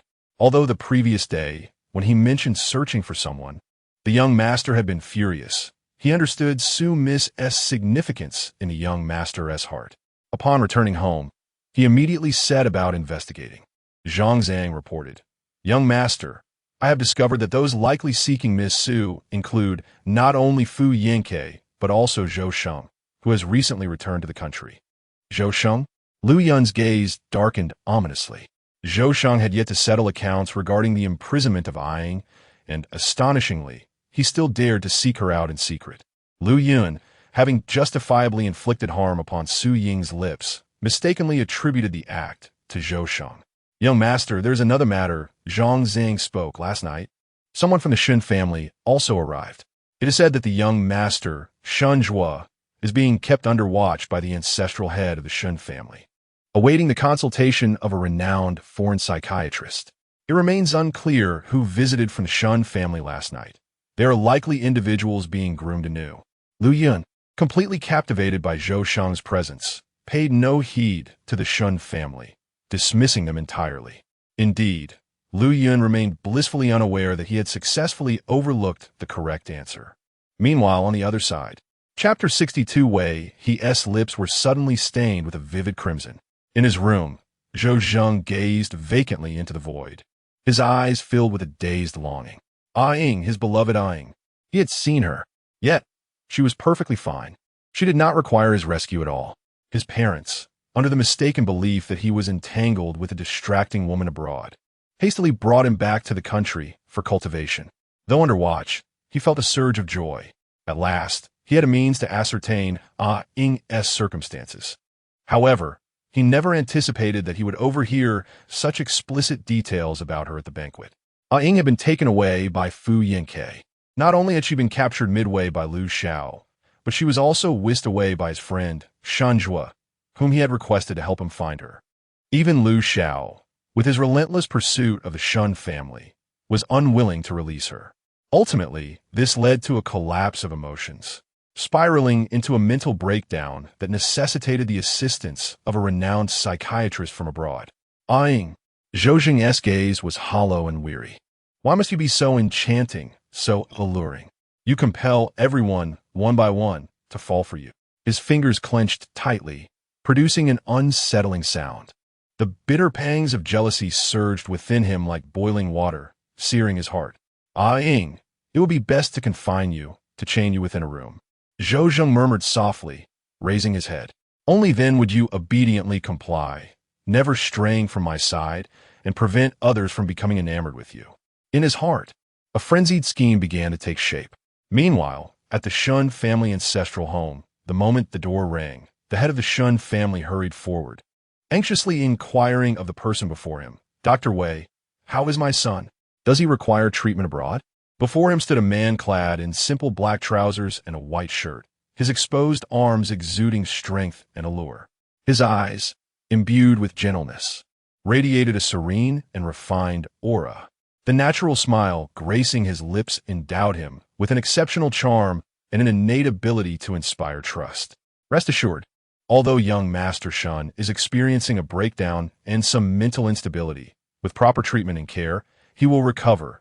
Wei He's voice resonated like an elegant violin, fresh and crisp as a cool breeze. Does that mean my son does not need to be treated abroad? The head of the Shun family rejoiced. He could hardly part with his son.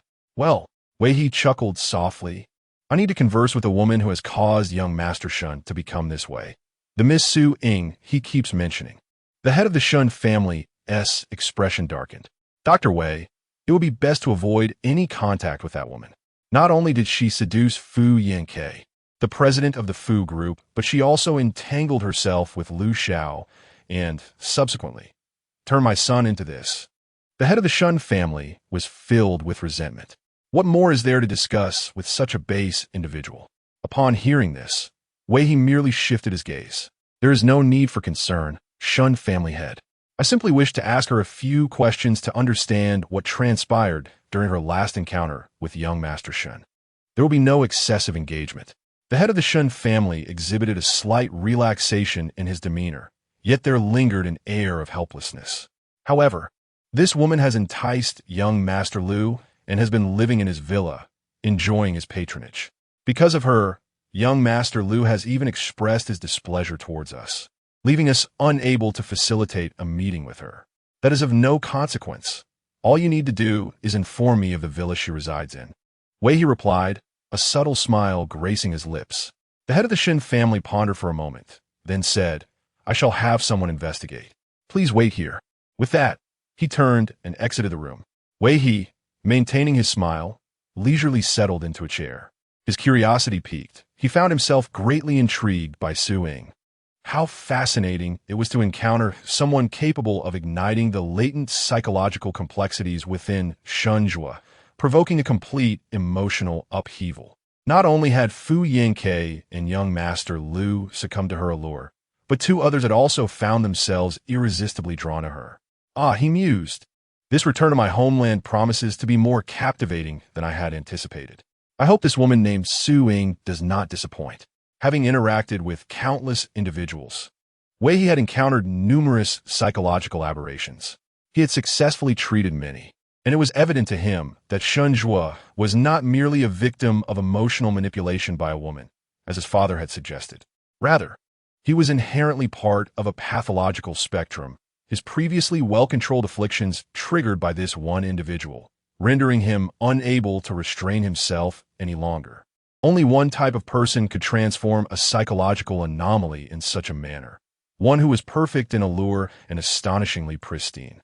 Someone capable of igniting an uncontrollable desire to leave an indelible mark upon their essence, transforming them into an extension of oneself. A rush of exhilaration surged through Wei He, filling his entire being.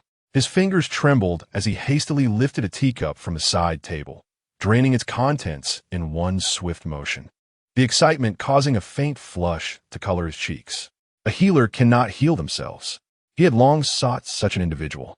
In an instant, his lips turned a vivid crimson, exuding an unsettling allure reminiscent of a serial killer fixated on their most coveted prey. At that moment, Su Ying remained blissfully unaware of the impending danger. She had been awake for some time, busily contacting clients to earn money.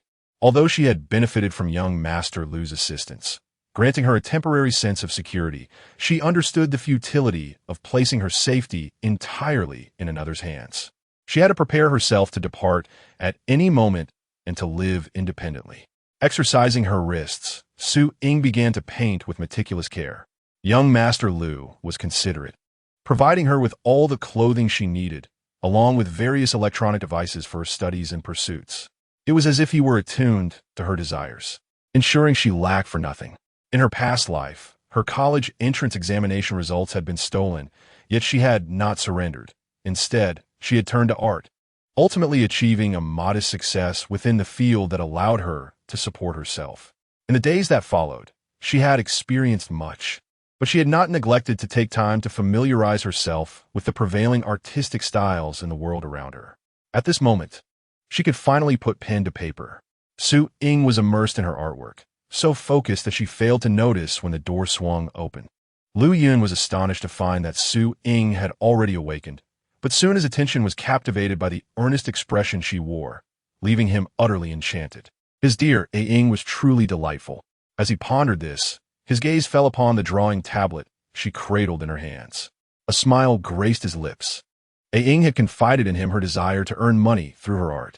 He had specially purchased a tablet designed for artists, and surely she was overjoyed. "Little bunny," Lin called out. Chapter 63. Is he the senior? Lu Xiao. Su Ying was taken aback, hastily shutting her tablet.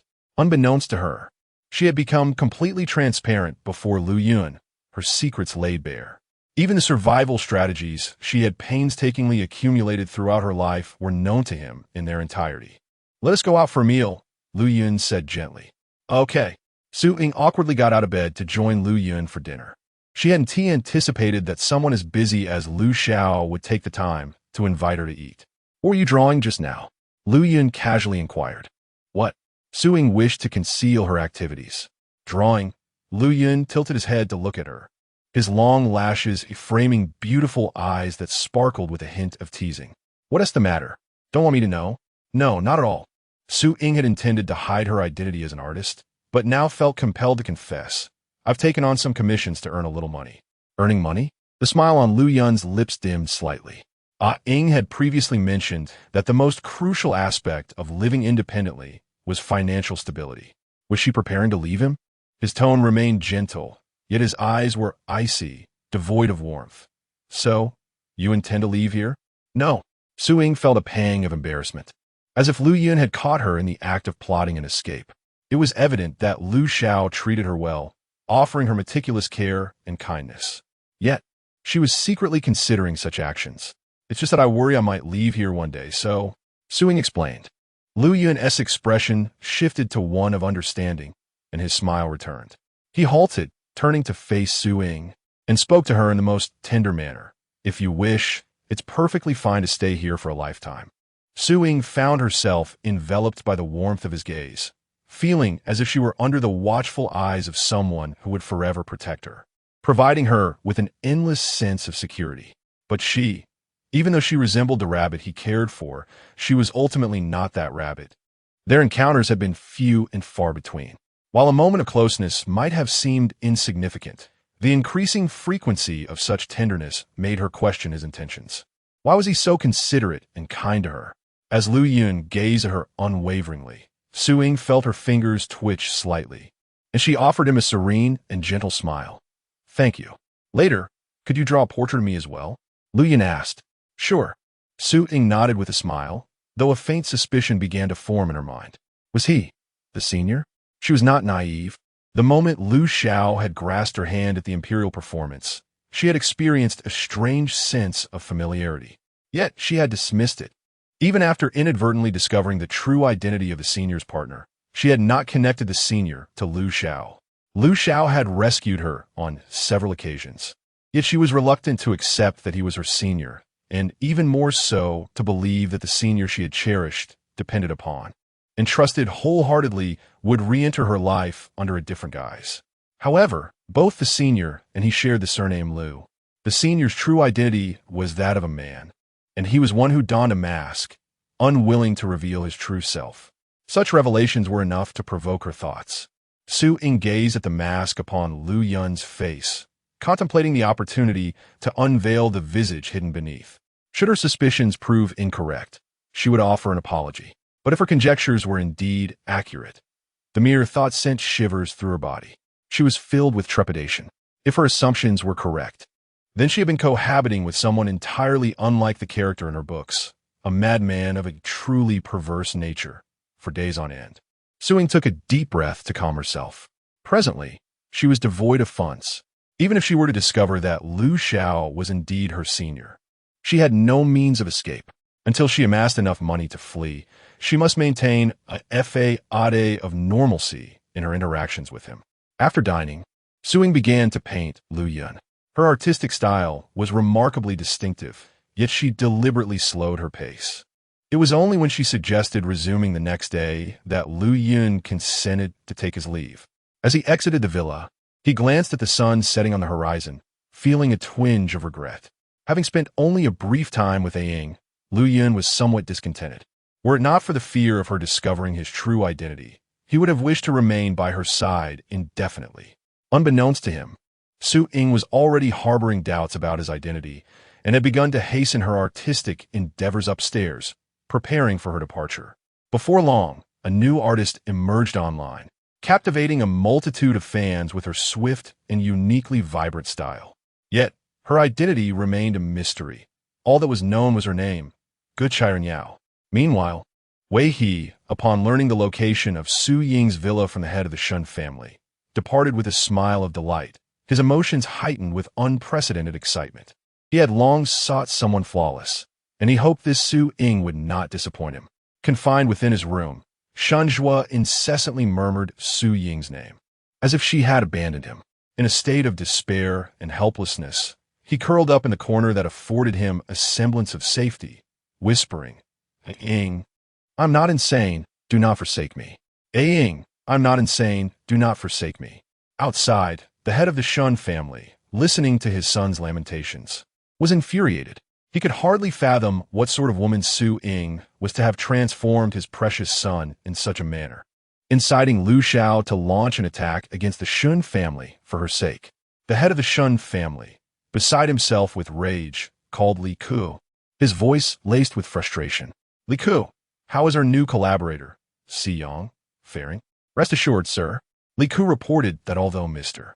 Si had disappeared for a time during last night's banquet, he subsequently excelled in his social engagements and networking.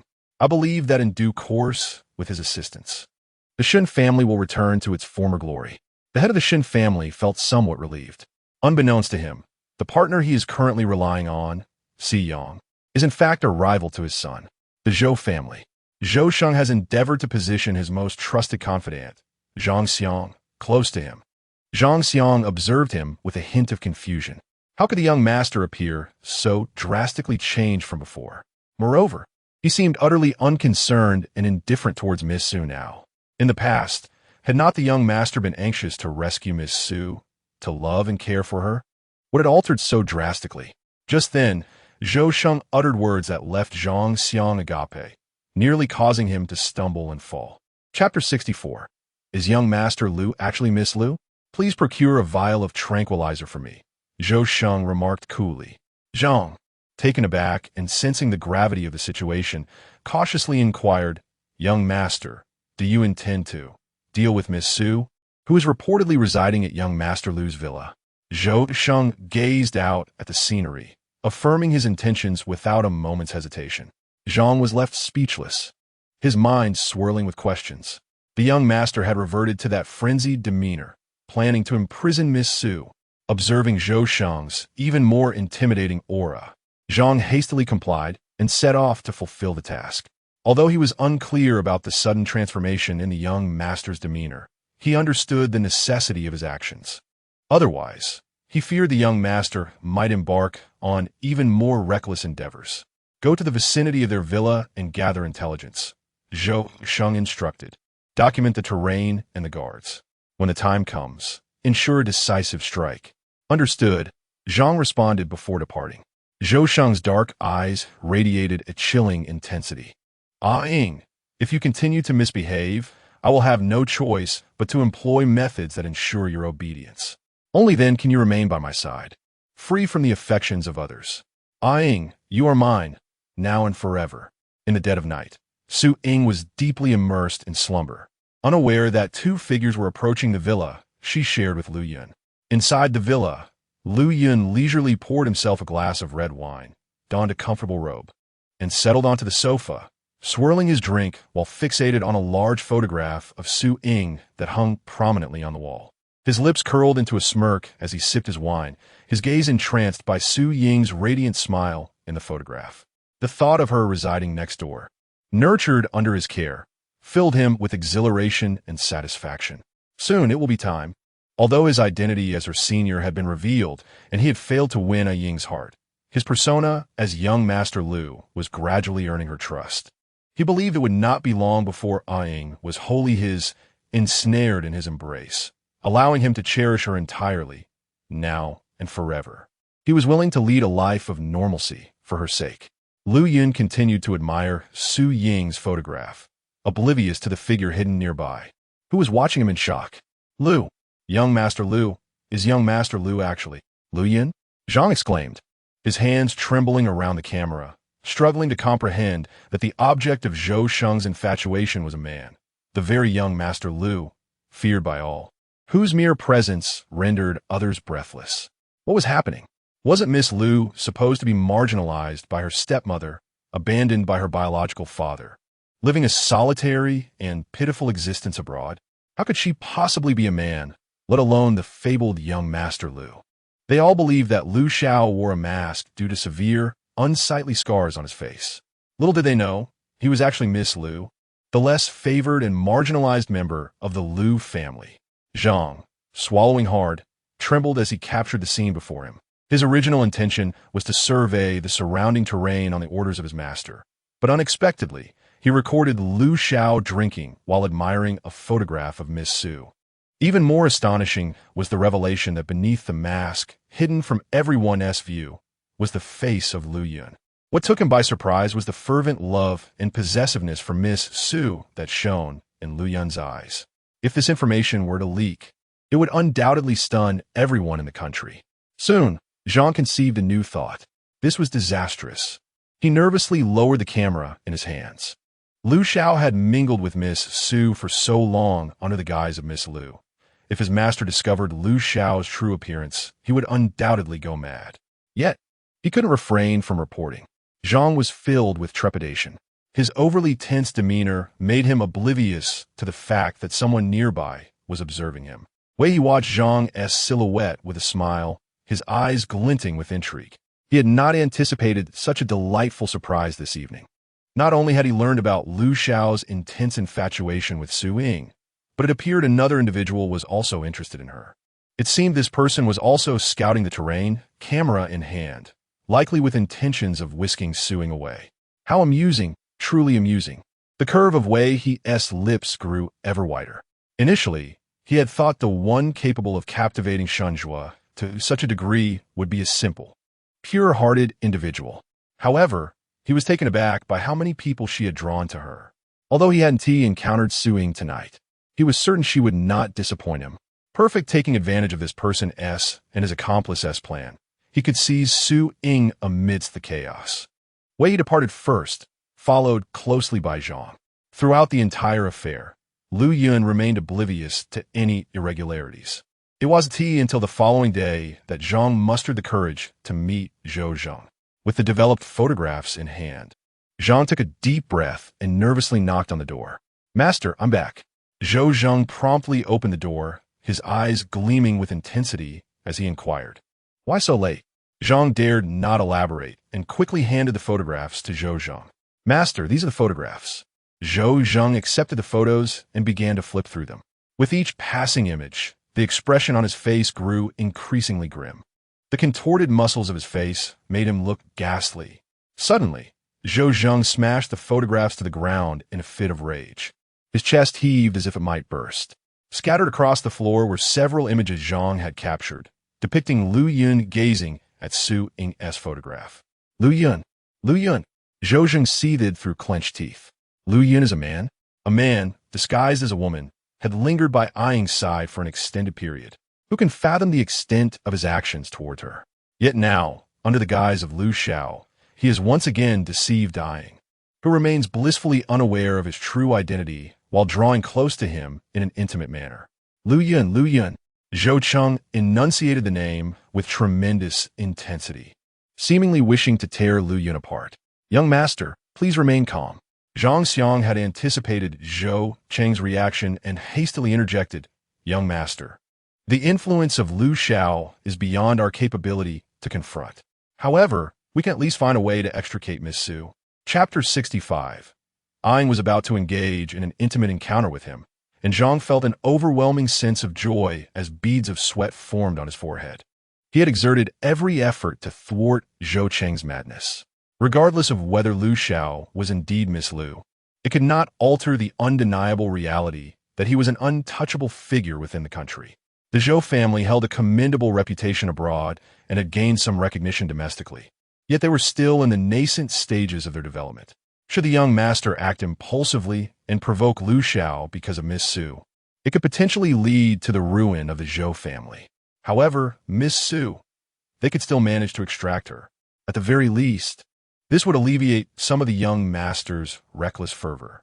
Zhou Cheng's fingers interlocked, producing a crackling sound as his countenance displayed not only possessiveness over Su Ying, but also a sinister ruthlessness. Lu Yun had masqueraded as a woman, lingering beside, eyeing for an extended period. He found himself at a loss regarding how to handle him. Yet, eyeing must be his. Zhou Cheng has planned to take Su Ying commenced quietly. Wei he was also not idle. The head of the Shen family had expended a considerable fortune to enlist his services for Shun Zhuo's treatment, and he pretended to provide care. In truth, he was utterly disinterested. He languidly sat in a chair, observing the frenzied Shun Zhuo in the corner, chuckling softly, unperturbed. After years of searching for someone, how could he possibly allow that person to recover and become a rival? He would have to let him live in madness for eternity. Wei he tapped away at his phone, awaiting updates on Zhou Cheng's movement from the individuals he had hired. Zhang Xiang's identity was not difficult to ascertain. With a little inquiry, it was clear that he was Zhou Cheng's trusted aide. As for Zhou Cheng's whereabouts, he could easily hire someone at a handsome price to keep him informed. Where there was gold, there would be valiant men. Playing with his phone, Wei he soon received a reply from his informant. Employer, the young master of the Zhou family is expected to take action in 3 days. We have discovered that he has summoned a considerable number of personnel, all arranged to head to a specific location in 3 days. A smile graced Wei he's face as he typed his response. In 3 days, I shall be able to take away the woman named Su Ying. Wei he beamed with delight. Suddenly, in the corner, Shun Zhuo appeared to be startled by something. He abruptly lifted his head, his eyes gleaming with a frightening intensity as he fixed his gaze upon Wei he. Su Ying, you mentioned Su Ying, did you not? He lunged at Wei he in a frenzied manner, exclaiming, Where have you taken eyeing? Return my eyeing to me. I am not insane. Eyeing is my wife. She is mine. Wei he gently pried open his hands, clicking his tongue, a sharp glint flashing in his eyes.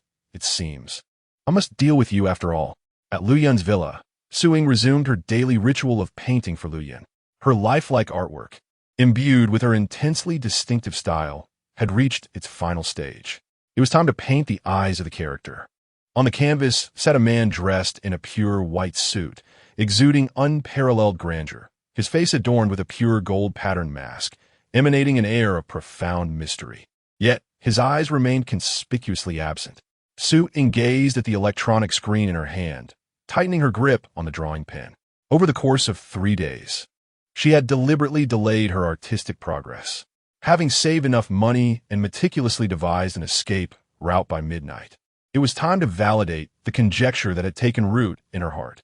Lu Xiao, could it be that you are indeed the senior sister? Setting down her drawing pen, Su Ying spoke. Lu Xiao, I need to observe your eyes up close to accurately portray you. Lu Yun's breath quickened, his fingers curling on the armrest of the chair, betraying the tumultuous emotions he struggled to suppress beneath a calm facade. Eyeing. To draw near and examine his eyes meant that he too could gaze upon her intimately. The prospect thrilled her. Very well, Lu Yun replied, forcing himself to regain composure, his voice wavering despite his efforts. Yet, the restless gleam in his eyes revealed his inner turmoil. Zhang Zhang, who stood nearby, could hardly bear to watch. Alas, Miss Su's impact on the young master remained as profound as ever. Su Ying placed her electronic tablet aside and approached Lu Yun step by step. With each stride, the tempest within Lu Yun intensified until she halted, standing in close proximity. As he beheld her inching closer, her unwavering gaze locked onto his. The thunderous rhythm of his racing heart drowned out all else. It was impossible to remain indifferent. As Su Ying drew nearer, it felt as though he could merely tilt his head to brush his lips against hers. The corners of Lu Yun's eyes flushed with excitement, his entire being trembling with fervor from her proximity. In a flash, Su Ying swiftly removed the mask from his face, unveiling an unparalleled beauty that could render both mortals and deities alike envious. The mask clattered to the ground, and though Su Ying had her suspicions, the reality of seeing him unmasked was altogether different. She staggered back a step, tears welling in her eyes. It's you, it truly is you. Her nose tinged with emotion, her voice quivering, She could scarcely articulate her feelings. Yet, the surge of indignation and disbelief crashing over her left her utterly dizzy, compelling her to confront this truth. In recent days, Su Ying had behaved exceedingly compliant, revealing not the slightest hint of suspicion. Lu Yun and Zhang Zhang had never anticipated that she harbored doubts about Lu Yun's true identity, nor could they have foreseen her audacity in unmasking him to reveal the visage beneath.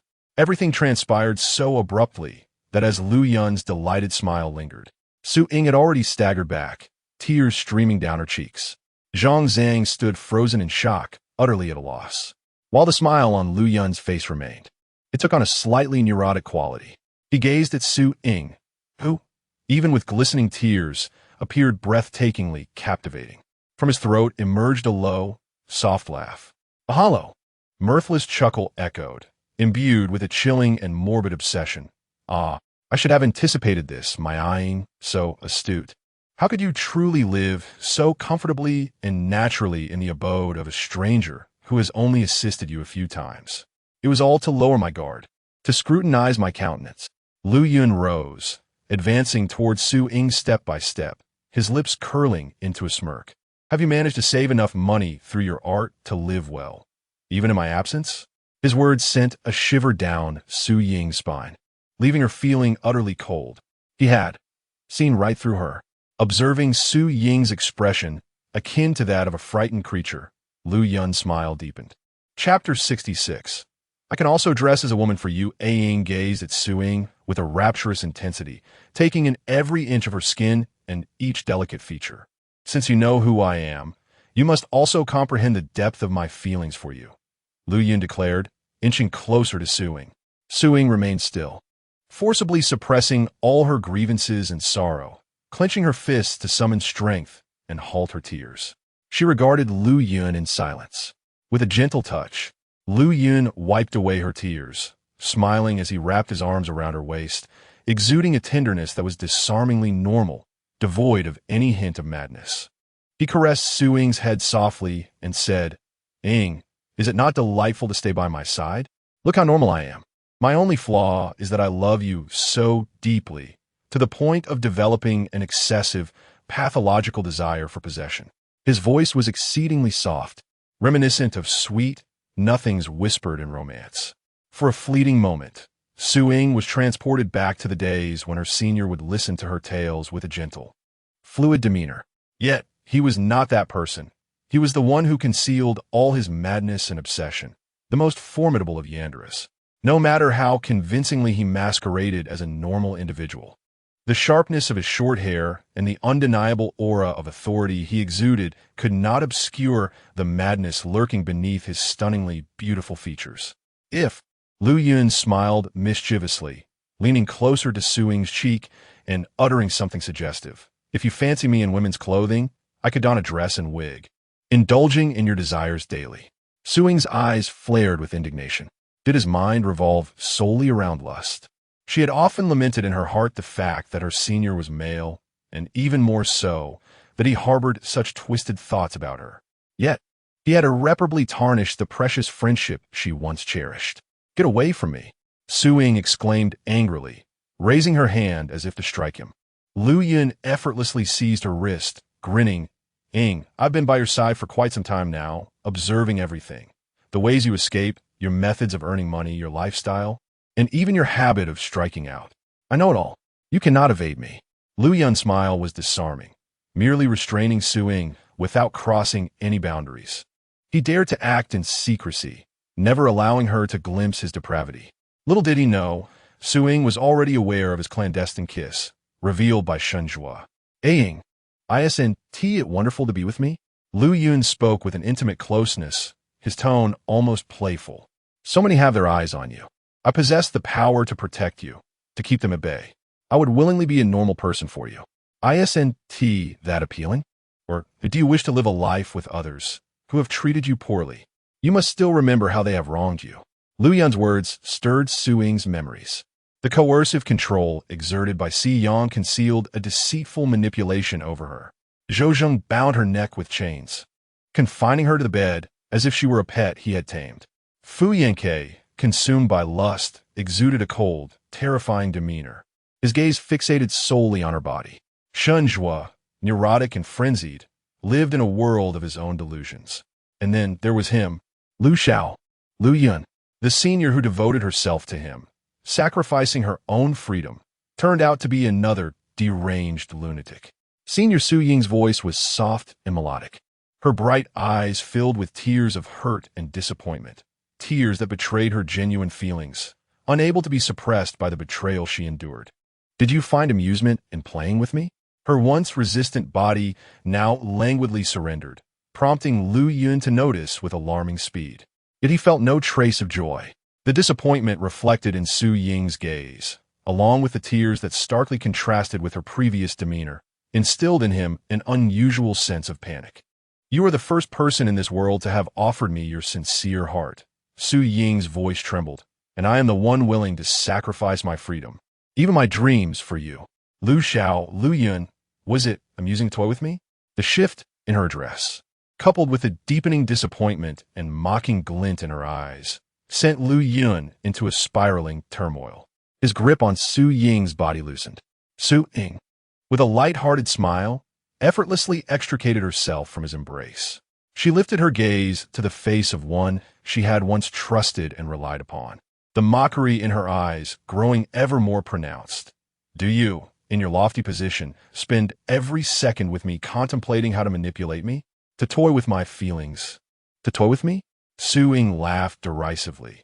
Did you think that merely by masquerading as a normal person, I would be overjoyed and consider myself fortunate to accept the gift of your affection? Lu Yun, I'm not your toy, nor am I a mere plaything that remains ignorant of its own resistance. You may do as you wish with me, but do not presume that I will acquiesce to your terms. With that, Su Ying turned and ascended the stairs without a backward glance at Lu Yun. Bewildered and panicked, he reached out for her hand, but grasped only at the empty air, watching her retreating figure. She still radiated with brilliance, just as she had when he first found himself captivated by her. Her glow seemed to intensify, disrupting all his carefully laid plans. Ying. Lu Yun's voice escaped his throat, an uncontrollable murmur filled with love and obsession. Yet this time, it was accompanied by a greater sense of confusion and uncertainty. Had he made a mistake? Had he erred from the very beginning? He should not have treated Ying as a mere toy. Ultimately, he found himself ensnared by his feelings for her, yet his initial perception had robbed him of the chance to be with her. Witnessing it all, Zhang Xiang stood in a daze. He seemed to grasp why so many, including the young master, Manager C, and young Master Zhou, would fall madly and obsessively in love with Miss Su. Such brilliance radiates magnificently. Even when tightly clenched within one's grasp, its luminescence seeps through the crevices of one's fingers. There exists not a soul who does not yearn for such possession, nor one who would fail to fall in love with it. However, Zhang Zhang lifted his eyelids to cast a glance at Lu Yun. The master's morbid obsession had long been ingrained in his very being. Though temporarily subdued by Miss Su's words due to his affection for her, the underlying fervor remained. Once, Chapter 67. Fragmented whispers. Whenever Miss Su contemplates departing from young Master S' side, he is bound to descend into madness once more. This time, he shall reveal his true self, discarding the facade of normalcy he has so painstakingly maintained. For young Master is inherently such a person. Zhang Xiang, hardly daring to breathe, recognizes that young Master's prolonged charade of normality has been driven by his affection for Miss Su. Yet, it is now painfully evident that even with his pretense, Miss Su would not choose to remain with him. Coupled with the imminent threat of his identity being fully exposed, there is nothing young Master can do to mend the rift between them, nor could he ever hope to win Miss Su's trust or companionship.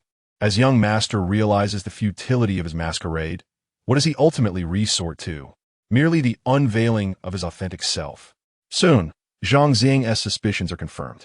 He witnesses Lu Yun chuckle softly, a sound devoid of the usual lightheartedness, resonating with a profound and chilling dread that strikes at the very core of the soul. Ying.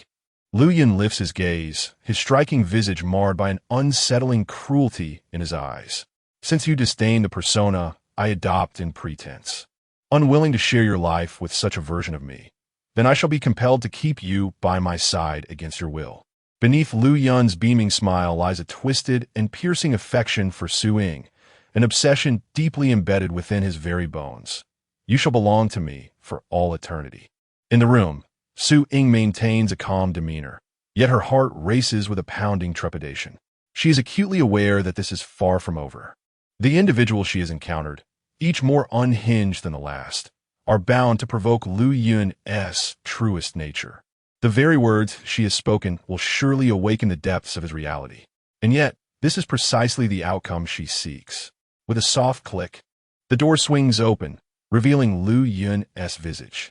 The unhinged Lu Yun strides towards Su Ying, his steps deliberate.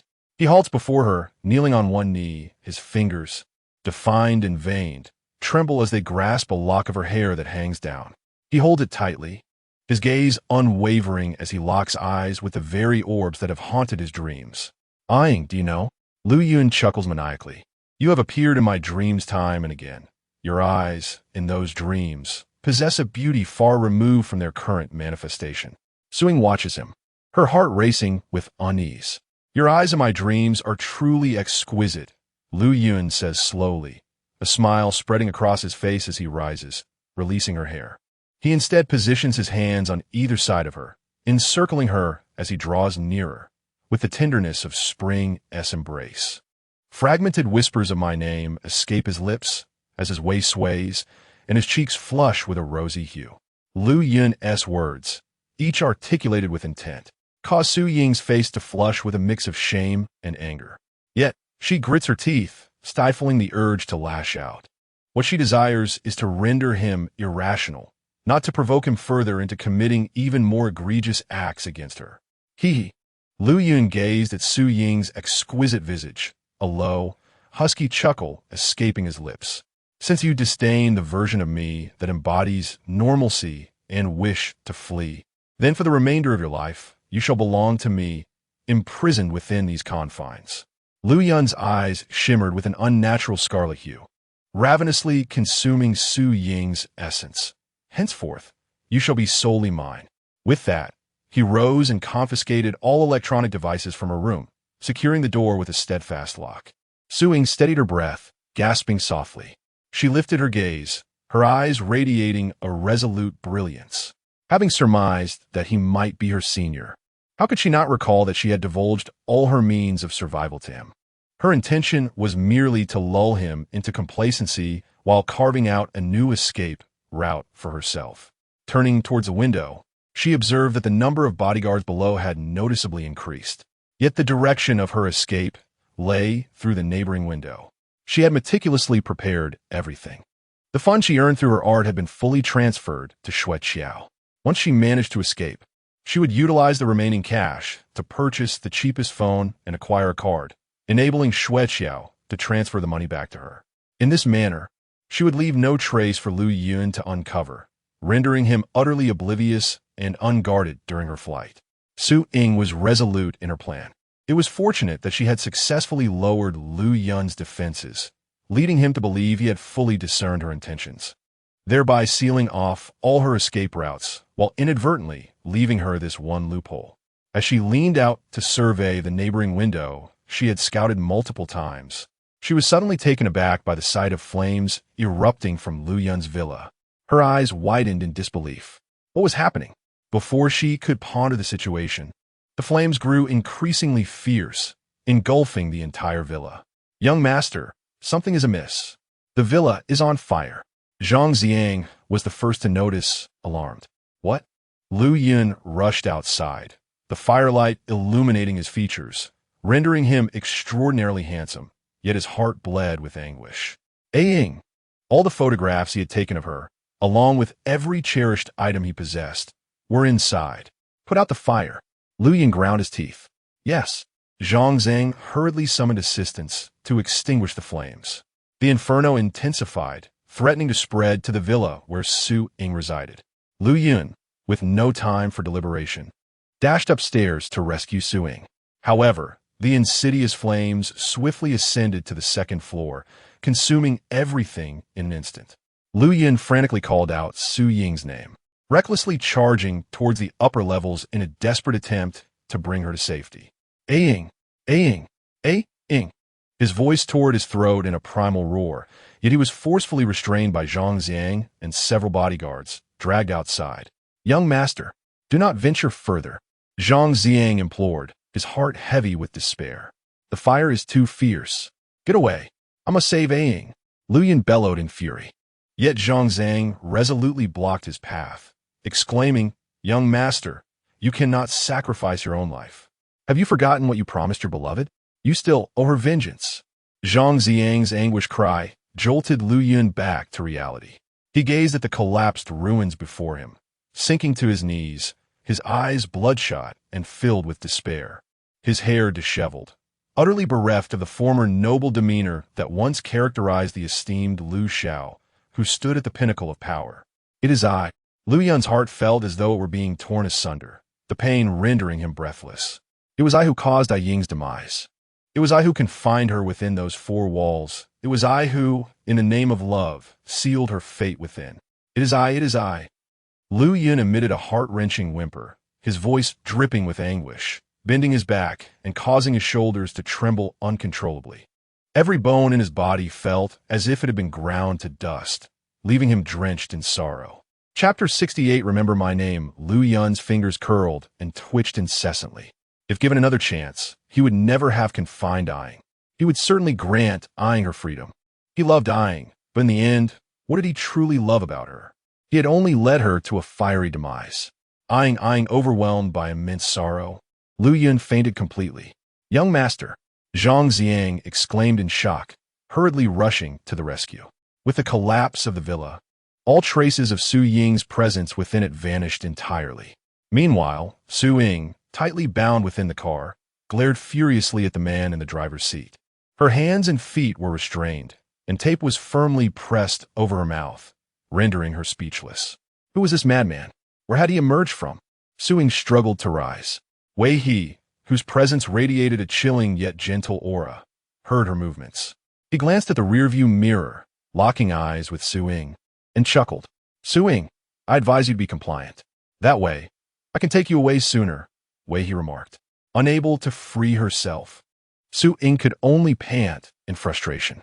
Her misfortune seemed to stretch across lifetimes, encountering one lunatic after another. Any hope of escape was dashed. The events of that night filled Su Ying with irritation. Initially, upon seeing the neighboring villa ablaze, she felt a flicker of joy. She knew that apart from Lu Yun, no one would enter that villa. Lu Yun was downstairs, so she understood that there was no one inside. No one would suffer in the flames, and she could successfully divert Lu Yun's attention. Although she was aware that the fire was unusually timed, she found solace in the chaos, thinking she could seize the opportunity to flee. However, just as she prepared to leap from the window, a ladder suddenly appeared before her. This person had inexplicably materialized and inexplicably kidnapped her, bringing her to this vehicle, leaving her clueless about their destination. Why? Why had he chosen to abduct her? Su Ying racked her brain in desperation. Was there anything about her that warranted such an act? Apart from Lu Yun, she could not fathom another reason for her abduction. Could it be that he intended to extort Lu Yun through her? Yet, the car he drove was anything but cheap, suggesting he was not in need of money. Perhaps he sought to extort something more valuable than mere currency? A business matter? Or perhaps revenge? Unbeknownst to Su Ying, the man before her, wealthy and seemingly indifferent to monetary concerns, had not kidnapped her because of Lu Yun, but purely for reasons pertaining to her alone. As Su Ying's mind raced with perplexing conjectures, the sedan came to a halt. Where had they arrived? Anxiously, she listened to Wei He opening the car door and stepping out. Soon, the rear door where she sat was also flung open. Wei He assisted her in sitting up. It was at that moment she realized their location. The airport? He had brought her to the airport? With a ripping sound, the tape on her face was torn away, causing tears to stream down her cheeks from the pain. Yet, she could not help but observe the man before her. Wei He. Who exactly are you? What do you intend to do with me? Su Ying inquired, maintaining her composure. If he intended to use her as leverage against Lu Yun, bringing her to the airport seemed excessively extreme. Wei He chuckled softly, his gaze emanating a disturbing and familiar madness that made Su Ying's skin crawl. You are truly perfect, he murmured, caressing her face, his fingers gliding down her cheek, inching towards her neck, where he felt the warmth of her blood pulse beneath his cold touch, a satisfaction evident in his demeanor. With his other hand, he delicately traced her eyes, stating, "You have not disappointed me." Wei He smiled. "No wonder so many are infatuated with you. You are indeed a remarkable, pristine, and luminous treasure." His sinister, almost pathological remarks conjured the shadows of numerous individuals in Su Ying's mind. Xiyang, Zhou Zheng, Fu Yanke, Shunjua, Lu Yun. Her eyes flickered, a tremor coursing through her as a vague suspicion of his identity began to form. Who are you?" Her voice quivered, palms slick with sweat. If there was one character from the original narrative that she feared, it was him, the man capable of effortlessly manipulating another's psyche, the psychiatrist, Wei He. "Su Ying," he said, his smile tender as he observed the terror in her eyes. "From now on, I shall be your husband. Remember my name." Leaning in, he enveloped her in his arms, whispering softly in her ear, "Wei He." His voice, as elegant as a cello and soothing as a warm sun, struck Su Ying like a thunderclap, stirring a tumultuous storm within her mind. Wei He. It truly was Wei He, the one who could effortlessly alter memories, preferences, and even the essence of a person. Soon, all clarity in Su Ying's gaze dissipated, leaving only the identity and memories that Wei He had imposed upon her. He held her, now unusually docile and compliant in his embrace, exuding an air of nonchalance as he maintained control. Meanwhile, Wei He had abducted Su Ying overnight. Yet Zhou Zheng, who had invested considerable resources to capture and confine her, found himself at a loss. "What do you mean you couldn't find her?" Zhou Zheng pressed, his frustration palpable. Zhang Xiang, beads of sweat forming on his forehead, wished to kneel, but could only stammer in response, "Master, our plan was executed. We set fire to Lu Xiao's villa, but the villa where Miss Su was located also caught flames. Our team hadn't even had the chance to ascertain which room she was in before the villa was consumed." Zhou Zheng's anger surged, and he grasped Zhang Xiang's collar tightly. "The villa where Ying was, you burn it?" No. Zhang Xiang exclaimed in terror, shaking his head vigorously. "It wasn't us. We left no flammable materials near the villa where Miss Su resided, and we have no idea how it ignited." "Then, where is Ying?" Zhou Sheng breathed heavily, mustering the courage to pose the question he dreaded the most.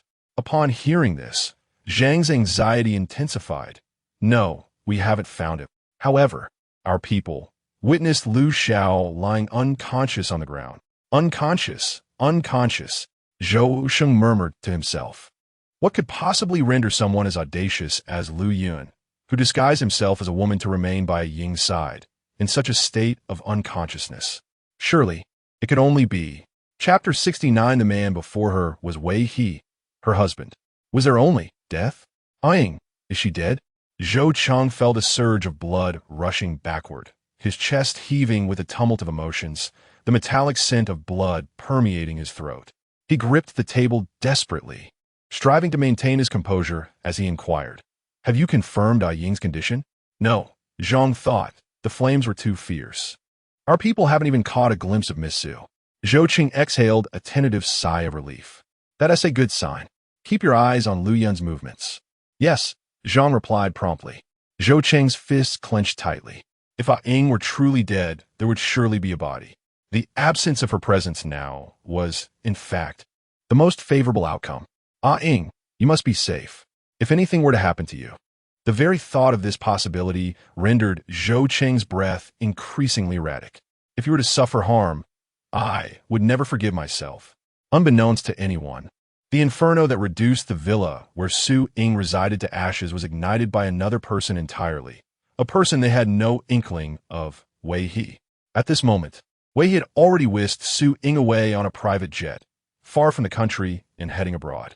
As news spread of the fire at Lu Yun's villa, the fate of Su Ying, once showcased before the crowd, became uncertain. The head of the Shun family, upon hearing this news, was filled with exhilaration. Ha! It's retribution. Pure retribution. The head of the Shun family understood, well, that such a magnitude of fire could not possibly be a natural disaster. It had to be man-made. Yet, the thought of his son's dire condition brought him undeniable joy. I truly wonder who orchestrated such a splendid deed. If I find out, I shall personally send them a substantial reward. Indeed, the butler chimed in enthusiastically. The young master has been under our watchful eyes since childhood, indulged and pampered. Who has ever dared to treat him with anything but deference? Yet, out of nowhere, a woman named Su Ying appeared, transforming the young master into that deranged state. Thankfully, Dr. Wei, he has restored him to health. Precisely. The head of the Shun family felt a sense of relief. Dr. Wei's medical prowess was indeed exceptional, having stabilized Joie in just a few short days, rendering him even more composed than before. The head of the Shun family gazed affectionately at Shun Joie, who sat nearby, engrossed in a book. Shun Joie had been administered a hefty dose of medication by Wei He. He had grown quiet, appearing no different from an ordinary person. Yet, beneath the surface, he had merely transitioned from an overtly mad individual to a silently dazed one. His memories of Su Ying had become hazy, and the tempest of emotions within him gradually dissipated. Day by day, he would diminish all feelings, not only his obsession and madness, but all emotions that made him human. He would lose every vivid memory until none remained. Shun Joie turned the pages of the book, his brow tranquil, while no one was aware of the transformation within him. The head of the Shun family was quite pleased with his newly selected associate. Siyang had recently secured a commendable number of contracts. Prepare a gift for me. I shall personally deliver it tomorrow to congratulate him. Yes, the butler replied. The head of the Shun family felt an unprecedented sense of joy. His son had recovered, the woman who had enticed him was gone, and the Liu family, who had posed a threat to them, had suffered a fire. Furthermore, his newly chosen partner proved to be exceptionally capable. The head of the Shun family was enveloped in a refreshing breeze, his face adorned with a radiant smile. Little did he know that this partner, who was so perfectly aligned with his desires, was actually the romantic rival of his son, who was gradually losing his sanity. Meanwhile, Siyang had received news of Su Ying's uncertain fate amidst the flames, yet he remained silent, devoid of any impulse. He had regained a semblance of normalcy. Su Jiang, somewhat taken aback, inquired, "Boss, aren't you anxious?" "Anxious," Siyang replied, "but Ying is not someone who would perish so easily." He would forever remember the moment when Ying, drenched in seawater, stood before him with unwavering determination in her eyes. Her bravery and indomitable spirit had captivated him. How could someone as resolute as Ying succumb so readily to the inferno? Even if there was a possibility, he needed to witness the body with his own eyes to be convinced. He remained vigilant, keeping a close watch for any news regarding Ying. "Understood," Su Jiang said, watching Siyang retreat into his work, feeling a surge of emotion. He never expected his boss to abandon his obsession and madness. Everything he was doing now had a singular purpose, to be worthy of Miss Su. He pondered the current state of Miss Su, hoping she was safe. Abroad, in the most luxurious standalone apartment, the first rays of morning sunlight graced Su Ying's face. Groggily, she stirred from her slumber, her gaze wandering over the unfamiliar surroundings. Momentarily dazed, "Where is this? Wife, you're awake?" Wei He appeared in her line of vision, a smile playing on his lips, though his expression held no warmth, merely the casual demeanor of someone who had acquired a perfect possession to display in his home. "Here, drink this glass of water." He approached her bedside, holding a cup of warm water in his right hand. Su Ying's clear, chestnut eyes flickered as she felt an overwhelming sense of familiarity and affection towards the man before her. She recalled her name, Su Ying, and the man's name, Wei He, her husband. And this place was her home. All right. Su Ying obediently allowed him to assist her in sitting up and dutifully drank the warm water he provided. Wei He sat by her side, resting his chin on his hand, his gaze fixed intently on her.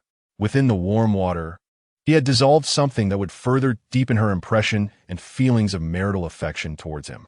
Wei He's gentle demeanor belied a distracted mind. Such a pure and pristine individual, coveted by many, had been so effortlessly claimed by him. It was rather uninteresting. Finished. Su Ying dutifully handed him the empty cup. Wei He chuckled softly, ruffling her hair in a manner reminiscent of a reward, saying, "You did very well. my dear. Wei He rose with a cup in hand, gently urging, "You may rest a little longer. The meal will be ready shortly." "All right." Su Ying obediently nestled back into the warmth of her blankets, yet an unsettling feeling gnawed at her. Why did she perceive a slight chill in her husband's demeanor towards her? It seemed as though he did not harbor much affection for her. A wave of concern washed over Su Ying. Had she inadvertently done something to displease him in recent days? Furrowing her brow in contemplation, she struggled to recall even the events of yesterday. "My memory seems to be failing me more and more," Su Ying murmured to herself. Soon, however, she summoned her resolve. "Today, I shall prepare a sumptuous feast for my husband to uplift his spirits." Before long, the effects of the medication took hold, and drowsiness enveloped her once more, plunging Su Ying back into slumber. Yet, at this very moment, another soul was equally troubled over Su Ying. Chapter 70. Wei He remains oblivious to the regrets that await her. Yao Xueqiao had scarcely slept a wink, anxiously glued to her phone throughout the night. A tempest of worry surged within her. What could have become of Ying? Just yesterday, Ying had sent her a cryptic message, imploring her to safeguard a substantial sum of money, promising to contact her shortly through an unfamiliar number to facilitate its transfer. When Yao inquired about the situation, Ying had merely replied with a terse, "I cannot say." Yet, deep down, Yao sensed that Ying must be embroiled in some perilous predicament.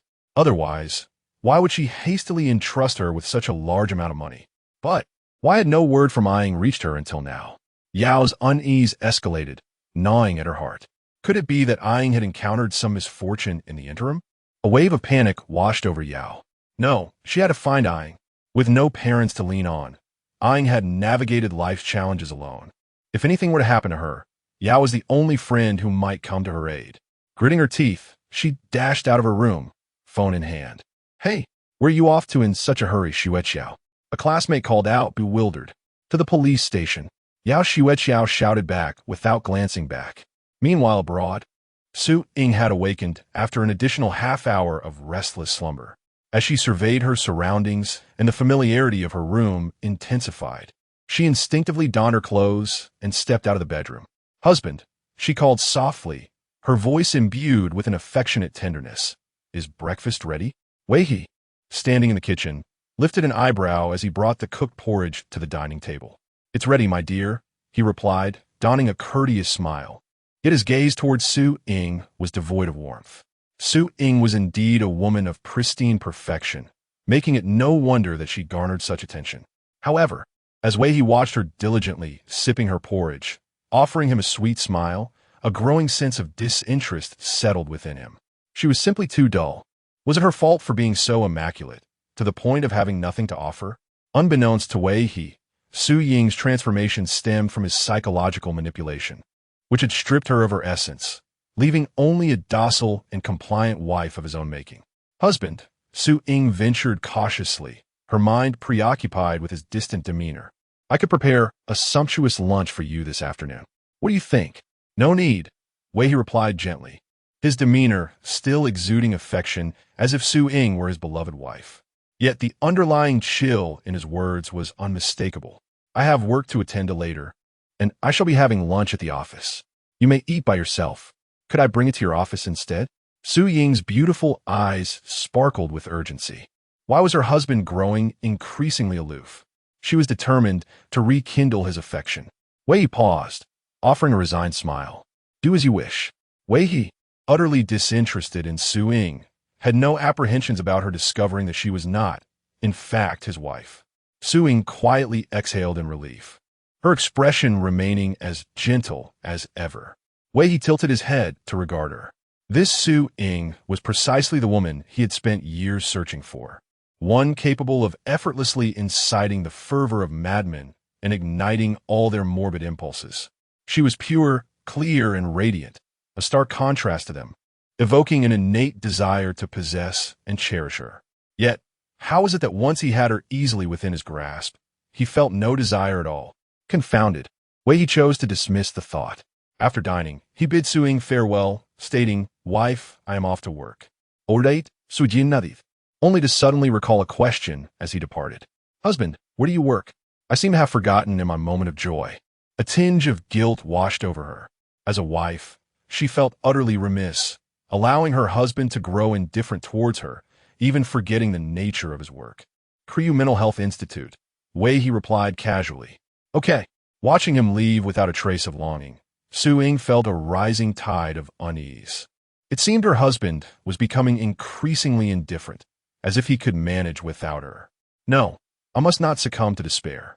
Su Ying patted her cheeks, resolved to prepare a delightful lunch for her husband to bring him joy. She immediately set to work while outside. As Wei He drove to the hospital, he regarded Su Ying as nothing more than a trivial possession kept at home. Though she was somewhat mundane, his financial abundance rendered her presence inconsequential for the time being. Wei He remained blissfully unaware that, in the future, as Su Ying gradually regained her memories and her true self, she would captivate him anew, compelling him to fall deeply for her. He would come to regret not safeguarding against her discovering the truth today, thereby missing the chance to ensure she would remain by his side forever. Meanwhile, Su Ying busied herself preparing meals for Wei He. Her mind preoccupied solely with the notion that he was her husband and that they cohabited in this place, leaving no room for anything else. Back in her homeland, her mysterious disappearance had thrown several individuals into disarray. Young master, you can rest assured, Zhang Ziang reported to Lu Yun. No body has been found at the scene. Miss Su is unharmed. However, her whereabouts remain unknown. The young master was similarly distressed. His feelings for Miss Su had clouded his judgment, leading him to collapse in emotional turmoil. Now, he had finally awakened. Have we determined who started the fire? Lu Yun's gaze was sharp as a blade. The sudden blaze could not have been an accident. Not yet, Zhang Ziang replied, troubled. Last night was too chaotic, and all the surveillance footage was deliberately damaged. It may take some time to uncover the truth. And what of Ying? Lu Yun clenched his fingers tightly. Without Ying absent from a scene, did it imply that she had escaped amidst the chaos? Could it be that she harbored such disdain for him? It was a possibility. Zhang Ziang, observing Lu Yun's expression with caution, remarked, the fire last night not only consumed the young master's villa, but also ravaged Miss Su's residence. The inferno at Miss Su's villa was particularly fierce, suggesting that those who set the villas ablaze were not targeting her specifically. The likelihood of Miss Su being taken by them is also minimal. Hence, it is highly plausible that Miss Su seized the opportunity to flee amidst the turmoil. Lu Yun released his tightly clenched fingers. He could hardly fathom that an individual unknown to them had abducted Su Ying. Furthermore, Chapter 71. A renewed obsession with Su Ying, he transformed her into a Su Ying who had completely forgotten them. Shall we send someone to find Miss Su? Zhang Ziang inquired tentatively. No need, Lu Yun replied, his eyes reflecting a tumult of emotions. Yet, within him lingered an overwhelming love and regret for Su Ying that he could not suppress. If Ying wishes to leave, let her go. Despite the sinister aura that enveloped Lu Yun, he ultimately surrendered to his feelings for Su Ying, allowing a measure of gentle acquiescence to emerge. If Ying desires freedom, I shall grant it. Understood, Zhang Ziang said, blinking in surprise. He never imagined that one day the master would care about the feelings of others. Truly a miracle. Zhang Ziang departed, closing the door to the ward behind him. However, Lu Yun could not contain the tears that spilled forth, born from his fervent affection for Su Ying. His exquisitely handsome visage twisted in turmoil, a battleground for his fierce possessiveness and greedy love, clashing with the desire to let her go. Ying, Ying, Ying. He murmured her name repeatedly, attempting to fill the void left by his unrequited love. Unable to restrain himself any longer, he clenched his fists and stepped into the shower, engaging in actions he once yearned for with Su Ying but could never attain, seeking solace in this ritual. Those who had heard news of Su Ying's mysterious disappearance believed she had fled on her own accord. None were aware that she had been abducted by Wei He, a figure unbeknownst to them all. TSK. In the office of Fu Yanke, his cold and menacing demeanor reflected disdain as he thought of Lu Yun's supposed prowess. He had assumed Lu Yun's methods were infallible, yet he had failed to keep her under control, allowing her to escape. Fu Yang's mind was consumed with thoughts of Su Ying, envisioning her in a state of undress, and he clenched his fists in frustration. Had I known, I should have confined Su Ying within those walls and taught her a lesson, ensuring she became my obedient possession, thus preventing Lu Yun from taking her, allowing her to escape. President Cheng Er knocked and entered. There has been an issue with that overseas order. It may require your personal attention. Fu Yanke responded with a curt acknowledgement. He was in a foul mood, acutely aware of the embarrassment he had suffered at Lu Yun's hands, which had become common knowledge. Given this, he decided to seize the opportunity to travel abroad and clear his mind. Book me a flight for tomorrow, he instructed. Yes, Cheng Er immediately set to work. Fu Yanke closed his eyes, unaware that his destination was the very country where Su Ying resided. By sheer coincidence, he would soon encounter a completely new Su Ying, one devoid of any memory or impression of him, and he would soon find himself entangled in a renewed obsession with Su Ying. Meanwhile, upon learning that Su Ying was merely missing, Si Yang and Zhou Cheng regarded her disappearance as an act of voluntary escape. Boss, should we continue the pursuit? Su Jiang inquired of Si Yang. No need. Si Yang understood that his foremost priority was no longer to pressure Su Ying into submission, but rather to cultivate domestic industry, thereby becoming a worthy suitor capable of winning her heart. He needed to prepare for tonight's meeting. Su Jiang couldn't help but reflect on the significant transformation in his boss. Meanwhile, Zhang Xiang inquired with Zhou Sheng whether there was a need to continue searching for news about Su Ying. Upon learning that Su Ying was still alive, Zhou Sheng finally exhaled the tension that had been building within him, though it did not bring him joy. His fingers curled tightly, gripping the table as if to tear the surface apart. He had not forgotten that the fire had been instigated by him, nor had he forgotten the near tragedy that almost befell A Ying. Unbeknownst to Zhou Sheng, the fire at the villa where Su Ying resided was not ignited by his actions, but rather by Wei He, who had abducted Su Ying. No more searching for A Ying. Zhou Sheng's cracked lips murmured hoarsely. If his love would lead to A Ying's destruction, he would rather not coerce her into being with him. Zhang Xiang felt as though the sun had risen from the west. In the Shun family, Shun Zhua, resembling a docile child absorbed in reading, did not attract the attention of the family patriarch. Instead, the head of the Shun family felt reassured by his son's demeanor, praising Wei He's remarkable medical skills, oblivious to the fact that his son was perilously close to becoming a shell of his former self. Wei He, a man of innate malevolence, felt no moral guilt regarding the situation. He adhered to his routine, working diligently at a sanatorium, and the acquisition of the pristine individual he had long sought did little to alter his lifestyle. Even the initial thrill and delight had gradually waned. He discovered that the person he had yearned for, the one he had awaited with bated breath, did not ignite the anticipated exhilaration within him. Instead, he was left with the monotony of daily life. Meanwhile, Su Ying, whose memories had been forcibly manipulated and stripped of choice, was diligently preparing meals in an effort to mend their relationship. This dish needs to be a bit spicier. My senior loves spicy food, Su Ying said with a smile, only to suddenly pause. Senior? She murmured, her voice laced with hesitation and confusion. The instinctive words she had spoken and the heartfelt action she had undertaken touched the softest corners of her heart, awakening the most cherished memories she could not forget.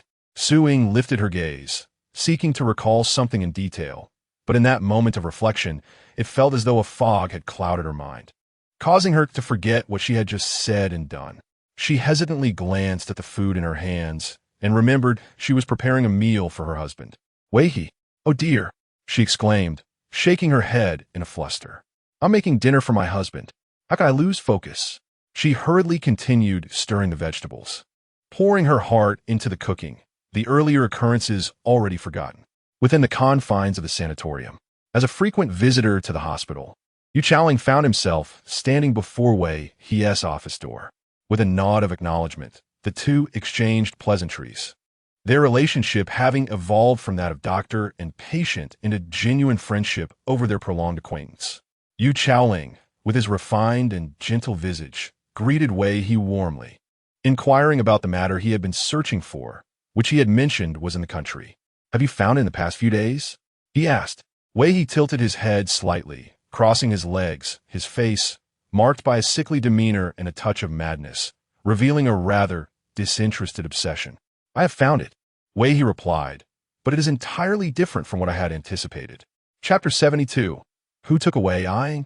Oh, Yu Chaoling raised an eyebrow, intrigued. What do you mean? Wei He lifted his chin slightly and remarked, it's rather dull. Dull? Yu Chaoling expressed his puzzlement. What could possibly be described as dull? Knock, knock. The door was rapped upon, and a nurse with an unusual expression entered. Director, a lady claims to be your wife. She says she has come to deliver your lunch. A flicker of impatience crossed Wei He's eyes. He had not expected her to truly arrive.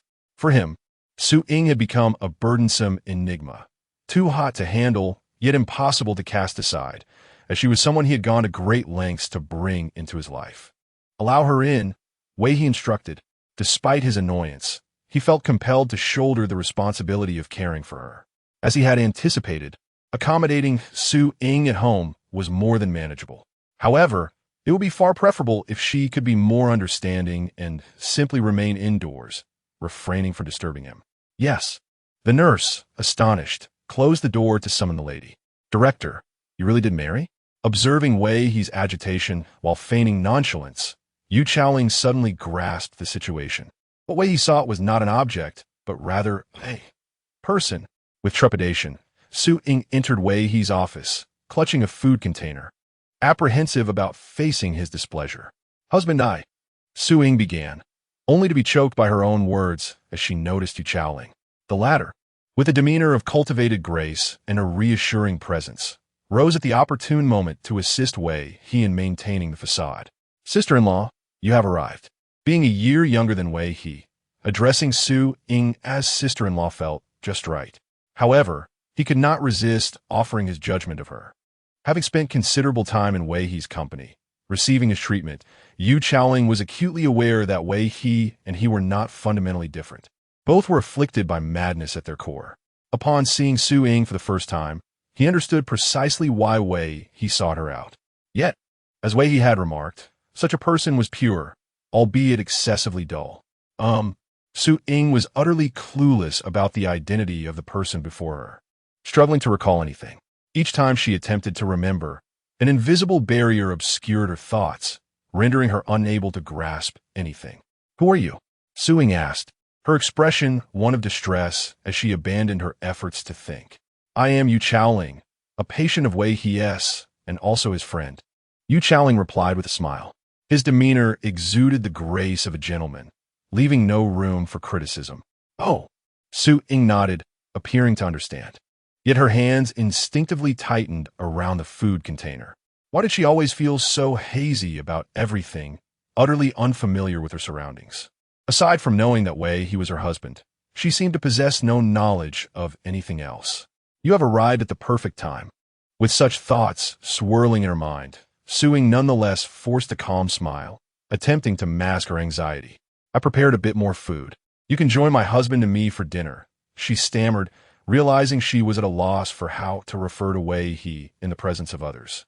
All right, Yu Chaoling replied, taking the food container from her hands without giving her much thought. He regarded her merely as the woman Wei He had brought back from afar, completely unaware that Su Ying had been manipulated by Wei He's psychological control to return from abroad. Without receiving much conversation from Wei He, Su Ying was soon dismissed and sent back home. A profound sense of desolation and panic enveloped her, intensifying until she stepped outside the hospital, where an overwhelming fear gripped her. What was happening to her? Su Ying pondered in confusion, her mind awhirl as she made her way home. Meanwhile, in another city, Yao Xueqiao was growing increasingly frantic in her search for her friend. She went to the police station to file a report, but the officers, seeing her as merely another Chinese national, showed little concern. This one do. Yao Xueqiao thought, her heart racing. If things continued this way, if anything had happened to A Ying, she would be unable to save her in time. What should she do? How could she assist A Ying? Suddenly, a thought struck her. The school was bustling with students. She could enlist the help of her classmates to find A Ying. Yao Xueqiao immediately took out her phone and sent a message to the Chinese International Student Group at her school, reporting Su Ying's disappearance. Instantly, all the international Chinese students received the message, including Lu Yun and Zhou Zheng, who were also students of the same institution. Lu Yun's eyes widened in alarm as he read Yao Xueqiao's message in the group chat. Classmates, we have a student named Su Ying among us. I am her close friend, Yao Xueqiao. Last night, Ying suddenly transferred money to me, asking me to keep it safe, and instructed me that she would contact me from an unfamiliar number a few hours later to have the money returned. However, a whole night has passed, and Ying has yet to reach out. I suspect she may have encountered something dire. Ying is an orphan. Please help us find her. His breath quickened as he processed the information. Ying had not simply gone missing of her own accord. She must have faced some unforeseen calamity. Lu Yun's mind raced as he connected the dots. Ying had anticipated that someone would take away her means of contacting the outside world, leaving no money behind, but instead giving it to Yao Xueqiao to ensure she had financial support for her escape. Indeed, Ying had intended to flee last night, but it was not under the current circumstances. Ying had been forcibly taken by another person. Lu Yun hurriedly called Zhang Ziang to immediately begin the search for Su Ying. Zhou Zhang, too, had assumed Ying had left of her own volition and had not thought to search for her. However, it was now evident that the fire that had consumed the villa where Ying resided was not set by him, but rather instigated by another party. Who had taken Ying? Lu Yun and Zhou Zhang commenced an extensive search for Su Ying's whereabouts. At that very moment, Su Ying, however, was subjected to the peculiar gazes of her neighbors as she made her way to her doorstep with great difficulty. The strange stares from her neighbors, filled with curiosity about the woman who had the freedom to come and go from the renowned psychiatrist Wei He's private sanatorium, weighed heavily upon her. With her lips pressed tightly together and tears welling in her eyes, she felt an overwhelming sense of despair. Her husband's cold indifference had already instilled profound anxiety within her, compounded by the persistent unease that tormented her soul. The multitude of bewildering glances was almost unbearable. Yet, within her, another force began to surge, compelling her to maintain an air of composure. It was as if all this turmoil was insignificant in the grand scheme of things. This inner strength propelled her to stand before the neighboring woman. Chapter 73. My wife, you seem different, what is it? The woman next door regarded her with a wary gaze. After a moment of hesitation, Su Ying finally spoke. I want to ask, why do you all look at me as if I were a stranger? Her voice trembled with struggle.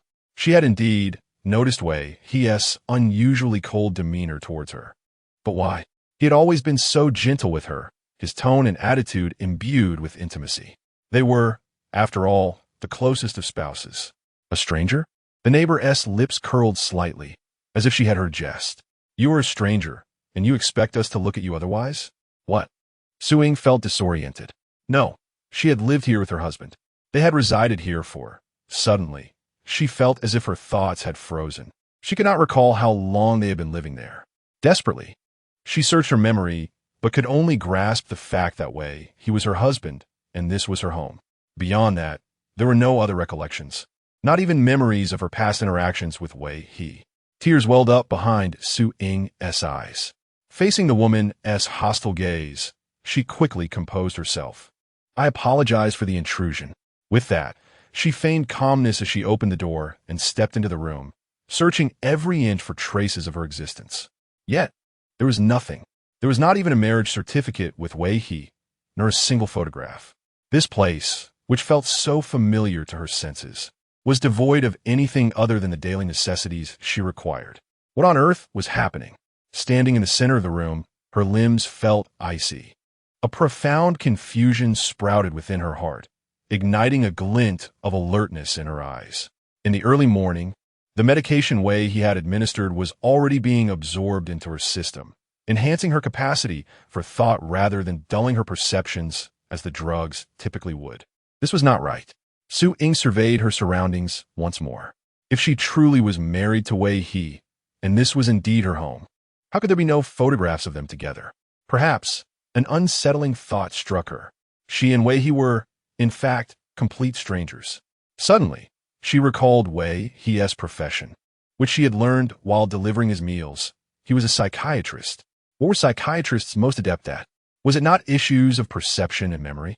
She struggled to retrieve the memories that eluded her, Perhaps it was not merely a matter of forgetfulness, but rather an absence of memories altogether. The peculiar looks from the nurses at the hospital, the neighbors' hostile stares toward her as if she were an outsider, all of these confirmed Su Ying's suspicions. The more plausible this possibility became, the heavier her heart felt with panic. Had her memories been altered by a stranger who was manipulating her into believing he was her husband in this entirely foreign environment? No. Su Ying sitiflet harisink terror. If her conjecture were indeed accurate, the individual named Wei, he whom she faced, was evidently an exceedingly dangerous lunatic. Which sane person would perpetrate such horrifying acts? She must seek further evidence to substantiate whether her suspicion held any truth. A doctor. She needed to consult a physician. Su Ying swiftly arrived at this conclusion. Any substance ingested would undoubtedly leave traces of its components within the body. She had to see a doctor immediately. However, it soon dawned on Su Ying that she faced a significant dilemma. She possessed no money. She was still relying on Wei He for financial support, and she could not guarantee that he would not subject her to something that would erase this fleeting clarity. Hastily, Su Ying grabbed a pen and inscribed a reminder in the palm of her hand to seek medical attention. She bit her tongue, striving to maintain her precious lucidity, while waiting for Wei He to return home. As evening fell, upon entering, Wei He immediately sensed something amiss. "Why were the lights off?" "Darling, you're back." Su Ying's soft voice greeted him, sweet, yet her gaze had transformed into something distinctly different. Wei He observed the subtly altered Su Ying under the glow of the sunset, his eyes narrowing slightly. A smirk curled at the corners of his lips, an unsettling blend of illness and madness surfacing. "Wife, you seem to have changed." She had become intriguing, igniting the morbid elements within him as they flared to life, reminiscent of their first encounter when her vibrant spirit had captivated him. "Is that so?" A sheen of sweat appeared on Su Ying's forehead as she endeavored to recall how she had appeared when he had been cold toward her earlier in the day. She delicately arched her brows in a submissive yet melancholic manner. "Husband, you seem rather indifferent towards me today. Have I done something wrong?" As she spoke, she lifted her gaze, her eyes brimming with affection for Wei He. As anticipated, Wei He frowned, failing to detect the excitement she had previously invoked within him, his interest waning instantly. "You're overthinking it," he said, brushing past her as twilight approached. "Why haven't you turned on the lights?" He wished to divert the conversation away from this topic. "I wanted to wait for you to return before turning on the lights," Su Ying replied, her tone compliant and filled with adoration for him. Wei He grew increasingly impatient. "Tsk. This Su Ying is making him regret bringing her back more and more." "Husband, I have something I wish to discuss with you." Su Ying pinched her palm, striving to remain alert. "What is it?" Wei He seated himself on the sofa, his long fingers unbuttoning two of his shirt buttons, revealing his alluring collarbone. "I wish to make some desserts for you, but we lack the necessary ingredients. Could you lend me some money so I can buy what I need tomorrow?" Su Ying discerned that the more she feigned submission and affection, the more he yearned to distance himself from her. Money? The mention of this essential item for her escape stirred a hint of wariness within Wei He. Su Ying noticed his reaction and quickly feigned a bashful demeanor, hastily saying, "Darling, tonight, would you care to sleep with me?" Abruptly, Wei He stood up, no longer wishing to behold Su Ying's expression. He discarded all the money he had in his pockets, declaring, "We shall sleep apart tonight." "All right then." Su Ying pretended to be disheartened, lowering her gaze while secretly clutching the money on the table tightly in her hand. She hoped that once the night had passed, she would still be able to remain alert the following day. Su Ying glanced at the words she had written on her palm about seeing a doctor, mentally repeating them several times. Before long, the night had elapsed. While Su Ying remained in slumber, Wei He had already entered her room, still holding a glass of warm water that he had laced with a sedative. Chapter 74 Apologies. "My dear Su Ying, for the trouble I have caused you." He gazed at the peacefully slumbering Su Ying, perplexed and somewhat bewildered. Rather than awakening her directly, he lifted her chin in a moment of confusion, contemplating her serene and tranquil visage. "Tell me," Wei He murmured, "why is it that at times I feel an overwhelming urge to swallow you whole, yet at other moments I find myself wanting to cast you aside, overwhelmed by your tedium?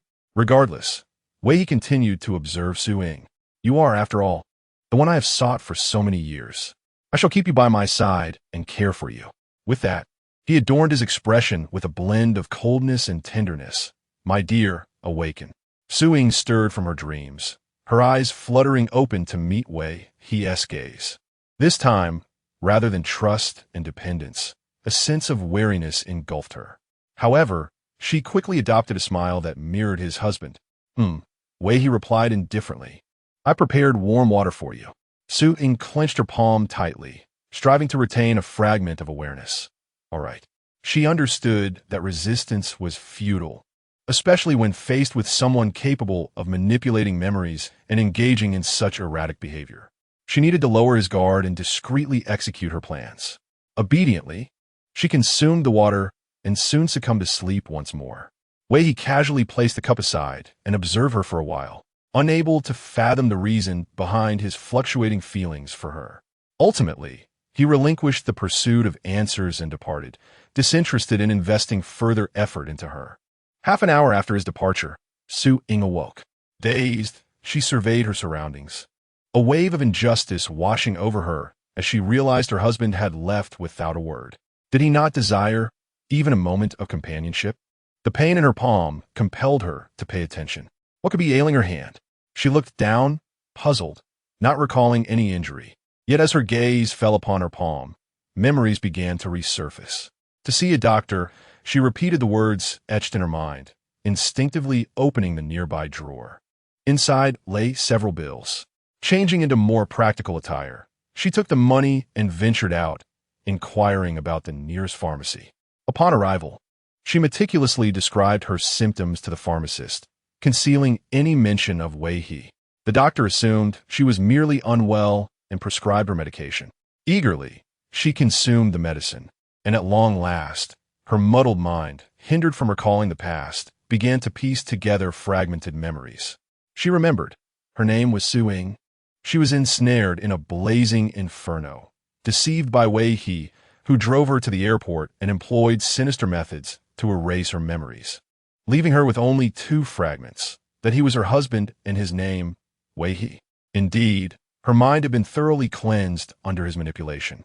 Doctor, how long must I continue taking this medication before I am fully restored?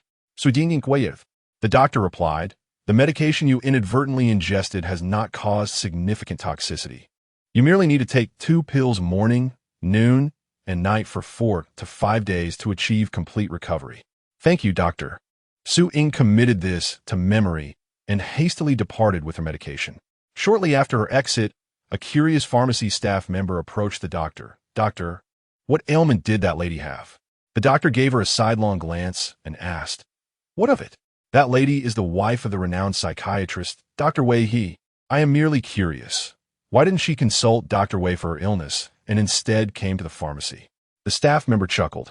Could it be true what my friend who works at Dr. Wei's hospital said? Although they are married, their relationship is quite poor, which might explain why no one has heard that Dr. Wei is not only married but has a wife. Is that so? The pharmacist, who happened to have previously worked with Wei He at the same hospital and maintain a good rapport, decided to call Wei He, saying, You are so curious? Let me inquire. Gossip is a fundamental aspect of human nature, regardless of nationality. All right. The pharmacy staff member was taken aback by the unexpected connection and felt quite excited. Meanwhile, Su Ying had no inkling that despite her caution in traversing a considerable distance to inquire about the pharmacy's location, she had inadvertently stumbled upon a doctor who was a former colleague of Wei He.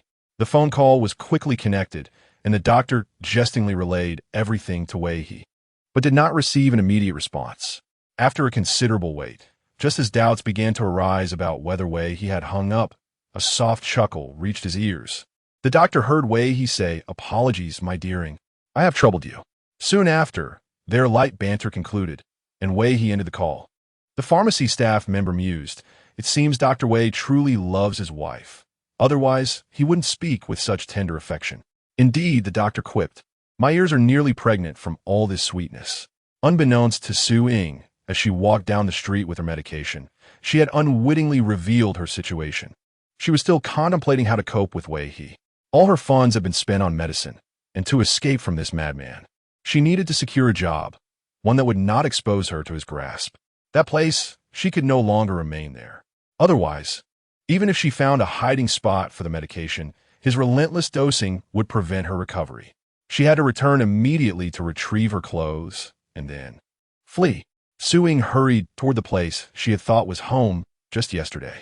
As she opened the door and entered the bedroom to gather her belongings, she remained oblivious to what lurked behind her. Dressed in a simple white shirt and black suit trousers, Wei gazed at her with a smile that was almost a smile, his crimson lips curving slightly. Su-Ying paused, seemingly sensing something amiss, and turned around. The moment she laid eyes on Wei, a shiver ran down her spine.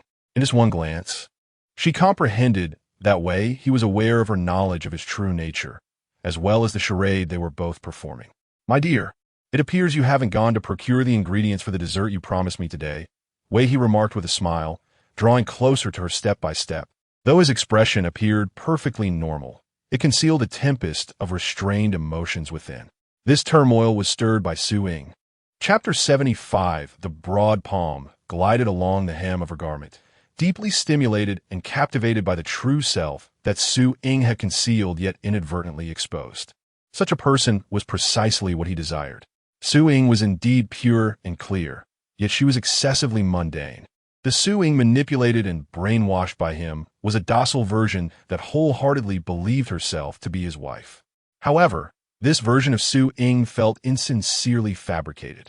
The authentic Su-Ying, the one capable of igniting all his passions with ease, was the one who genuinely possessed all that he had long sought.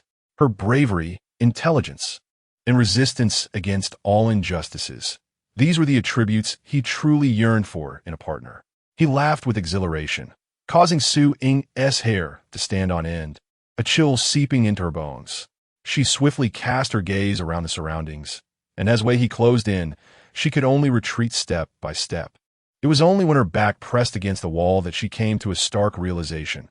Apart from the door behind Wei, there was no other escape route. The windows of this bedroom were firmly locked. Eyeing Wei, he trapped Su-Ying within his embrace. Having come to understand everything, he felt no aversion towards her sneaking away to buy medicine. Rather, he was invigorated by it.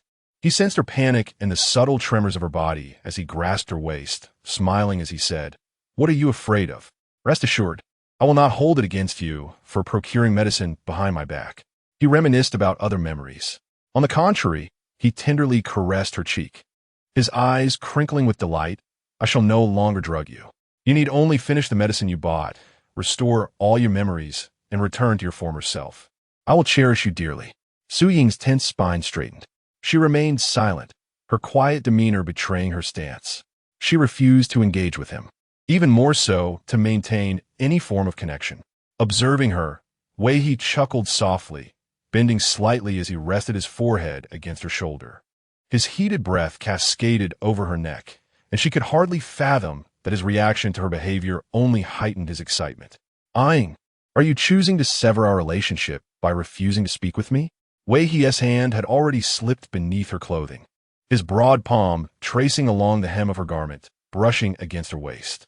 Su-Ying's breath caught in her throat, her pupils dilating in shock.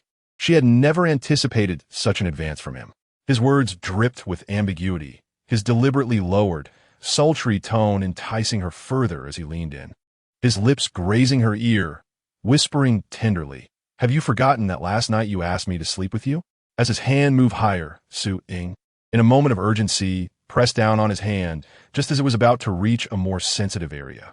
Forced into conversation by his pressure, she clutched his hand tightly, her eyes ablaze with fury. "What do you intend to do?" Wei possessed strength that surpassed Su-Ying's, allowing him to effortlessly break free from her firm grip. Yet, in a surprising display of tenderness, he smiled gently, allowing her to hold his hand without resistance.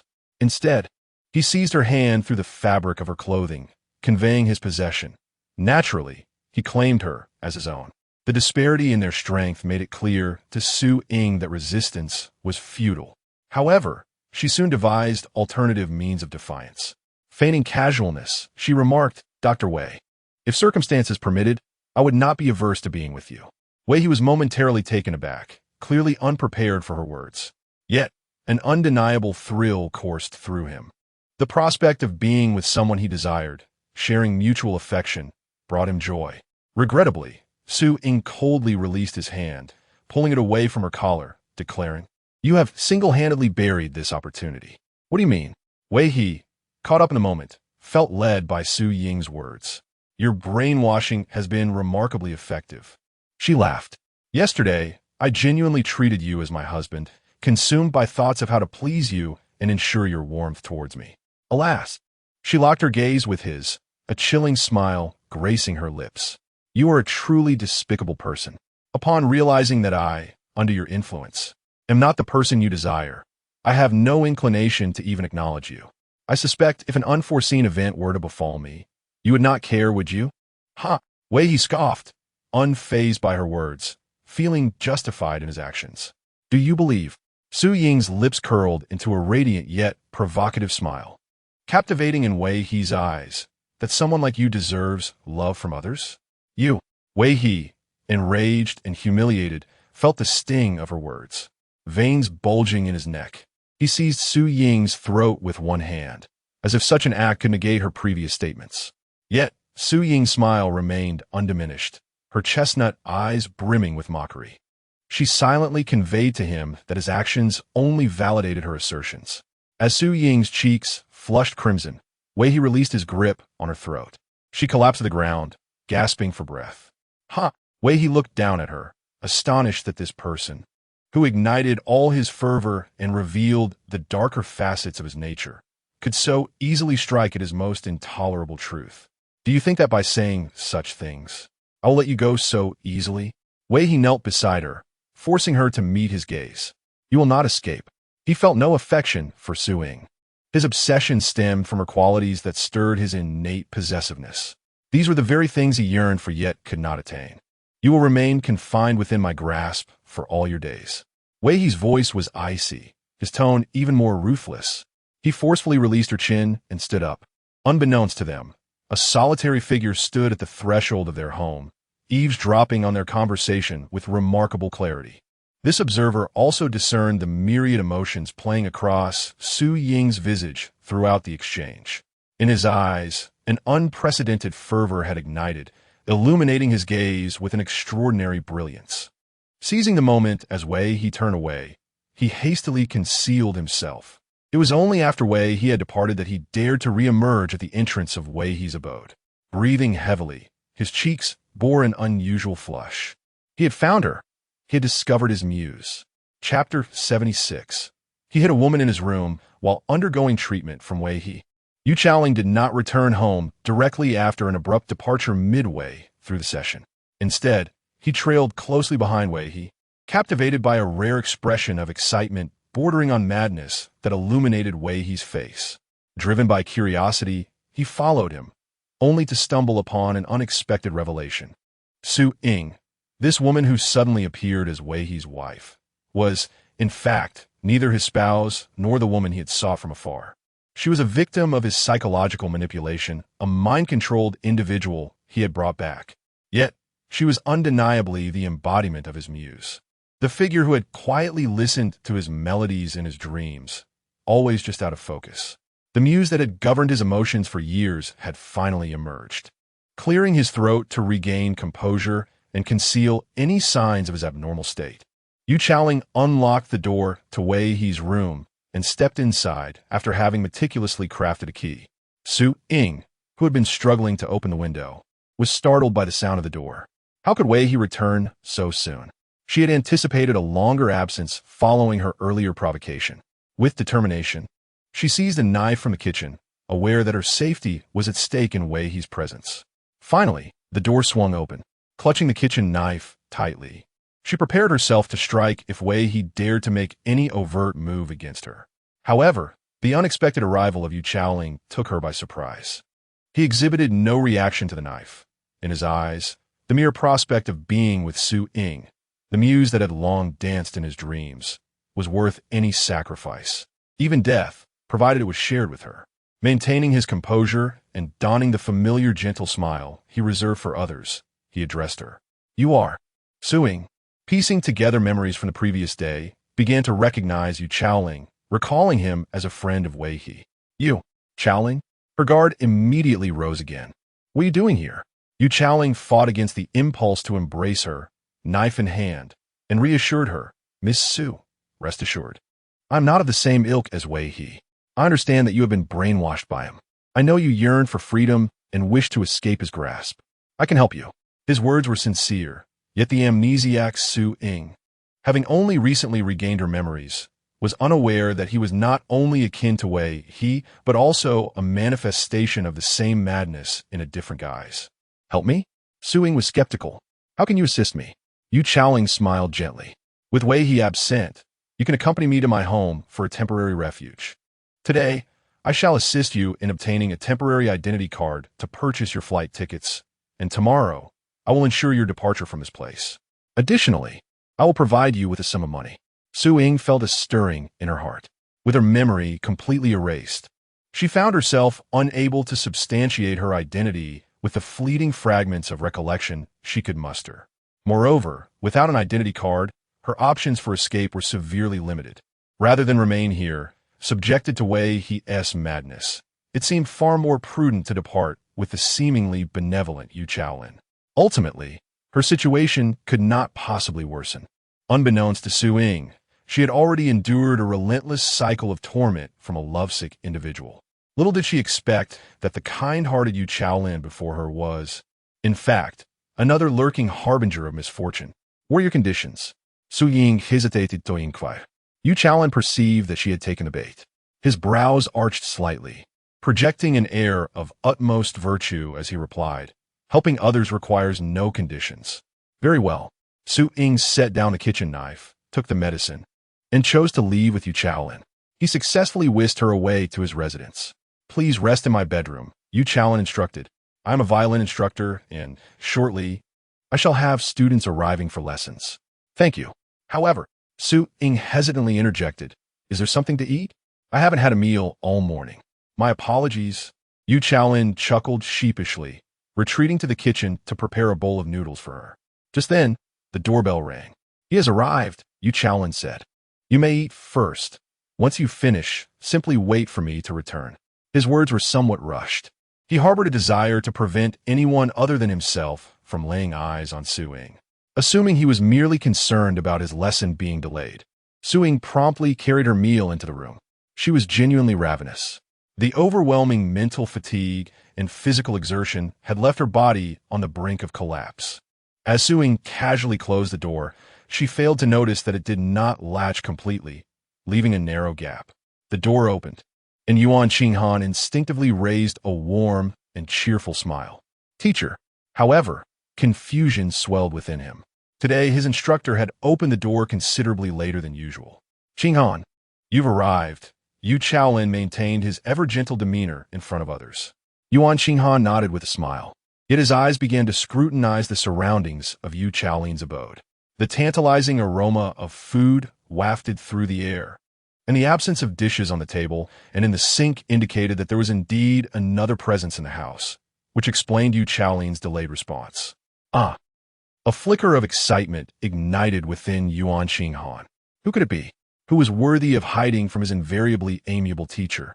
Yuan Qinghan could not help but search for the elusive third person within the confines of the house, and at last he noticed that the bedroom door, usually tightly shut and concealing all privacy, had been left ajar. His eyes incessantly peered through the crack of the door, striving to glimpse the figures within. In his repeated observations, he discerned the silhouette of Su Ying. Yuan Qinghan was struck by the absurdity of it all.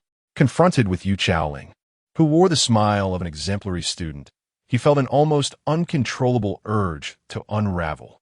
He had never anticipated that this teacher, who appeared so cultured and amiable in the eyes of all, would harbor a woman within his chamber. Moreover, it seemed she shared a significant connection with him. Such revelation stirred a tempest of excitement within him. After all, his proximity to Yu Chaoling and his pursuit of becoming his student were all driven by. Chapter 77. Sister. Your hands smell enchantingly. He approached Yu Chaoling solely for the purpose of revenge. Yuan Qinghan had not forgotten the truths he learned in his childhood. Yu Chaoling's father had seduced his mother, shattering the bond between his parents and leaving him an orphan, reliant solely on the financial support his parents sent him. He harbored a deep-seated hatred for Yu Chaoling. Had it not been for his father, his mother would never have divorced him. How could his father find solace in the arms of another woman? His life and family had been irrevocably destroyed, yet he wondered why he still thrived.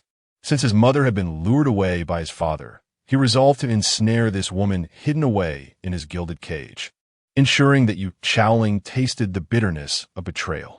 Teacher, Yuan Qinghan interjected, disrupting Yu Chaoling's lecture. What is it?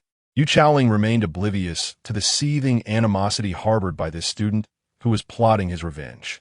I recalled that on my way here, a woman asked me to relay a message to you, claiming she had something important to discuss, Yuan Qinghan stated. She mentioned that she knows the whereabouts of the person you have been seeking. He was certain that upon uttering this phrase, Yu Chaoling would leave, driven by his relentless pursuit of the muse he sought. A malevolent smile curled at the corners of Yuan Qinghan's lips. Since the beginning of his teachings, Yu Chaoling had inquired about all that he held dear, revealing his obsession with a muse that existed solely within his dreams. This woman was a figment of his imagination, an embodiment of his spirit and dedication to the violin. She was the ideal woman, perfectly aligned with all that he yearned for in his heart. If he spoke of this woman's whereabouts, Yu Chaoling would undoubtedly depart. Is that so? However, Yu Chaoling exhibited an unusual calmness, showing no interest in the woman Yuan Qinghan mentioned. When you return, please tell her that I have already found what I was looking for. She need not trouble herself. What? For a moment, Yuan Qinghan struggled to maintain his composure, taken aback and astonished. What madness was Yu Chaoling spouting? How could the woman of his fantasies possibly exist in reality? Could it be the woman he had concealed away? Yuan Qinghan could only feel speechless towards Yu Chaoling.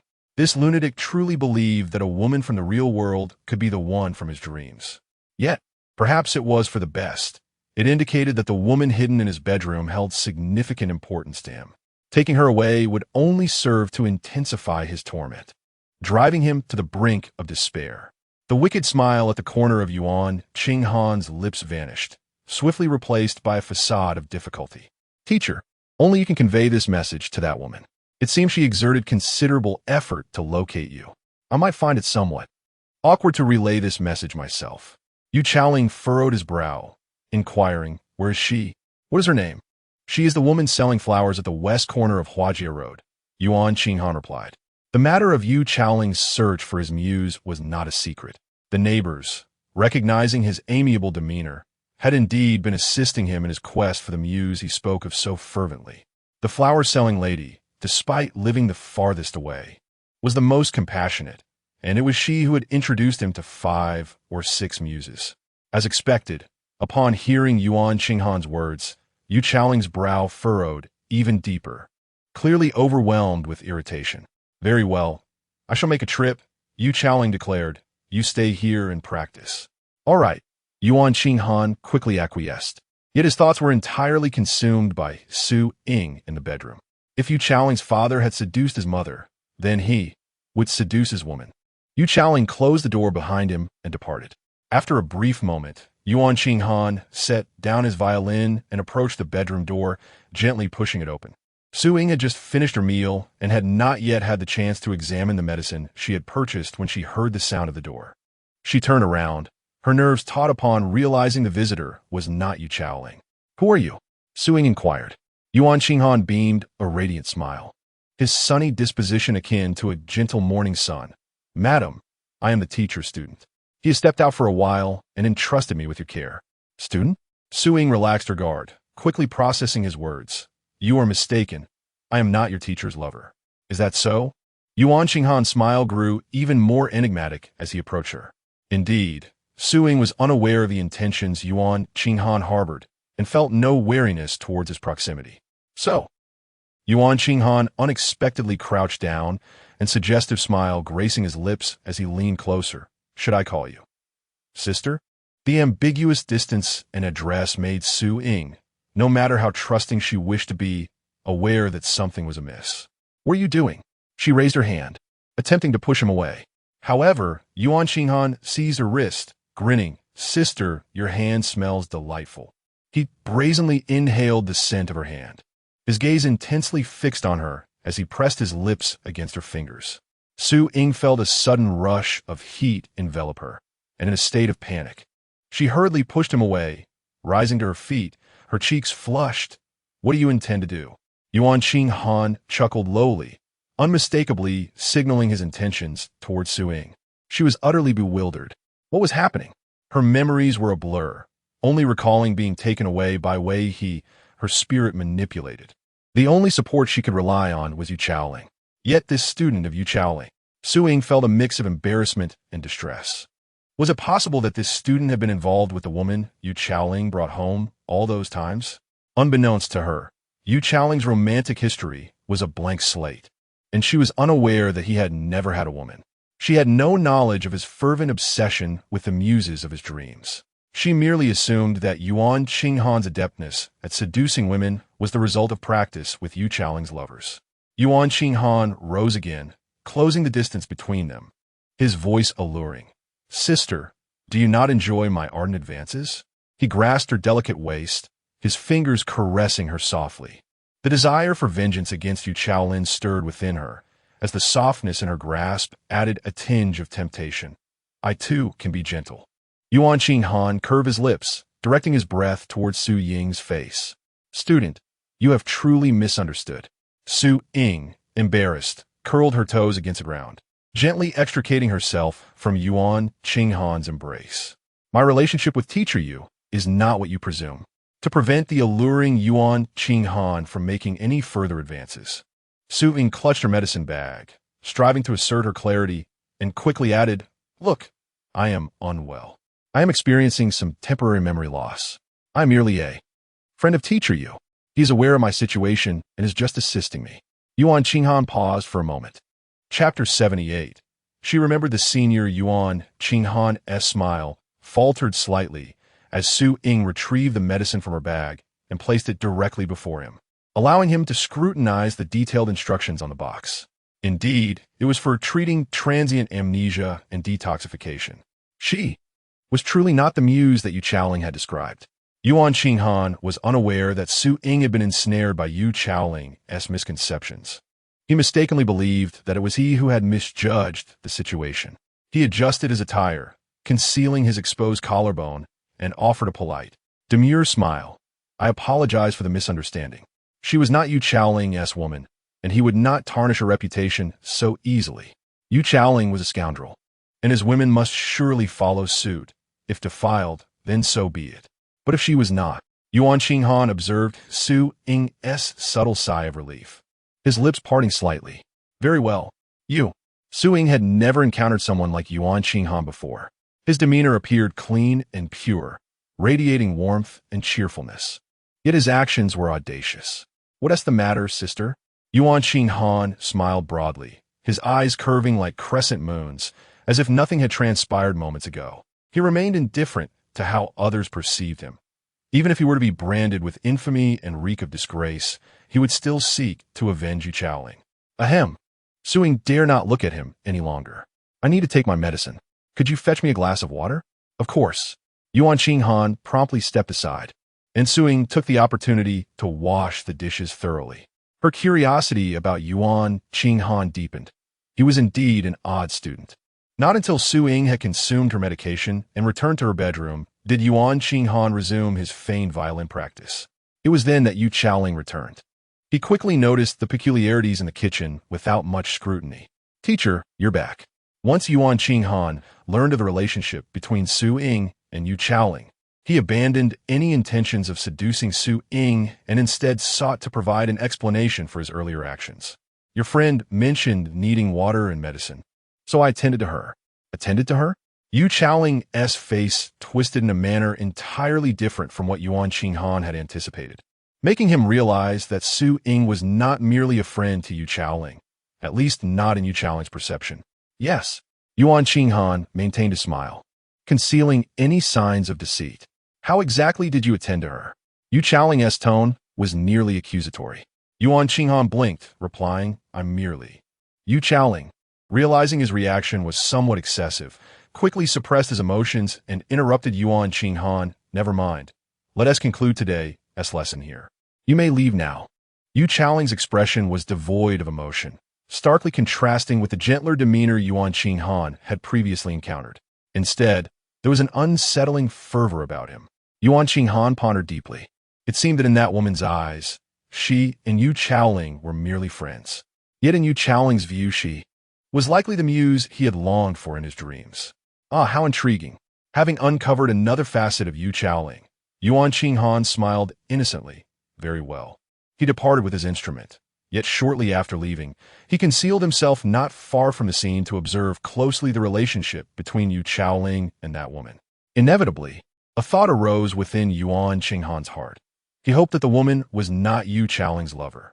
After taking her medication, Su Ying fell into a heavy slumber. And when Yu Chaoling returned, she was just waking up. She had regained some memories.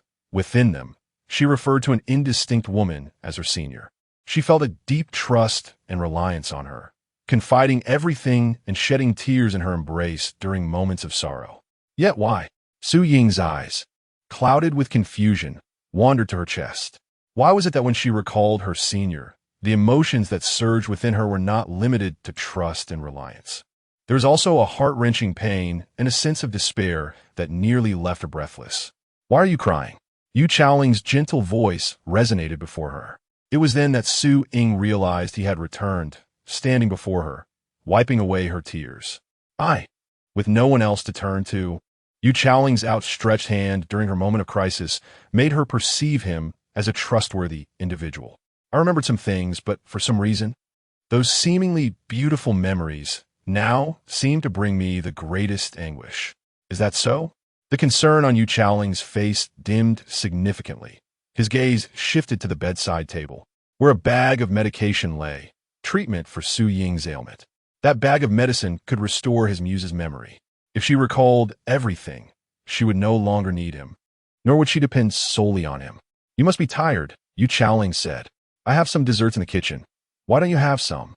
I'll cook later. All right. Su Ying resolved not to dwell on the piercing emotions within her chest, casting aside her recent memories as she exited the bedroom. Yu Chaoling rose, looking down at the bag of medicine that could completely restore Su Ying, and locked it away in the safe. Witnessing all of this, Yuan Qinghan had evidently pieced everything together. It turned out that the woman's words were neither entirely false nor wholly true. She had been deceived by Yu Chaoling. Yuan Qinghan recognized the efficacy of Su Ying's medication and comprehended her illness. Observing Yu Chaoling's fade of benevolence toward Su Ying, juxtaposed with the despicable act of locking away the medicine, left no room for misunderstanding. Yu Chaoling. A profound hatred and fury surged within Yuan Qinghan's heart. Yu Chaoling, that despicable scoundrel. His father seduced my mother, and now is deceiving an innocent woman. Yuan Qinghan grasped the entirety of the situation, feeling a tumult of emotions he could not articulate. But he knew one thing. He could not bear to see Su Ying fall victim to Yu Chaoling's deceit. Perhaps there exists a sense of vengeance born from hatred towards Yu Chaoling, yet it is accompanied by a profound sense of justice for an innocent woman deceived. Moreover, there lingers an indistinct and enigmatic affection for Su Ying. It was not until evening that Yuan Qinghan finally departed.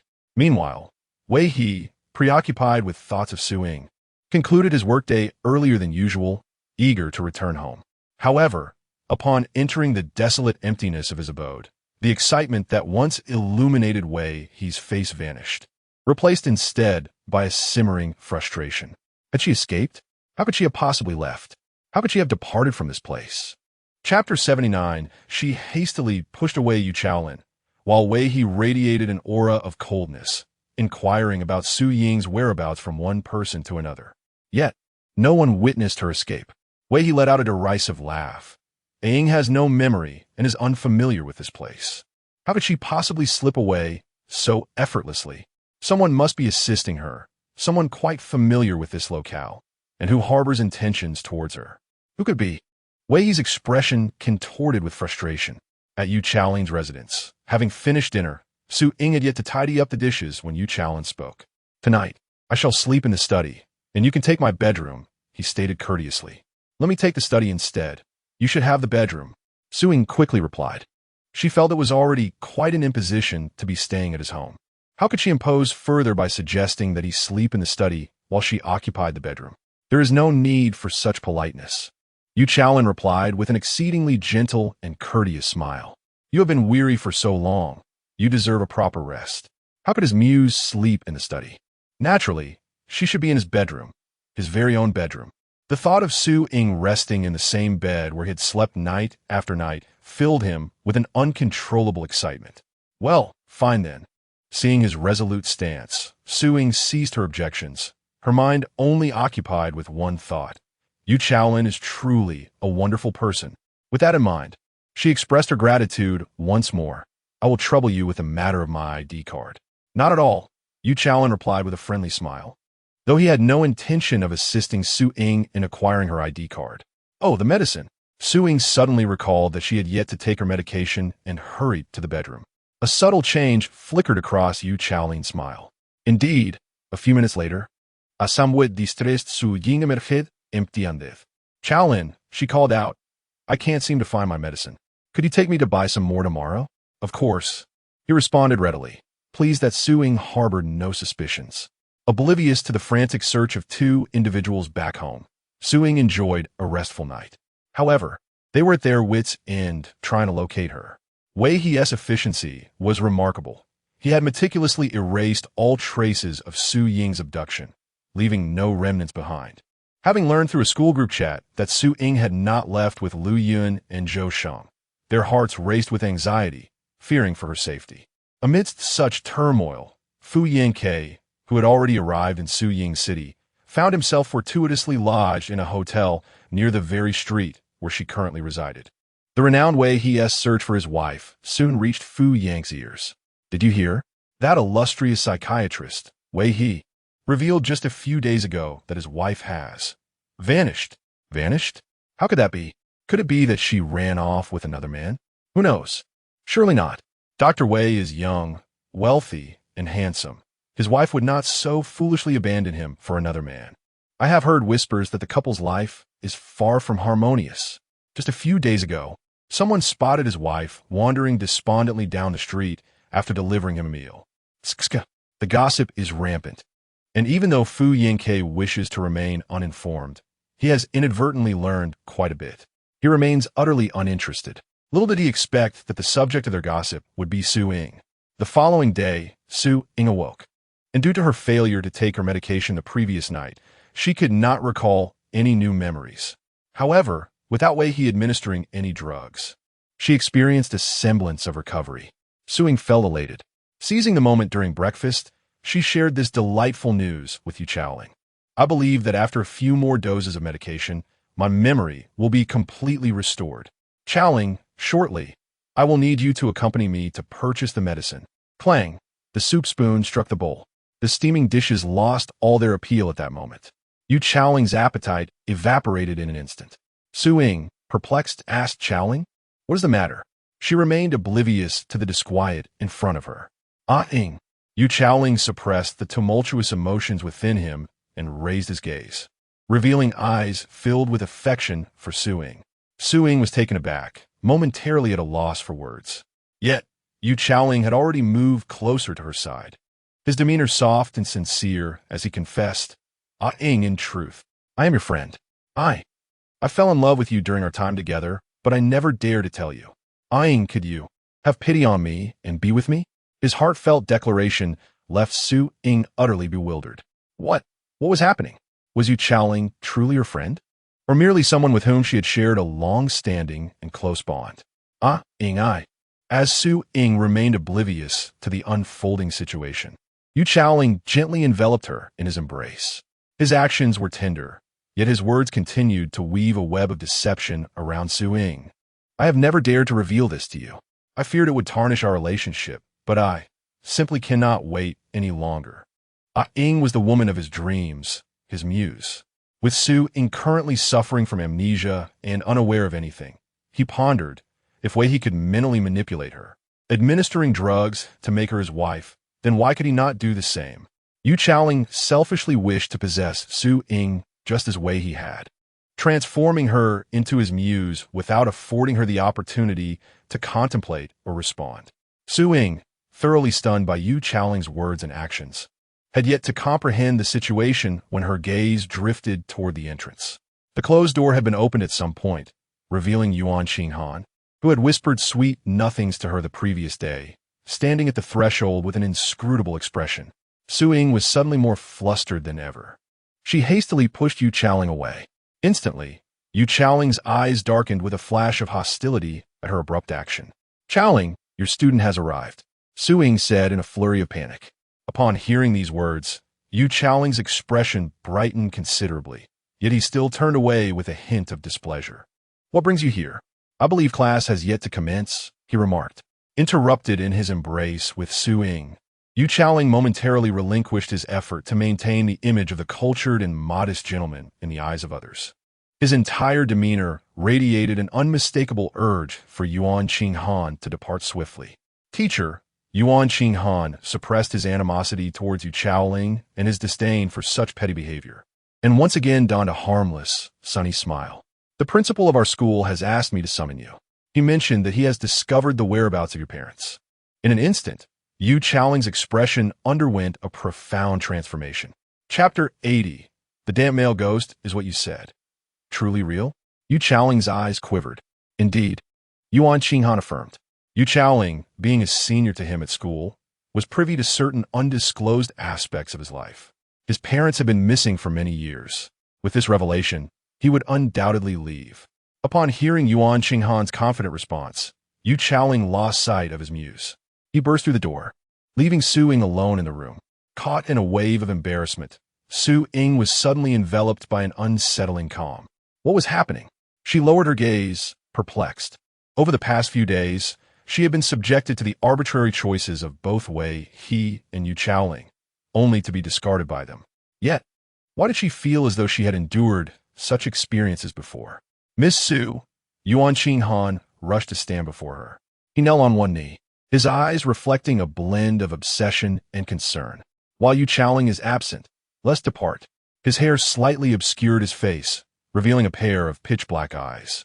He resembled a tormented spirit from the depths of hell, gazing longingly at the beacon of light that was Su Ying. Noticing his urgency, Su Ying's wandering thoughts were forcibly redirected, and she regarded him with confusion. Yuan Xinghan, witnessing her bewilderment, felt an intensified disdain for Yu Chaoling. He grasped her wrists in desperation, exclaiming, "You have been deceived. Yu Chaoling has tricked you. He is not your friend at all. He does not share the close bond he claims to have with you. He has deceived you." Yuan Xinghan laid bare everything he had observed. "He has locked your medication in a safe, intending for you to remain unwell. He once spoke of a bizarre dream he was having, wherein a muse listened to him play the violin. That muse was a construct of his imagination, yet you bear an uncanny resemblance to her. He has mistaken you for his muse, using your amnesia to mold you into that image." Yuan Xinghan spoke earnestly, hoping Su Ying would trust him. After a moment of contemplation, she found herself believing him, not out of naivety towards Yuan Xinghan, but because she had discerned Yu Chaoling's inconsistencies. If they were truly close friends, why had he withheld such information from the outset? Clearly, stating their friendship from the beginning would have spared them both considerable trouble, rather than revealing only when she mentioned procuring medication. Regardless of whether his disclosure was intentional or accidental, the likelihood of it being a last-minute fabrication was overwhelming. She fixed her gaze upon Yuan Xinghan and realized he was not the flirtatious companion she had perceived the day prior, but rather an ally. "Why do you wish to assist me?" Su Ying did not blindly trust him and chose not to follow him without question. She had mistakenly believed Yu Chaoling to be a good person, confident in his willingness to aid her, compounded by Wei He's coercion, which left her no choice but to leave with him. However, at this moment, she could no longer easily surrender herself into the hands of another person, whether they were dangerous or not. If that were the case, would she not fall into an even deeper trap? And perhaps it was merely an illusion, but she constantly felt an unwillingness, even a fear, towards the police station. It seemed that once she entered, she would be met with even more terrifying individuals and circumstances. Those were matters she was reluctant to contemplate, and even more so to confront. The sensation of anguish mirrored that of recalling the beautiful memories spent with her senior. For I am like you, Yuan Qinghan spoke. I am like you, for Yu Chaoling lives in hell. I despise him, and even more so for his despicable and shameless ways, deceiving you to this extent. I loathe him. The resentment within Yuan Qinghan surged, and even a few ordinary words were sufficient to convey palpable hatred. If one's love could be disguised by lies, resentment could never be. Very well, I shall accompany you, Su Ying declared. She was unfamiliar with this place, and after following him for a while, she intended to part ways and seek employment. She would earn money while purchasing medicine to treat her amnesia. All right, splendid, Yuan Qinghan exclaimed, overwhelmed with joy. Su Ying chose to follow him. She chose him. Yuan Qinghan could not quite articulate the emotions he felt toward Su Ying. Rather than love, it resembled an obsessive determination that surged forth. In the past, no one had rescued him from the clutches of Yu Chaoling's father or the mother who had been lured away by his father. Yet now, he could save Su Ying, who bore an uncanny resemblance to his younger self, deceived and misled by Yu Chaoling. Su Ying represented a form of redemption for his own childhood. Let's go. Yuan Qinghan grasped Su Ying's hand, leading her away from Yu Chaoling's residence. By the time Yu Chaoling returned, the two had long since vanished. Gazing at the empty room, what could Yu Chaoling possibly fail to comprehend? He rushed to the school in high spirits to meet the principal. Yet the principal greeted him with the same mundane pleasantries as always. He had no information about his parents' whereabouts. At that moment, he was puzzled as to why Yuan Qinghan would fabricate such a lie. But now he understood everything. Yuan Qinghan lied for Su Ying. She was his ultimate objective from the very beginning. He intended to seize Su Ying from him when the opportunity arose. Yu Chaoling's face contorted in disbelief. He never anticipated that the Su Ying he had painstakingly taken from Wei he would one day be stolen away by another, especially by a student who had previously appeared so unremarkable. Yu Chaoling felt utterly played and that he had been thoroughly deceived. He slammed his fist onto the table in frustration. His expression twisted. Yuan Qinghan. He pronounced Yuan Qinghan's name with ferocity, fueled by anger as he sought to find him and reclaim his muse, unaware that Yuan Qinghan and Su Ying had already escaped 3 streets away. All right, this should suffice. Yuan Qinghan panted, his grip on Su Ying's hand unyielding. He gazed at her, the vibrant aura that once enveloped him now replaced by a damp, ghostly presence. Fixated on Su Ying with an unsettling intensity. I can no longer return home. Yu Chaoling will discover that it was I who took you away. We can only reside in a hotel, he declared. Su Ying hesitated, expressing her desire to leave and live independently through work. No, the moment her words escaped her lips, Yuan Qinghan tightened his grip on her hand with sudden ferocity. He had transformed entirely, his gaze now shrouded in a sinister fervor. Chapter 81. Fu Yanke emitted a sound of excitement, causing Su Ying to furrow her brows in pain at his unexpected reaction. Yet, Yuan Qinghan did not relent. Instead, he tightened his grip on Su Ying's hand with such ferocity that it felt as though he might shatter her bones. He inched closer, forcing her against the wall. His voice was frigid, yet his tone bore an unsettling tenderness. Ying, you cannot leave me. His gaze was fearsome, filled with a chilling intensity. Only I can protect you. You are safe only by my side. You must not depart from me. What safety? Su Ying was in agony, bewildered by Yuan Qinghan's sudden transformation. However, she realized that if she did not distance herself from him soon, she would truly become what Yuan Qinghan described as unsafe. Yuan Qinghan, please release me, she implored gently. I understand that you saved me with good intentions, but it is time for me to leave on my own. Your assistance will surely be known to Yu Chaoling. After I depart, you can tell him I escaped by myself, and you will not be in danger. What danger? Yuan Qinghan not only refused to loosen his grip, but tightened it further, his eyes fixed on Su Ying with an aggressive intensity, as if he perceived her as the vulnerable child he once was, abandoned and alone. Without my help, you cannot succeed, he insisted firmly. Seeing that her attempts to soothe him were futile and the situation was deteriorating, Su Ying gritted her teeth. Yuan Qinghan, you are mistaken. I do not understand how you have concluded that I cannot manage without you. But you are not me. You will never comprehend who I truly am. Release me." Her final words were delivered with a chilling detachment, her expression devoid of the gentle tranquility Yuan Xinghan had first encountered. Instead, she radiated a stark coldness. For a moment, he was taken aback, belatedly realizing that he had mistakenly believed Su Ying to be akin to himself, a parentless orphan, misled and deceived. He thought they could rely on each other for salvation, yet now it seemed Su Ying required no such redemption. She was, in fact, her own salvation. Nevertheless, he was unwilling to relinquish her so easily. Why? Why was this?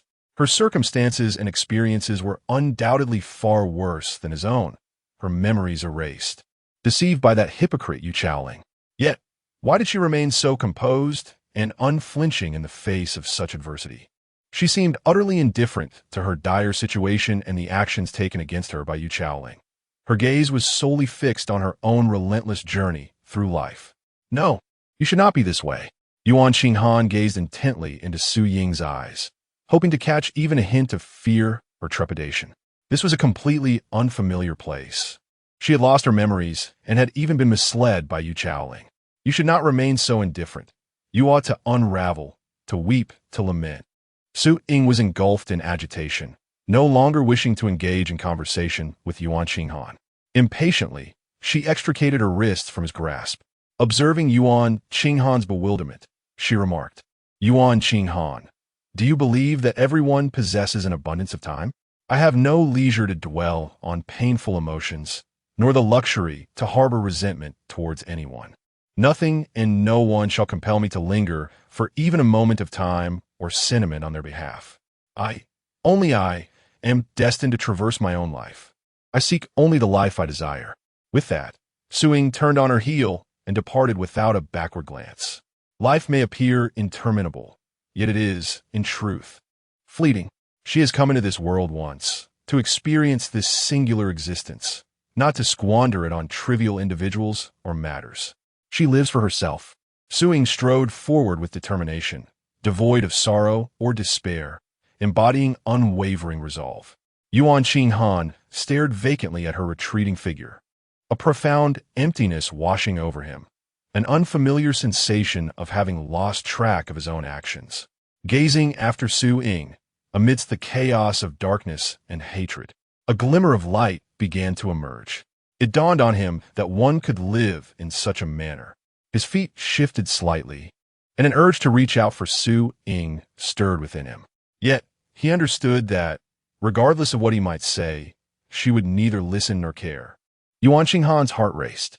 He yearned to stand beside Ying, longing for her bright eyes to reflect his presence, rather than being forcibly thrust into an illusion that she held no regard for. With newfound purpose, he etched Su Ying's silhouette deeply into his mind, watching as she faded from view, before turning to pursue his own life and the one who occupied his heart.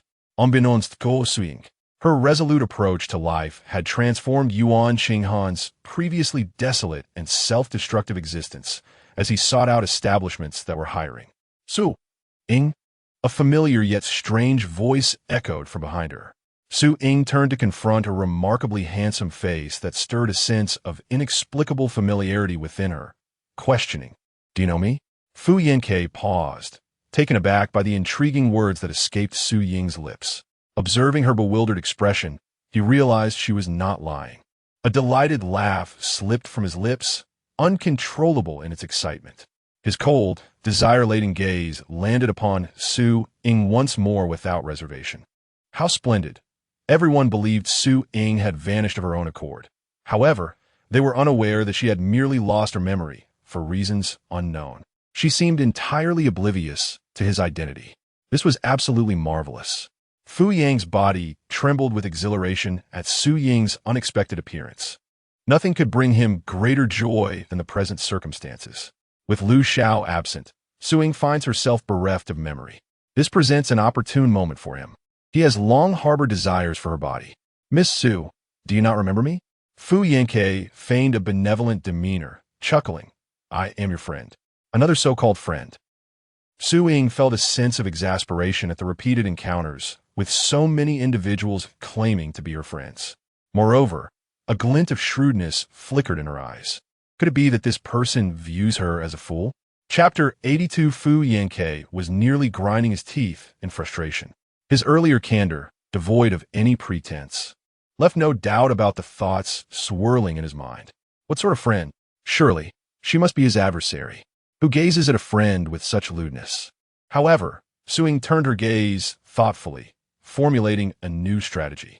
Are you truly my friend? She feigned ignorance of his inappropriate stare, blinking innocently. Of course. Fu Yanke found her demeanor amusing, almost bursting into laughter. Is our relationship the sort that is particularly close? Suing continued her inquiries. Certainly.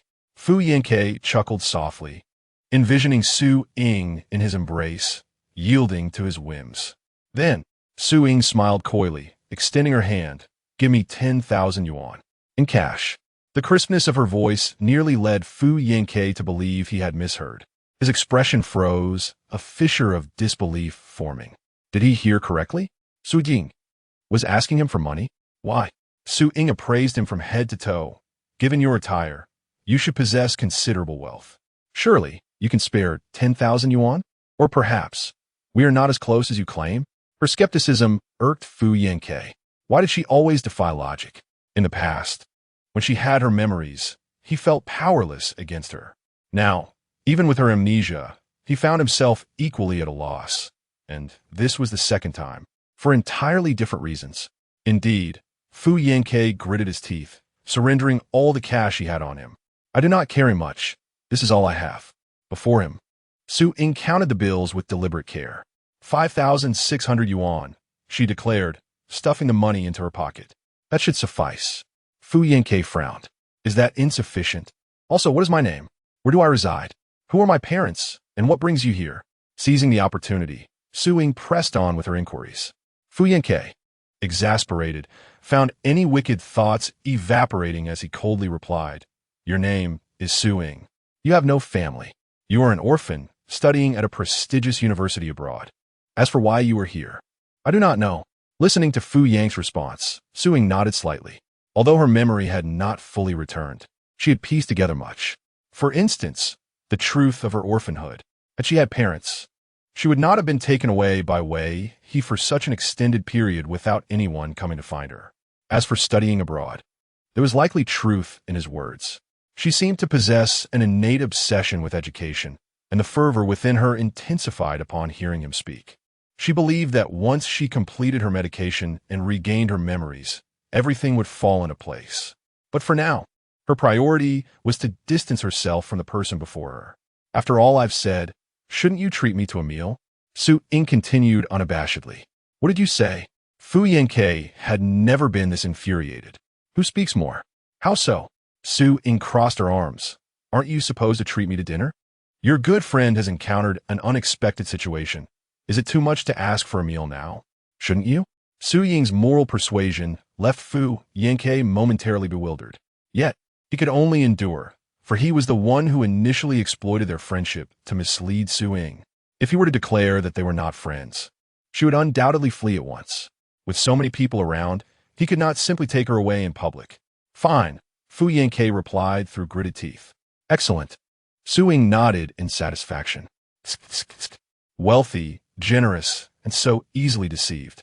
If it weren't for the fact that his gaze made her utterly uncomfortable, she would truly relish the idea of being his closest friend. After all, finding such a lavish benefactor is no easy feat. The disgruntled Fu Yanke led Su Ying to the most bustling and opulent restaurant on the street. His intentions were not driven by a sincere desire to treat Su Ying to a grand meal, but rather because Su Ying had pointed directly at the largest, most luxurious, and crowded restaurant, declaring, given our close relationship, doesn't our bond merit a meal at this esteemed establishment? It seems our friendship is hardly worth much. Upon hearing this, Fu Yanke dared not utter another word and swiftly escorted Su Ying to the restaurant. Su Ying stifled a laugh behind him. Although she was unsure of the nature of her relationship with this unwitting benefactor, she was grateful for his presence, as it provided her with a means to escape easily and sufficient funds to procure her medicine. Seizing the opportunity to excuse herself to the restroom, Su Ying ordered a selection of the most expensive dishes for Fu Yanke before making her escape, leaving him behind without any intention of dining with him. It was only after she had reached another city, secured her medication, and checked into a fine hotel with a temporary ID that Fu Yanke realized what had transpired. Suing Fu Yanke muttered her name through clenched teeth. He had been played, fooled by Suing not once, but twice, both before and after her amnesia. Yet, why did he find this latest episode of her post-amnesia antics more unbearable than the time she had directly bitten him? Fu Yanke tossed aside the napkin and stood to leave, but the attentive waiter promptly blocked his path. "Sir, here's the bill. You must settle it before we can allow you to leave." The waiter eagerly extended the bill toward him. Fu Yanke cast a glance at it, scoffing. It was merely the cost of a meal, yet the waitstaff regarded him as if he were a thief. Did they truly think he would abscond over such a trifling sum? Fu Yanke lowered his gaze, and as his eyes fell upon the bill, his body trembled involuntarily. The hand gripping the bill suddenly revealed prominent veins.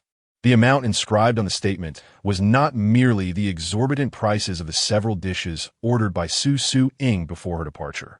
It also encompassed the generous waiver she had arranged for Fu Yanke, covering the expenses of all patrons in the establishment for the day. A staggering total of $3,210,000. No wonder the waitstaff scrutinized him with such intensity, akin to hawks watching their prey. Sujing, Sujing, Suing.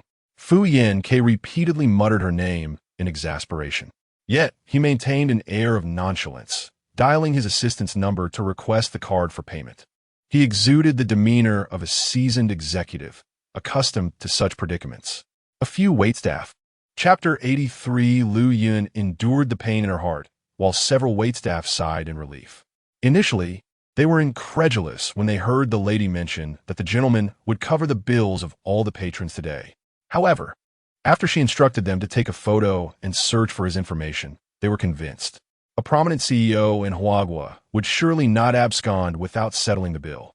They anxiously observed him for nearly an hour, and only when he made a call to arrange for payment did they finally exhale in relief. Fu Yanke was compelled to remain in the establishment, waiting for his assistant to bring the money. Su Ying had already indulged in a delightful meal, taken a bath, and snuggled in a bed. TSK, TSK. As she rolled her eyes, she wondered if this meal had been the most extravagant one that man had ever partaken in. With a mischievous grin, Su Ying caressed her newly acquired, budget-friendly smartphone. In this modern age, one must harness the power of the internet to stay informed. Opening her device, Su Ying browsed the web casually, hoping to see if there were any missing person notices regarding herself. As she scrolled, she was suddenly captivated by an image. It depicted a man, devoid of painted eyes, with an exquisite physique, seated on a sofa and wearing a mask. Despite the absence of eyes and the obscured face, there was something about him that prompted her mind to conjure an extraordinarily handsome visage for him. Su Ying's gaze remained fixated on the image, her eyes unblinking as she imagined what the masked man might look like with eyes. She envisioned a pair of strikingly beautiful eyes, their lashes remarkably dark, reflecting boundless tenderness. As she traced the contours of the mask in the picture, she inadvertently drifted into slumber. In her drowsy state, Su Ying found herself immersed in a vivid, surreal dream. She dreamt of herself entangled with an upperclassman, someone she held complex feelings for, amidst a haze of desire. The long strands of hair brushed against her cheek, evoking a tingling sensation, accompanied by a flush of embarrassment that enveloped her. She heard the upperclassman whispering softly in her ear, "Junior, are you comfortable?" Yet in an instant, her voice transformed into a deep, melodious male tone, and a figure morphed into the man from the painting, adorned with a golden mask. Startled, Su Ying abruptly opened her eyes, gasping for breath. Awash with embarrassment and confusion, she questioned her own identity. Could she possibly be drawn to women? But what of the man in her dream? As she touched her cheeks, which felt feverishly warm, the lingering sensations in her eyes refused to dissipate. She resolved to take another shower and perhaps take some medication, hoping to restore her memory swiftly. Otherwise, this bewildering dream left her utterly at a loss regarding her own feelings. Meanwhile, Lu Yun and Zhou Cheng were still in search of Su Ying. with neither party having a clue about her whereabouts. Fortunately, Zhang Ziang brought Lu Yun some encouraging news. Young master. Zhang Ziang observed the despondent Lu Yun, who was no longer the carefree soul he once was. We have discovered who set the fire, he said hurriedly. Discovered? Lu Yun's spirit was still low, and he inquired of Zhang Ziang with a hint of curiosity. Who is it? It is the young master of the Zhou family, Zhou Sheng. I am uncertain when he was sent back to the country by his family, Zhang Ziang replied. Zhou Sheng. Oh, I see. Lu Yun's eyes reflected a dismal hue, clouded by the absence of Su Ying and weighed down by the guilt of her potential harm. Ying! Ying! Ying! He silently wept, calling her name with a heart that bled. The agony was unbearable. He loved Ying and longed for her to feel affection for him, to eventually reveal his true identity. He wished to be distinct from others, to be genuinely with her, rather than forcing her into a relationship. Yet, Ying was not a puppet to be manipulated. She was intelligent and brave, capable of deducing the anomalies of his identity, unwilling to wait for him to touch her heart and ignite her feelings. Perhaps it was precisely because of this. He was frightened that Ying would not come to love him, the moment the truth was unveiled. His initial desire for her to live freely under his protection morphed into a need to compel her to remain by his side, to coerce her into being with him. But what difference was there between his actions and those of others who forced Ying? Suppressing the anguish and terror of losing Su Ying, Lu Yun forced himself to remain composed. This time, he would not impose upon Ying, even if there was no possibility of a future together. He would not let panic lead him to pressure her. He wished for her to live well, to live freely. He would protect her silently, never again interfering in her life. Aside from young Master Zhou, we have also uncovered another individual. Zhang Ziang's voice broke through the silence once more. Who is it? Lu Yun's head snapped up, hope igniting within him as new leads emerged in the search for Su Ying. It is Wei He, a lethal psychiatrist from abroad. He was recently summoned by the Shen family to treat Xinzhua and departed shortly thereafter. Yet on the night he left, his figure was captured by the surveillance cameras in the villa area. Wei He, Lu Yun murmured, the unfamiliar name casting a shadow over his face. Find out where he is now. I must seek him out. Yes, Zhang Ziang promptly set to work. Zhou Sheng's side remained devoid of clues. While far away in another country, Yao Xueqiao could only fret in anxiety. Thus far, only Lu Yun had made progress in the search for Su Ying, struggling to let go of his feelings for her, yet forcing himself not to dwell on the possibility of losing her. Lu Yun was unaware that Su Ying had just experienced a strange and surreal dream because of him. She slept soundly until dawn, while Fu Yanke, who had been searching for her all night, could not find her. He stood on the unfamiliar foreign street at 6 in the morning, his face a portrait of unspoken distress, his stomach grumbling in hunger. President called Cheng Er, the assistant to Fu Yanke, with utmost caution. Are you still searching? Who could this elusive thief be that compelled the president to endure a night fraught with dark circles under his eyes in pursuit? The president was typically consumed by work, and aside from a few recent days of turmoil caused by a woman named Su Ying, he had never before gone to such lengths. Moreover, it was utterly perplexing that a man so focused on profit would expend such effort over a mere petty thief. Chapter 84. Senior Sister. I am Su Ying. It truly feels somewhat amiss. He had never witnessed the president displaying such genuine human emotions, rather than being solely consumed by work and insatiable desires. Not looking, Fu Yanke had yet to recover from the emotional turmoil of being toyed with by Su Ying. Where had she dashed off to? How could she run so swiftly? It was at this moment that Fu Yanke began to realize Su Ying's extraordinary nature. His initial carnal desire for her had gradually transformed into a quest to understand her as a person. To fall in love with someone, the foremost requirement is to understand them. Unbeknownst to him, Fu Yanke was already delving into the essence of Su Ying. He turned around, hands on his hips, his suit jacket billowing behind him in a sharp arc. Had Su Ying always been this elusive? Cheng Er was momentarily taken aback by Fu Yang's sudden inquiry. As a competent presidential assistant, Cheng Er quickly recalled all the information he had on Su Ying, stating, "Miss Su does seem to have a talent for evasion." Fu Yang's eyebrows twitched as he reflected on the various incidents involving Su Ying, nodding in agreement. Indeed, not only is she adept at escaping, but her bites are also quite painful. Fu Yangke recalled the wound inflicted by Su Ying's bite. In his memories, her image became increasingly vibrant. It dawned on him that every minute and second with Su Ying held such remarkable nuances. "Let us go." Fu Yangke adjusted his suit, convinced that she would eventually appear. "Yes," Cheng Er replied, yet it was evident that Fu Yang's keen eyes remained acutely observant of everything around him, still in search of Su Ying's silhouette. He suddenly had a bold thought. Could it be that the president is in love? Meanwhile, on the other side, Su Ying was enjoying the breakfast delivered by the hotel, her face alight with joy. The breakfast, purchased with ill-gotten gains, tasted extraordinarily delightful. Su Ying chuckled. However, her expression quickly shifted to one of concern. How could she possibly get in touch with her senior sister? The medication from last night had prompted Su Ying to recall other memories once more. This time, the image of Lu Yun emerged with striking clarity, along with all the cherished moments spent with her while she was in disguise. Su Ying did not recall the incident when she inadvertently discovered Lu Yun's cross-dressing or the memories of her exercising. In her recollections, Lu Yun was the senior sister with whom she shared immense trust and emotional reliance. Pondering this, Su Ying found herself engulfed in new confusion. Had she quarreled with her senior sister? Why was it that every time she thought of her, despite the warmth and trust she felt, there was also an unbearable pain? Never mind. Su Ying resolved to trust her memories, to believe in the fond recollections of her close relationship with Lu Yun that resided within her mind.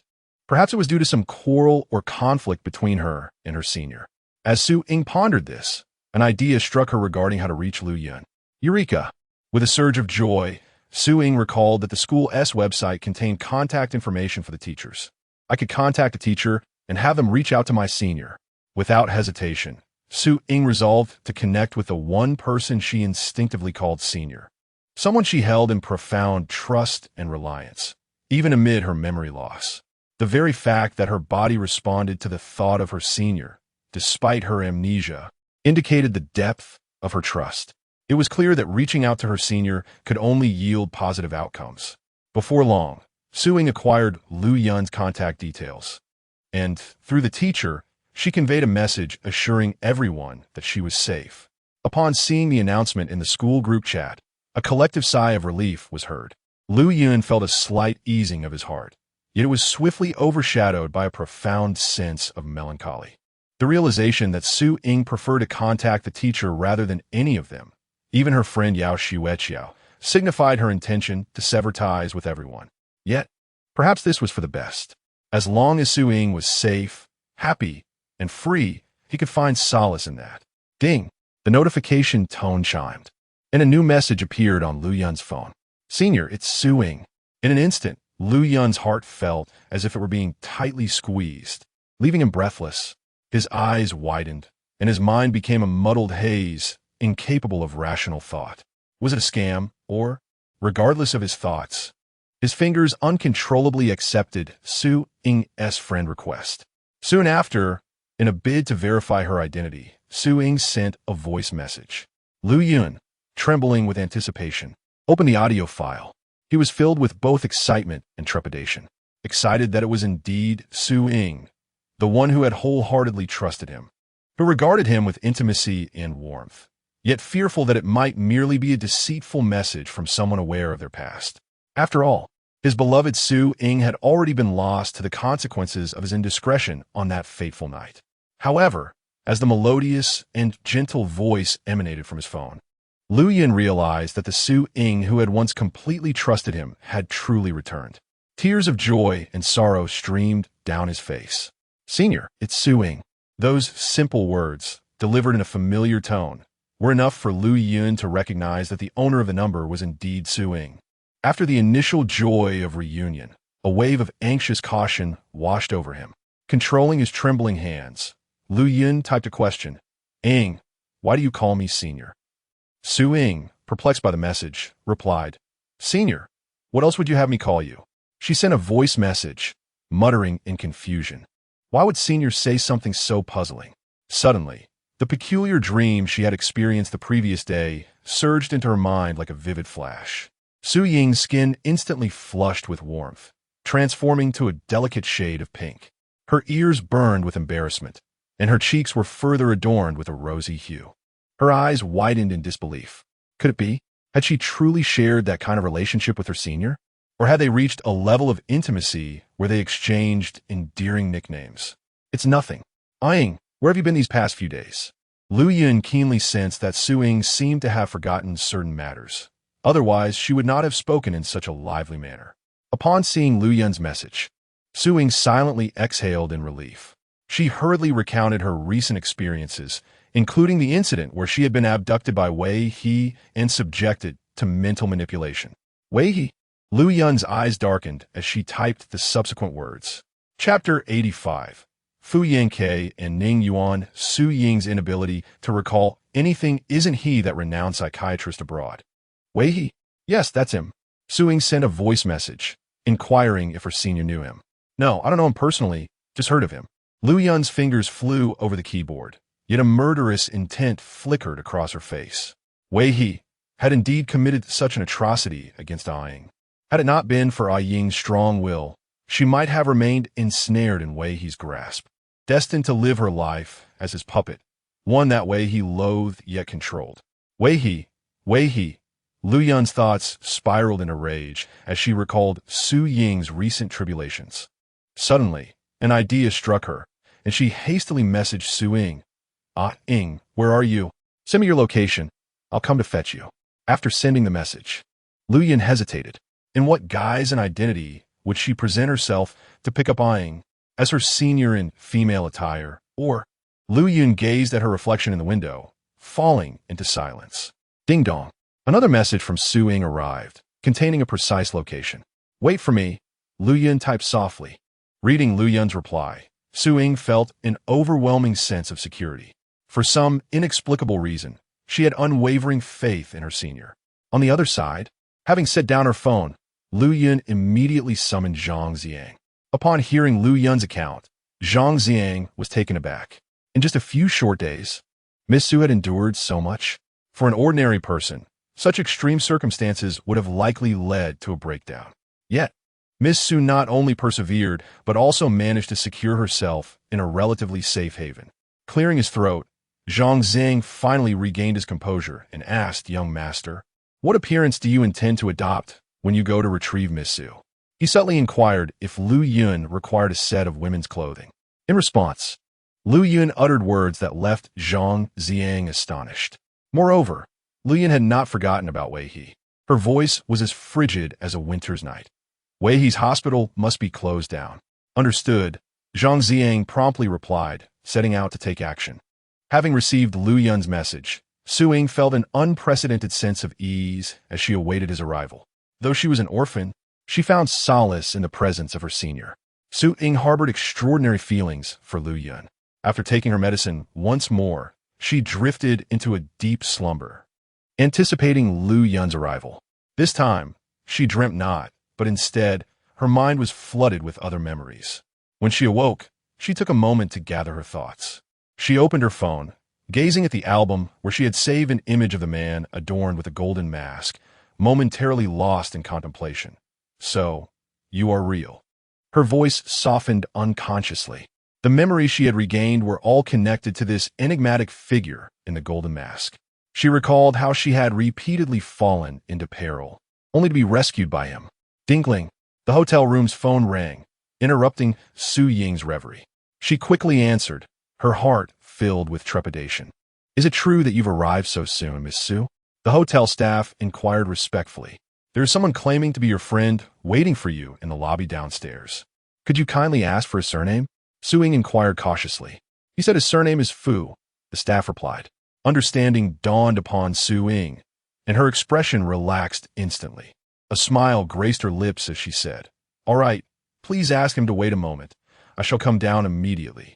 She had initially wondered who it might be, only to realize it was her dear friend, who often found himself in troublesome situations due to her antics. As she descended the stairs, She was keen to see if her friend Fu Yanke had come bearing gifts once again. Fu Yanke waited anxiously in the lobby, a level of impatience he had never experienced before. He paced restlessly, adjusting his suit nervously from time to time, pondering how he looked in this attire. His unease dissipated when he finally spotted Su Ying making her way towards him. In that moment, her figure, once blurred in his memories, appeared vividly before him. "Ah!" Fu Yanke murmured, almost calling her name. Before he could complete his greeting, Su Ying's cheerful interruption caught him off guard. "Isn't this my dear friend, Mr. Fu?" Su Ying had already familiarized herself with all the information about him through the internet.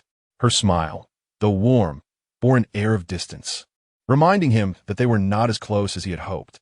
A wave of disappointment washed over him, but he quickly regained his composure and replied, "Indeed. I am your good friend, Fu Yanke. I wonder if my friend has the time to join me for a meal?" "A meal?" Su Ying regarded him with suspicion. "You're not trying to take advantage of me, are you?" Fu Yanke chuckled helplessly. "Not at all. While I may not wield immense power, I certainly do not lack the means to cover a meal." He referred to the significant sum of over 3 million he had lost due to her mischief the previous day. Upon hearing this, Su Ying felt even more skeptical. Could it be that Fu Yanke possessed a masochistic tendency? Knowing she had deceived him, yet still seeking her company for a meal? "Very well," Fu Yanke said casually, masking the anxiety that came from rehearsing these lines countless times in his hotel room. "All right then." Su Ying thought it best to go along with him, curious to unravel their past connection. She, however, never anticipated that their relationship was hardly more than one forged under duress. At the dining table, Su Ying's blunt inquiries left Fu Yanke momentarily speechless. Memories of his past actions towards her flooded his mind, none of which could be deemed commendable. Not to mention, his initial intention had merely been to make her his possession. Suddenly, he found his grip on the knife and fork faltering, his gaze averted from Su Ying, overwhelmed by the weight of their shared history. He even felt that it would be best for Su Ying to remain in this state of amnesia. "Huh?" Su Ying looked at him quizzically, noticing that not only did he remain silent, but he also did not even glance her way, leaving her all the more perplexed. "Fu Yanke, it's nothing." Fu Yanke finally raised his head. His cold, detached countenance bore a complexity in his dark eyes that was hard to define. The past was behind them, and there was nothing left to say. "Is that so?" Su Ying's gaze shifted, her mind racing with speculation. She and Fu Yanke. Perhaps they were. Chapter 86. "Miss Su, there is a gentleman with the surname Liu. Could it be a relationship of enmity?" Su Ying alfisingly deduced correctly. However, at this moment, she had no inclination to linger with Fu Yanke. She was soon to meet her senior and depart from this place. "It was growing late, so I shall take my leave." Su Ying rose.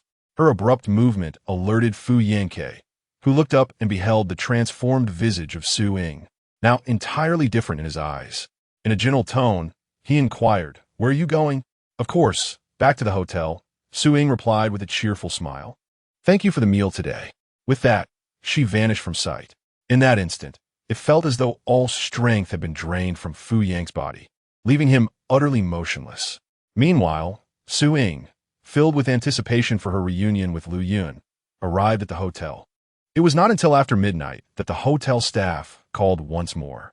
"Miss Su, there's a gentleman with the surname Liu." Before the attendant could specify whether it was a lady or a gentleman, Su Ying eagerly interjected, "I understand. I shall come down at once." She dashed downstairs, only to encounter someone entirely unexpected. Liu Yun gazed at Su Ying, his eyes radiating warmth. He parted his lips, revealing a deep, magnetic male voice. "Ying, I have come to fetch you." Su Ying stared at the familiar yet altered visage of Liu Yun, now sporting short hair and exuding an entirely different aura, leaving her momentarily bewildered. Although Liu Yun appeared remarkably at ease, the slight curling of his fingers at his side betrayed a hidden tension. He was determined not to allow any unforeseen circumstances to fracture Su Ying's trust in him, even if it meant sacrificing the possibility of their relationship progressing. With a hint of anxiety, Liu Yun observed Su Ying. "Ying, you should call me Senior." "Senior?" Su Ying was still somewhat dazed. Noticing her lack of response, Liu Yun silently exhaled with relief and hastily added, Ying, have you packed your belongings? Yes, I have, Su Ying instinctively replied, feeling a bit awkward in the presence of Lu Yun, who was so different from her memories. How could her senior suddenly transform into a senior male? She had always assumed seniors were female and had shared many intimate moments with her senior. Once you have gathered your things, we shall depart, Lu Yun stated. Your friend from school is quite worried about you. All right. Su Ying's footsteps were unsteady as she ascended to retrieve her luggage. It wasn't until she was seated in the car beside Lu Yun that she recalled something. Senior, I may need some time to recover before returning to school. My memory has not fully returned, and I am unfamiliar with many things and people. For instance, she could not fathom that her senior was, in fact, a male. Very well. I will arrange for you to recuperate at my home, Lu Yun replied, glancing at Zhang Xiang in the driver's seat. Su Ying, having lost her memory, could not recall Zhang Xiang's appearance. Thus, he was able to follow Lu Yun here. However, now, after enduring torment and anguish within his heart, Lu Yun ultimately resolved to disclose everything to Su Ying. Even if he could only observe her from afar, he would not wish for her to harbor any disdain or hatred towards him. Lu Yun raised the partition in the carriage, isolating the front from the back, and turned his gaze towards Su Ying. The affection in his eyes for her was shrouded in trepidation, and at last he spoke. Ying, there is something I must tell you. Half an hour later, after hearing every detail of her experiences, Su Ying sat in a daze, unable to gather her thoughts. Noticing her silence, Lu Yun's heart seized with panic. He implored her almost pitifully, Ying, please, don't ignore me. I was wrong. I am a terrible person. I do not know how to treat those I cherish. I thought I could control everything, including making you fall in love with me. But Lu Yun spoke incoherently. Ying, I will no longer deceive you, nor will I conceal anything from you. I wish for your freedom. The weight of those final 3 words was immense. He understood that by saying this, he was allowing Su Ying to leave. No matter whom she ultimately chose, he could no longer take any further actions. The pain etched across Lu Yun's face was excruciating, a torment of forcibly extracting his obsessive feelings for Su Ying from within him. All that remained was his love for her. As Lu Yun's voice trembled with emotion, Su Ying finally regained her composure. She lifted her head in a daze, gazing at Lu Yun. Why, upon hearing all of this, did she not feel the anger of having been deceived, but rather a sense of relief? Relief that she had lost her memory, allowing her to sit down and converse with her senior. No, her elder brother, with a calm heart. Was her affection for him truly so profound? Su Ying felt bewildered by her emotions. Let us discuss this once I recover.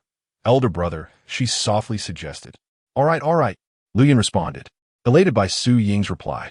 He would no longer pressure her, nor would he allow himself to succumb to madness at the thought of her leaving him. More than the fear of her departure, he dreaded the possibility of her forever vanishing and detesting him. Su Ying returned abroad, residing in Lu Yun's villa. Lu Yun, fearing that Su Ying might come to loathe him because of what he had revealed, resolved to keep his distance until her memory was restored, hoping to prevent her from developing any aversion towards him. Zhang Zhang observed Su Ying seated on the sofa and could not refrain from speaking on Lu Yun's behalf. Miss Su. Su Ying looked up at Lu Yun's assistant, who had aided him in deceiving her to garner her sympathy and bring her back to his side. What is it? She inquired. Reflecting on the events of the past few days, Zhang Zhang replied, Miss Su, you are a remarkably unique woman. I believe that regardless of the path you choose, your life will undoubtedly shine brilliantly. Once your memories are restored, it is imperative that you make the choices that resonate with your true desires, Zhang Zhang articulated, surprising Su Ying with his unexpected words. She responded with astonishment. I had assumed that, as the assistant to the senior, you would convey to me the depth of his feelings for me, urging me to remain by his side. Zhang Zhang chuckled softly and replied, Miss Su, while I am indeed the personal assistant to the young master, I'm also an individual with my own consciousness. Moreover, you would not choose to stay beside someone merely because of the intensity of their feelings for you. Ultimately, he smiled at Su Ying. This is merely another form of moral coercion. Chapter 87. The eyes that appear in her dreams. I still remember that your painting was signed with the name Jishirbird. Zhang Ziang remarked. The Jishir bird symbolizes freedom. You are not one to easily alter the course of your life for anything. Su Ying gazed at Zhang Ziang's departing figure, her eyes losing focus. Her thoughts were not on his words, but on the Jishir bird he mentioned. That painting, did she create it? In a flurry, Su Ying opened her phone and looked at the image in her gallery, a figure adorned with a golden mask. The signature in the lower right corner was indeed Jishir bird. Su Ying tightened her grip on her phone, her heart racing. Her complexion paled as she began to grasp a certain truth. In the past, she had not truly lost her memories. Perhaps she had long since harbored feelings for her senior, because the person in that painting, once saved to her phone, had eyes she had drawn for it. Those were the gentle, loving eyes that had once graced her dreams. Su Ying stared at the man in the golden mask on her phone, who gazed back at her with tenderness. She now understood who he was, none other than Lu Yun. Lu Yun could hardly bear to hear any news about Su Ying. He busied himself with dealing with Wei He, who had abducted Su Ying and drugged her. Wei He had initially believed his plan was flawless, that no one would uncover his machinations. However, when the hospital was sealed, he realized otherwise. All his actions had been discovered by Lu Yun, who had repeatedly appeared to rescue Su Ying. He looked at the closed hospital before him, his expression icy. Yet, it was of no consequence. He was sentenced for drugging individuals and abducting them. What are you staring at? Move along. The police shoved Wei He without hesitation. Wei He's cold gaze sent an involuntary shiver through the officer, who felt he was facing someone more terrifying than a ghost. Why has she disappeared? He sneered. It turned out Lu Yun had taken her away. How unfortunate. Just as he had begun to take an interest in Su Ying, Lu Yun had appeared to whisk her away. Truly infuriating. However, it mattered little. His sentence was merely 10 years. When he emerged, he would once again employ his methods to take Su Ying away. This time, he would not afford her a single chance to escape. Even if she became utterly dull, he would keep her by his side. Suddenly, a phrase pierced through Wei He's thoughts. You do not deserve to be loved. It was Su Ying's voice. For a fleeting moment, his breath caught in his throat. Though he did not believe he had done anything wrong, an inexplicable wave of regret washed over him. If only he had treated her well when she had lost her memory, when he had brainwashed her into believing she was his wife. Would she have loved him, even for a brief moment? Or would she have remained with him, oblivious to everything amiss? Regrettably, time could not be reversed, and there was no remedy for remorse in this world. Wei He vanished into the crowd. Observing his arrest, Yu Chaoling's expression mirrored an unsettling discomfort. Gradually coming to his senses, he sought out Yuan Qinghan, demanding the whereabouts of Su Ying. However, the latter, abandoning his previous deference, treated him as a stranger, claiming ignorance and threatening to involve the authorities if he persisted. After observing for several days and confirming that Yuan had indeed not been in Su Ying's company, he eventually relented. Contemplating the possibility that Wei He had taken her away once more, he was unprepared for the scene he encountered upon visiting the hospital. Su Ying's connections were indeed formidable. Once he had perceived her as his muse, the embodiment of his dreams. Now, she had diminished in significance, revealing herself to be a woman devoid of self-respect, entangled in unhealthy relationships with numerous individuals. Yu Chaoling felt a profound disdain for Su Ying, akin to the contempt his parents had shown him when they abandoned him for their new loves. Upon discovering news of Su Ying, Lu Yun informed Zhou Cheng. Though adversaries, Zhou Cheng chose to share this revelation after learning that Lu Yun had ceased the search for Su Ying upon suspecting her departure. Upon realizing that Lu Yun was the bearer of this news, Zhou Cheng instinctively felt animosity. Yet he could not deny the truth. Lu Yun consistently found and safeguarded Su Ying before him. He remained perpetually late, incapable of protecting her. Sir, what shall we do now?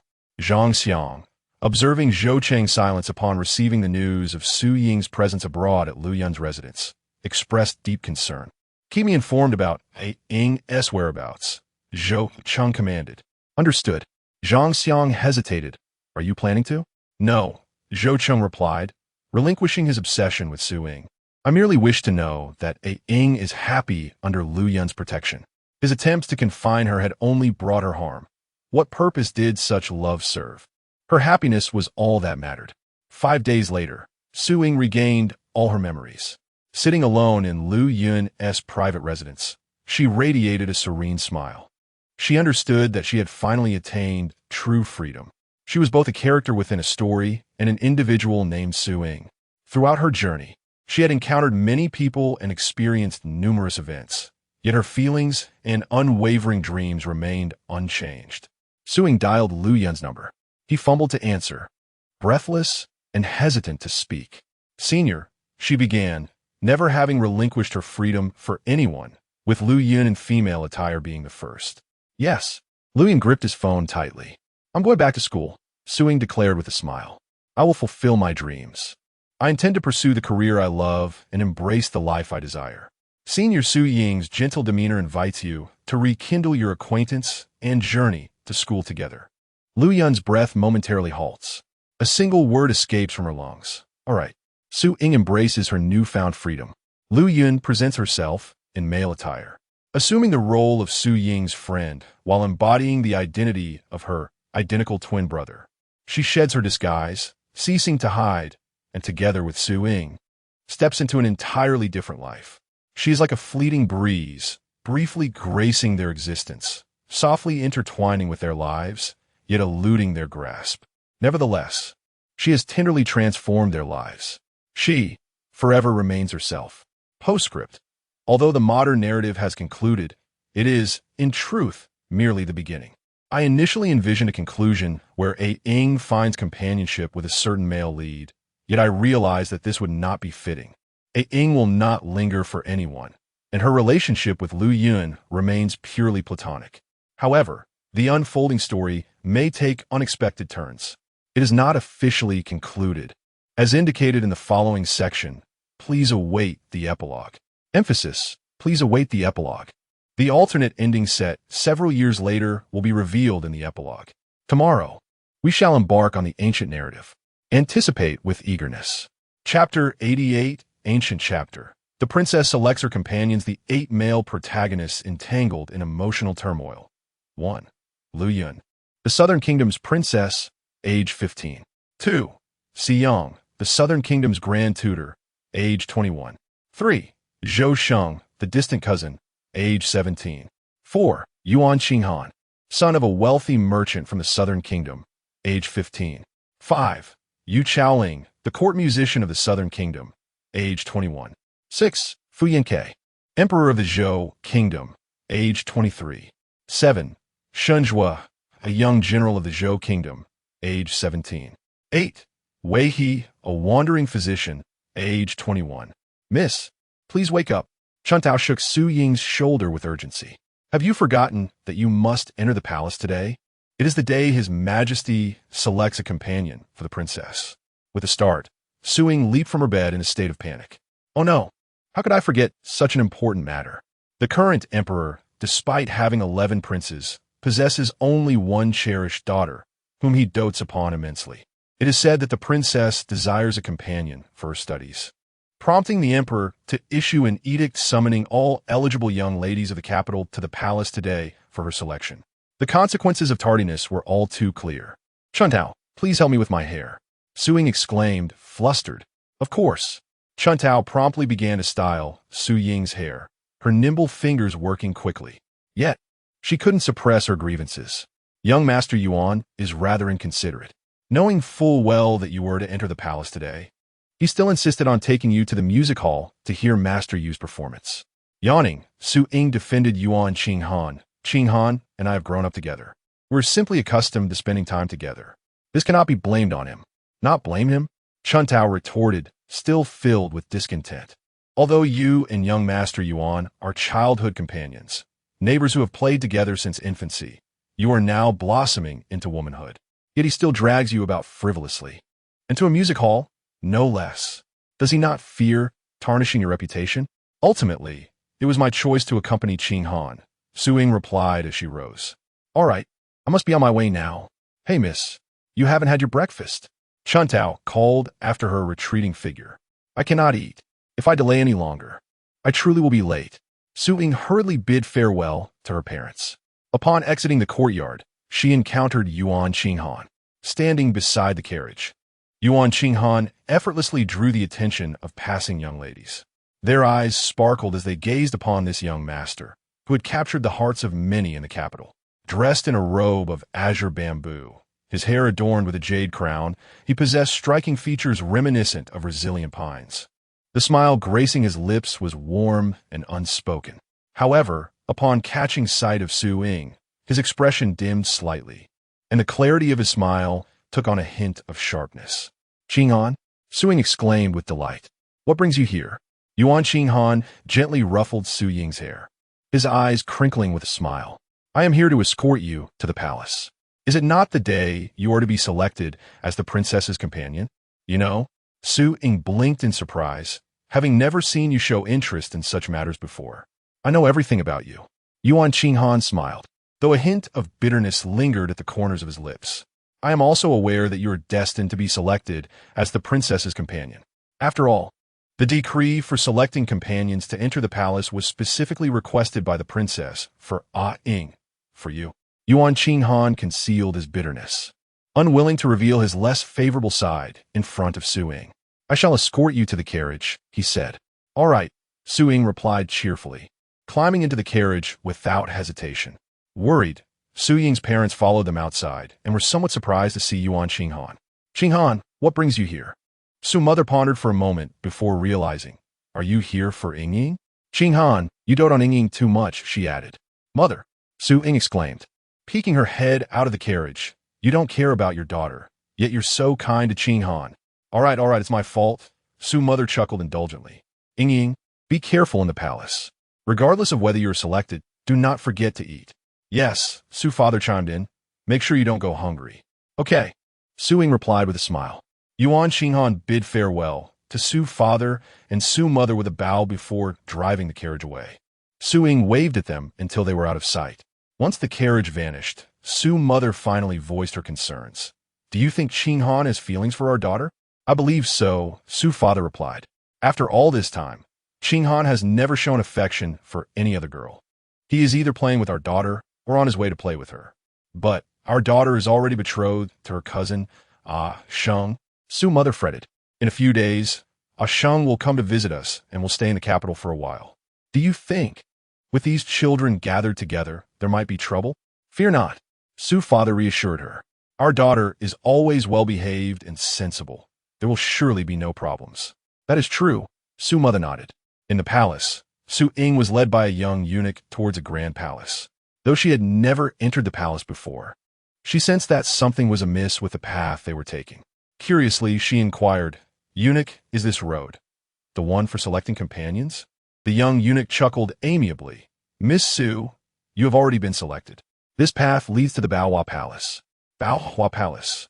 Su Ying gasped. "Is that the princess's palace?" "Indeed," the young eunuch confirmed. A sense of unease washed over Su Ying. What did this mean? How had she been selected? Why was she being taken directly to the princess's residence? She couldn't recall any interaction with the princess. Throughout the journey, she anxiously followed the young eunuch until they arrived at the exquisitely luxurious yet eerily quiet Baohua Palace, devoid of any presence. "This is where I leave you," the eunuch announced. The young eunuch performed a bow before turning to leave. Observing this, Su Ying felt an increasing sense of unease. Standing alone in the vast courtyard of the Baohua Palace, she found herself at a loss. Just as her worries deepened, a figure emerged slowly from within the hall. Dressed in opulent finery, adorned with a resplendent headdress, the woman who appeared was breathtakingly beautiful, resembling a goddess from a painting. Su Ying was instantly captivated, having never encountered such unparalleled beauty, and momentarily lost her composure. Could this be the beloved 12th princess, Princess Inu? Lu Yun stifled a soft laugh behind her hand. She gracefully approached Su Ying, her enchanting visage akin to a blooming peach blossom, leaning closer with a smile. "Ying, have you already forgotten me so soon?" Her voice, rich and melodious, unmistakably belonged to a male, laced with a teasing and playful tone. Su Ying remained momentarily stunned, her gaze transfixed on Lu Yun, astonished by his extraordinary beauty. Yet, another thought surfaced in her mind. How could someone so stunning possess a male voice? Chapter 89. Yuan Qinghan's fist struck the wall with a sudden force. before him, a visage so exquisitely beautiful that it seemed almost unreal overlapped with the face of someone he had encountered mere days ago. Lu, brother? Su-ying faintly recognized him. Yes, it is I. Lu Yun smiled warmly at her, a complex swirl of emotions surging within him. He could not fathom why. Upon seeing Ying for the first time, an inexplicable feeling had surged within him, insisting that he must never deceive her, neither regarding his identity nor his gender. He vowed to remain utterly loyal to her. You are a princess? Su-ying, momentarily stunned, struggled to comprehend. Indeed, Lu Yun affirmed with a bright smile. Su-ying was left even more bewildered. Good heavens! The beloved princess of the current sovereign is, in fact, a man, one whose striking beauty had astonished her when she had encountered him at the pleasure house with Qing Han just days prior. What is happening? Su-ying could not grasp the situation and thus sought the clarification of Lu Yun himself. Ying, Lu Yun's voice remained deep, yet his expression turned slightly serious. I require your assistance. My assistance? Su-ying was further perplexed. Yes. Lu Yun's eyelashes fluttered. His desire to involve Ying in his plans stemmed from personal motives. It was not solely for her protection. More importantly, he wished for her to be by his side. Thus, despite Qing Han's opposition, he intended to bring Ying into the palace under the guise of a companion scholar. However, his personal desires remained just that, personal. Qing Han and he had already agreed that their future decisions would hinge upon Ying's choices. They would not impose upon her. This was their mutual resolution. Both harbored an unusual fear that should Ying uncover the darker aspects of their intentions and their fervent thoughts regarding her, she might take flight like a bird that could not be captured. Therefore, they resolved to entrust her with the power of choice. Still, he longed for a proximity that would allow him to simultaneously protect Ying and evoke feelings within her. Su-ying's brows quirked, her eyes blinking in realization. Lu brother seek assistance regarding the matter of succession? Indeed. Lu Yun chuckled. Ying remains as perceptive as ever. Su-ying's clever mind began to whirl, piecing together the puzzle. It was said that the reason the current sovereign favored the princess so was due to the profound affection he held for her birth mother, the esteemed consort. Yet, this affection was shadowed by the complications surrounding the princess's difficult birth. What else could compel a prince to live disguised as a princess from a young age, if not for the sake of safety? And as a prince, the singular constant remained the pursuit of succession. I possess no confidants within the palace. None are aware of my true gender. I require your protection, Lu Yun stated. Su-ying's mental preparations shattered at his words. The political machinations surrounding a prince's quest for succession were no trifling matter. Just as she was about to express her need for careful consideration, she found Lu Yun's request to be such a seemingly insignificant task. She had just thought that he wanted her to gather information in the palace. What is it? Lu Yun asked her with a smile. His intention was never to put Ying in danger. How could he possibly ask her to undertake perilous tasks? All right, I agree to your request, Su-ying replied. This trivial matter required no deliberation on her part. Moreover, it was likely that Qing Han was already aware of the princess's true identity. Otherwise, he would not have been so familiar with Lu Gu in recent days. Since Qing Han had chosen his side, following him would undoubtedly be a wise decision. Su-ying had always understood that while Yuan Qing Han appeared to spend time with her in merriment, his undertakings were far more significant than mere revelry. Furthermore, he had never concealed anything from her, often allowing her insight into much of his affairs. Given this, Lu Yun gently patted her head, requesting that Ying wait for him while he changed into more suitable attire for their visit to the Taishue. Yes, Su-ying responded affirmatively. Meanwhile, Yuan Qing Han, far away at the Yuan residence, was not in a pleasant mood. He had intended to keep Ying by his side for her protection, but he had not anticipated that a few days prior, when he and Ying were enjoying themselves at the entertainment venue, the prince had arrived. He had even made a conspicuous entrance into their private box. Although he knew the prince had come for serious matters, he was taken aback that they had spent considerable time playing together before the prince would discuss business only after sending Ying home. Not long after their serious conversation, the prince proposed a plan to take Ying into the palace for her protection. How could he not perceive that the prince harbored feelings for Ying?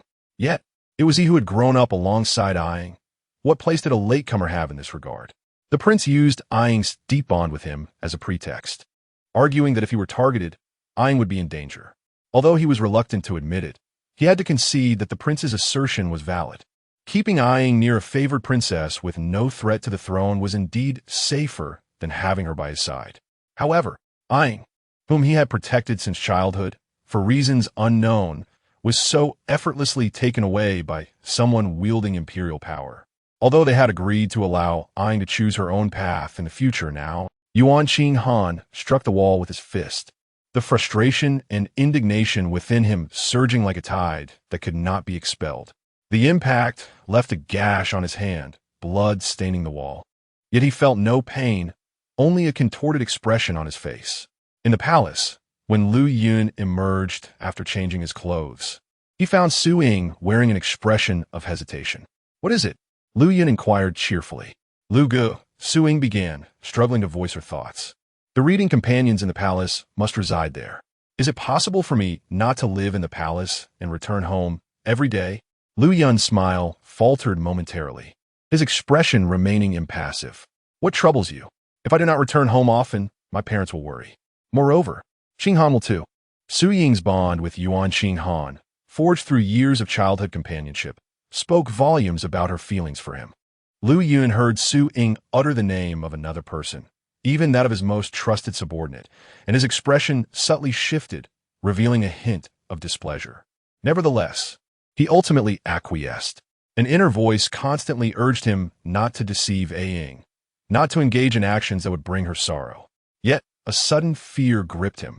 He dreaded the possibility that amidst their daily interactions, he might unwittingly pursue his own happiness at the expense of Ying's joy. Su Ying's radiant smile broke through Lu Yun's discomfort. "Thank you, Lu brother." In that moment, the tension within him dissipated upon witnessing her smile, and he found himself smiling in return. Chapter 90. A flushed face and eyes filled with affection. Lu Yun could not help but smile. In this light, it seemed worthwhile. Lu Yun, accompanied by the cheerful Su Ying, made their way to the grand academy established within the palace. Due to Lu Yun's explicit instructions for the day, none dared to approach them. Seizing the opportunity, Lu Yun took the time to tutor Su Ying. "Ying, pay no mind to those at the academy. My several imperial brothers have long been at odds over the throne. Just remain by my side." Lu Yun's words were gentle, their tone having seamlessly transformed into that of a woman. The striking beauty of Lu Yun, in such close proximity, often left Su Ying momentarily dazed. It was not until Lu Yun turned her head, her warm breath lightly brushing against Su Ying's face, that she regained her composure. Her cheeks flushed as she lowered her gaze. "Yes, I understand." Lu Yun was acutely aware that the distance between them was rather too intimate. Lu Yun believed he had conveyed all necessary matters to Su Ying clearly, yet unbeknownst to him, he had overlooked one individual entirely, the grand tutor of the academy, Siyang. Observing the tardy arrival of Lu Yun and Su Ying, Siyang's gentle voice broke the silence. "Your Highness, may I inquire who this young lady is?" Lu Yun responded directly, "Ying is my companion." "I see," Siyang replied with a smile, nodding toward Su Ying. She quickly performed a curtsy, her mind racing with surprise. She had not anticipated that the esteemed grand tutor, responsible for imparting knowledge, would be so youthful. "Please take a seat." Siyang gestured towards the lectern. Lu Yun, firmly grasping Su Ying's hand, led her to the central front position.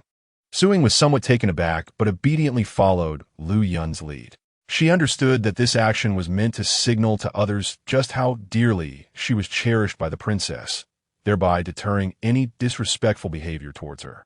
However, Siyang could not help but linger his gaze upon Su Ying a moment longer. For some reason, he seemed particularly invested in the princess's companion. Moreover, as he softly recited the content of the textbooks, the grip on his own materials tightened. The reasons he had always held in his heart for striving to be a good person and a respected teacher suddenly found clarity at that moment. He had been urging himself to embody goodness, to be a teacher worthy of admiration, all for her, to protect her well, and to be able to stand proudly by her side. Those who cared for Su Ying unwittingly shared a common goal, her protection, their aspirations for brightness. Their sole purpose for seeking the light was to stand honorably beside her. Yet, as Seong's fingers twitched and his eyelashes fluttered, the faint tremor in his gaze revealed an inner turmoil. Would his current state of calm persist through day after day of companionship with her? And if that time were to come, how would he face her? How would he act? Su-ing has always possessed an immense passion for reading. Although in this world, a woman's education may not lead to positions of power, she appears to be innately drawn to the written word.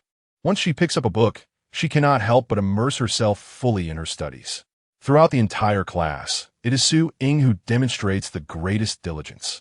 Well, that concludes today's lesson, Seong said with a hint of reluctance. Thank you, esteemed tutor, the students chorused in unison. Seong cast a glance at Su-ing before taking his leave. Even after returning to the palace alongside Lu Yun, Su-ing remained in a state of delight. Noticing her demeanor, Lu Yun felt a playful urge to tease her. "Ah-ing, tell me, who is more beautiful, I or the book?" "Naturally, it is you." Su-ing instinctively began to respond, but as the words left her lips, she realized her folly and quickly fell silent, her cheeks flushing. Lu Yun could not help but chuckle. Though aware of his own beauty, he had never taken pride in it. Yet, at this moment, a sense of pride stirred within him. Su-ying's face reddened further, but she knew in her heart she had to speak the truth. Lu Yun was the most handsome man she had ever encountered. Even in women's attire, he was strikingly attractive. "Would you care to accompany me outside the palace to meet with Ching Han at the music house?" Lu Yun inquired. "Absolutely," Su-ing exclaimed, her excitement palpable. Having not seen Ching Han all day, she felt a touch of discomfort. However, Lu Yun, upon witnessing her eagerness, felt a twinge of displeasure. Yet he said nothing, merely pressed his lips together and silently stroked her head, perhaps motivated by a generosity he himself was unaware of. Despite his overwhelming possessiveness towards Ah-ing, he believed that as long as he could see her happy and free, his restraint was justified. Su-ing and Lu Yun parted ways.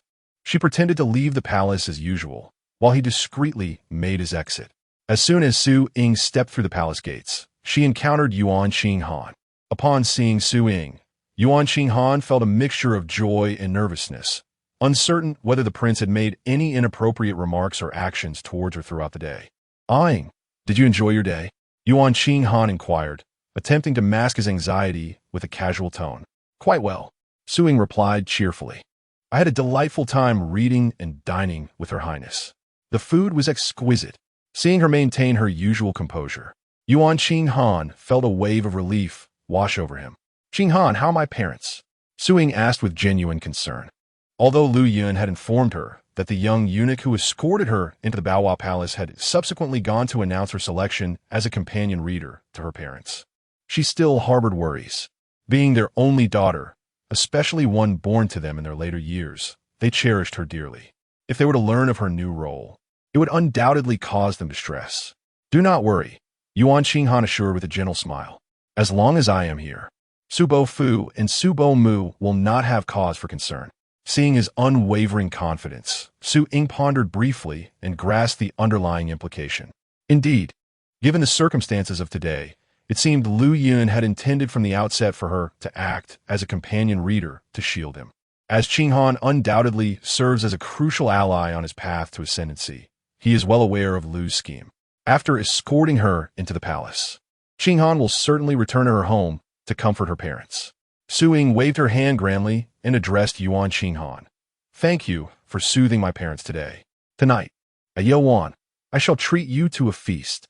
"You know," Yuan Ching Han replied with a mix of exasperation and affection as he gently tapped her forehead. "Yeowan is, after all, a property of my family. To invite me with my own family's cuisine is hardly a gesture of generosity." Su-ing chuckled. "What is yours is mine. Off we go to Yeowan." "Very well." Yuan Ching Han shook his head and expertly guided Su-ing towards Yeowan. As frequent patrons of the establishment, they swiftly made their way to the opulent private room on the top floor, where someone was already awaiting their arrival. Chapter 91. What skills do you possess to contend with the Emperor? The door swung open, revealing a visage of exquisite beauty, imbued with a gentle and refined demeanor. It was none other than Yu Chaoling, the foremost musician of the Yalian Pavilion. Su Ying and Yuan Qinghan had grown up together in the Yalian Pavilion, where they frequently gathered, had borne witness to their maturation. Yu Chaoling, who often played melodies for them, had naturally observed their growth as well. Miss Su, young Master Yuan, you have arrived. Yu Chaoling greeted them with a courteous bow. Please rise. Yuan Qinghan waved his hand, glancing around, but not spotting Lu Yun. Has His Highness not arrived yet? Yu Chaoling paused, comprehending the unspoken implications, and lifted his gaze. Do not worry, he reassured. Yuan Qinghan seated himself alongside Su Ying. From this day forth, Ying shall be one of us. Yu Chaoling's eyes dimmed slightly. Indeed, Miss Su had inevitably become embroiled in the struggle for power. The fierce competition among the princes was fraught with peril at every turn. As he served them pastries and tea, Yu Chaoling remarked, His Highness has yet to arrive. By my estimation, he should be here shortly. He nudged the plate of pastries closer to Su Ying. With a bite, Su Ying savored the treat, finding it exceptionally delightful. Yu Chaoling's pastries retained their exquisite quality. Observing her enjoyment, a subtle smile graced his lips. Since he had discovered his unique feelings for Miss Su, he had diligently practiced confectionery, mastering her preferences to create pastries that suited her palate. Her happiness brought him joy in return. After swallowing a morsel, Su Ying inquired, Is Master Yu also affiliated with Lu Brother? Yes, Yu Chaoling answered first, preempting Yuan Qinghan's opportunity to explain. I am originally a court musician, saved by His Highness and brought here as a covert supporter, serving in his stead. I see. Su Ying nodded, her eyes blinking thoughtfully. It seemed that Qinghan and Lu Brother had been in clandestine communication for some time. Everything Qinghan had undertaken had been for Lu Brother's sake. Yuan Qinghan's expression grew frosty as he fixed his cold gaze on Yu Chaoling. How could he fail to perceive that Yu Chaoling had deliberately denied him the chance to speak, merely to converse further with Ying? He and Ying had played together in this very place since childhood, yet he had been oblivious to the fact that this companion, Yu Chaoling, had developed feelings for Ying. The smile on Yu Chaoling's lips turned bittersweet. He understood that as a person of humble status, he was unworthy to be in Miss Su's company. To say nothing of being together, even exchanging a few words with her, was beyond his reach. Yet, Yu Chaoling's gaze wavered slightly, unable to resist glancing at Su Ying. She was already aware of His Highness's identity, indicating that he and Yuan Qinghan were beginning to align with others in their formal bid for the throne. He feared he might never again have the opportunity to see Miss Su. Thus, he found himself yearning to share a few more words with her. Master Yu. Yuan Qinghan could hardly endure the tender gaze that Yu Chaoling cast upon Su Ying. He spoke coldly, since we still have some time before His Highness arrives. Why not play a piece for us? Yu Chaoling responded with a bittersweet smile. Very well. He seated himself and began to play for Su Ying and Yuan Qinghan with utmost decorum. Yuan Qinghan's hostile glare seemed capable of piercing through him, yet he could only feign calmness. It was likely that His Highness would soon ascend to the throne, perhaps within the coming days. He hoped that by then, he would still have the opportunity to see Miss Su. As Yu Chaoling's fingers danced over the strings, the music resonated with profound sorrow and a sense of parting. Su Ying, familiar with Yu Chaoling's many performances, immediately discerned the emotion woven into the melody. Curiously, she leaned closer to Yuan Qinghan and whispered, Qinghan, is it just my imagination, or does Yu's music sound somewhat melancholic? The scent of Su Ying's hair wafted towards Yuan Qinghan, a delicate and sweet fragrance that stirred his heart. Struggling to maintain composure, he turned his head away, unwilling to meet her gaze. Since Su Ying was inquiring about Yu Chaoling, he responded to her in a rather dismissive tone. Perhaps Yu is just a bit irritable today due to not having eaten enough. Is that so? Su Ying detected the insincerity in his words, but remained oblivious to the discord between the two men, continuing to eat the pastries one by one. When Lu Yun finally arrived, the peculiar atmosphere was shattered. Ying, I'm here. Lu Yun greeted with a cheerful smile, addressing Su Ying first. Liu Ye. Su Ying's face lit up with joy. Lu Yun relished the way she called him Lu Ge, as it signified that she considered him a friend rather than a mere acquaintance. Your Highness, both Yuan Qinghan and Yu Chaoling rose simultaneously, bowing respectfully. Lu Yun's smile waned slightly as he nodded, prompting them to rise. Su Ying, belatedly realizing his noble status, hurriedly followed suit and bowed. Your Highness. Please rise. Lu Yun gently pulled her up, his voice warm. Ying, we share a bond of friendship. He added, we have urgent matters to discuss. So please rest in the next room for now. All right. Su Ying's demeanor adopted a tone of respect in response to him. Lu Yun's smile grew even more subdued. He did not turn away until Su Ying had exited the room. Your Highness, Yuan Qinghan, displeased by the overly familiar distance between Lu Yun and Su Ying, constantly reminded him to focus on the matter at hand. We should discuss important affairs. After mentally preparing himself, Lu Yun finally turned to engage in their discussions. As if nothing had transpired moments before. It was not until dinner time that the meeting concluded. Lu Yun departed first. Yet Yuan Qinghan did not hasten to find Su Ying. Instead, his keen gaze was fixed coldly upon Yu Chaolin. You, he addressed the man tidying up the room.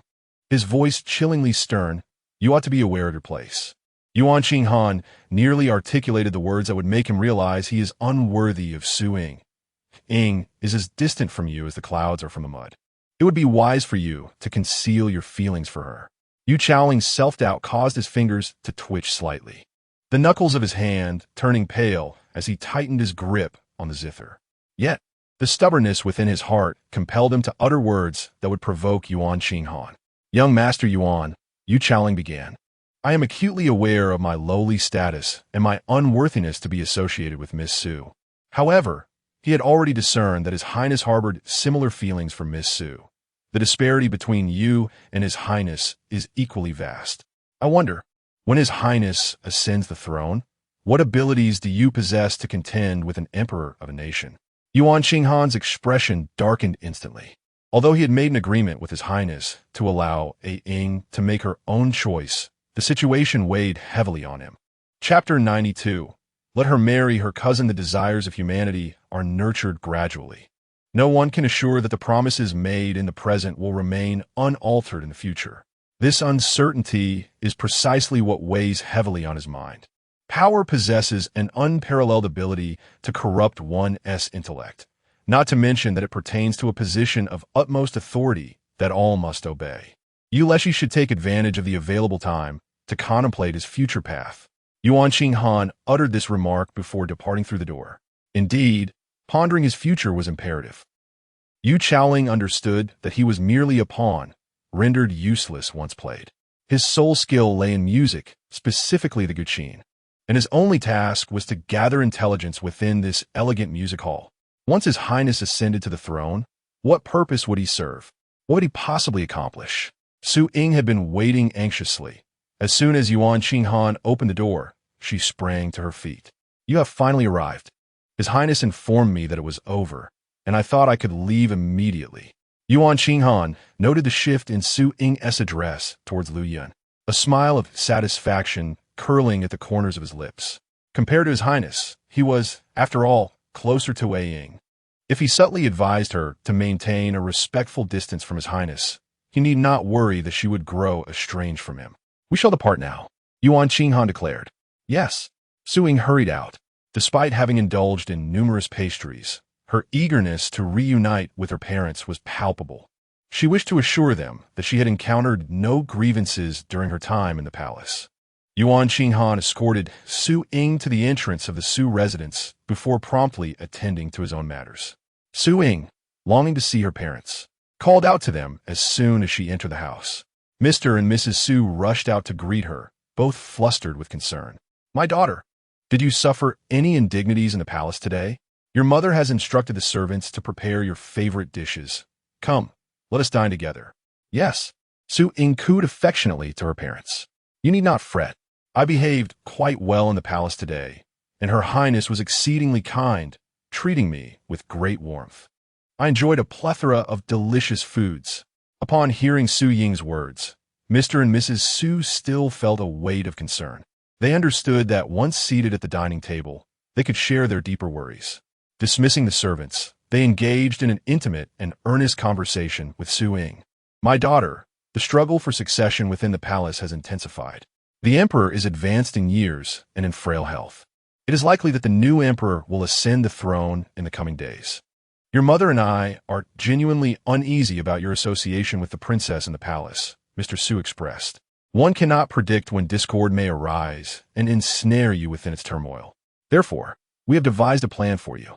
My daughter, do you recall your cousin Zhou Cheng? Mrs. Su interjected. This distant cousin of yours was betrothed to you in childhood.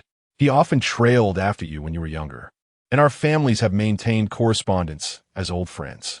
He is now a fine young man, possessing both charm and poise. What your father and I propose is, Mrs. Su gently took Su Ying's hand, reassuring her. What we mean is that we wish for you to marry your cousin as soon as possible. This way, you will no longer need to serve as a companion in the palace. Su Ying was taken aback, utterly astonished to discover that her parents were so concerned about her that they wished for her to marry promptly. Since it was a marriage arranged by her parents, it surely must be a suitable match. Aware that her parents were growing older, she was reluctant to add to their worries. However, she was not inclined to hasten into marriage. Mother and father, your intentions are clear to me, but I do not wish for it, Su Ying expressed. To her surprise, her parents did not seem shocked at all. Instead, they exchanged a knowing glance, and it was her mother who spoke up. Daughter, tell me, do you perhaps have feelings for Qing Han? What? Qing Han? Su Ying was struck as if by lightning. He and I are good friends. How could I possibly develop romantic feelings for him? Her parents nodded in acknowledgement, confirming that their daughter indeed harbored no such sentiments for Qing Han. But the same could not be said for him. Well then, that is quite satisfactory, her mother continued, unwilling to relinquish the chance to see Su Ying married. Daughter, we cannot defy the emperor's decree. However, the current political climate is exceedingly tumultuous. We do not wish for you to encounter any misfortune. In a few days, your cousin will arrive. Spend some time with him, and then decide whether you wish to marry him swiftly. Is that agreeable? Su Ying nodded in acceptance. The match arranged by her parents must surely be a good one. Although she was hesitant about marrying so soon, she did not want to cause her parents any distress. Should her cousin prove to be a worthy companion, she would consider marrying him. As for providing cover for the prince, it seemed likely that amidst the fierce struggle for succession, no one would concern themselves with the prince's true identity, but rather focus solely on the contest for power and alliances. Seeing Su Ying acquiesce, her parents finally felt at ease. They held a high regard for Zhou Shang, their daughter's cousin, believing he would persuade her to marry him sooner rather than later, thus alleviating their worries. The following morning, the Su residence bustled with activity. The lively atmosphere caught the attention of Yuan Qing Han, who had come to escort Su Ying to the palace. As he sat in the carriage, urging the horses onward, he casually inquired, Ying, is there a distinguished guest arriving at your home? Why are you all busy tidying up so early? Su Ying regarded Yuan Qing Han as a close friend and felt no need to conceal anything from him. My cousin is coming, she replied. Your cousin? Yuan Qing Han's demeanor shifted, his vigilance and hostility towards any man associated with Su Ying intensifying. What is his name? Do I know him? You should be familiar with him, Su Ying conjectured. He is the cousin with whom I have a betrothal agreement, Zhou Shang. Suddenly, the carriage jolted violently, nearly causing Su Ying to bump her head. She clutched her head, grimacing. What was that? Did we hit something? Nothing to worry about, came Yuan Qing Han's dark voice from outside the carriage. Zhou Shang, he has a betrothal with Ying? Yuan Qing Han recorded Xu Fen. During their childhood, when he and Ying played together, the 2-year-older Zhou Shang had once stayed at Ying's home. He vaguely remembered how Zhou Shang would materialize like a specter whenever he and Ying were playing, always insisting on staying by her side to protect her. He had nearly forgotten about this individual. However, to his astonishment, not only was he returning to reside at Ying's home, but he had, at that very moment, already entered into an engagement with her. What could his intentions be? Could it be that he wishes to marry Ying? Yuan Qing Han forcefully suppressed the turmoil within his heart and inquired, Ying, what is his purpose here? Oh, that, replied Su Ying. My parents are concerned for my well-being in the palace and wish for me to marry my cousin as soon as possible. So I need not return to the palace as a reading companion. Chapter 93. I do not wish for your matrimony. The carriage jolted violently once more, causing Su Ying to collide forcefully with her forehead. Ouch! The pain throbbed mercilessly. Yet, the carriage curtain was lifted by Yuan Xinghan, his eyes tinged with a faint blush, shrouded in a cloud of concern. However, his gaze was entirely consumed with worry for Su Ying. "Ying, are you all right?" "My head hurts," Su Ying replied, cradling her forehead. Yuan Xinghan, in a flurry, began searching for the modest medicine box within the carriage.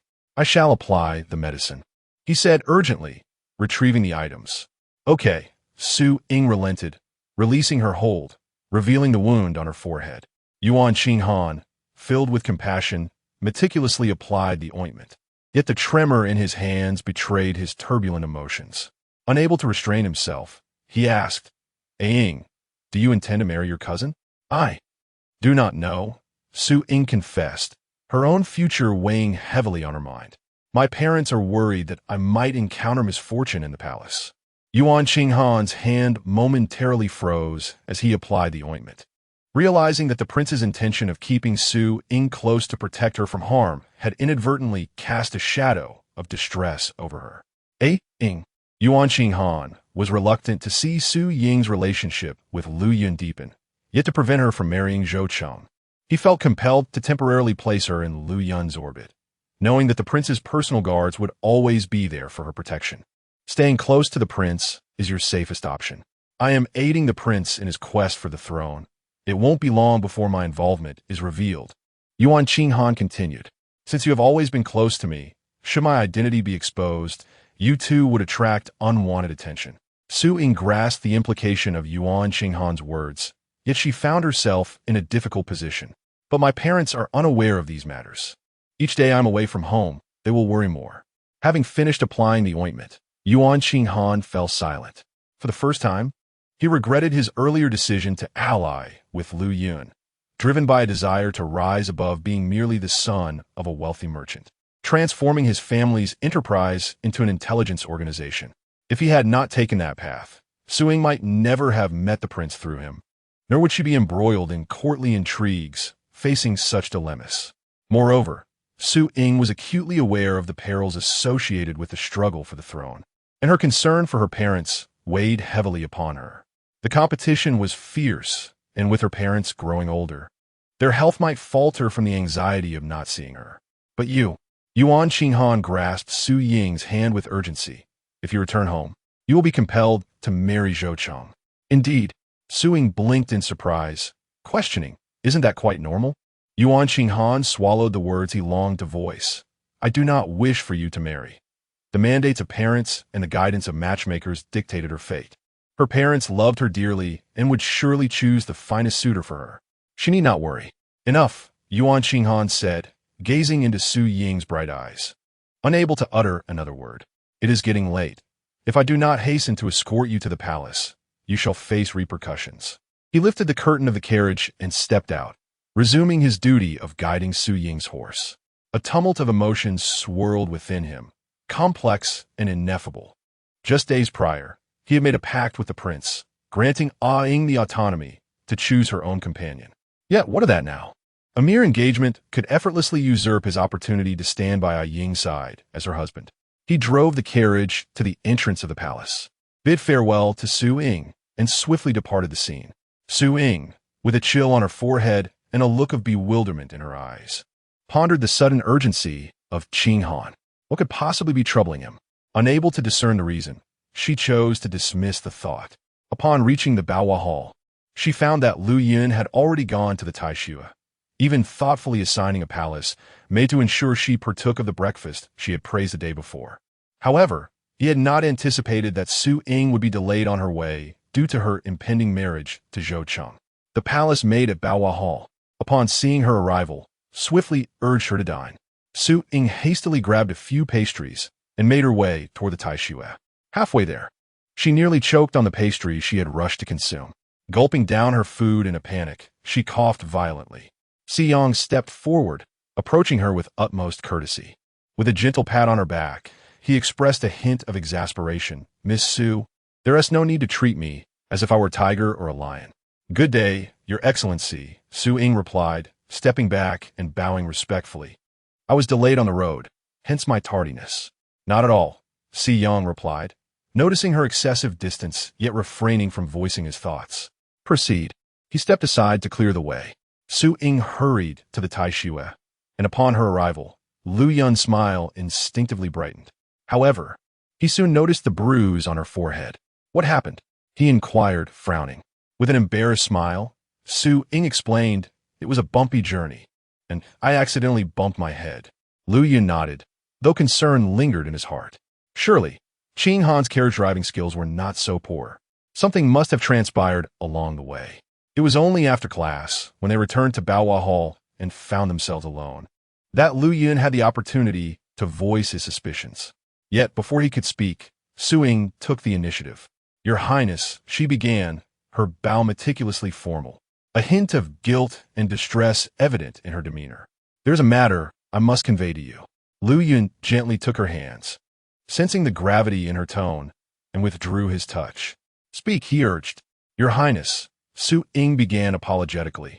I may no longer be able to remain in the palace to shield you. Why? Lu Yun's hands, which hung at his sides, curled slightly. My parents are aware that we are in a tumultuous struggle for succession and are concerned for my safety. I do not wish to cause them distress, Su Ying replied. Lu Yun's gaze flickered. His mother had perished shortly after giving birth to him, having fallen victim to treachery. Although his father showered him with affection, an impenetrable barrier remained. If you were truly a daughter, the ultimate outcome would merely be a marriage alliance, adorned with the title of being beloved by the emperor. His sole desire was to keep eyeing by his side, driven by selfish motives and the yearning to behold her constantly. He neglected the fact that she had family who cared for her. And what happens upon returning? Lu Yun feigned casualness as she inquired. What will you do after you return? Lu Yun still felt a twinge of reluctance to let Su Ying depart. Qing Han's identity could not remain concealed for long. At that point, those closest to Qing Han would surely attract attention. Both you and your parents may find yourselves in peril. Chapter 94, setting the wedding date from a young age. Su Ying's parents had arranged a marriage for her with her distant cousin.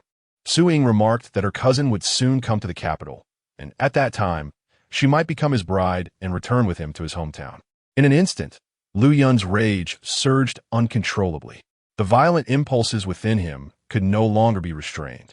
All the notions of allowing Su Ying the freedom to choose were shattered by the engagement arranged by her parents. An engagement?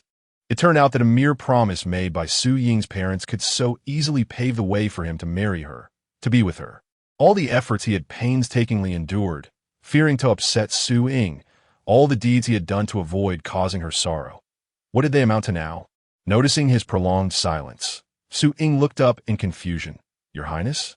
Despite the tempest of emotions raging within him, Lu Yun maintained the calm demeanor expected of an emperor.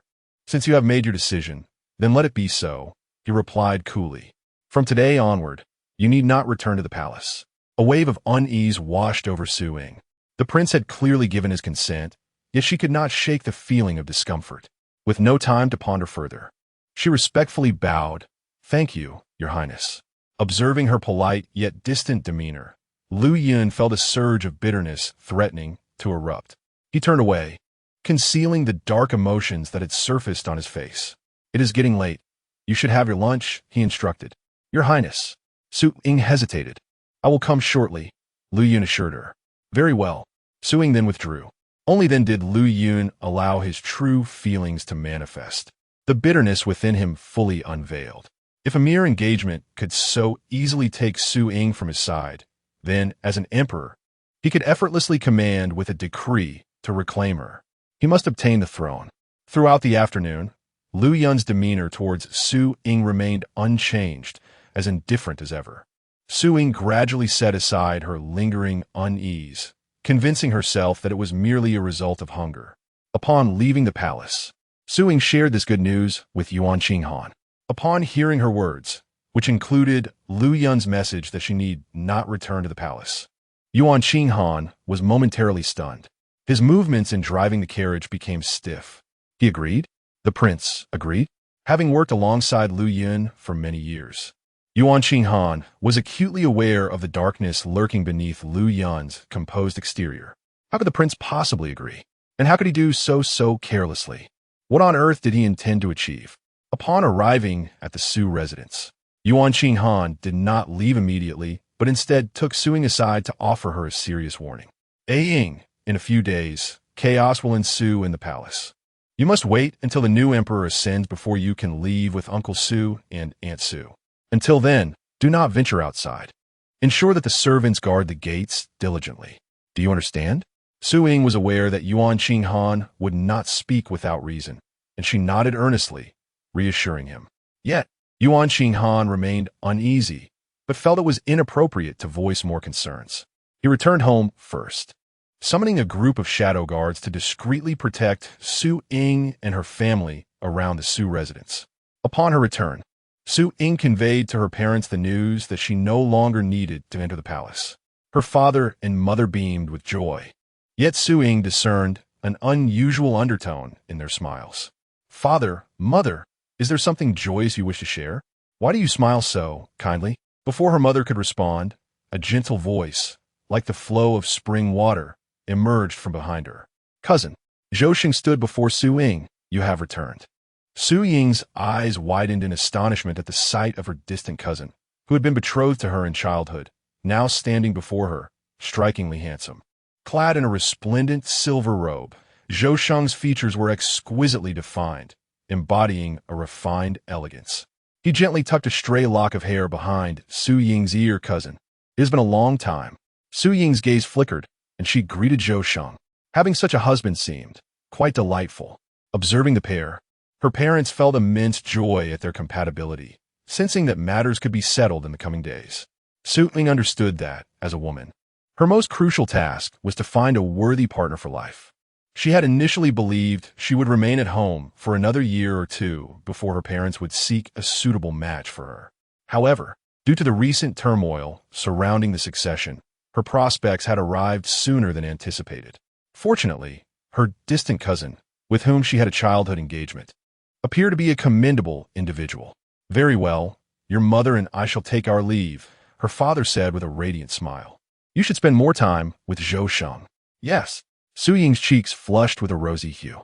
Once her parents departed, only Su Ying, Zhou Sheng, and her devoted maid, Chun Tao, remained. Cousin, Zhou Sheng gazed at Su Ying, a tender ache blossoming in his heart, a protective instinct for her that seemed to emerge inexplicably. May I call you Ying?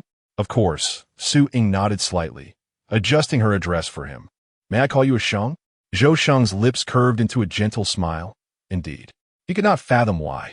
From the very first moment he laid eyes on Ying in their childhood, an overwhelming desire to protect her surged within him, propelling him to ensure she experienced no sorrow.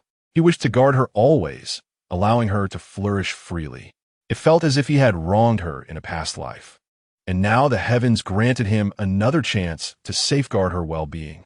The interaction between Su Ying and Zhou Sheng was imbued with affection yet restrained by propriety, bringing great delight to Chun Tao.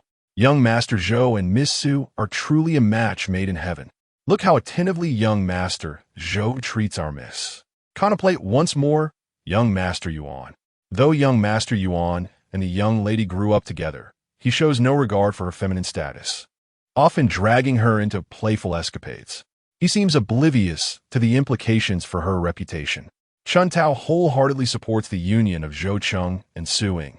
In the days that follow, the Su residence is enveloped in an unusual tranquility, with the servants guarding it as if it were an impregnable fortress. Those within are barred from leaving, while outsiders are denied entry. Thus, they exist in isolation from the outside world. During this period, the bond between Su Ying and Zhou Cheng deepens considerably. Their understanding of one another grows profoundly. Su Ying is exceedingly pleased with her future husband, while Zhou Cheng remains unwavering in his affection and protection for Su Ying. Their engagement is solidified amidst the witness of the entire Su household, as they celebrate the blossoming of their love. Chapter 95. His Majesty has arrived. Just 2 days later, Su Ying found herself astonished at how swiftly her marriage had been arranged.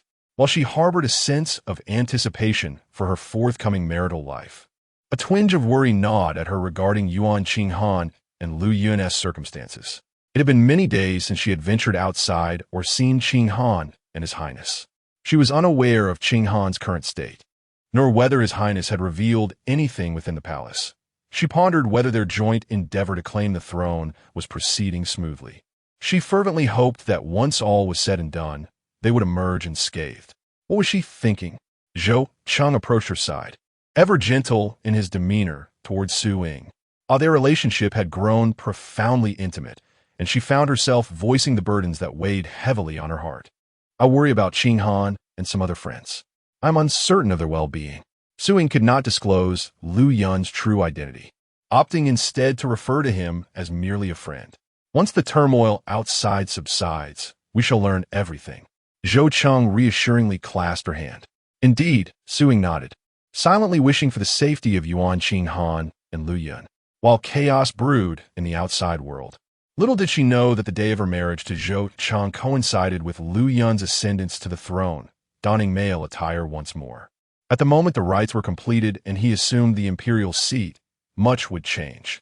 Your Majesty, Yuan Qing Han, whose thoughts were consumed with Su Ying, glanced at the darkening sky and hastily added, I have matters to attend to at home. Might your Majesty grant me permission to depart?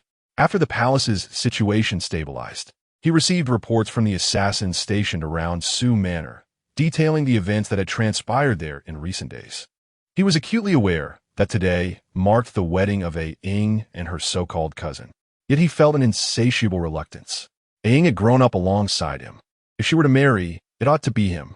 Their bond was incomparable to that of anyone else. He resolved to reclaim Ying from the clutches of her cousin before anything could transpire between them.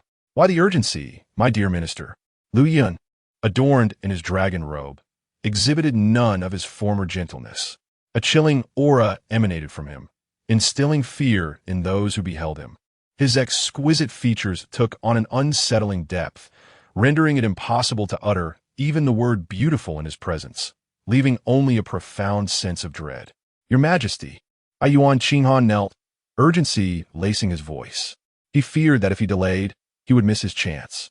Is it your desire to witness the wedding ceremony of Miss Su and her cousin? Lu Yun's cold voice descended from above. Yuan Qing Han looked up in astonishment, uncertainty clouding his expression. Your Majesty, how did you know? He wondered if, in this critical moment, Lu Yun had dispatched someone to spy on Su Manor. Lu Yun rose from his dragon throne and descended step by step. Su Manor has sealed its gates, and to evade danger, Miss Su has chosen to host her wedding festivities within, without inviting a single guest. He stood before Yuan Qing Han and said, since that is the case, we should proceed and add a touch of joy to Miss Su's wedding, making the occasion more lively. However, as Lu Yun uttered these words, there was no trace of festive exuberance upon his countenance. Even his tone was so flat it sent chills down one's spine. Yuan Qing Han felt beads of sweat trickle down his forehead, his body rigid and tense. Why did he sense that? The emperor seemed to have changed significantly in an instant. Yuan Qing Han felt that the person before him was no longer the sovereign he once knew, with whom he had shared a camaraderie despite their hierarchical relationship, often engaging in lively discussions that could stretch until dawn. But now, he sensed that the individual before him was no longer the past ruler. It felt as if uttering a single negative word could cause his life to come crashing down. Yes, Yuan Qing Han replied, lowering his head. Although this outing was hasty, it proceeded with a surprising orderliness, as if Lu Yun had long desired to act in this manner, but merely lacked an opportunity. Yuan Qing Han walked closely beside him, not daring to breathe audibly. At that moment, he grasped a profound truth. Imperial power can effortlessly extinguish a person's humanity. Su Ying sat on the soft bed, clad in a vibrant red wedding gown, eagerly awaiting Zhou Cheng's arrival. A red bridal veil hung over her head, concealing the blush of shyness on her face. Her hands nervously twisted the handkerchief in her grasp.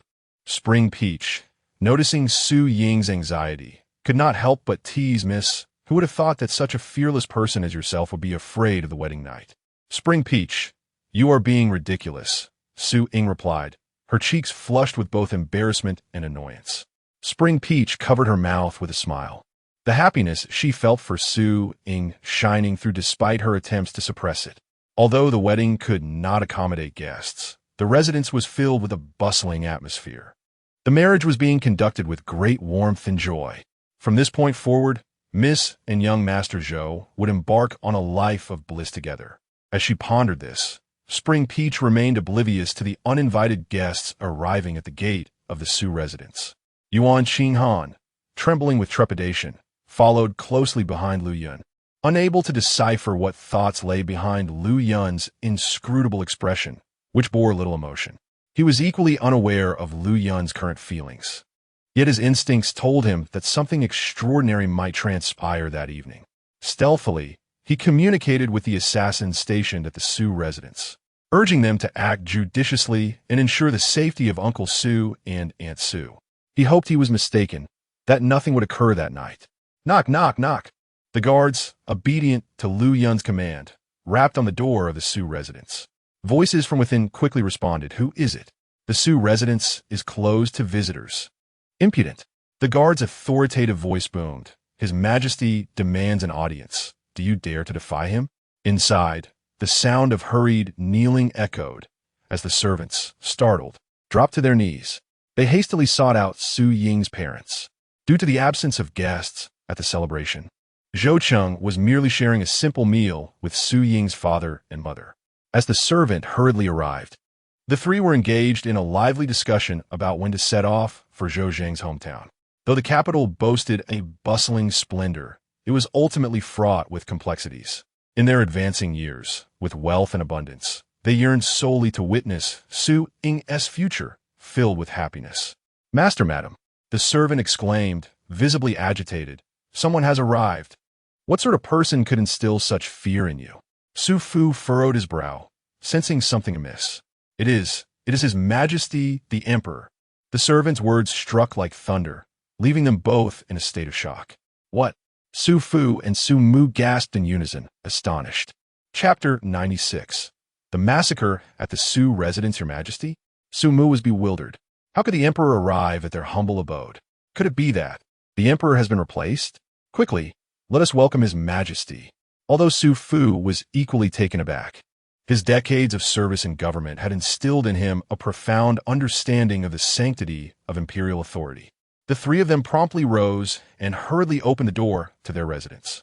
To their astonishment, they beheld a figure emanating an aura of sternness and majesty.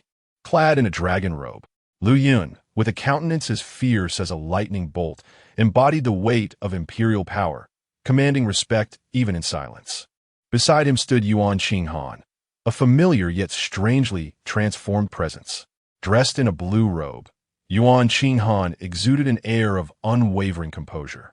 His past youthful charm now evolved into remarkable handsomeness. Following them was a contingent of guards adorned in blood-stained armor. Upon witnessing this imposing spectacle, Su Fu and Su Mu hastily bowed. "We pay our respects to Your Majesty." "Rise," Lu Yun's voice, though calm, held an undeniable authority as he assisted them to their feet. He then turned his gaze towards Zhou Sheng, who was partially interrupted in his bow, dressed in celebratory attire. "Ah, you must be the future husband of Miss Su?" Lu Yun inquired with an air of casual curiosity, as if he were merely inquiring about their evening repast. Su Mu was perplexed by the statement and could only respond with cautious affirmation, "Yes." In her flustered state, she cast a questioning glance at Yuan Qinghan, seeking clarification about the unfolding situation. However, Yuan Qinghan's attention was fixated on Zhou Sheng's glaringly bright red wedding attire, oblivious to Su Mu's silent inquiry. Su Fu, the most dignified among them, could no longer contain his curiosity. Though he had retired 2 years prior, he had crossed paths with numerous princes, yet he had never encountered the newly crowned one before him. "Your Majesty, may I dare to ask, which esteemed consort is your mother?" Unperturbed by the inquiry, Lu Yun responded. During his time in the palace as a prince, he had been confined to the inner quarters due to his status as a male. It was understandable that officials had never seen him. "I am the son of the late favored consort." With these words, Su Fu comprehended the entirety of the situation. There had only been one favored consort in the previous dynasty, the one who had tragically perished during childbirth, cherished by the late emperor. Upon confirming this identity, Su Fu quickly ushered Su Mu and Su Shengazide. "We humbly welcome Your Majesty to the Su residence." As Lu Yun stepped into the Su residence, he meticulously observed the lavish decorations with each stride. The garish red hue intensified his simmering displeasure with each glance. "Your Majesty's visit warrants a banquet," Su Fu proclaimed, donning a jubilant smile. He, along with his equally delighted parents, made their way toward the kitchen, though they were uncertain of the emperor's motives for visiting their home. It was undoubtedly a momentous occasion. Today marked their daughter's wedding day, a fortuitous double celebration, compelling them to prepare an extravagant feast to commemorate the joyous event. In the wake of Su's father and Su's mother's footsteps, the grand entrance of the Su residence was firmly secure by the guards brought by Lu Yun. At last, a word steeped in cold-blooded intent escaped Lu Yun's lips: "Kill."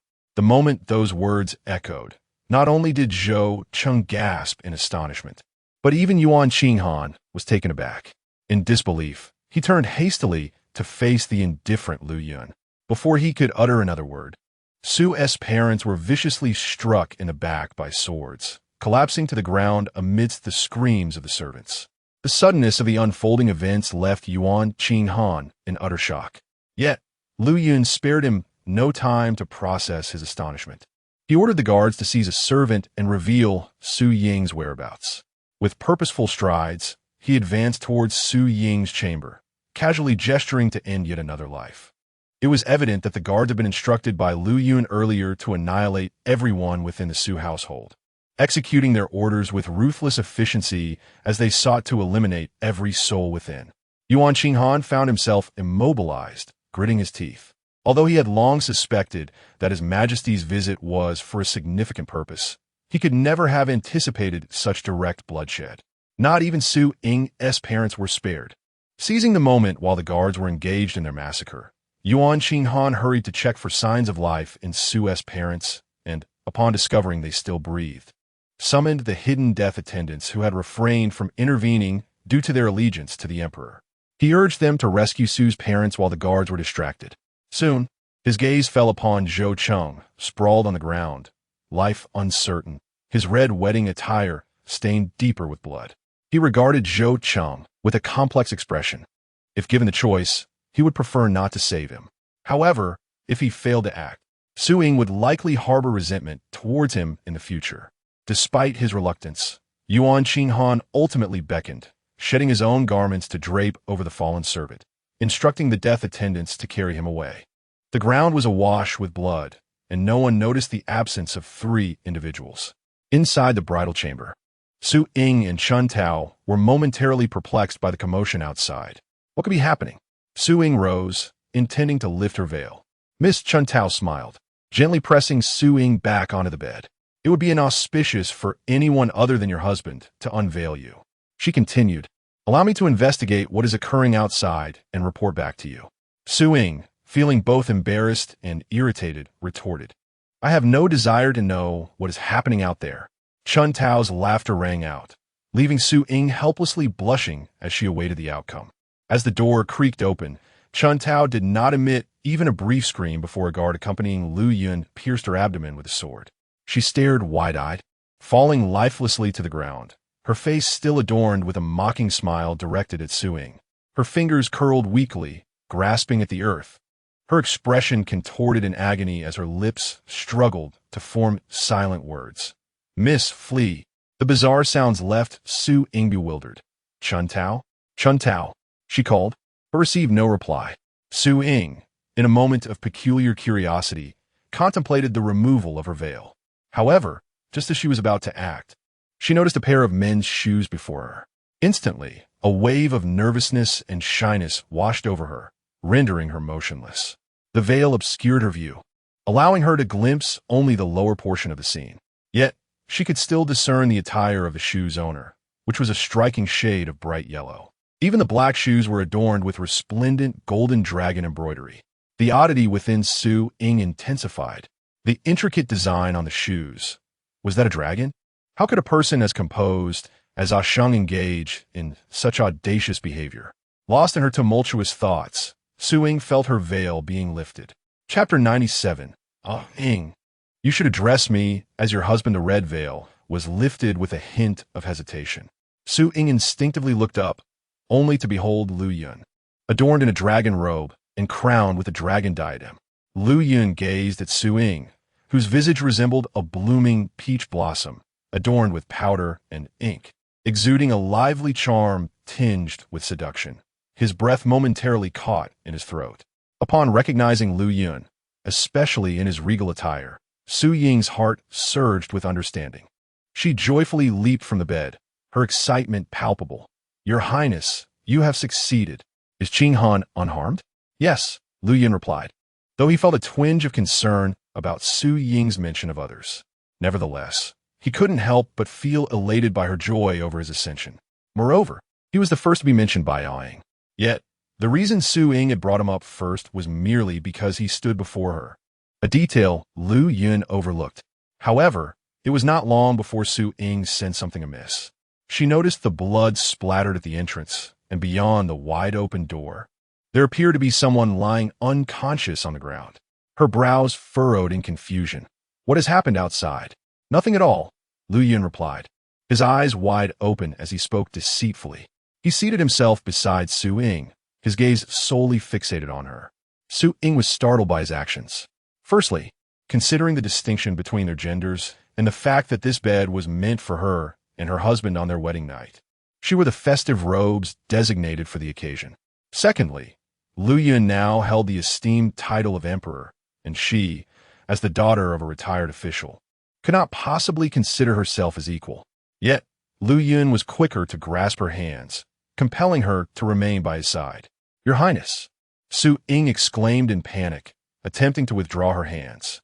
Despite her efforts to regard Lu Yun as an emperor and reduce her own status to the lowest, she was acutely aware of how improper his actions were.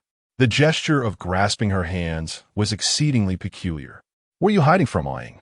Lu Yun inquired, his unervingly calm black eyes gazing at her. "Today marks our joyous occasion. You ought to be happy." "What?" Su Ying was taken aback by his words, her mind reeling as she unexpectedly fell into the depths of his eerie, unfathomable dark eyes, sending chills down her spine. "Your Highness, have you lost your mind?" Lu Yun seized Su Ying's waist, leaning in to kiss her lips. "Today is our joyous day. We should consummate our union." With that, he pressed himself against her. "You." Su Ying trembled all over. In that moment, she realized that Lu Yun had not come to inform her of his and Qing Han's well-being, nor to attend her wedding with Shang. Instead, he had come to abduct her. Suddenly, a fierce and overwhelming kiss enveloped her. Su Ying struggled to breathe, desperately pounding on Lu Yun's shoulders, yearning for him to release her. Yet, he merely tightened his embrace around her waist. In a moment of fierce determination, she bit him, finally managing to extricate herself from his grasp. Her cheeks flushed with a rosy hue from the kiss. Her expression radiated an alluring charm that was utterly captivating. Lu Yun wiped the blood from his lips, the vivid crimson enhancing the allure of his already strikingly handsome features, imbuing him with an air of wickedness. As he gazed upon Su Ying's furious countenance, he could not help but feel fondness. "My Ying is truly mesmerizing." Lu Yun unabashedly reached for Su Ying's cheek, finding even her anger to be beautiful. Smack! Su Ying swiftly swatted away his hand, her eyes ablaze with fury. Despite the prolonged silence, no one had entered to investigate the commotion. What on earth was transpiring outside? Su Ying yearned to comprehend the situation beyond the confines of the room. Yet Lu Yun stood like a barrier at the foot of the bed, leaving her to brace against his imposing presence. Unable to ascertain the events outside, she pressed Lu Yun with urgency. "What have you done to my parents and Shang? What about Chun Tao and the other servants in my household, TSK?" Lu Yun found Su Ying's defiance rather unbecoming. "Ying, today marks our joyous occasion. Why speak of others? You ought to address me as your husband and indulge in the pleasures of this bed with me." His voice, low and husky, grew increasingly restless as his hand ventured toward the fabric of Su Ying's outer garment. "You, shameless!" Su Jing retorted vehemently. She had regarded Lu Yun as a friend, and upon discovering that he was not an ordinary individual, but rather a princess disguised as a man due to circumstance, she had continued to extend her friendship, aiding him. In time, Her respect for him had deepened, viewing him as a sovereign. Yet, she never anticipated that he would engage in such despicable acts. Shameless? Lu Yun scoffed, his demeanor shifting as he proclaimed, "A childhood betrothal could bind you to a distant cousin devoid of affection. Yet here I stand as the emperor, the supreme ruler of the realm. What did you possibly mean to me?" A glint of ferocity flashed in his eyes. Su Ying felt a chill run through her. The new emperor of their nation was indeed of such a nature. Outside the chamber, Yuan Qinghan remained oblivious to the turmoil within. He cautiously surveyed the aftermath of Lu Yun's orders, checking for any survivors among those who had perished in the Su residence. The air was thick with chaos, screams echoing throughout, yet the death attendants seemed impervious to the cries, executing their grim tasks with ruthless efficiency. Yuan Qinghan recognized that if this continued, the inhabitants of the Su household would be utterly annihilated. He urgently summoned the leader, instructing, "Your commotion is too conspicuous. Leave a few alive to continue, and send others to divert the attention of those surrounding the Su residence. If this affair becomes public, it will tarnish His Majesty's reputation." Understood. The guards acknowledged the significance of Yuan Qinghan in Lu Yun's presence, and his reasoning was sound. They swiftly departed, leaving only two to carry on with their grim work. With the distraction successfully orchestrated, Yuan Qinghan breathed a sigh of relief, daring to send his own men, stationed nearby for protection, to hastily assess the remaining life within the Su residence, urging them to expedite their efforts to rescue those trapped. Meanwhile, the situation for Su Ying continued to deteriorate. Lu Yun gazed at Su Ying's swollen lips, the result of his kiss, and found her in this state to be exquisitely beautiful. He chuckled, casting aside all previous displeasure from his mind. Ignoring the irritation and disappointment etched on Su Ying's face, he raised his hand to caress her crimson lips. "Ah, Ying, look. How lovely your lips are. You were born to be cherished by me." Su Ying pushed his hand away, unable to reconcile the Lu Yun before her with the gentle companion who once frolicked with her and Yuan Qinghan. "You are truly insane," she exclaimed in anger. "Insane?" Lu Yun chuckled softly, his stunning visage marred by a sudden illness. "Ah, Ying, I have long stated that you should refer to me as husband." As he spoke, he forcefully wrapped his arms around Su Ying's waist, kissing her with even more fervor than before. Caught off guard by his second advance, Su Ying was overwhelmed not only by anger, but also by fear. She struggled fiercely, biting at Lu Yun's lips with the intent to break free, and at last, she escaped his embrace. Breathing heavily, she inadvertently heard sounds from outside. Furrowing her brow, she suppressed her fear and asked, "What have you done?" "Ah, Ying, I am quite displeased with the way you regard me now." Lu Yun's magnetic voice sent shivers down her spine with trepidation. His inexplicable, morbid affection and frenzied desire made it clear to Su Ying that the Lu Yun before her was no mere emperor, but a thoroughly deranged individual. "You should call me husband," Lu Yun declared firmly, his broad hand stroking the nape of Su Ying's neck with a menacing undertone. At that moment, Yuan Qinghan, alerted by the commotion, rushed in. "Your Majesty," he called urgently, bursting through the door. Upon seeing Su Ying, her lips bruised and attire disheveled, a sharp pang of pain struck his heart. Yet, standing beside her was their emperor, the very ruler they had assisted in ascending the throne. He swallowed his tears in fury, bowing respectfully. "Your Majesty, the court is unstable. You have only just ascended. If you remain here for too long, it may incite turmoil." "I understand," Lu Yun replied, adjusting his attire while his gaze fell upon Su Ying. Spotting Yuan Qinghan, a childhood friend, felt like a glimmer of hope to Su Ying. "Qinghan, where are my parents? What has shown? What has happened?"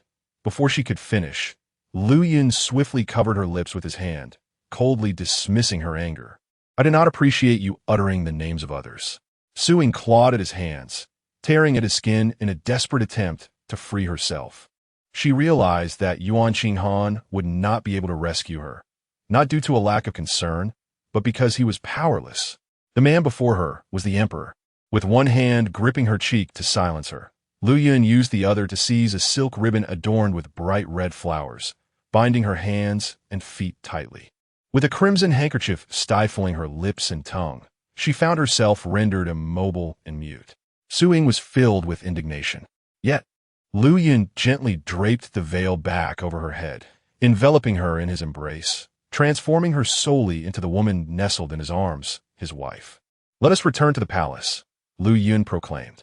"Yes," Yuan Qing Han replied, lowering his head, unable to bear the sight before him, swallowing all the arduous words that clung to his throat.